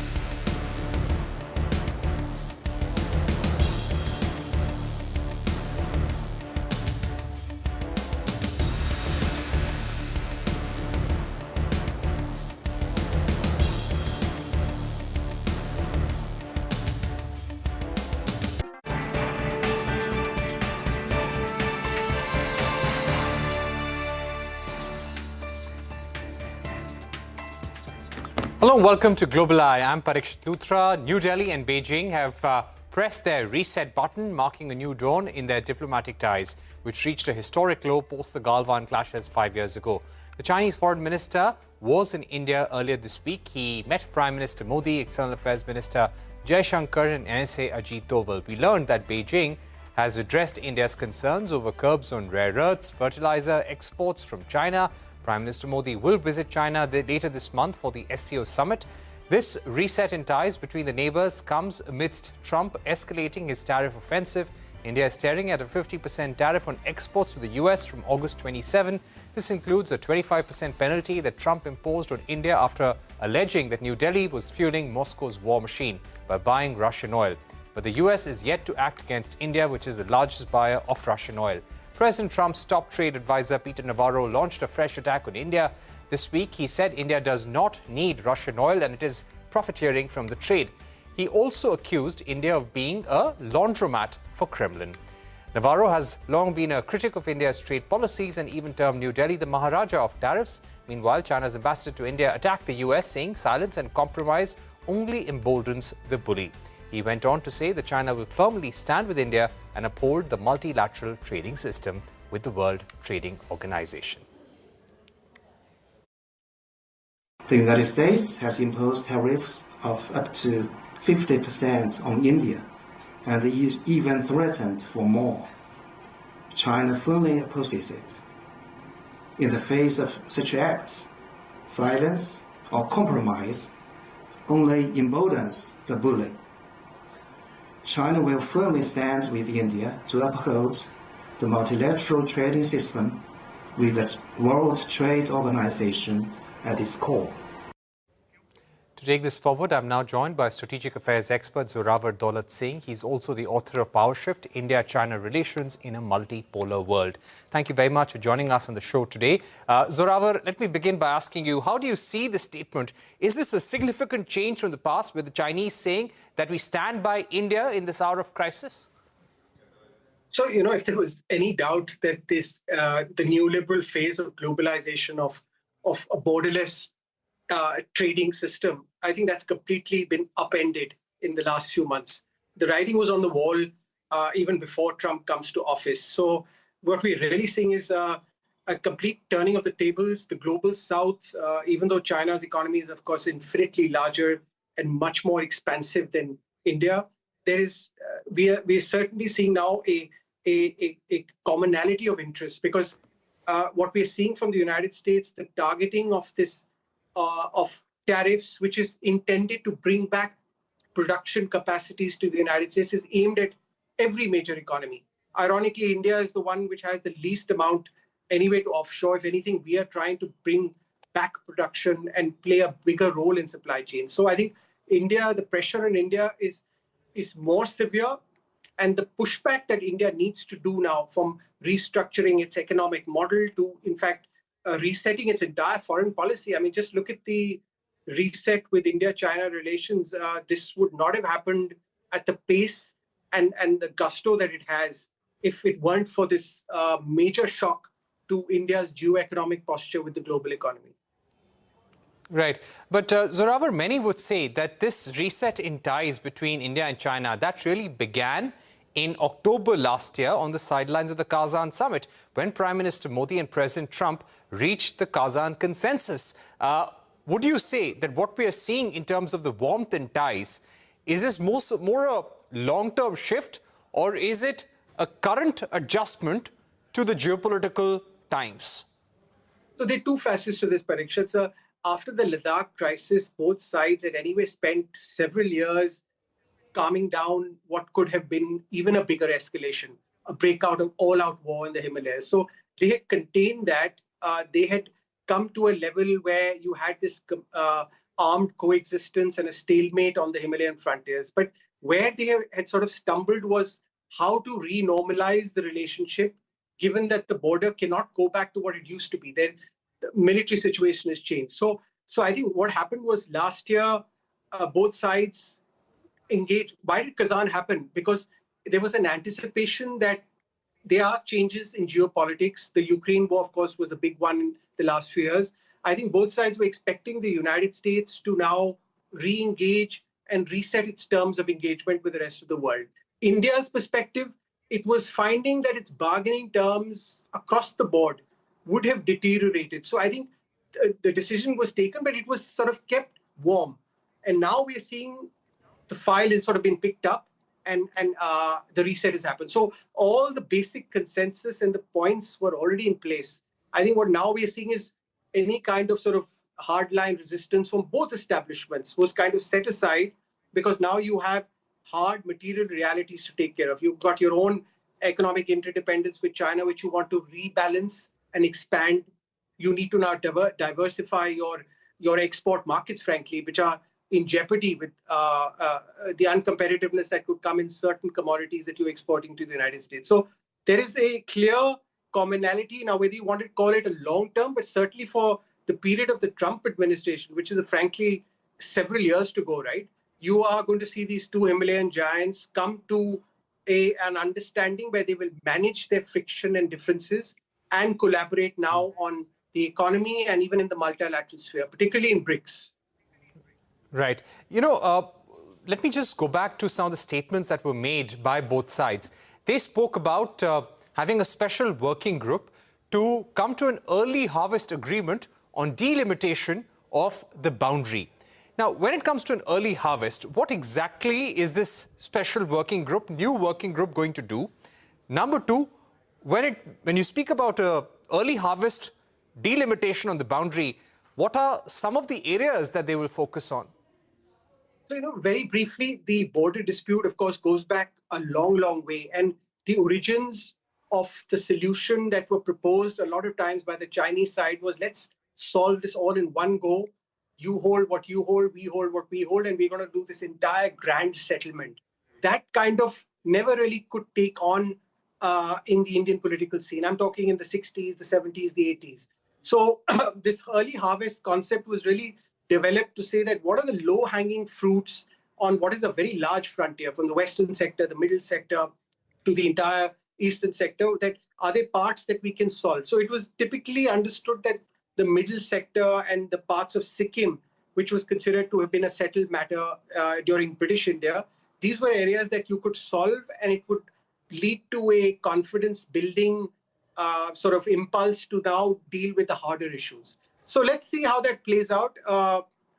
As far as the delimitation, demarcation, I think what we're really seeing now is that, this idea that before all this, everything was about, can we get back to the old arrangements that existed before 2020, that you had these both sides jostling for tactical advantage in undefined areas, in the gray zones, because there are a lot of disputed pockets. So I think what we are now seeing, there's a new chapter where even border management will undergo an overhaul. Many of the norms that have already been established in the last 3-4 years by both militaries, because you can't go back to what the situation was, because the confidence building measures that were established in the 90s became outdated. So I see a stability on the front more, but in far as settling the entire boundary dispute is a much, much longer endeavor at play. Right. Now, when it finally comes to economic ties, there are a lot of voices in the Indian industry which say that Press Note 3 should be revisited. Chinese investments should be allowed in areas automatically, which are not sensitive, which are not strategic, but are very important for our interests. Do you think such changes will happen during Prime Minister's visit to Tianjin for the SCO summit? And what will be our larger message there? So there's no doubt that the decision taken in 2020 to kind of have this blanket blockade on economic engagement with China, as far as doesn't relate to pure trade, was a crude measure. Now it found legitimacy in the breakdown of the crisis in the border, but once that subsides, I think that whole concept becomes it's too crude an instrument, because you're denying yourself access to what could be multiple sectoral engagements that can happen. And if you want to eventually do this Atmanirbhar, you want to create domestic supply chains, you want to enter into new supply chains, you have to have Chinese investment coming into India. So I think there is a growing consensus in India that this, in the establishment, in the policy-making groups, that this now needs to be overhauled with a new framework. Now, what that will be, I think we're seeing partly a little bit of bureaucratic inertia, because everyone's looking at each other on what is going to be that new blueprint.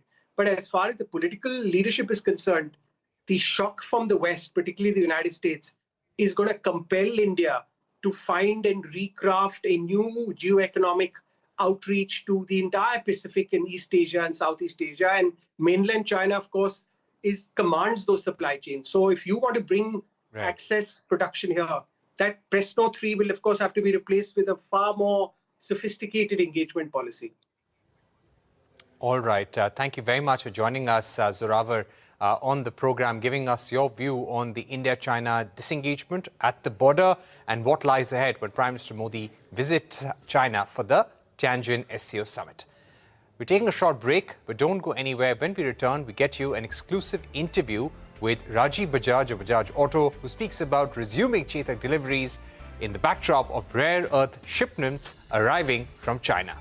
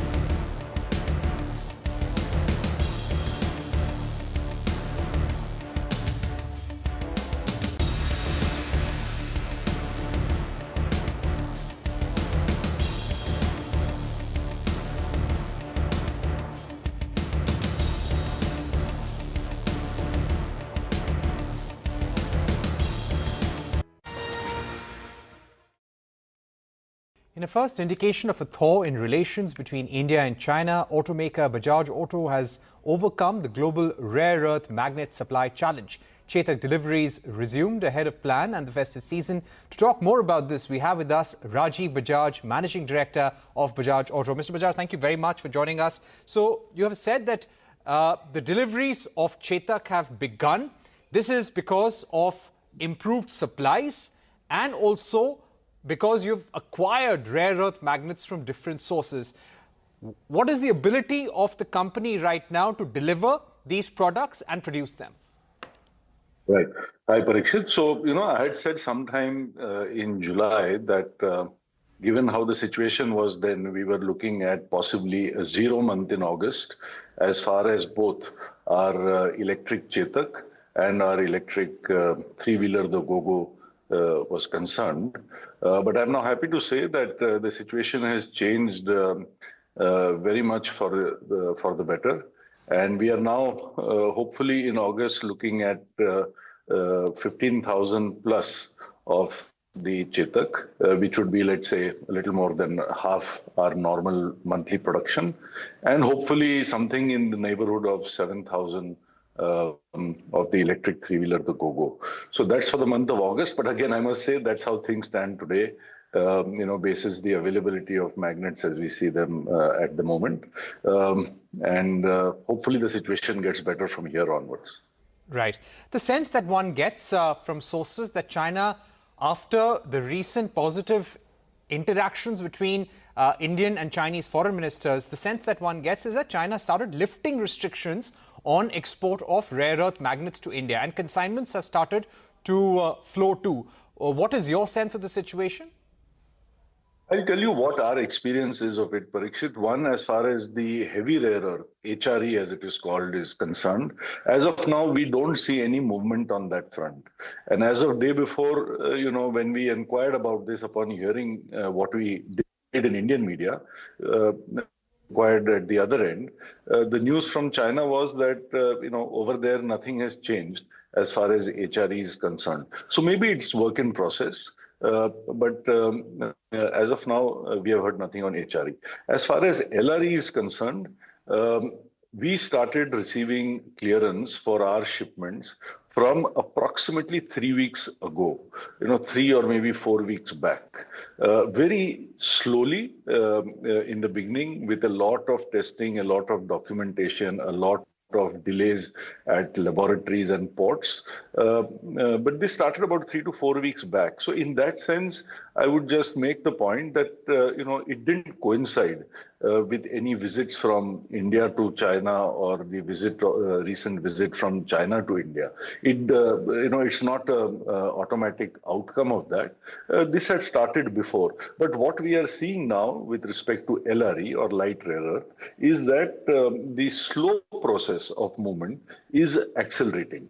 So that may seem to suggest that basis these talks, there has been some positive impact. Right.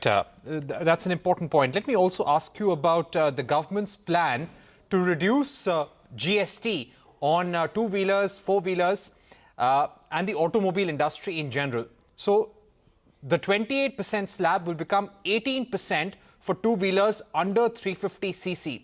How do you see this move? Is this a positive going forward for Bajaj Auto, for the two-wheeler industry? So this is a very important subject, and therefore I would like to make a couple of what I believe are very important points, Parikshit. First of all, some of us, including myself, we've been talking about this for years now.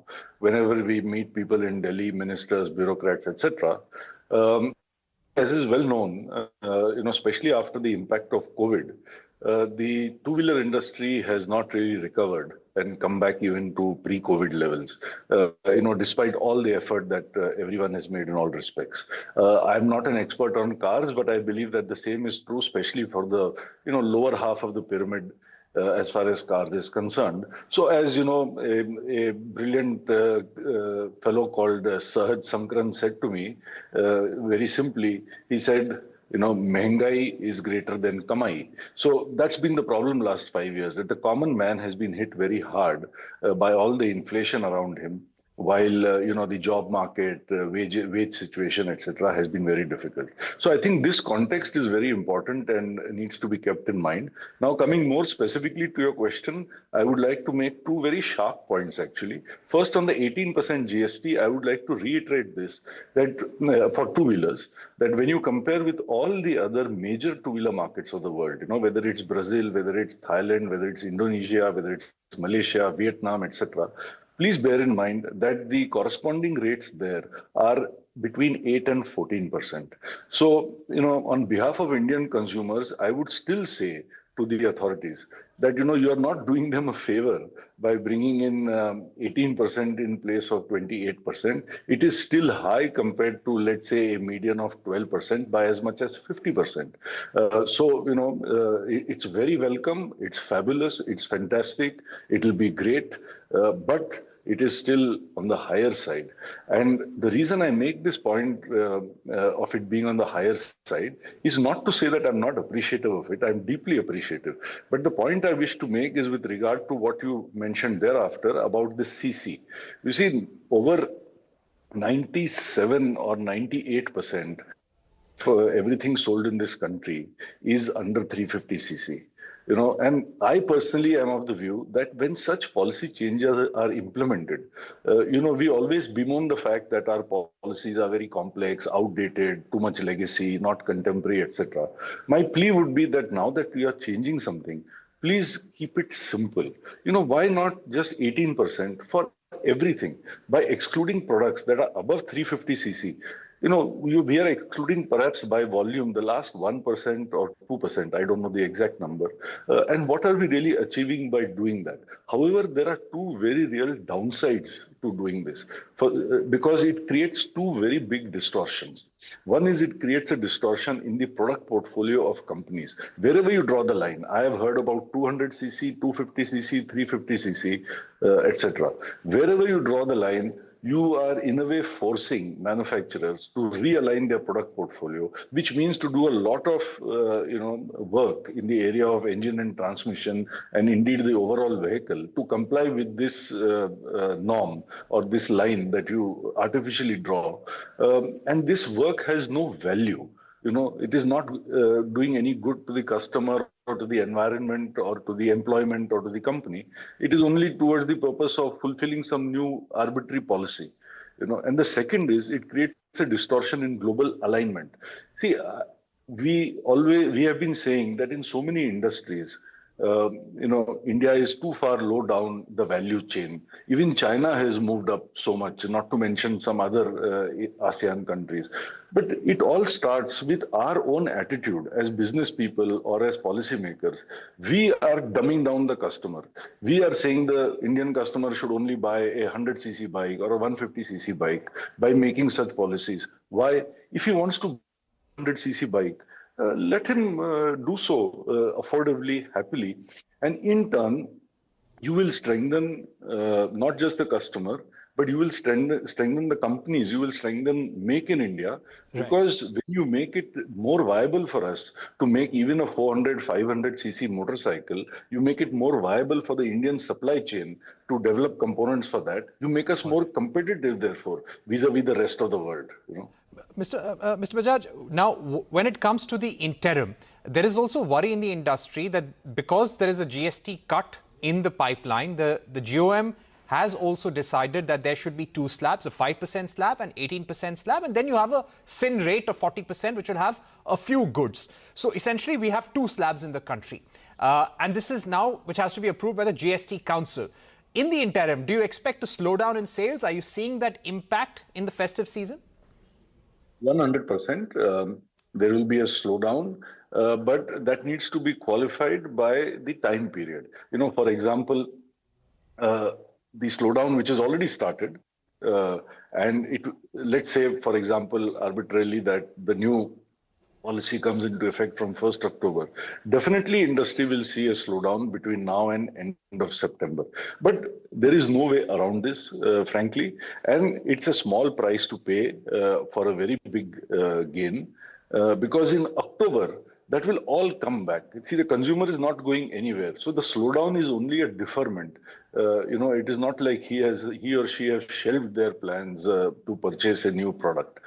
So I would say if one takes a little broader time horizon of something like September to October or November, then in that sense, there will be no slowdown. There will be overall a very, very salutary effect. And the only thing one can say is that the sooner implemented, the better. All right, that's an important point. Could you also finally give us a sense of your export pickup, the kind of uptick that you see across segments? Sure. So let me say this, that last year, the second quarter of last financial year, Parikshit, was our best quarter ever in our history, and we are hoping to exceed that in this quarter, despite some headwinds we have with our domestic motorcycle portfolio.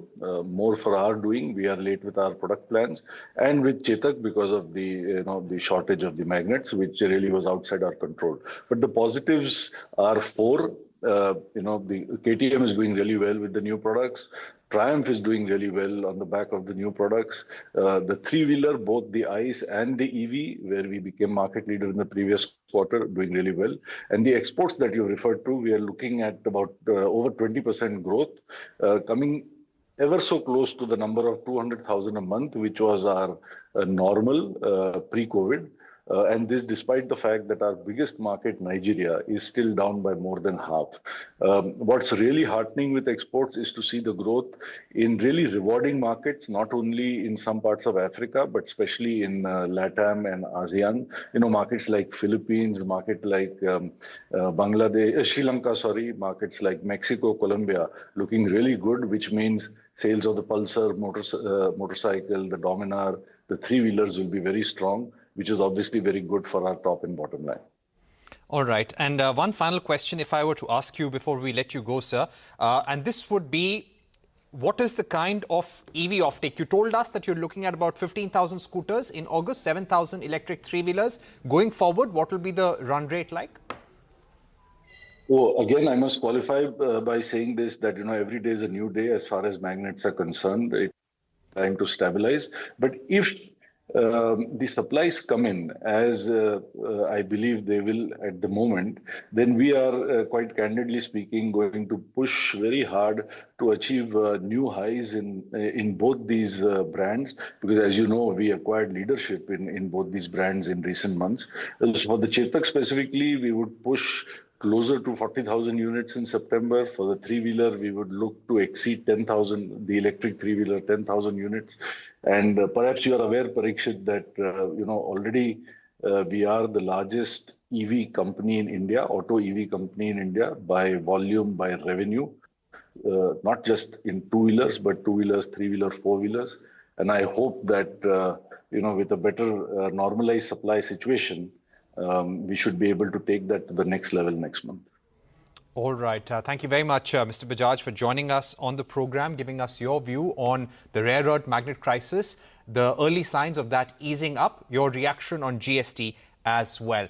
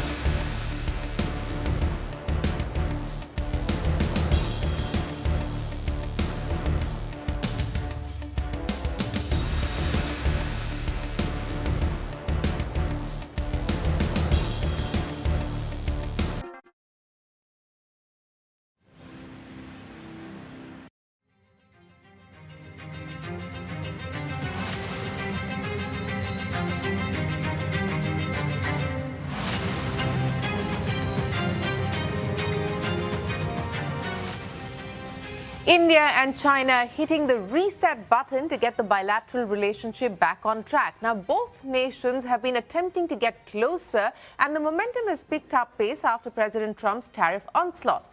Direct flights, for instance, are set to resume along with tourist visas and border trade. China has agreed to clear rare earth shipments and fertilizers to India.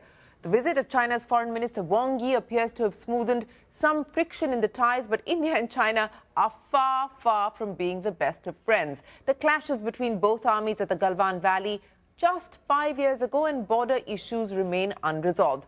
Both nations have, however, agreed to form expert groups to maintain peace and find a solution. So, is India ready to dance with the dragon, and will this worsen India's tariff tensions with the US? This is the editor's playbook. I'm Shireen Bhan. Joining me on the show, as always, Parikshit Luthra, Prashant Nair, Nimesh Shah, Surbhi Upadhyay, and Sri Ramayar. Gentlemen and Surbhi, many thanks for joining us. Just for the sake of context, because the obvious assumption is that this proximity between India and China, this reset, so-called reset, is on account of the tariff imposition, the tariff onslaught brought on by the Trump administration. But it's interesting to note that actually the attempt to re-engage started well ahead of that, and we'll understand why that was the case and why India felt the need to re-engage with China. But more importantly, a couple of important statements that we want to highlight, and I want to bring up the statement that was made by the Chinese ambassador to India. Now, since April, after the tariff impositions, China has been telling other trading partners, look, stand up to the bullying, quote-unquote bullying, by the Trump administration. Yesterday's statement is important because it goes as far as to say that we stand firmly with India. That's a significant change in not just tone, tenor, but also in what China is saying, Parikshit, to say that we stand firmly with India. Also importantly, I want to go back to the statement issued by Jaishankar, our Foreign Affairs Minister, to say, let difficulties not become disputes. There does seem to be reconciliation, there does seem to be rapprochement, and there does seem to be a concerted attempt on both sides to ensure that this reset is real. You're absolutely right, Shireen. And this plan to put things back on track began in October last year during the BRICS summit in Kazan, Russia, where Prime Minister Modi and Xi Jinping had met. And there was a consensus to resolve the boundary dispute and move forward. Since then, there have been a series of high-level meetings. So you're absolutely right. We cannot look at what's happening in isolation. It's not just because of Trump that this is happening. It's almost 1 year of diplomacy, and the leaders had spoken in October. And now we're looking at a consensus being implemented. So clearly, both China and India feel they're getting cornered. Some of our major groupings, such as BRICS, are being threatened. India does rely on China for its imports, such as those in the electronic sector, rare earth magnets, tunnel boring machines. So we can't cut ourselves off from China. Nobody's been able to cut themselves. This whole business of decoupling from China has not worked out in the way that it was being assumed. And that's the case not just for India, but for large parts of the world. And if we look at our imports from China, they're the greatest since 2015. And so we will speak more about that. But the message that India has given out, Jaishankar, of course, saying that differences should not become disputes. Our principles, our relations should be guided by three principles: mutual respect, mutual sensitivity, mutual interest. The Prime Minister made some very important comments to Wang Yi, and this was his message just before the SCO summit, that India and China have made steady progress guided by respect for each other's interests and sensitivities. Stable, predictable, constructive ties between India and China will contribute significantly to regional as well as global peace and prosperity. So our sense is that, considering that government sources are telling us that restrictions have been lifted on rare earth magnets for India, on tunnel boring machines, fertilizers, air travel is going to resume, tourist visas, business visas, media visas, everything is going to start. It seems that we are now going to enter in a phase, or at least the attempt will be to enter in a phase of economic stability. Do not allow Chinese investments in very sensitive areas, but wherever we need them, allow investments to come in. And you're right in pointing that out, and Surbi will present the data to us. But, there's been divisions from what one has heard and one has reported on over the last few months within the government as well on what position we should take as far as China is concerned. Some parts of the government have believed that, look, there is need for engagement. In fact, as you were pointing out, and we spoke about this, the economic survey last year had very clearly said that we should engage economically with China. So it was calling for that reset. There have been many voices within government saying Press Note 3 should be reviewed. There have been others saying no, there is no reason for a review. But I think, Surbi, the point that Parikshit was also making, and the numbers back that up, that there is an acknowledgement today that you've got to do business with China. You are already doing business with China. If anything, you're doing more business with China than you were 5 years ago. And so there is a need to actually ensure that there is stability to this economic relationship. No, and the numbers bear that out, don't they? No, absolutely they do, Shireen. And I completely take the point that you and Parikshit were just discussing, that this has been in the making for a while. It's only, I think, this 50% US tariff has become a fresh catalyst that's very quickly changing the tone and tenor of the dialogue as well. In fact, before I get to the numbers, I just want to pull up the comment from the Chinese foreign minister who was visiting India recently, Wang Yi. He said that India and China should contribute to promoting the multipolarization of the world, given, and quote-unquote, the unilateral bullying that is prevalent. So this is what's kind of gotten us together to talk a little more closely. Now let's come to the numbers. Now, even though we've had these outstanding, very serious issues on the border dispute, Galvan, which was, back in 2020, the numbers have actually been increasing. Whether you look at bilateral trade, whether you're looking at our reliance on China in terms of our, imports from the country. So in 2020, we were importing goods worth about 65 billion. As of 2025, that number has fallen to well over 113 billion. In 2020, we were running a trade deficit of about 50 billion with China, which has doubled to nearly 100 billion right now. Not just this, and of course, which are the largest imports, we all know that. I mean, electronics, PCs, integrated circuits, telephonic equipment, fertilizers is a very big sort of category as well. So these are the key imports. Not just this, even if you look at foreign direct investment, I mean, it's absolutely meager, as one would imagine, for obvious reasons. So the cumulative FDI coming into India is 3.2%. This is China. This is as of the latest data available as of 2023. And our investment into China is about 2.5 billion. So there's a huge opportunity if the trust issue is resolved. And I think we've seen the beginning of that with the opening of the trade passes, the talk of resumption of direct flights. So perhaps this is a huge opportunity ahead.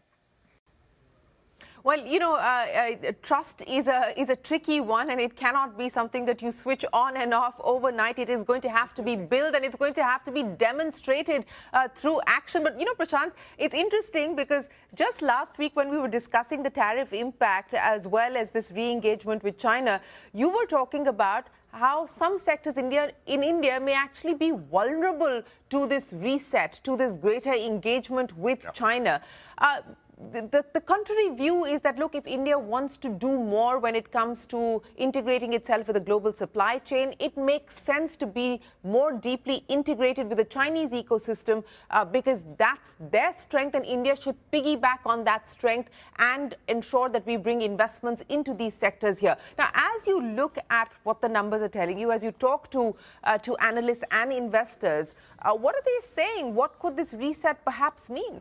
Shireen, the basic conflict is this, right?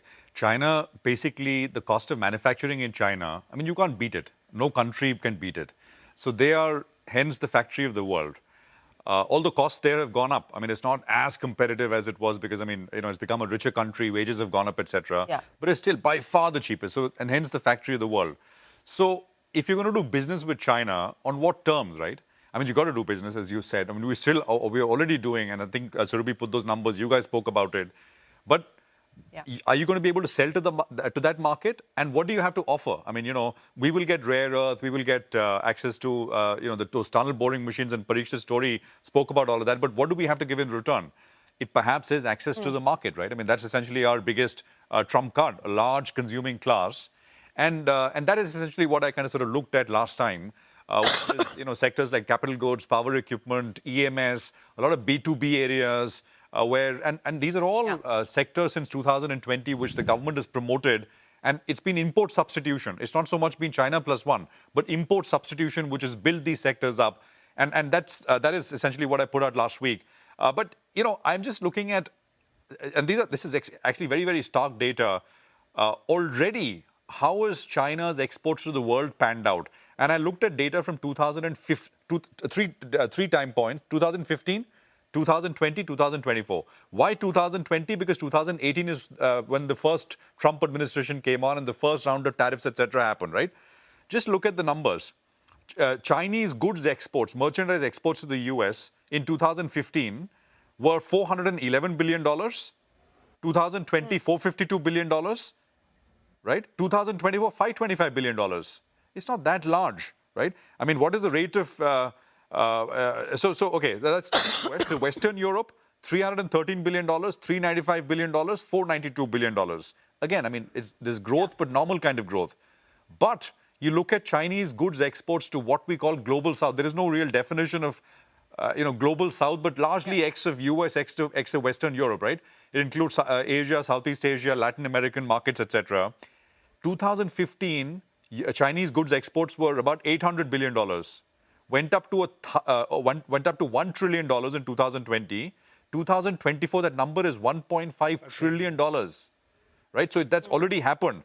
And the last thing, just the growth rate of growth to the US, right? Between 2020 and 2024, 4 years, the growth rate of Chinese goods export to the US was 16%, 1.6. To the global south, it is 65%. So this shift that we're talking about, I mean, looks like, I mean, you know, they've been prepared. They saw what happened with Trump. Yeah, they looked at what happened with Trump 1.0. The shift is... And they've moved end markets. Happening. Exactly. The shift has been happening. Again, as I point out, this is not as if, you know, this is something that's happened overnight. The shift has been happening. It's been happening over the last few years, as the data also suggests. Shireen, the growth is what, 4x? 4x, actually 5. Yeah, exactly. You know, 16% between 2020 to 2024. Yeah. Chinese goods exports to US and to the global south, 65%. This is the rate of growth. Yeah. So, I mean, you know, it just is extremely stark, I think. No, absolutely, extremely stark. And it also tells you, which is why we've seen, anti-dumping duties, the imposition of safeguard duties and so on and so forth coming in from the Indian side, in fact, including duty announcements that came in just a few days ago. So you know, we're seeing that play out, and everyone's been cautioning about the capacity in China, the unused capacity in China that is going to be used to kind of quote-unquote flood markets. You know, there is only one. I'm sorry, I'm just digressing. There's only one silver lining here. I did a program on it called. You know, they are doing for their own reasons because there is so much capacity that it is actually deflation in China, right? So there's a word called involution, which means in China it means race to the bottom. So they are enacting measures to prevent this race to the bottom. So for their own reasons, they are curbing supply across a range of industries. So that's a different point. It's not to sort of, you know, protect other markets, other end markets. It's for themselves, which I think at the margin helps us a little bit. But Prashant, you raise a really interesting point. I mean, and maybe Parikshit and Shireen both can weigh in on this. What do we have to give in return? We've been protecting our markets. One of the reasons why this trade negotiation with the US has proven to be so tough is because we want to protect our interests, our industry, our capital goods producers. So really, what are we going to offer to the Chinese you're right in saying that what we can offer, but you know, they also need a market like India to everybody needs the Indian market to sell their products, right? So it's going to be. But we want to make in India. Absolutely. We have our trump card, our rare earth. Our rare earth is 1.5 billion people. Yeah. Is your bank balance, Prashant? So it's not going to be like. But it's again, I mean. Given the strong focus on Atmanirbharta, and the Prime Minister reiterated that in the 15th August speech as well, I mean, balancing this perhaps, Shireen, easier said than done? No, it is going to be a balancing act, and I don't think there are easy answers to this. But for instance, you know, if you bring up the Apple Foxconn story, right? I mean, the component dependence, the component ecosystem is still largely China or China reliant and China dependent. But India has benefited from it, right? I mean, as per the latest data, the largest shipment to the US of iPhones has been from India. So So I think that there is merit in engaging, in forging deeper collaborations, deeper partnerships, or even investments in some areas where it stands to our advantage. And that is, I think, something that we need to look at and we need to weigh on closely. Prashant, go ahead. Parikshit did a show, I remember, with the author of the book, Apple in China, Parikshit, if you, right? And the thesis of that book was how Apple helped build, basically, the common narrative is that, Apple built, China built Apple, right? I mean, but the book turns it to the sense and says, well, actually, it's Apple which built China and taught them how to do scale manufacturing. So, in a way, I mean, it's just food for thought. Can we use the Chinese experience to build that here at scale? I think. Are we going to learn from the manufacturing from the Chinese? Yeah. I mean, they are the lowest cost. One anecdote. Why would the Chinese be happy? I mean, enabling us to build an ecosystem rivaling theirs. One of the answers is, I think. Prashant, Sriram, if I can just add to Shireen's point. 3 years ago, Shireen, we had done a story about how India is considering Chinese investments and allowing them on a case-by-case basis. There were at least 14 or 15 suppliers of Apple which were allowed to have JVs with Indian entities to allow those components to be manufactured in India. Correct. Even now, we are allowing Chinese JVs. The process of vetting and approval is long. It can take 7 to 8 months to a year, but it is happening in areas which are important to us. So I think the understanding now is allow it, take advantage of global value chains in China where it is advantageous. And I think to the point that you were making, Prashant, and I think Sriram will come in as well, I think we also have to realize the shifts that have taken place in China. China has moved beyond being the low-cost factory of the world. That aspiration, it's moved beyond that. Today, it is the R&D nation of the world. It is making significant investments in R&D across sector, from artificial intelligence to electric mobility. I mean, the Chinese are right up there, command.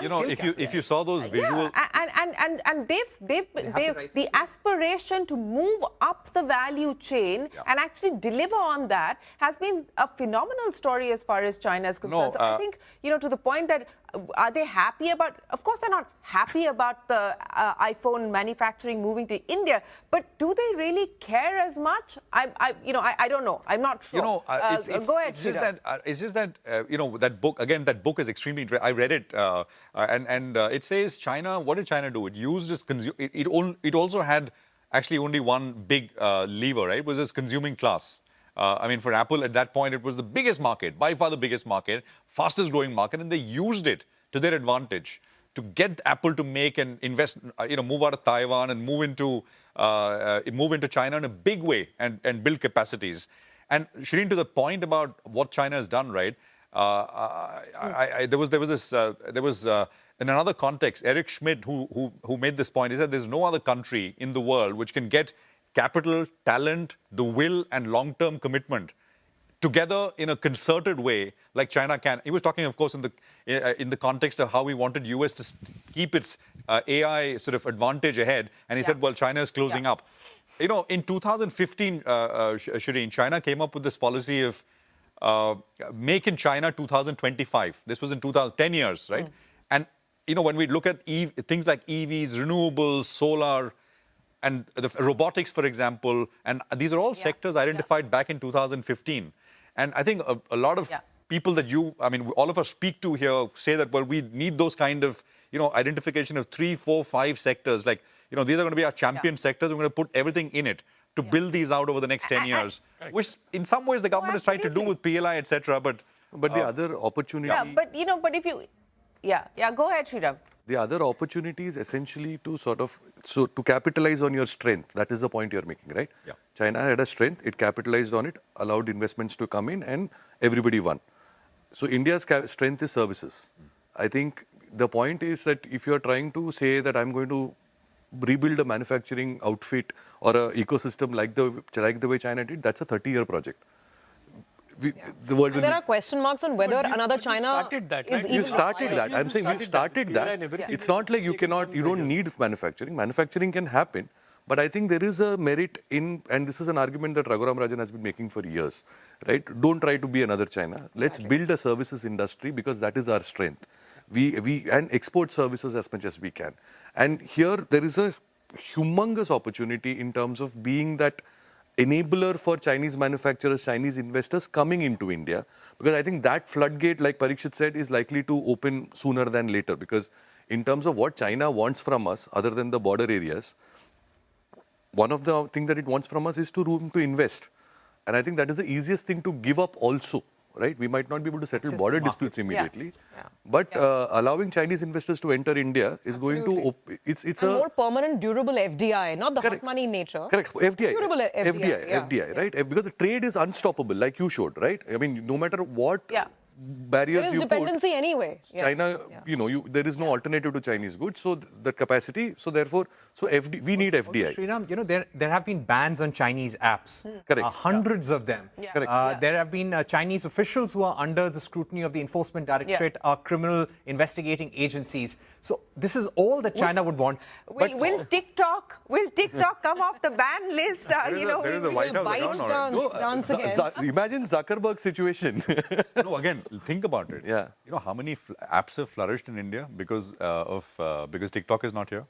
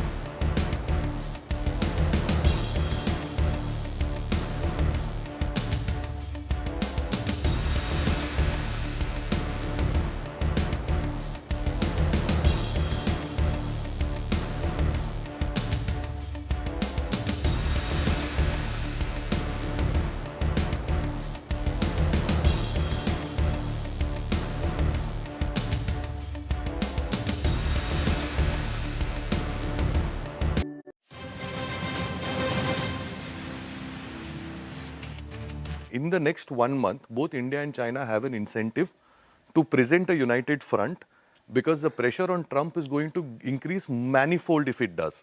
If we both, after the SEO summit, if India and China look closer than ever before, there is already bipartisan pressure on Trump, from Nikki Haley to John Bolton to everyone, from Republicans to Democrats. Everyone is telling Trump, bro, just for the credit on India, Pakistan, you can go of a huge ally. Right? And that Trump's short-sightedness is pushing his own. Like, even in today's, the network interview, the news flashes that we saw, I think there was a very clear, the Washington statements are a lot more measured than Trump is. Because also, what could be, speaking of pressure on Trump, what works, I think, in terms of pressure, if anything at all, is the stock market and actual economy numbers. And both of them have been in Trump's favor till now.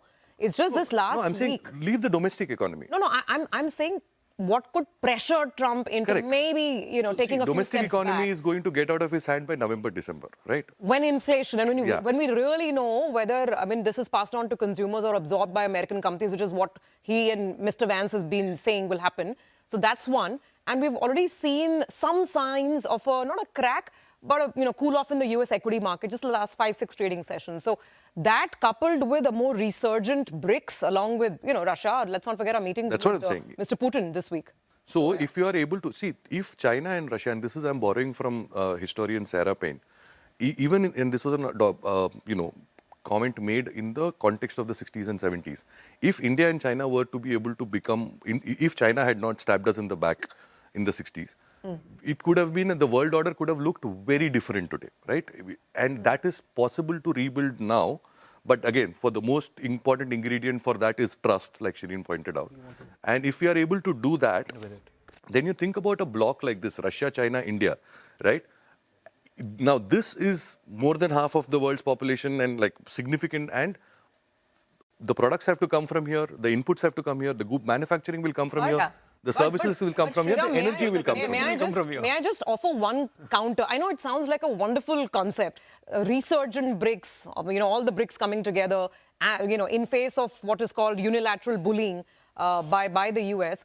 But let's not forget, and we've discussed on this show earlier as well, I think you made a very valid point that this is a new diplomatic world order where everyone is talking to everyone. Nothing is permanent, Correct. Neither your enemies nor your friends. So I'm saying, like, that's why I said, it would take 1 month at a time. Guys, no, it's one day at a time. Even 1 month is too long. I mean, we just a couple of days ago we thought that the peace deal would be a done deal, but it's clearly not. You've seen massive strikes on Ukraine from Russia. So I have an interesting analogy and premature deal making or celebrations about deal making are proving to be challenging at this point in time. But we're completely out of time, guys. But we've also got now the countdown to the 50% coming in on the 27th of August, and it looks like that's what we're going to have to live with, at least for now. I mean, whether it's Peter Navarro or Scott Bessent making it very, very clear that those tariffs at this point in time stand. So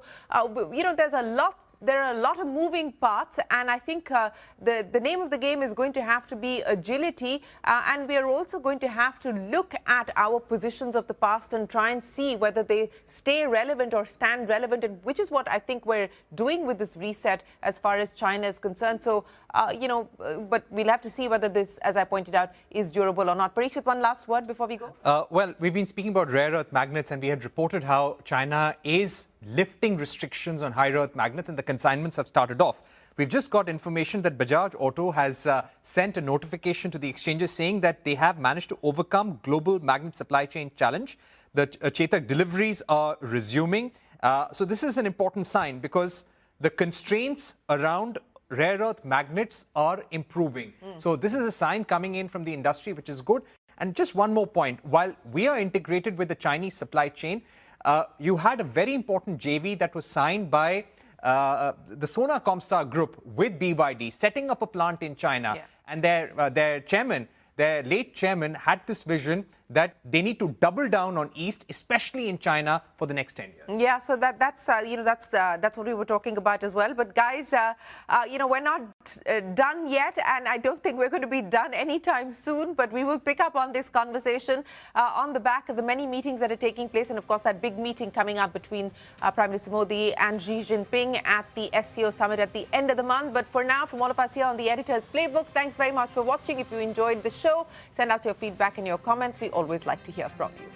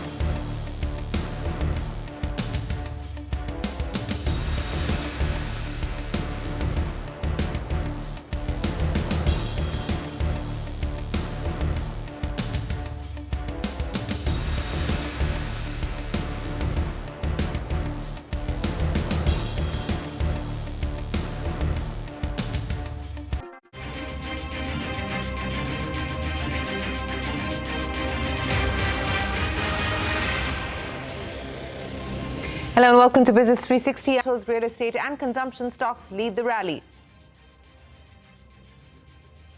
On the back of a GST expected cut, consumption stocks back in vogue. Strong monsoon and front-loading of rate cuts by the RBI also lift sentiment. Bernstein anticipates a great switch from capex to consumption. Fed Chair Jerome Powell will address his last keynote address at the annual banking conclave at Wyoming's Jackson Hole. The street awaits signals on inflation policy trajectory amidst Trump's constant jibes at Powell and the Fed. 5 days to go for the 50% US tariffs to kick in. Trump's trade advisor Navarro attacks India yet again, calls New Delhi a laundromat for Russia.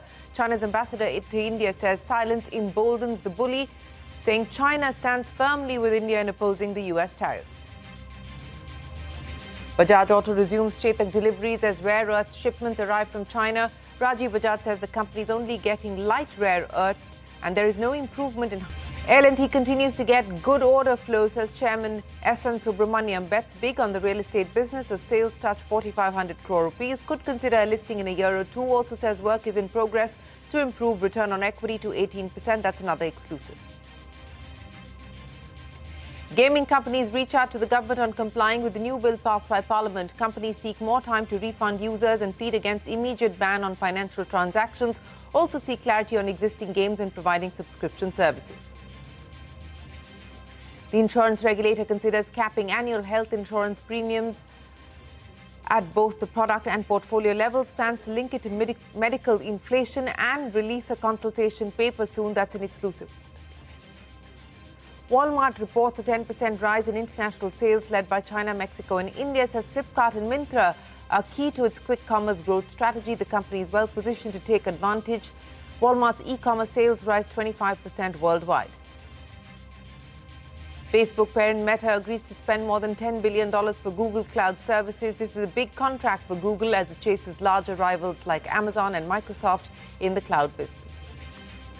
The Supreme Court allows those excluded from the Bihar voter list to file an application using Aadhaar as the proof of identity, directs political parties to assist in filing applications.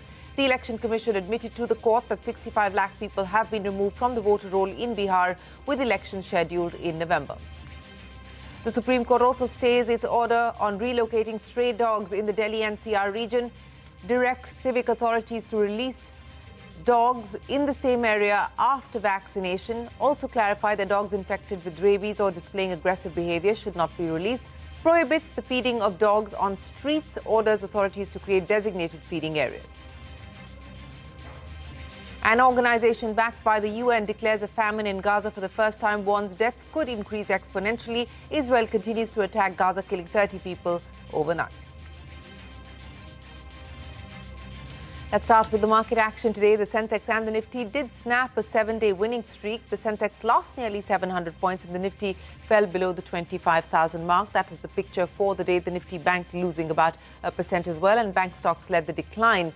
That's what we saw this afternoon. But despite the decline on Friday, for the week we're up 1% on the Sensex. The Nifty also similar story, and the mid-cap index higher by almost 2%, outperforming the blue chips. Surabhi standing by to wrap up the market action, closing the week, Surabhi, but we've got a big week coming up too. Well, it was a quiet end to what was otherwise a fairly promising week for the market.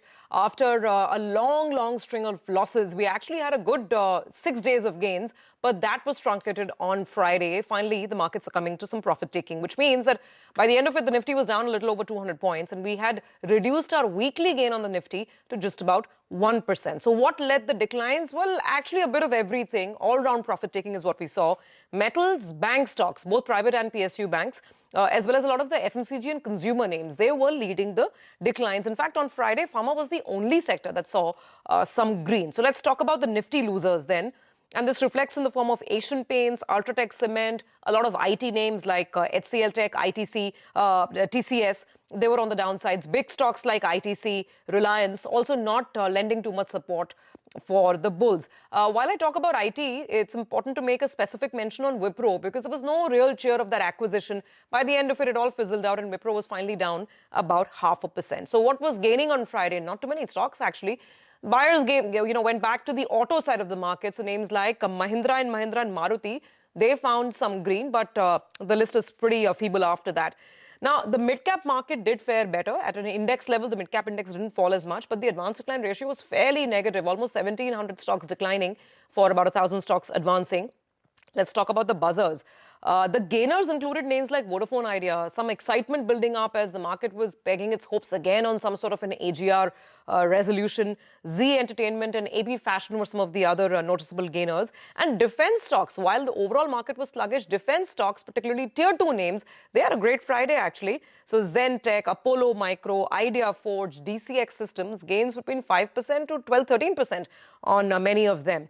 Now the short point is that this week is telling us the Nifty is facing resistance around the 25,000 level. It's had a great run from the lows, almost a 700-point rally from the weaker levels which we saw at the start of August. But now it is stalling and it's looking for more ideas. The excitement around GST seems to be fizzling out, and going forward it's going to be all about the tariff deadline, that 50% tariff deadline that's looming come the 27th of August. So we'll keep an eye out on this, along with, of course, statements that come in from Jackson Hole as we get back to trade on Monday.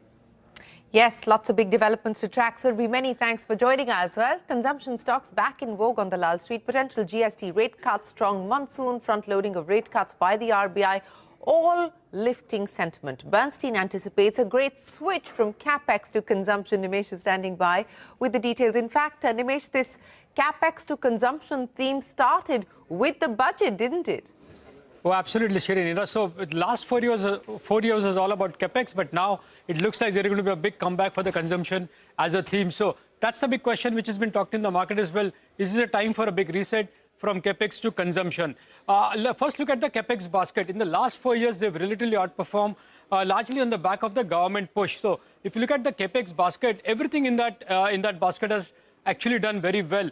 It'll come up on the screen. The capital good index, the infra index, the industrial index, all are up between 25 to 35%. This is a 4-year return CAGR for the capex basket. Compared to that, the consumption basket has relatively underperformed. Within that, the auto index is up 24%, but the rest, like the consumer durables, FMCG, as well as oil and gas, are up between 12 to 15%. So relatively underperforming the capex basket. Now, what are the triggers for the consumption to do well from here on? The first trigger came in the budget itself, when the government shifted the focus to consumption from capex by cutting the interest, by cutting the income tax. So that was the first big trigger. Then followed by front-loading of rate cuts by the RBI. The monsoon has been so good so far and has been progressing well. And last but not the least, the GST rationalization now looks like a reality. So these are the few triggers. And that's the reason why Bernstein has put out a note this week, and they're anticipating a great switch from capex to consumption. In fact, in that basket, they've actually done a mild overweight on staples, and they continue to be overweight on durables as well. This is a big upgrade they've done very recently. However, within the consumption basket, they are very bullish and overweight on QSR, retail, and autos. These are the three segments where they believe money could be made, and they are actually underweight or equal weight on utilities and underweight on industrial. So again, as Bernstein put out, there is a great shift expected, a switch expected from capex to consumption, and looks like, given all the triggers, consumption can really do well from here on. All right, Nimesh, thanks very much for joining us. And of course, we're waiting now for the GST Council to ratify the proposal sent in by the centre that should aid consumption. Investors from across the world have their eyes fixed on the Jackson Hole Symposium later tonight. The chairman of the US Federal Reserve, Jerome Powell, will address at 7:30 p.m. India time. This will be his last speech at Jackson Hole as his tenure ends in May next year. Special coverage coming up on CNBC-TV18. We will, of course, begin with the opening bell on Wall Street at 7 p.m., followed by the speech of the Fed Chair, Jerome Powell. Now, India is staring at a 50% tariff on exports to the US in the next 5 days. President Trump threatened to double the current 25% tariff rate, citing India's oil purchase from Russia. But the US is not acting against China, which is in fact the largest buyer of Russian oil. President Trump's top trade advisor, Peter Navarro, launched a fresh attack on India. Navarro said India does not need Russian oil and it's profiteering from the trade. He also accused India of being, and I quote, a laundromat for the Kremlin. Navarro has long been a critic of India's trade policies and even termed New Delhi the Maharaja of tariffs. Meanwhile, China's ambassador to India attacking the US, saying silence and compromise only emboldens the bully. He went on to say that China will firmly stand with India and uphold the multilateral trading system with the World Trade Organization. Prior to the invasion of Ukraine in February 2022, India bought virtually no Russian oil. I mean, it was like 1% of their needs. So the argument somehow now, as the percentage has gone up to like 30 and 35%, that somehow they need Russian oil to cool their homes or cook or drive their cars is nonsense. The United States has imposed tariffs of up to 50% on India and is even threatened for more. China firmly opposes it. In the face of such acts, silence or compromise only emboldens the bully. China will firmly stand with India to uphold the multilateral trading system with the World Trade Organization at its core. Well, important statement coming in there from the Chinese ambassador to India. Now, the U.S. State Department has responded to CNN News 18's query on the telephonic phone call between President Trump and Prime Minister Modi in June. It has said, and I quote, "We do not comment on private diplomatic conversations," end of quote. The Trump administration has also refused to issue any readout of the call. However, the U.S. reiterated its claim that the U.S. brokered the ceasefire reached between India and Pakistan post-Operation Sindoor. Remember, President Trump on multiple occasions has claimed that he convinced India and Pakistan to agree to a ceasefire. Now, Prime Minister Modi told Parliament on the 29th of July that no leader from any country had asked India to stop Operation Sindoor.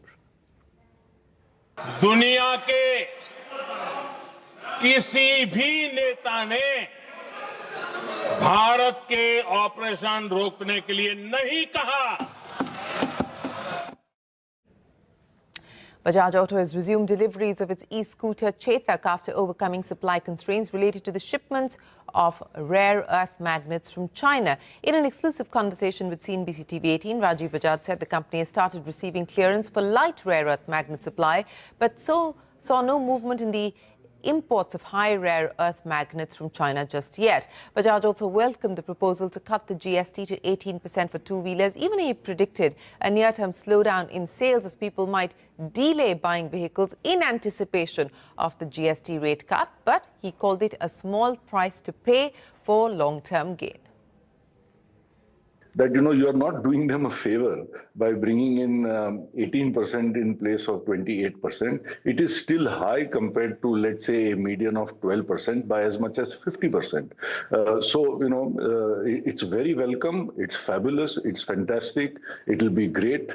But it is still on the higher side. 100%. There will be a slowdown, but that needs to be qualified by the time period. For example, the slowdown which has already started, and let's say, for example, arbitrarily that the new policy comes into effect from 1st October. Definitely industry will see a slowdown between now and end of September. Rajiv Bajaj on the proposed GST cut. From one newsmaker to another, L&T continues to get good order flow from the market, says Chairman and MD S. N. Subramaniam. He also betting big on the company's real estate business and a potential listing in a year or two. Speaking exclusively to Lata, the L&T chairman said work is in progress to improve the return on equity to 18%. Today, the backlog of orders to be executed is more than 6,25,30,000 odd crores, which means from an EPC point of view, we are more than 2.5 years of work as we look forward. And these are fairly fast-track orders in the sense many of them have to be done in 2.5 years, 3 years. So as an organization today, we seem to be on a firm footing. We have 5 orders from NTPC for boiler and turbine. We have 8 orders for boiler and turbine from Adani Group. And in a short while, we expect some more orders. Any rationalization being attempted will be helpful. I'm extremely happy that the government is thinking about it. And if they do this rationalization, it's another positive step towards, in my view, ease of doing business. When we talk at the management level, our executive committee level, at the board level, we focus on return on equity. We have from 12% we have pushed it to 17. I'm reasonably confident we'll there was an internal target of getting to 18. We will do that. That's L&T's SN Subramaniam. Now, Wipro will acquire Harman's digital transformation solutions business from Samsung for $375 million. Brokerages have provided a mixed commentary on the deal. Nomura says the deal will strengthen Wipro's existing offerings. Morgan Stanley says the acquisition can be dilutive on the company's margins. Apollo Hospitals promoter and managing director Sunita Reddy has sold 1.25% stake in the healthcare company for nearly 1,400 crore rupees. The move was to MD and CEO. After this extension, Prashant Kumar will remain as the CEO till April 2026. He took over as MD and CEO at a time when the bank was going through its revival in 2020. This is his second extension. The earlier one was in October of 2022 when he was reappointed for a 3-year term. On to a CNBC-TV18 exclusive. Gaming companies have reached out to the government to comply with the new bill passed by Parliament. We learn from sources that companies have pleaded against an immediate ban on transactions and sought more time to refund users. Ashmit is standing by now with more details. Ashmit, gaming companies knocking on the government's doors, seeking clarity on the implementation of the new law. More importantly, we're already seeing many companies closing down their real money games.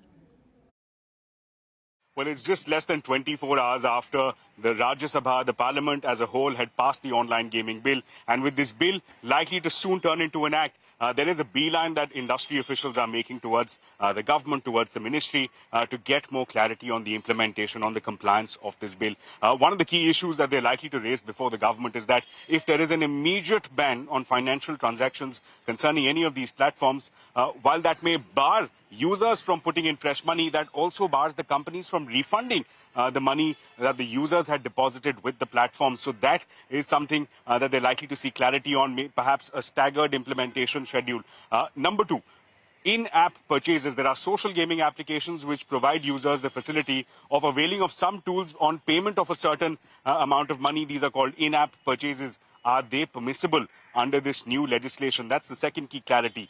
The third is real money gaming companies, if they were to continue the same suite of games that they currently have without the money component, if the money deposit is removed, will those games be allowed to survive under this current regime? That's another key clarity that has been sought. And finally, if these non-money games are provided to users in the form of a service and a subscription fee is charged, is that something that is permitted under the current legislation? These are a whole host of queries on which the industry is looking for answers and is now, as we speak, making a beeline for the government for seeking greater clarity. Ashmit, many thanks. We'll head into a break, but up next, the Supreme Court stays its order on relocating stray dogs in Delhi. NCR directs civic authorities to release them in the same area, but after being vaccinated and sterilized. More details when we return.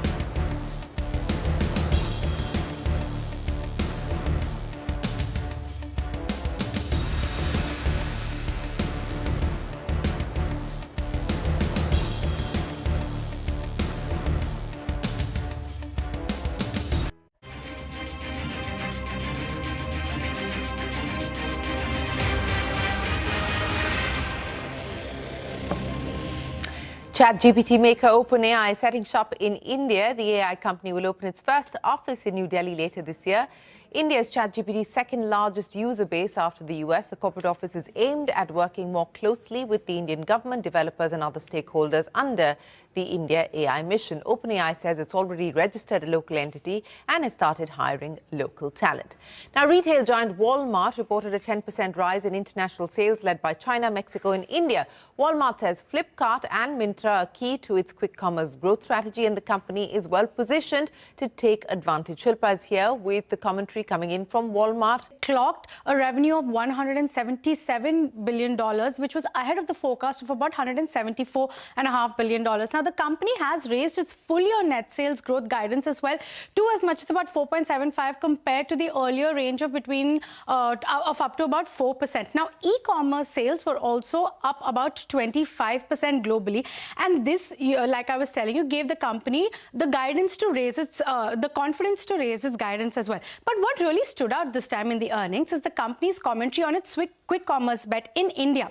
Now, Walmart said that international sales jumped 10.5%, led by Flipkart, along with Walmex and China as well. Now, this as India is right at the heart of Walmart's aggressive quick commerce push. Now, this has even showed up in the company's financials, with the international gross profit margins coming under pressure this time on the back of its QCom investments in the country. Now, Walmart says that customers are preferring faster deliveries and the company's positioning itself to capture this growth efficiently. Now, it said during its earnings call that Flipkart now operates 300 fulfillment centers, which is enabling deliveries under 15 minutes, while Myntra has built about 60 micro-fulfillment centers that can serve fashion shoppers under 30 minutes. Now, the focus, Walmart said in its earnings call, is on placing third-party inventory closer to consumers to improve the speed and efficiency. And, the recent fund infusion into Flipkart's marketplace arm further underscores this bet. Flipkart Internet actually raised over 7,800 crore rupees from its Singapore-based parent across 4 rounds in about a year, which included about 2,225 crores in May earlier this year, about 3,250 crores in April this year, and 2 more fund infusions last year. So clearly, Walmart is betting big on India, both as a growth engine for its international business, but also, more importantly, as a test bed for its quick commerce ambitions. Back to you. All right. Many thanks, Shilpa, for joining us. Now, the Supreme Court has stayed its order on relocating stray dogs in Delhi NCR. It has instead directed civic authorities to release the dogs in the same area, but after vaccination and sterilization, as well as deworming.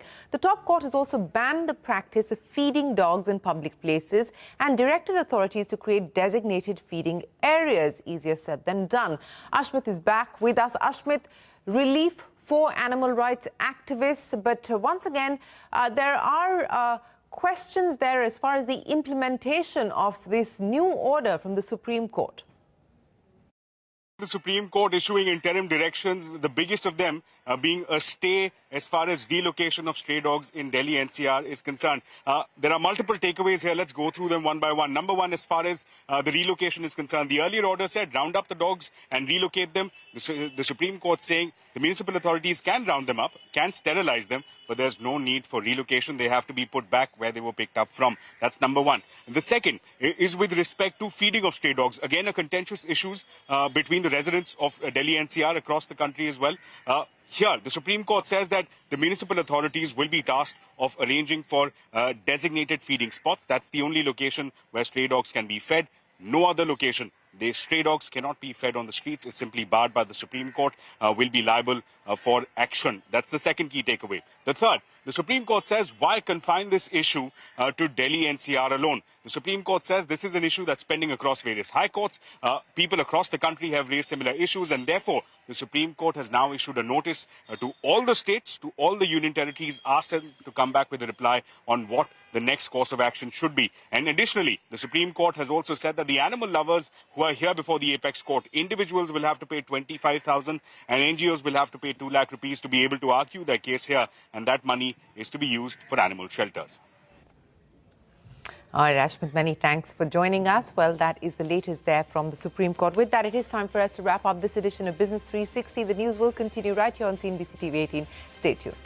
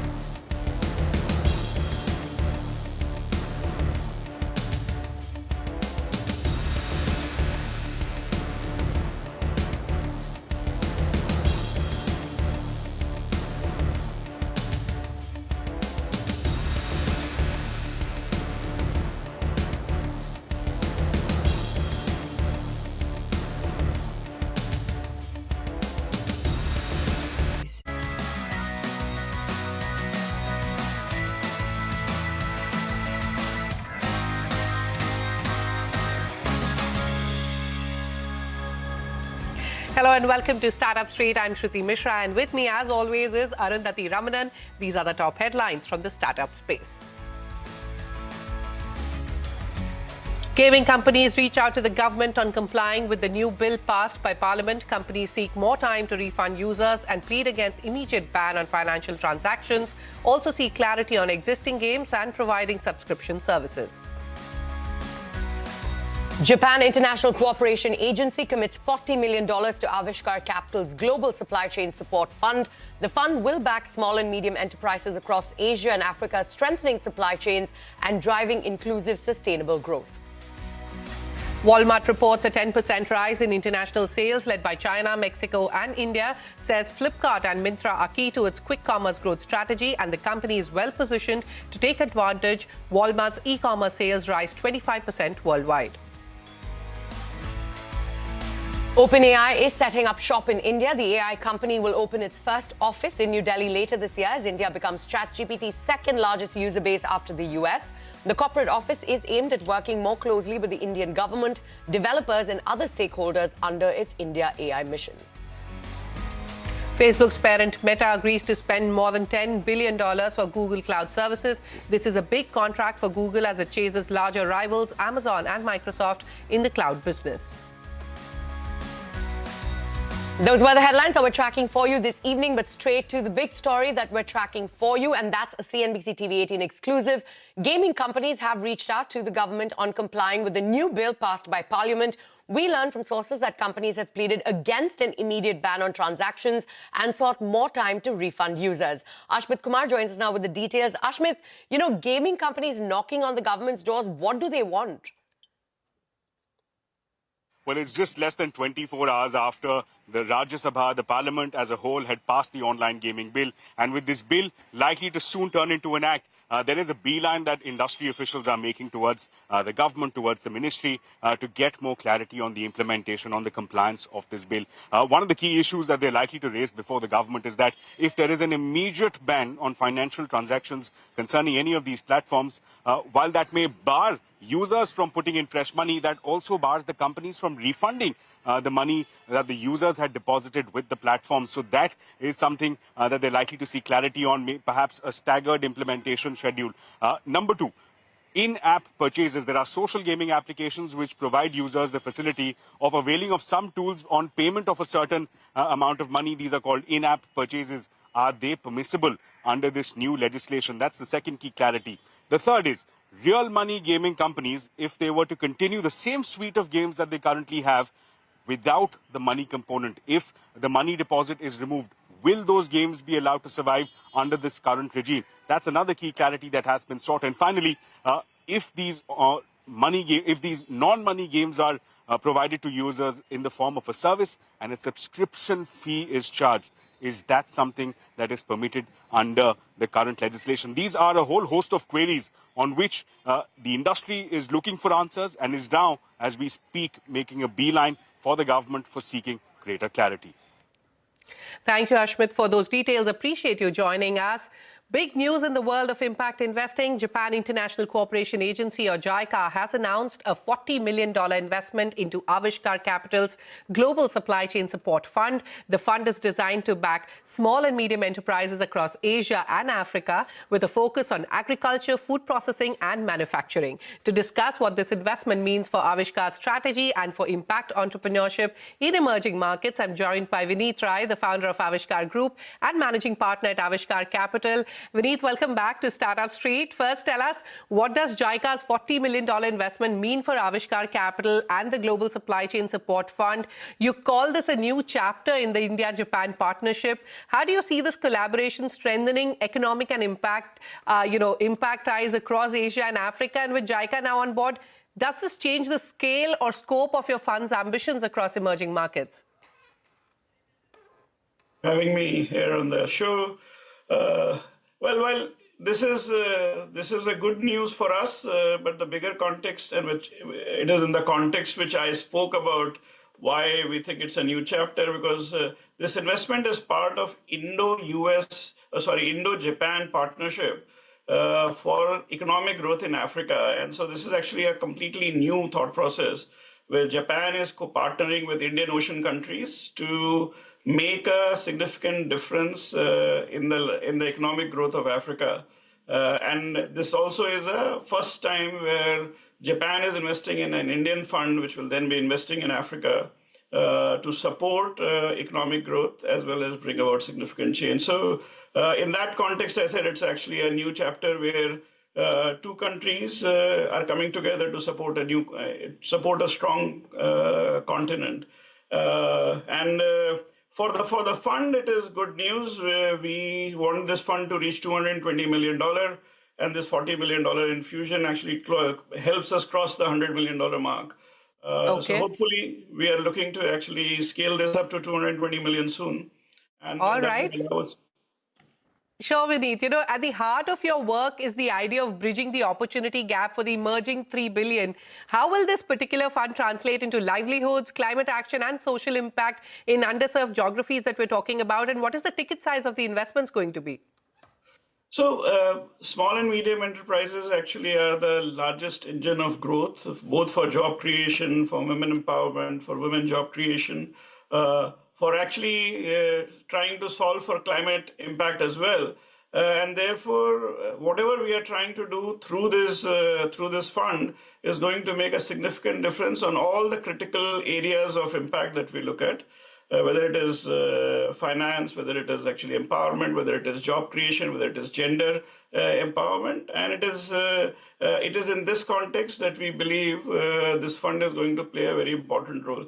I think the important part of small and medium enterprises, they are not really venture worthy. That means you can't actually put equity investments in them. And therefore, we structured this fund so that we can provide capital in a form that is designed for the cash flows, using the cash flows of the companies.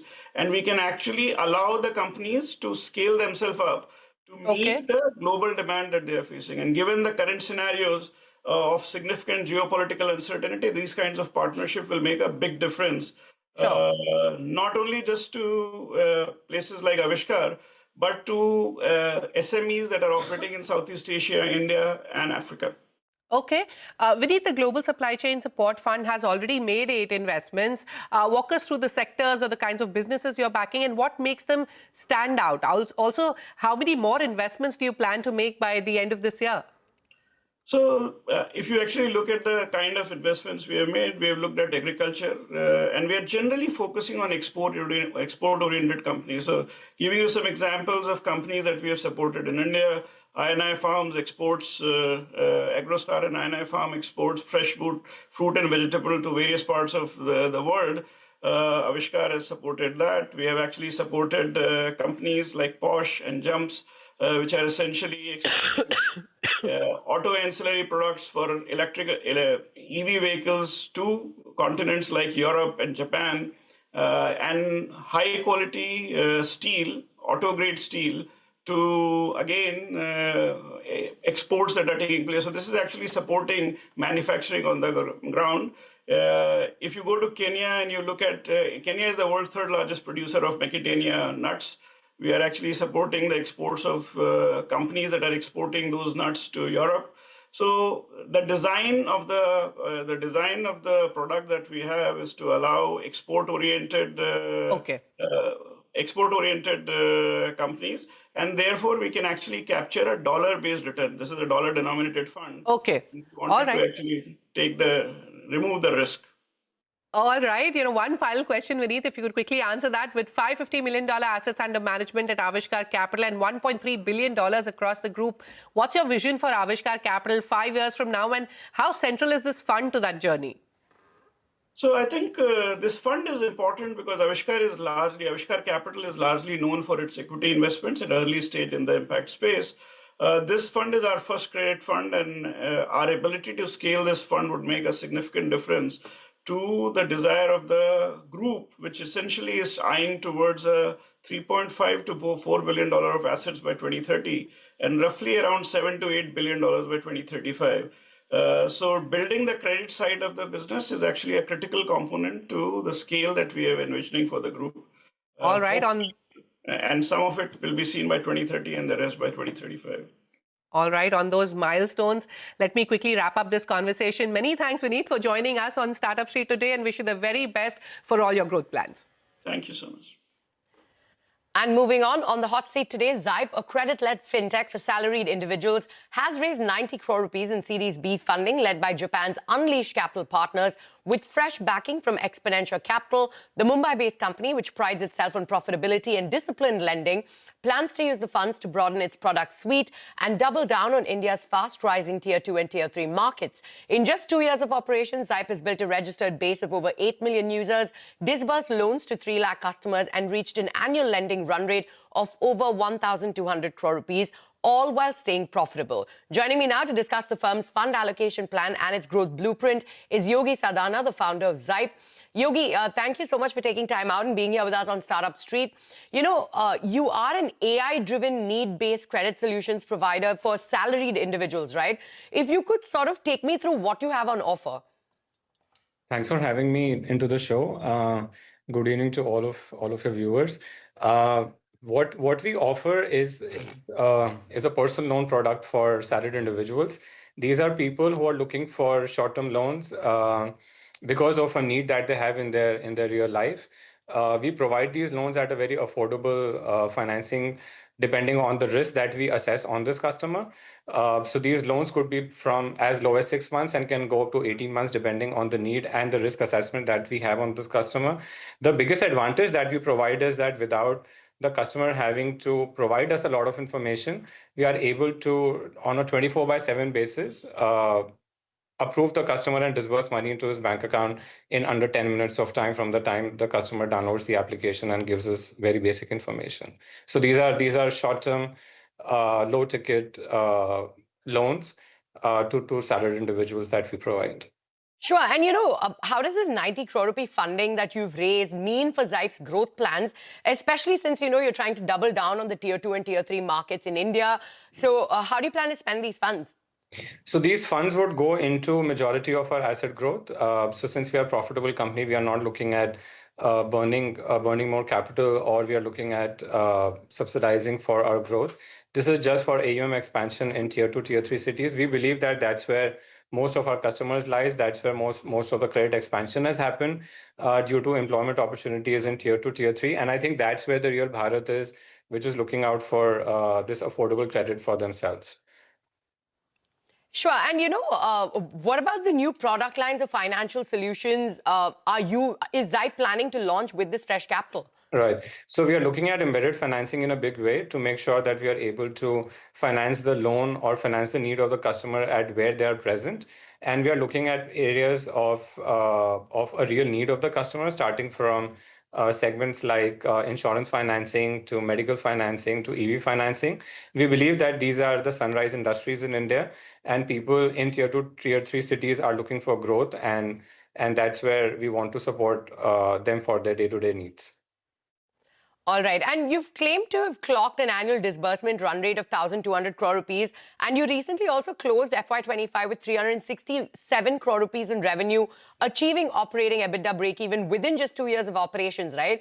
If you could take us through where you plan to end this year, and will you still stay profitable? As you mentioned, you don't want to burn any cash while you're, you know, sort of growing. And what about your disbursal target? So we are very risk and compliance focused as a company. We want to make sure that we grow with very calculated risk, because a lending business is all about managing risk and making sure that you are compliant as per regulatory guidelines. So I think that has been a major factor for us as a company, as a driving force of the company. So we don't want to grow at all costs by burning either risk capital or by burning CAC.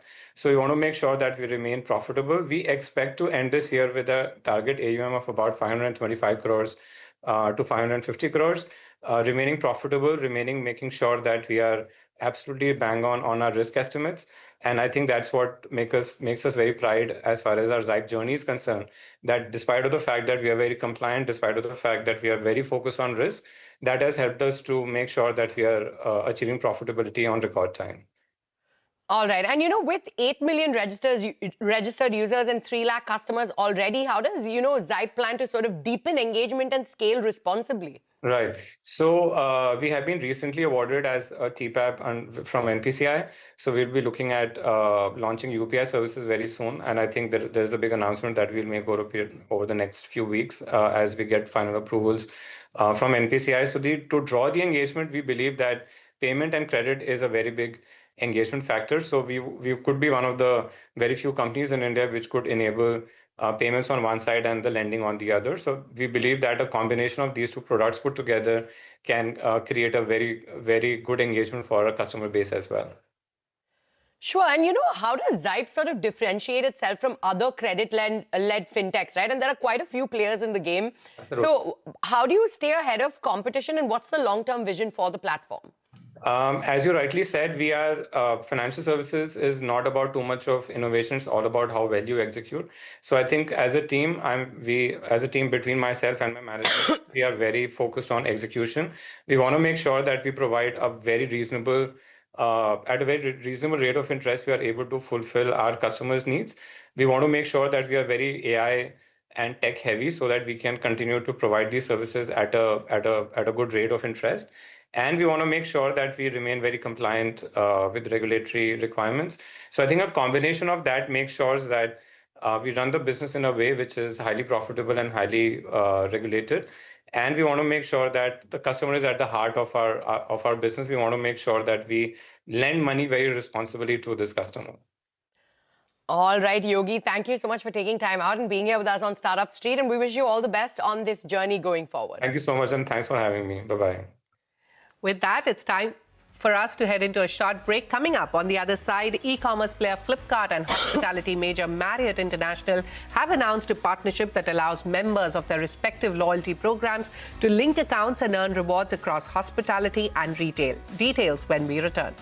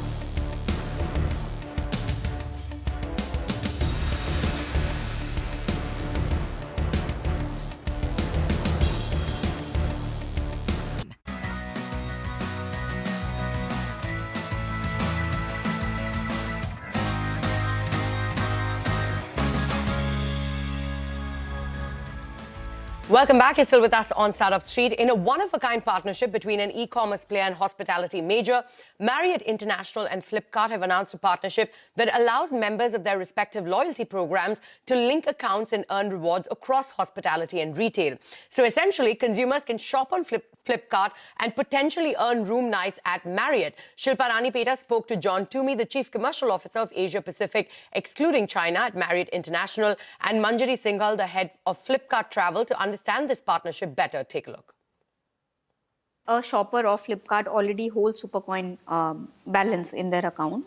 If they link the accounts between Marriott Bonvoy and Flipkart, they can trade their currency between Supercoin and Marriott Bonvoy. And the other way is that every time you shop on Flipkart, you have the opportunity to earn both now. Supercoin points and Marriott Bonvoy points, which later you can either interchange or use it individually. Why this kind of a partnership, John? I mean, we've not really seen something like this before. What made you think of teaming up with an e-commerce player? Well, it's not hard to want to tee up a partner with a large e-commerce player here in India. But what it does is I think for both programs, and I can say certainly for Marriott Bonvoy, it increases the stickiness of the program. It makes the program a heck of a lot more valuable. Today, consumers can can earn points only through staying in our hotels or dining in our restaurants. Now they have the opportunity to go onto Flipkart and shop and earn Marriott Bonvoy points and Flipkart Super Coins doing so. So the program becomes that much more sticky and that much more desirable. And how does that work for Flipkart as well? Similarly, right? Like if you look at it, if you partner in the similar space, your space to operate gets limited, right? The white space, honestly, is when two very diverse set of organizations come together to provide the benefit to the users. Nobody would have imagined, and that's precisely why we bought this partnership together, that shopping on Flipkart could earn you room nights in Marriott, right? So I think that is the beauty of this partnership. At this given point in time, John, what is, how big or how relevant strategically is the Indian market for you? How are you looking at, sort of growing in this current market? Great question. This is incredibly important for us today. Today we have almost 160 hotels in 40 cities. By the end of next year, we'll be in 80 cities with another 100 hotels. So the partnership with Flipkart enables us to reach into secondary and tertiary cities and make that program, this partnership even more relevant. Second part of that question is India is important for India, but the Indian traveler is also going outside the country as well. So India is a big bet, and I like to say it's a safe bet as well, because this is the place to be. We have a deep pipeline of hotels that are under development right now and ready to keep open up. We also have a development team that's looking to sign more deals as well. So yeah, this is the place to be. How important is travel as a vertical for Flipkart right now? If you could just quickly touch upon that, and also ClearTrip, how will this partnership help ClearTrip as well? Sure. So, as you said, right, hospitality and travel is here to stay in India. It is one of the very few industries that is seeing tremendous amount of growth. So by virtue of that, it's extremely critical for Flipkart and for ClearTrip by extension. A little bit, if you could elaborate on how important travel is as a vertical, now that you've come on, what are the immediate strategic priorities for you when it comes to building ClearTrip also? Because, you have other very large players in the industry, some of them listed also. So, the competition is intense.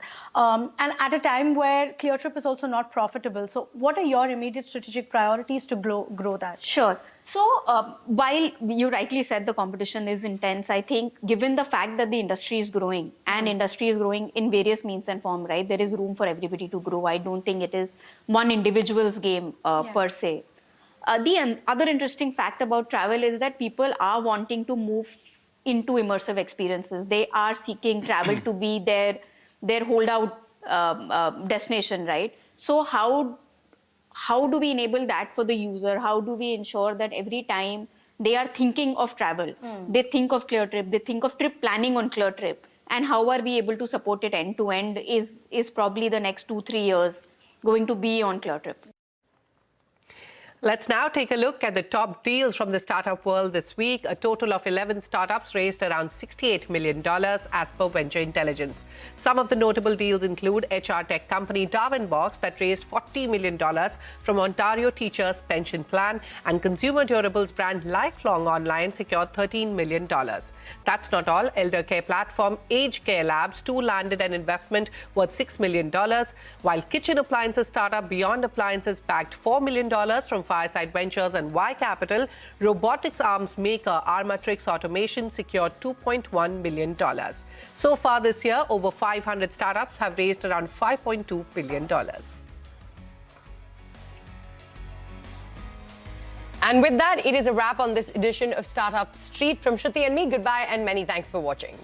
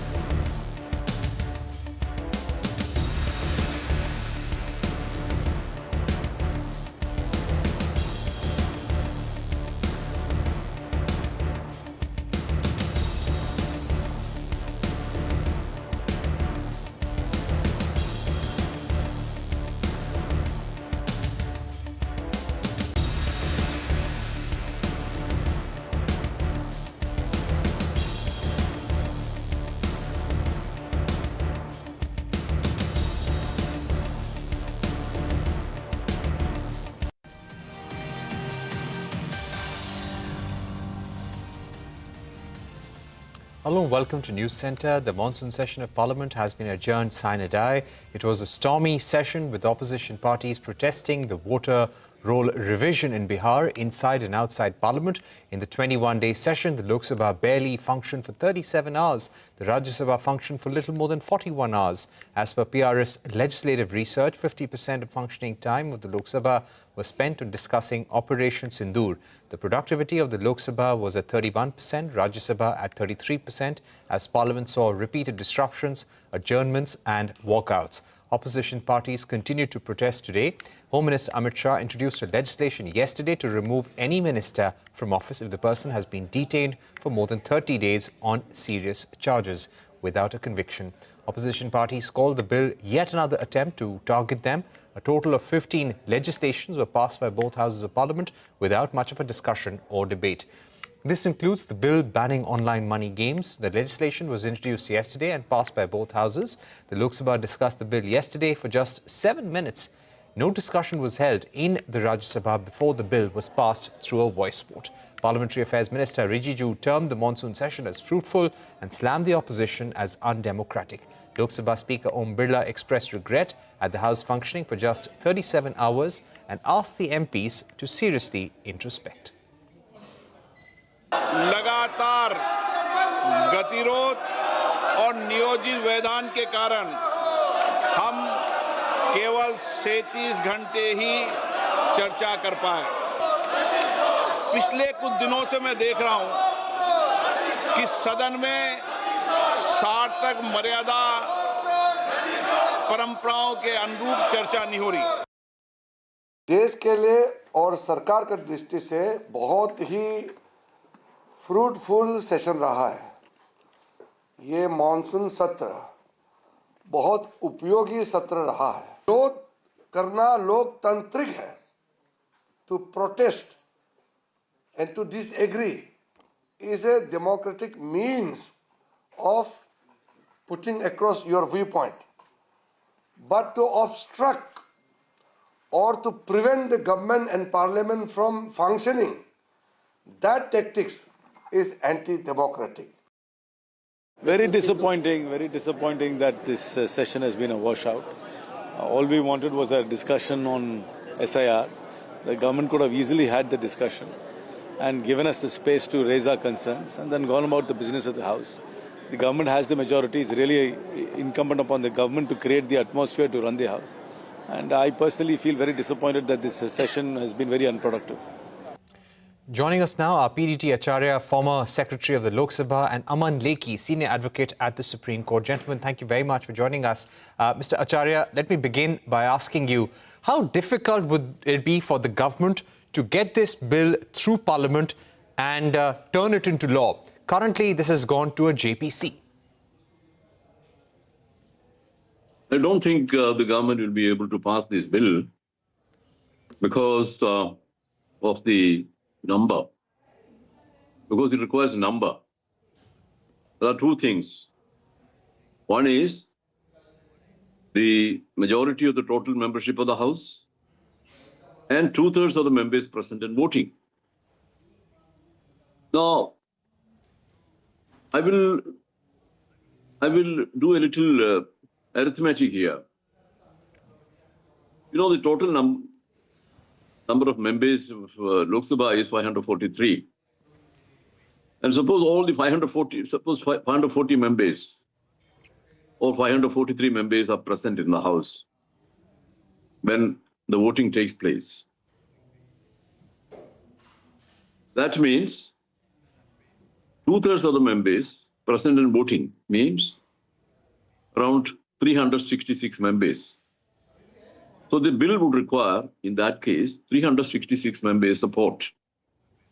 At present, the ruling party and the ruling party alliance has around 292 members or something. So where do they get the remaining number from? Unless the opposition parties try to support this legislative proposal, there's no way the government can pass this bill in the Lok Sabha. So that is a simple reality. So far as that question is concerned, my firm answer is that it is not possible for this government to get the bill passed in the Lok Sabha. Right. That indeed is an important point. And Aman Lekhi, that brings us to the next question. If the government cannot get this bill passed through the Lok Sabha because it needs 2/3 majority and it would need the support of the Congress party if it really had to do so in reality, then what would be the intent of bringing such a law to Parliament at this time? Well, Parikshit, I think this particular bill ridicules reason, is a caricature of what a law should be, and is an affront to common sense. At every level, doctrinal or normative, it is lacking. And if you see this bill, the immaturity behind it is astonishing. It's as if someone is playing with crayons. That's not the way in which legislation, leave alone constitutional amendments, should come. Now, there are many things wrong with the way in which this has been brought about. And the central aspect of it is that it is premised upon arrest simpliciter, in the sense that on arrest, a person is to be removed, and on release, the person may come back. Let me go back to PDT Acharya at this point. Mr. Acharya, when it comes to laws governing elected members of Parliament, elected members of the Assembly, the Prime Minister, the Chief Ministers, we already have a lot of safeguards in place. Is this bill in line with the constitutional provisions existing already? Do you feel that such a law is actually the need of the hour in any way? In my view, it is not the need of the hour. I don't know why this bill has been brought, and that too in such a hurry at the last minute, without any consultation with anyone. And it was brought in under short notice, because normally, under the House rules, a bill is required to be circulated 2 days before the introduction, and the minister has to seek the permission of the Speaker about 7 days before the date of introduction. All these things are there. So the Speaker can waive these requirements. But such an important, and that too a constitution amendment bill, being brought in this way, it's based my understanding. I do not know why. it has been done like this. And secondly, shall I continue or not? You know, do you feel, Mr. Acharya, that it's probably to send out a message to the opposition that if you do not support this bill, which they of course will not, then you're seen as someone who is resisting all policies which are anti-corruption, which are meant to fight corruption in the country. This is a move to corner the opposition. Do you believe so? I don't think so, because people have seen corruption, and Indian society, is not very shocked when you tell them about corruption.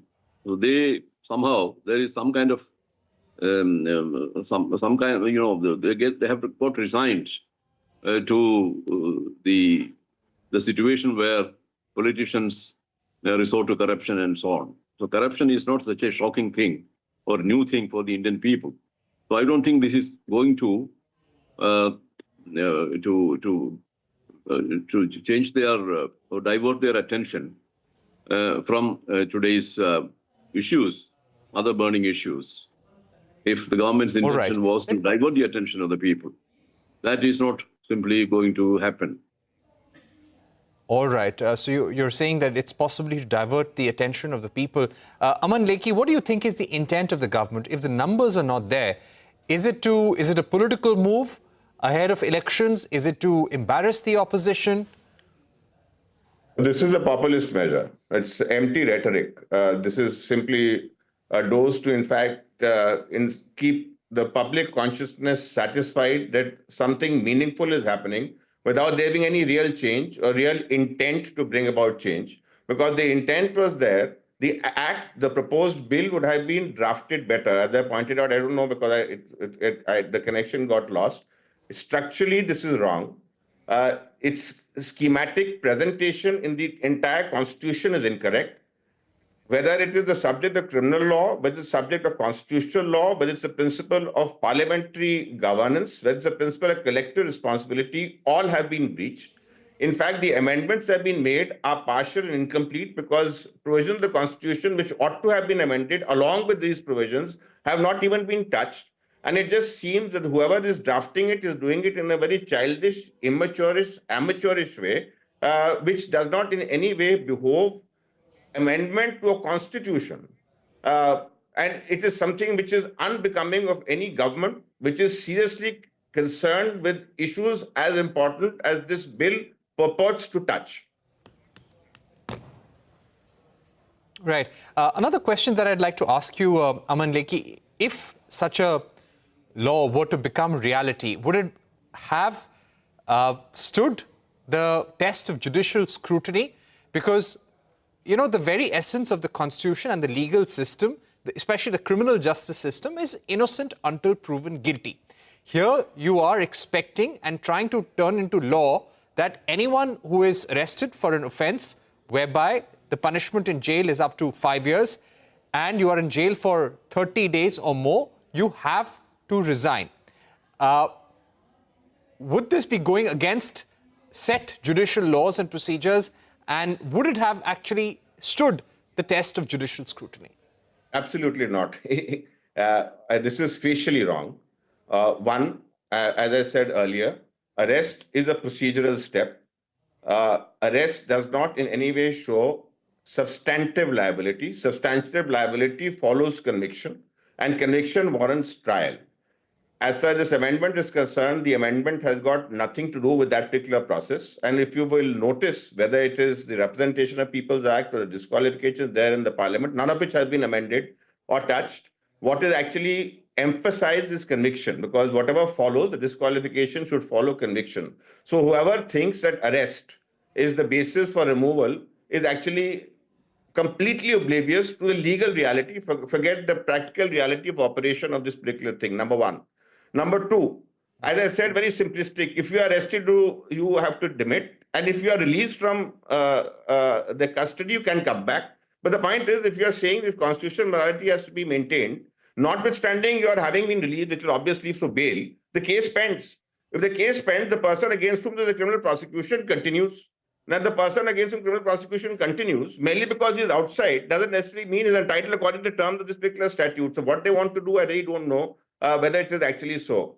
Number three, as I just said, the question here is the pleasure of the president is the basis of both 75 and 164. Here you bring in prosecuting agencies to interfere with the composition of the Council of Ministers, which is without a precedent anywhere. I mean, this is not something which I have in any way seen or should be in any way permitted. Number four, you equate the minister with the chief minister and the prime minister. You cannot, because qualitatively the roles are different. And if the prime minister, chief minister goes, the council of ministers collapses because it's a collective responsibility, something which is completely untouched by this particular law. On every count, even on every count, I feel this is lacking, and there are not one, but many grounds on which it can be challenged. All right. Thank you very much, Mr. Aman Lekhi and Mr. PDT Acharya for joining us on the program. We're taking a short break, but don't go anywhere. We get you an interview with DIPAM Secretary Arunish Chawla on the government's divestment roadmap on the other side.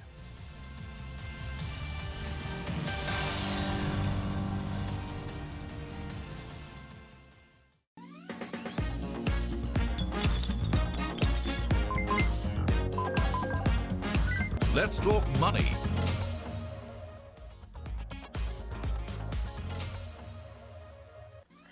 Hello and welcome to a brand new edition of Let's Talk Money. I'm your host, Surabhi Upadhyay. Last week, India completed 78 years of independence. And like many of you, I also heard Prime Minister Modi's message of Atmanirbharta delivered from the ramparts of the Red Fort. And it really struck a note. Atmanirbharta, self-reliance, the one thing that guards our independence. Now, it holds true for a country, and it definitely holds true for us as individuals as well. Self-reliance is the only way to ensure our financial freedom and our financial well-being.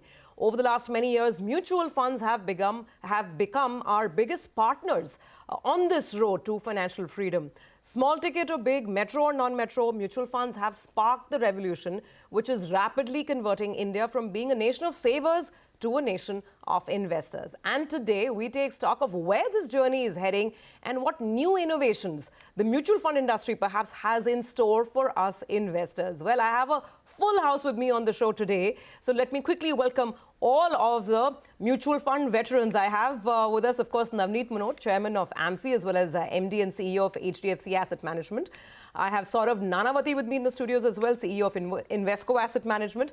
And of course, we have Nilesh Shah of Kotak Mahindra AMC joining us, virtually. And again, in the studio, Sandeep Sikka, Executive Director of Nippon Life India Asset Management. Gentlemen, thank you so much for joining in. What a pleasure. It's a full house. And I think it's great to have all of you in because we want to really understand where the journey is going when it comes to mutual funds, self-reliance and financial freedom, because that's what it's all about, right? So tying in with this Independence Day month. So let me open with you, Navneet. Broad thoughts on when the whole aspect of mutual funds giving you the freedom that you need in your life. How do you describe, first of all, financial freedom? So thank you, Surabhi, for having us. It's an honor and privilege for all my industry colleagues and me personally to be part of this industry over the last 30 years. It's a coincidence that we are also celebrating 30 years of AMFI. And it's been an honor for all of us to serve this industry and serve millions of investors.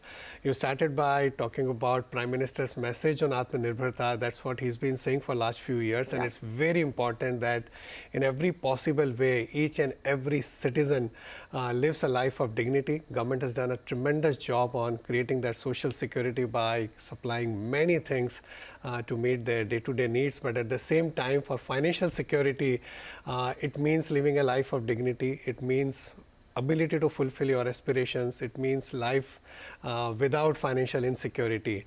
And I think mutual fund as a product, mutual fund as a solution provider over the last couple of decades have worked very hard to provide that ability to each and every household that they can meet their financial goals, they can meet their life goals by investing through mutual funds.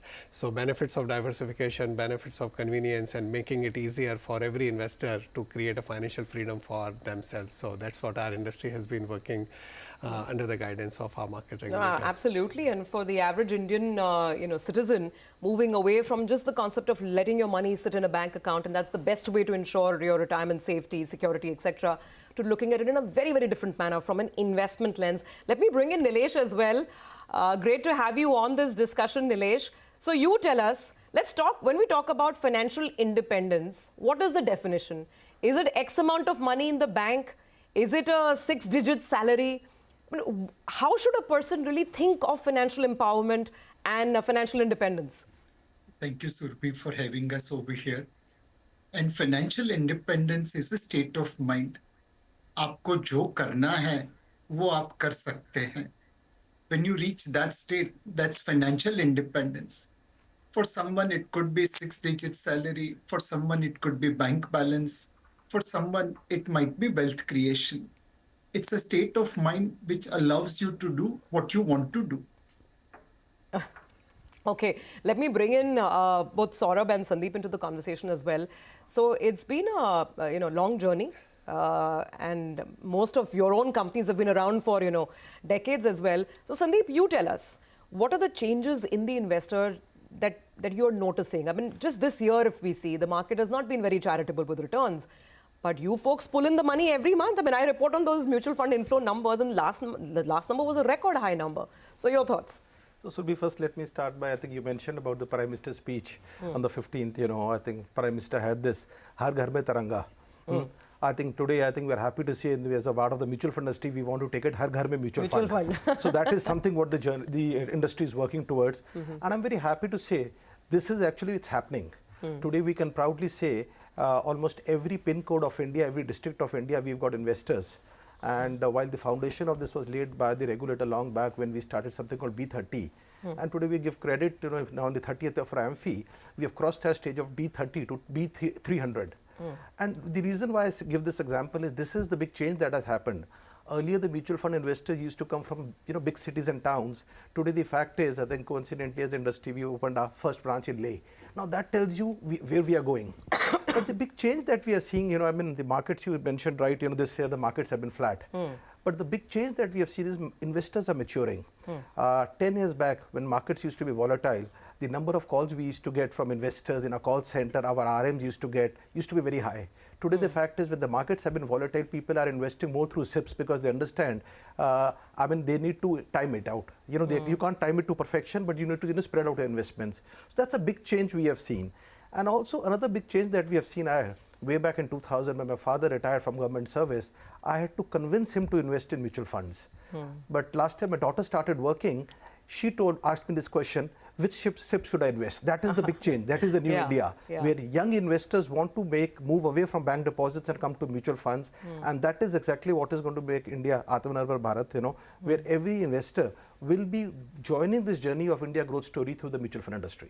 Okay, well, absolutely. I mean, fingers crossed and optimism galore. But Saurabh, every time the market falls, obviously this thesis gets tested, and till now retail investors have completely prevailed, right?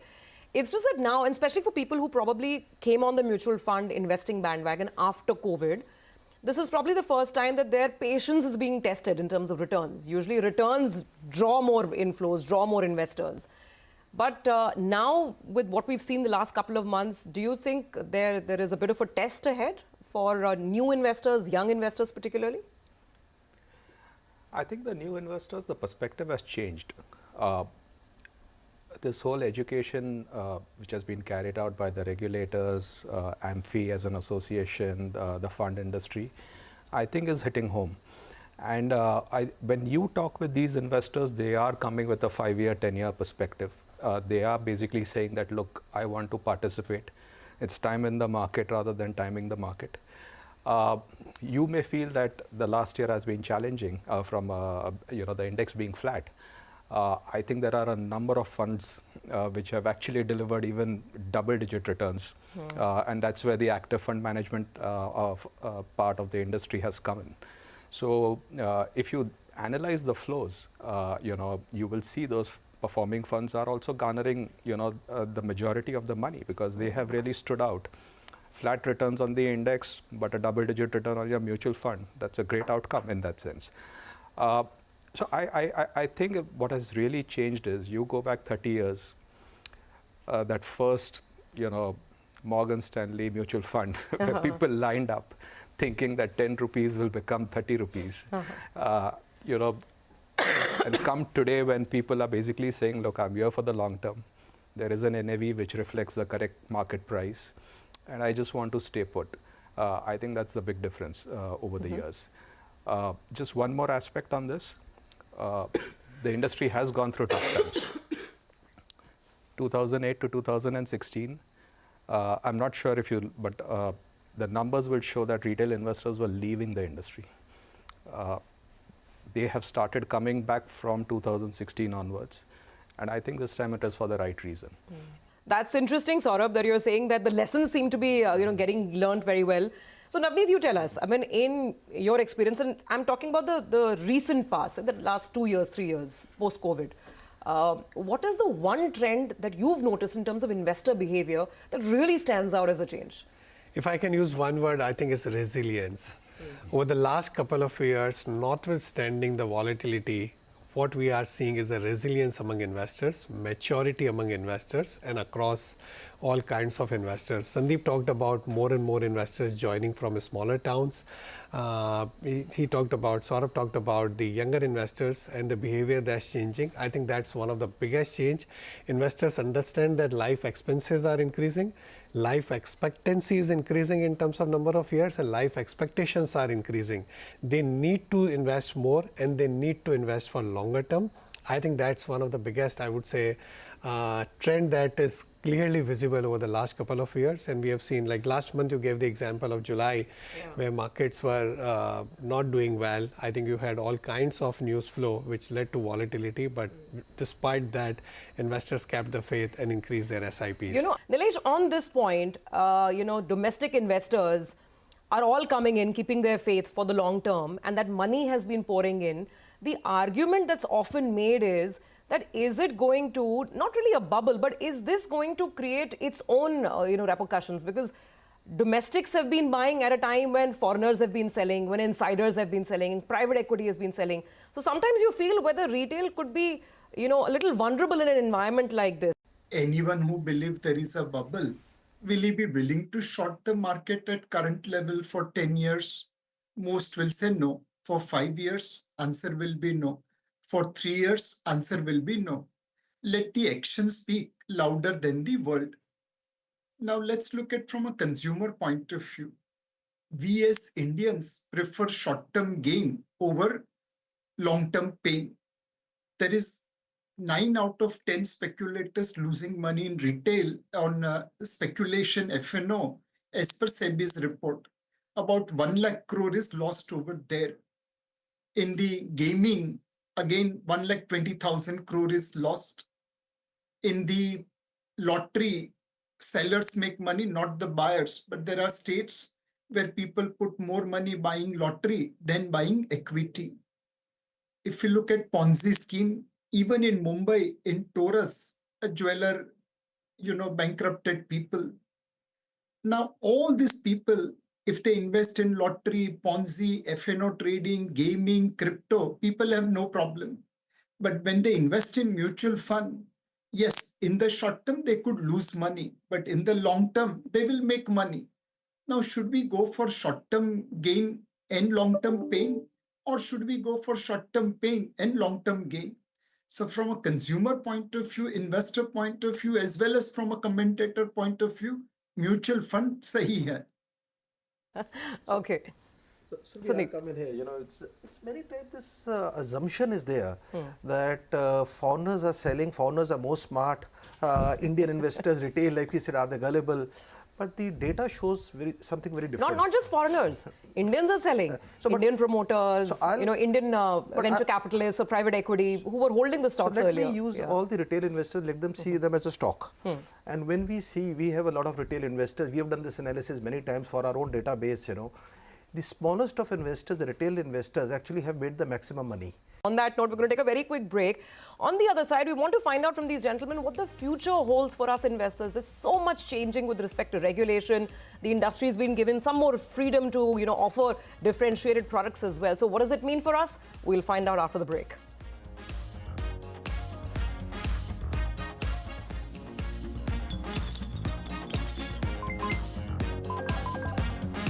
Let's talk money.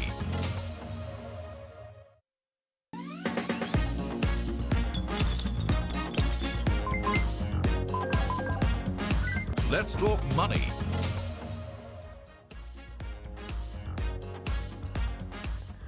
Welcome back. You're with us on Let's Talk Money, and this week we're talking about what the mutual fund has in store for us in our journey towards self-reliance, Atmanirbharta, and financial independence. And we have, of course, industry veterans with us in the studios, as well as Nilesh joining us virtually. So, gentlemen, now I want to talk about the future, because the future does look very, very interesting. You know, almost every couple of months, we have new regulations coming in, some of them to tighten up the screws on the industry. But these days, there is a lot of talk about offering more flexibility as well. So I want to take that up with the panel. And Saurabh, let me start with you. The latest consultation paper that I read through had a lot of, different aspects that they were talking about, allowing funds to perhaps invest in other areas like REITs, equity funds to invest in, things like REITs and gold, etc. There is, also talk about looking at value and contra funds. How do you limit overlaps and yet let the products be out there in the market? So let's just start right there. When it comes to investing in things beyond equity, is the time right? Is this something that the industry would want? So great questions would be, let's first start at the core of what you mentioned, different asset classes. And here, I think we need to understand that mutual funds is not synonymous with equity investing only. We need to understand that it's a vehicle which basically is giving you the option to invest into every underlying asset class. So it's equities, it's debt, it's gold, silver, international equities, REITs, InvITs. So it's actually a medium in which you can get exposure to whichever underlying asset class you basically can get into. On that, actually, I should request our director and producer to throw up the stat. So let's understand how the industry also stacks up right now, because these are the latest numbers. The total industry AUM of close to 75 lakh crores.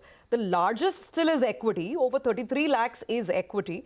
The next big category, of course, is fixed income debt. That's about 18 to 19 lakh crores. And then there is the hybrid category, which is now growing and gaining popularity and prominence as well, over 10 lakh crores in hybrids. And then a bunch of other things, and there is passive investing, and we'll come to that as well. But that's the current breakup. But you're right, absolutely. Mutual funds, can be investing across a diverse range of assets. So as investors, what further innovation should we expect from the industry? No, I think we are getting into the asset allocation era. The more the education, more people will realize that it's important to allocate correctly in different asset classes over a period of time, over a longer period of time. And that will reduce the risk of your portfolio, but it will give you better risk-adjusted returns. I think, increasingly going forward, you will see more focus on multi-asset allocation, retirement plans, as there's a percentage of population which starts getting old, and I'm living longer. So I need money for a longer period of time after retiring, which is the best instrument, and how do I go about that? All these concepts will start coming into play very, very soon at this point of time. Navneet, on retirement, great that you brought this up, because again, as part of the same consultation paper, SEBI is now talking about some more flexibility when it comes to retirement products and also products for children's planning, these children's fund. And as of now, these are called solution-oriented schemes, by the way. It's a very small paltry sum compared to the overall total. So what will it take for these products to really take off? And how do you make it less confusing? Because for an investor, I want to save for my retirement. Now, flexi cap fund, regular diversified large cap fund, or a retirement product. I mean, how does it become easier for the investor to decide?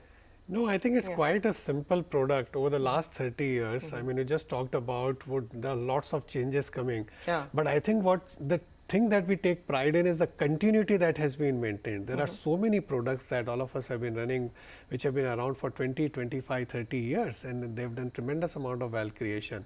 At the same time, as markets evolve, as India grows from 4 trillion to 10 trillion, 10 to 20 trillion, there would be different kinds of aspirations of investors, expectations of investors, newer asset classes are emerging, and SEBI has always been forthcoming, proactive in terms of ensuring that mutual funds can take access to those markets, can provide a better solution to the investors in terms of accessing those asset classes, and which is what Saurabh talked about, where be it the investing in the gold and silver or money market or solution oriented products or equity products or hybrid products. I think it's a we consider ourselves a solution provider for any kind of life goals that you have.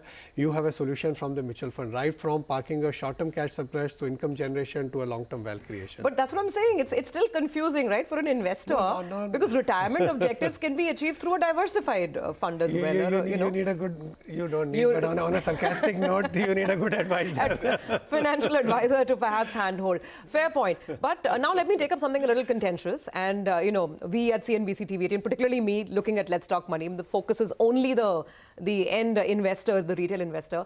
And there I want to ask a question to our entire panel. Let me start with Nilesh on this. Nilesh, NFOs and thematic and sectoral funds. I know you already know the question that's coming, right? Because this is where the bulk of the money has been coming. And even in the last numbers, so through the last couple of months, actually, lots and lots of new fund offerings coming in, many of them on the sectoral and thematic side. And this is where SEBI is now also talking about ensuring that there are not too many overlaps. Now, how will the industry perhaps look at balancing its own, need to create more products and get more flows with the need of investor experience not getting soured? Because many of the NFOs do end up coming in pockets where there's a lot of exuberance in the market. So how should, from an industry perspective, how do you look at this trend? And what is your message? What will be your message to investors as the distribution machinery continues to push the NFOs forward? So to investor, my message is simple. You don't have to buy NFO if it doesn't meet your objective. Just because there is NFO doesn't mean that you have to invest into it. Now, assume mutual fund as a restaurant. We first started with basic dal roti chawal sabzi. That's where our diversified funds came into play. And there are 9 categories of diversified fund, from large cap to multi cap. Now, beyond that, there is need for sectoral and thematic funds. There is need for newer quant-oriented funds. There is need for hybrid funds. But investor must choose only those products which are required by them. We as distributor will try to expand our range because we want to reach out from 5 crore investors to 25 crore investors. And to reach out to that number of investors, we'll have to create a range of product. And there are many people who say, oh, but NFOs open at a discount. So please show me any NFO which is still at a discount after 5 years of investment. When we launch product, we recommend people to follow asset allocation. We recommend people to do investment via systematic investment plan. So people have to exercise caution while investing in NFO. And we do mention investors to come with long-term horizon. If you are doing SIP, you are doing asset allocation, you are investing long-term investment, you will make money. Okay, all right. So basically the onus is on us investors. I'm not shying away from that at all. Ultimately, we need to ask the right questions and make sure our investment objectives are met. We're unfortunately out of time. So I want to take 10 last seconds from each of the panelists. Because this is Let's Talk Money, you have to give us your personal money mantra, your personal money / investing / personal finance tip that you follow or you tell your friends and family to follow. Sandeep? So I think from my point of view is keep it simple. Don't invest in something that you don't understand. Don't invest in something with the layers where you can't see where you're investing. Okay. And to your earlier question, I would personally stay away from thematic funds. Oh, there you go. He's saying he's not looking at thematic. So it's what works for you. Know your risk appetite and know your objectives. Got that. Keep it simple. That's his message. Saurabh? You need a good night's sleep. If your investments basically are going to keep you awake, if you have to keep watching the mobile phone for your NAVs or the price movements, you have invested in the wrong products. Okay, so invest for a good night's sleep. That's a very interesting line. Navneet? Two things. One is there is only one formula of wealth creation, that is sound investment plus time plus patience, nothing else. Sound investment plus time plus patience. I think if you don't have these three, then you won't create wealth in the long run. It will be very, very difficult. And second is the people on this panel are the ones who take tremendous joy in making money for other people than only thinking about ourselves. Okay, absolutely. Nilesh, final word and your investment mantra and tip as well. Mutual fund sahi hai. We've heard that before. Ek naya wala bhi. So I will just say about mutual fund industry rather than money mantra. हजारों ख्वाहिशें ऐसी कि हर ख्वाहिश पे दम निकले. बहुत निकले मेरे अरमान, फिर भी कम निकले. We have done a lot in last 30 years, but we have a long distance to cover to ensure that every Indian is financially secured. Wow, very well said, and what a poetic note to end on. Thank you very much. Great conversation, gentlemen, and quite an enlightening discussion as well. We hope that all of you and your peers keep powering forward so people like me, people who are watching the show, can go ahead and realize all our financial as well as life goals and dreams. Thank you so much. Thank you. Thank you, Sabri. Well, with that, it's a wrap on this edition of Let's Talk Money. Thank you so much for joining in. Keep sending us your comments, feedback, and queries. See you again next week.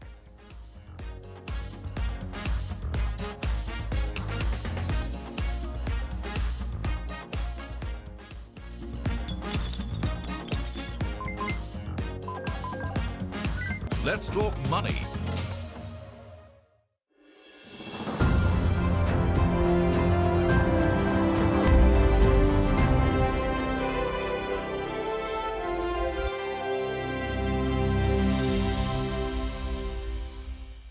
Welcome to Standard Chartered presents CNBC-TV18 Leadership Collective, where we bring together the minds rewriting what leadership looks like in a changing India. Thank you for joining us this evening. We open the evening with a keynote from someone who has witnessed India's transformation across finance, education, policy, and private capital. Please welcome TV Mohandas Pai, Chairman 314 Capital, co-founder and Chairman Iron Capital.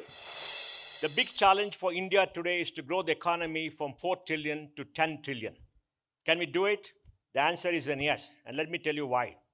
1991, our GDP in rupees was around 5,32,000 crores. It's grown to 331 lakh crores today in 31st of March 2025.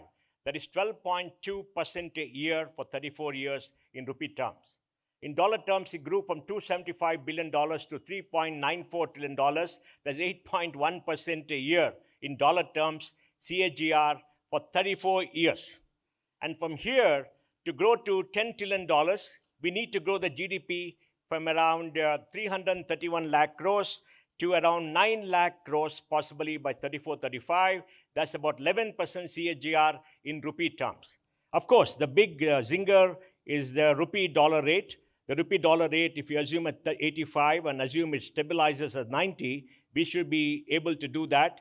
Out of 14%, 7% could be the nominal rate, 4% could be the inflation, with the rupee possibly depreciating to 90 and stabilizing to 90. I remember when I joined Infosys in 1994, the rupee was 27 to a dollar, went to 33, now it's come to 85, 86. So even though our GDP has grown, it doesn't reflect in dollar terms, primarily because the rupee depreciation of 3.5–4% a year for the last 34 years. But in rupee terms, it's very clear.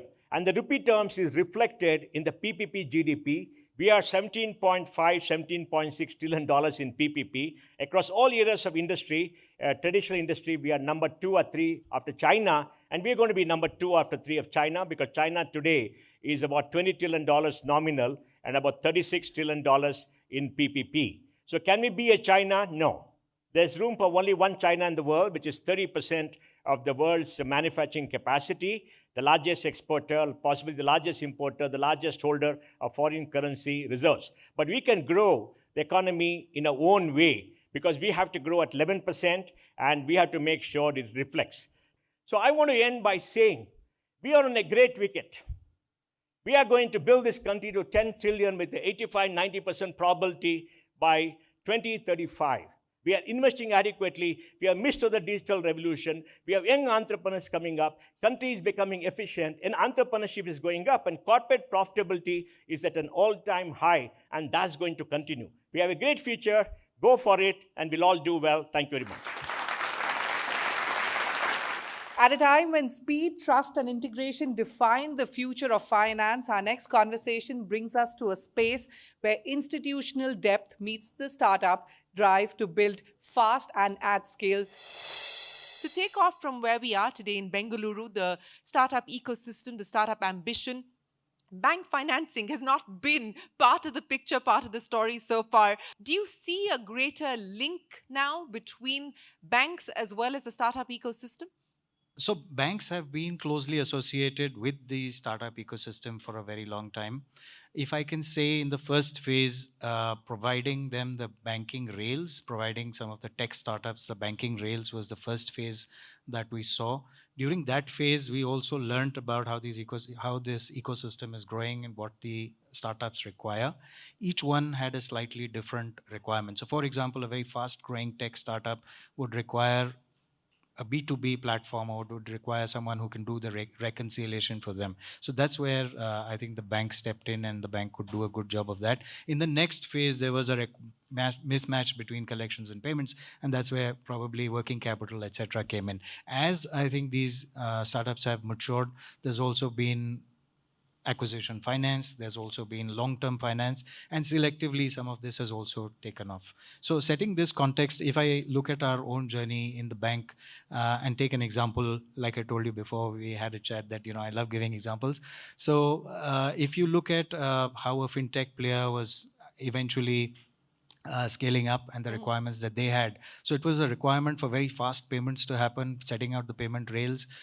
In one of the cases, they required a sponsor to be part of the Bharat Bill Pay system, and that's where the bank could add value. In every phase, I think there is a role that banks can play with this ecosystem. You laid out very well the phases that we've seen so far. But as we step into the next phase, as we look at scale, as we look at the possibility of many of these entrepreneurs also looking at global markets, what specifically do you believe the role that a bank like yours can play to fuel that ambition, fuel that fire? So as the ecosystem grows and as the startups achieve a certain scale, they want to acquire other companies. So you need an advisor to help them firstly identify that target, then to also make sure that the financing is done in the right way. As they scale up, and the ambition is to go to the capital markets, as you've seen so many of our colleagues here doing that. You need pre-IPO finance. You need to bring in probably private investors into the mix. You need some kind of bridge finance at times. A lot of startups have gone and accessed international markets. So they want to grow their business overseas, and they also want to get funding from offshore. I think that's where the super connector banks that have offshore operations have a network in place. Those are the ones that can act as super connectors and make sure that these startups understand the new ecosystem that they are going into, which could have regulations, it could have market nuances, and all of that can then be brought in a sensible way to the core of the business. In your conversations that you're having with startup founders today, what do you believe are the key challenges that they continue to contend with, that they continue to cope with? So the good part is startups are now coming from tier 2, tier 3 cities as well. So this is a more inclusive entrepreneurship story that we are seeing. During these phases where they are able to test their hypothesis and grow. So I talked about $5.7 billion of funding coming in. Yeah. $2 billion of that has come in the growth phase. $3 billion has come in the late phase. It's the startup phase, the actual when rubber hits the ground. In that seed funding phase, we've seen a number of transactions of smaller value. And that's where I think a little more work can be done. And that's where when helping startups find their feet and moving through the various phases. Let me end by asking you, what do you take away as inspiration? If you could start up today, what would you want to do? So a startup is very hard work. It starts with an idea, and you need to believe that that idea is a real world requirement. You need to test the hypothesis, then you need to put money behind it, probably your own. So it's very tough for a startup entrepreneur to actually convince a whole lot of people that this is the need of the hour, and this is a better need of the hour than the idea next door, because everyone here has a startup in their head. But what really inspires me is the manner in which, the diligence with which I think a lot of these ideas have actually grown into real world solutions, solving issues that are large, and adding value to mature businesses in economies like ours at scale. PD Singh, what an absolute pleasure. Thank you very, very much for joining us here at the Bengaluru edition of the Leadership Collective. Appreciate your time and look forward to having more conversations with you. Moving on to our next conversation, India's digital public infrastructure is one of its strongest global narratives today, but it's what happens between platforms and people that sets a benchmark. Dr. Shalini, you've been part of the state's journey for over decades now. Tell us, what were some of the early bets that Karnataka made on infrastructure, on policy, and on people that laid the foundation of the innovation hub that we see today? It's been about 36 years that I have been in Karnataka. And the very culture of the administration of Karnataka, I think, is the core factor for encouraging entrepreneurship in general, and startups and IT and deep tech and global tech and all kinds of technology-driven enterprises in particular. So the officers, right from the time I have been introduced to this cadre, are very, very particular about citizen-centric governance, the accountability, the transparency, and all that is being fueled by the e-governance initiatives of our state. So we are always pioneers in connecting to the people and to the stakeholders, and that projects have been becoming national projects and sometimes even international replicas. So I'm really proud to be part of the team. When you look back, tell us what has been the toughest part of putting systems in place that serve people and not just policy. How have you been able to do that? Mindset change was the biggest challenge. That's the most, yes. Was the biggest challenge, but also was the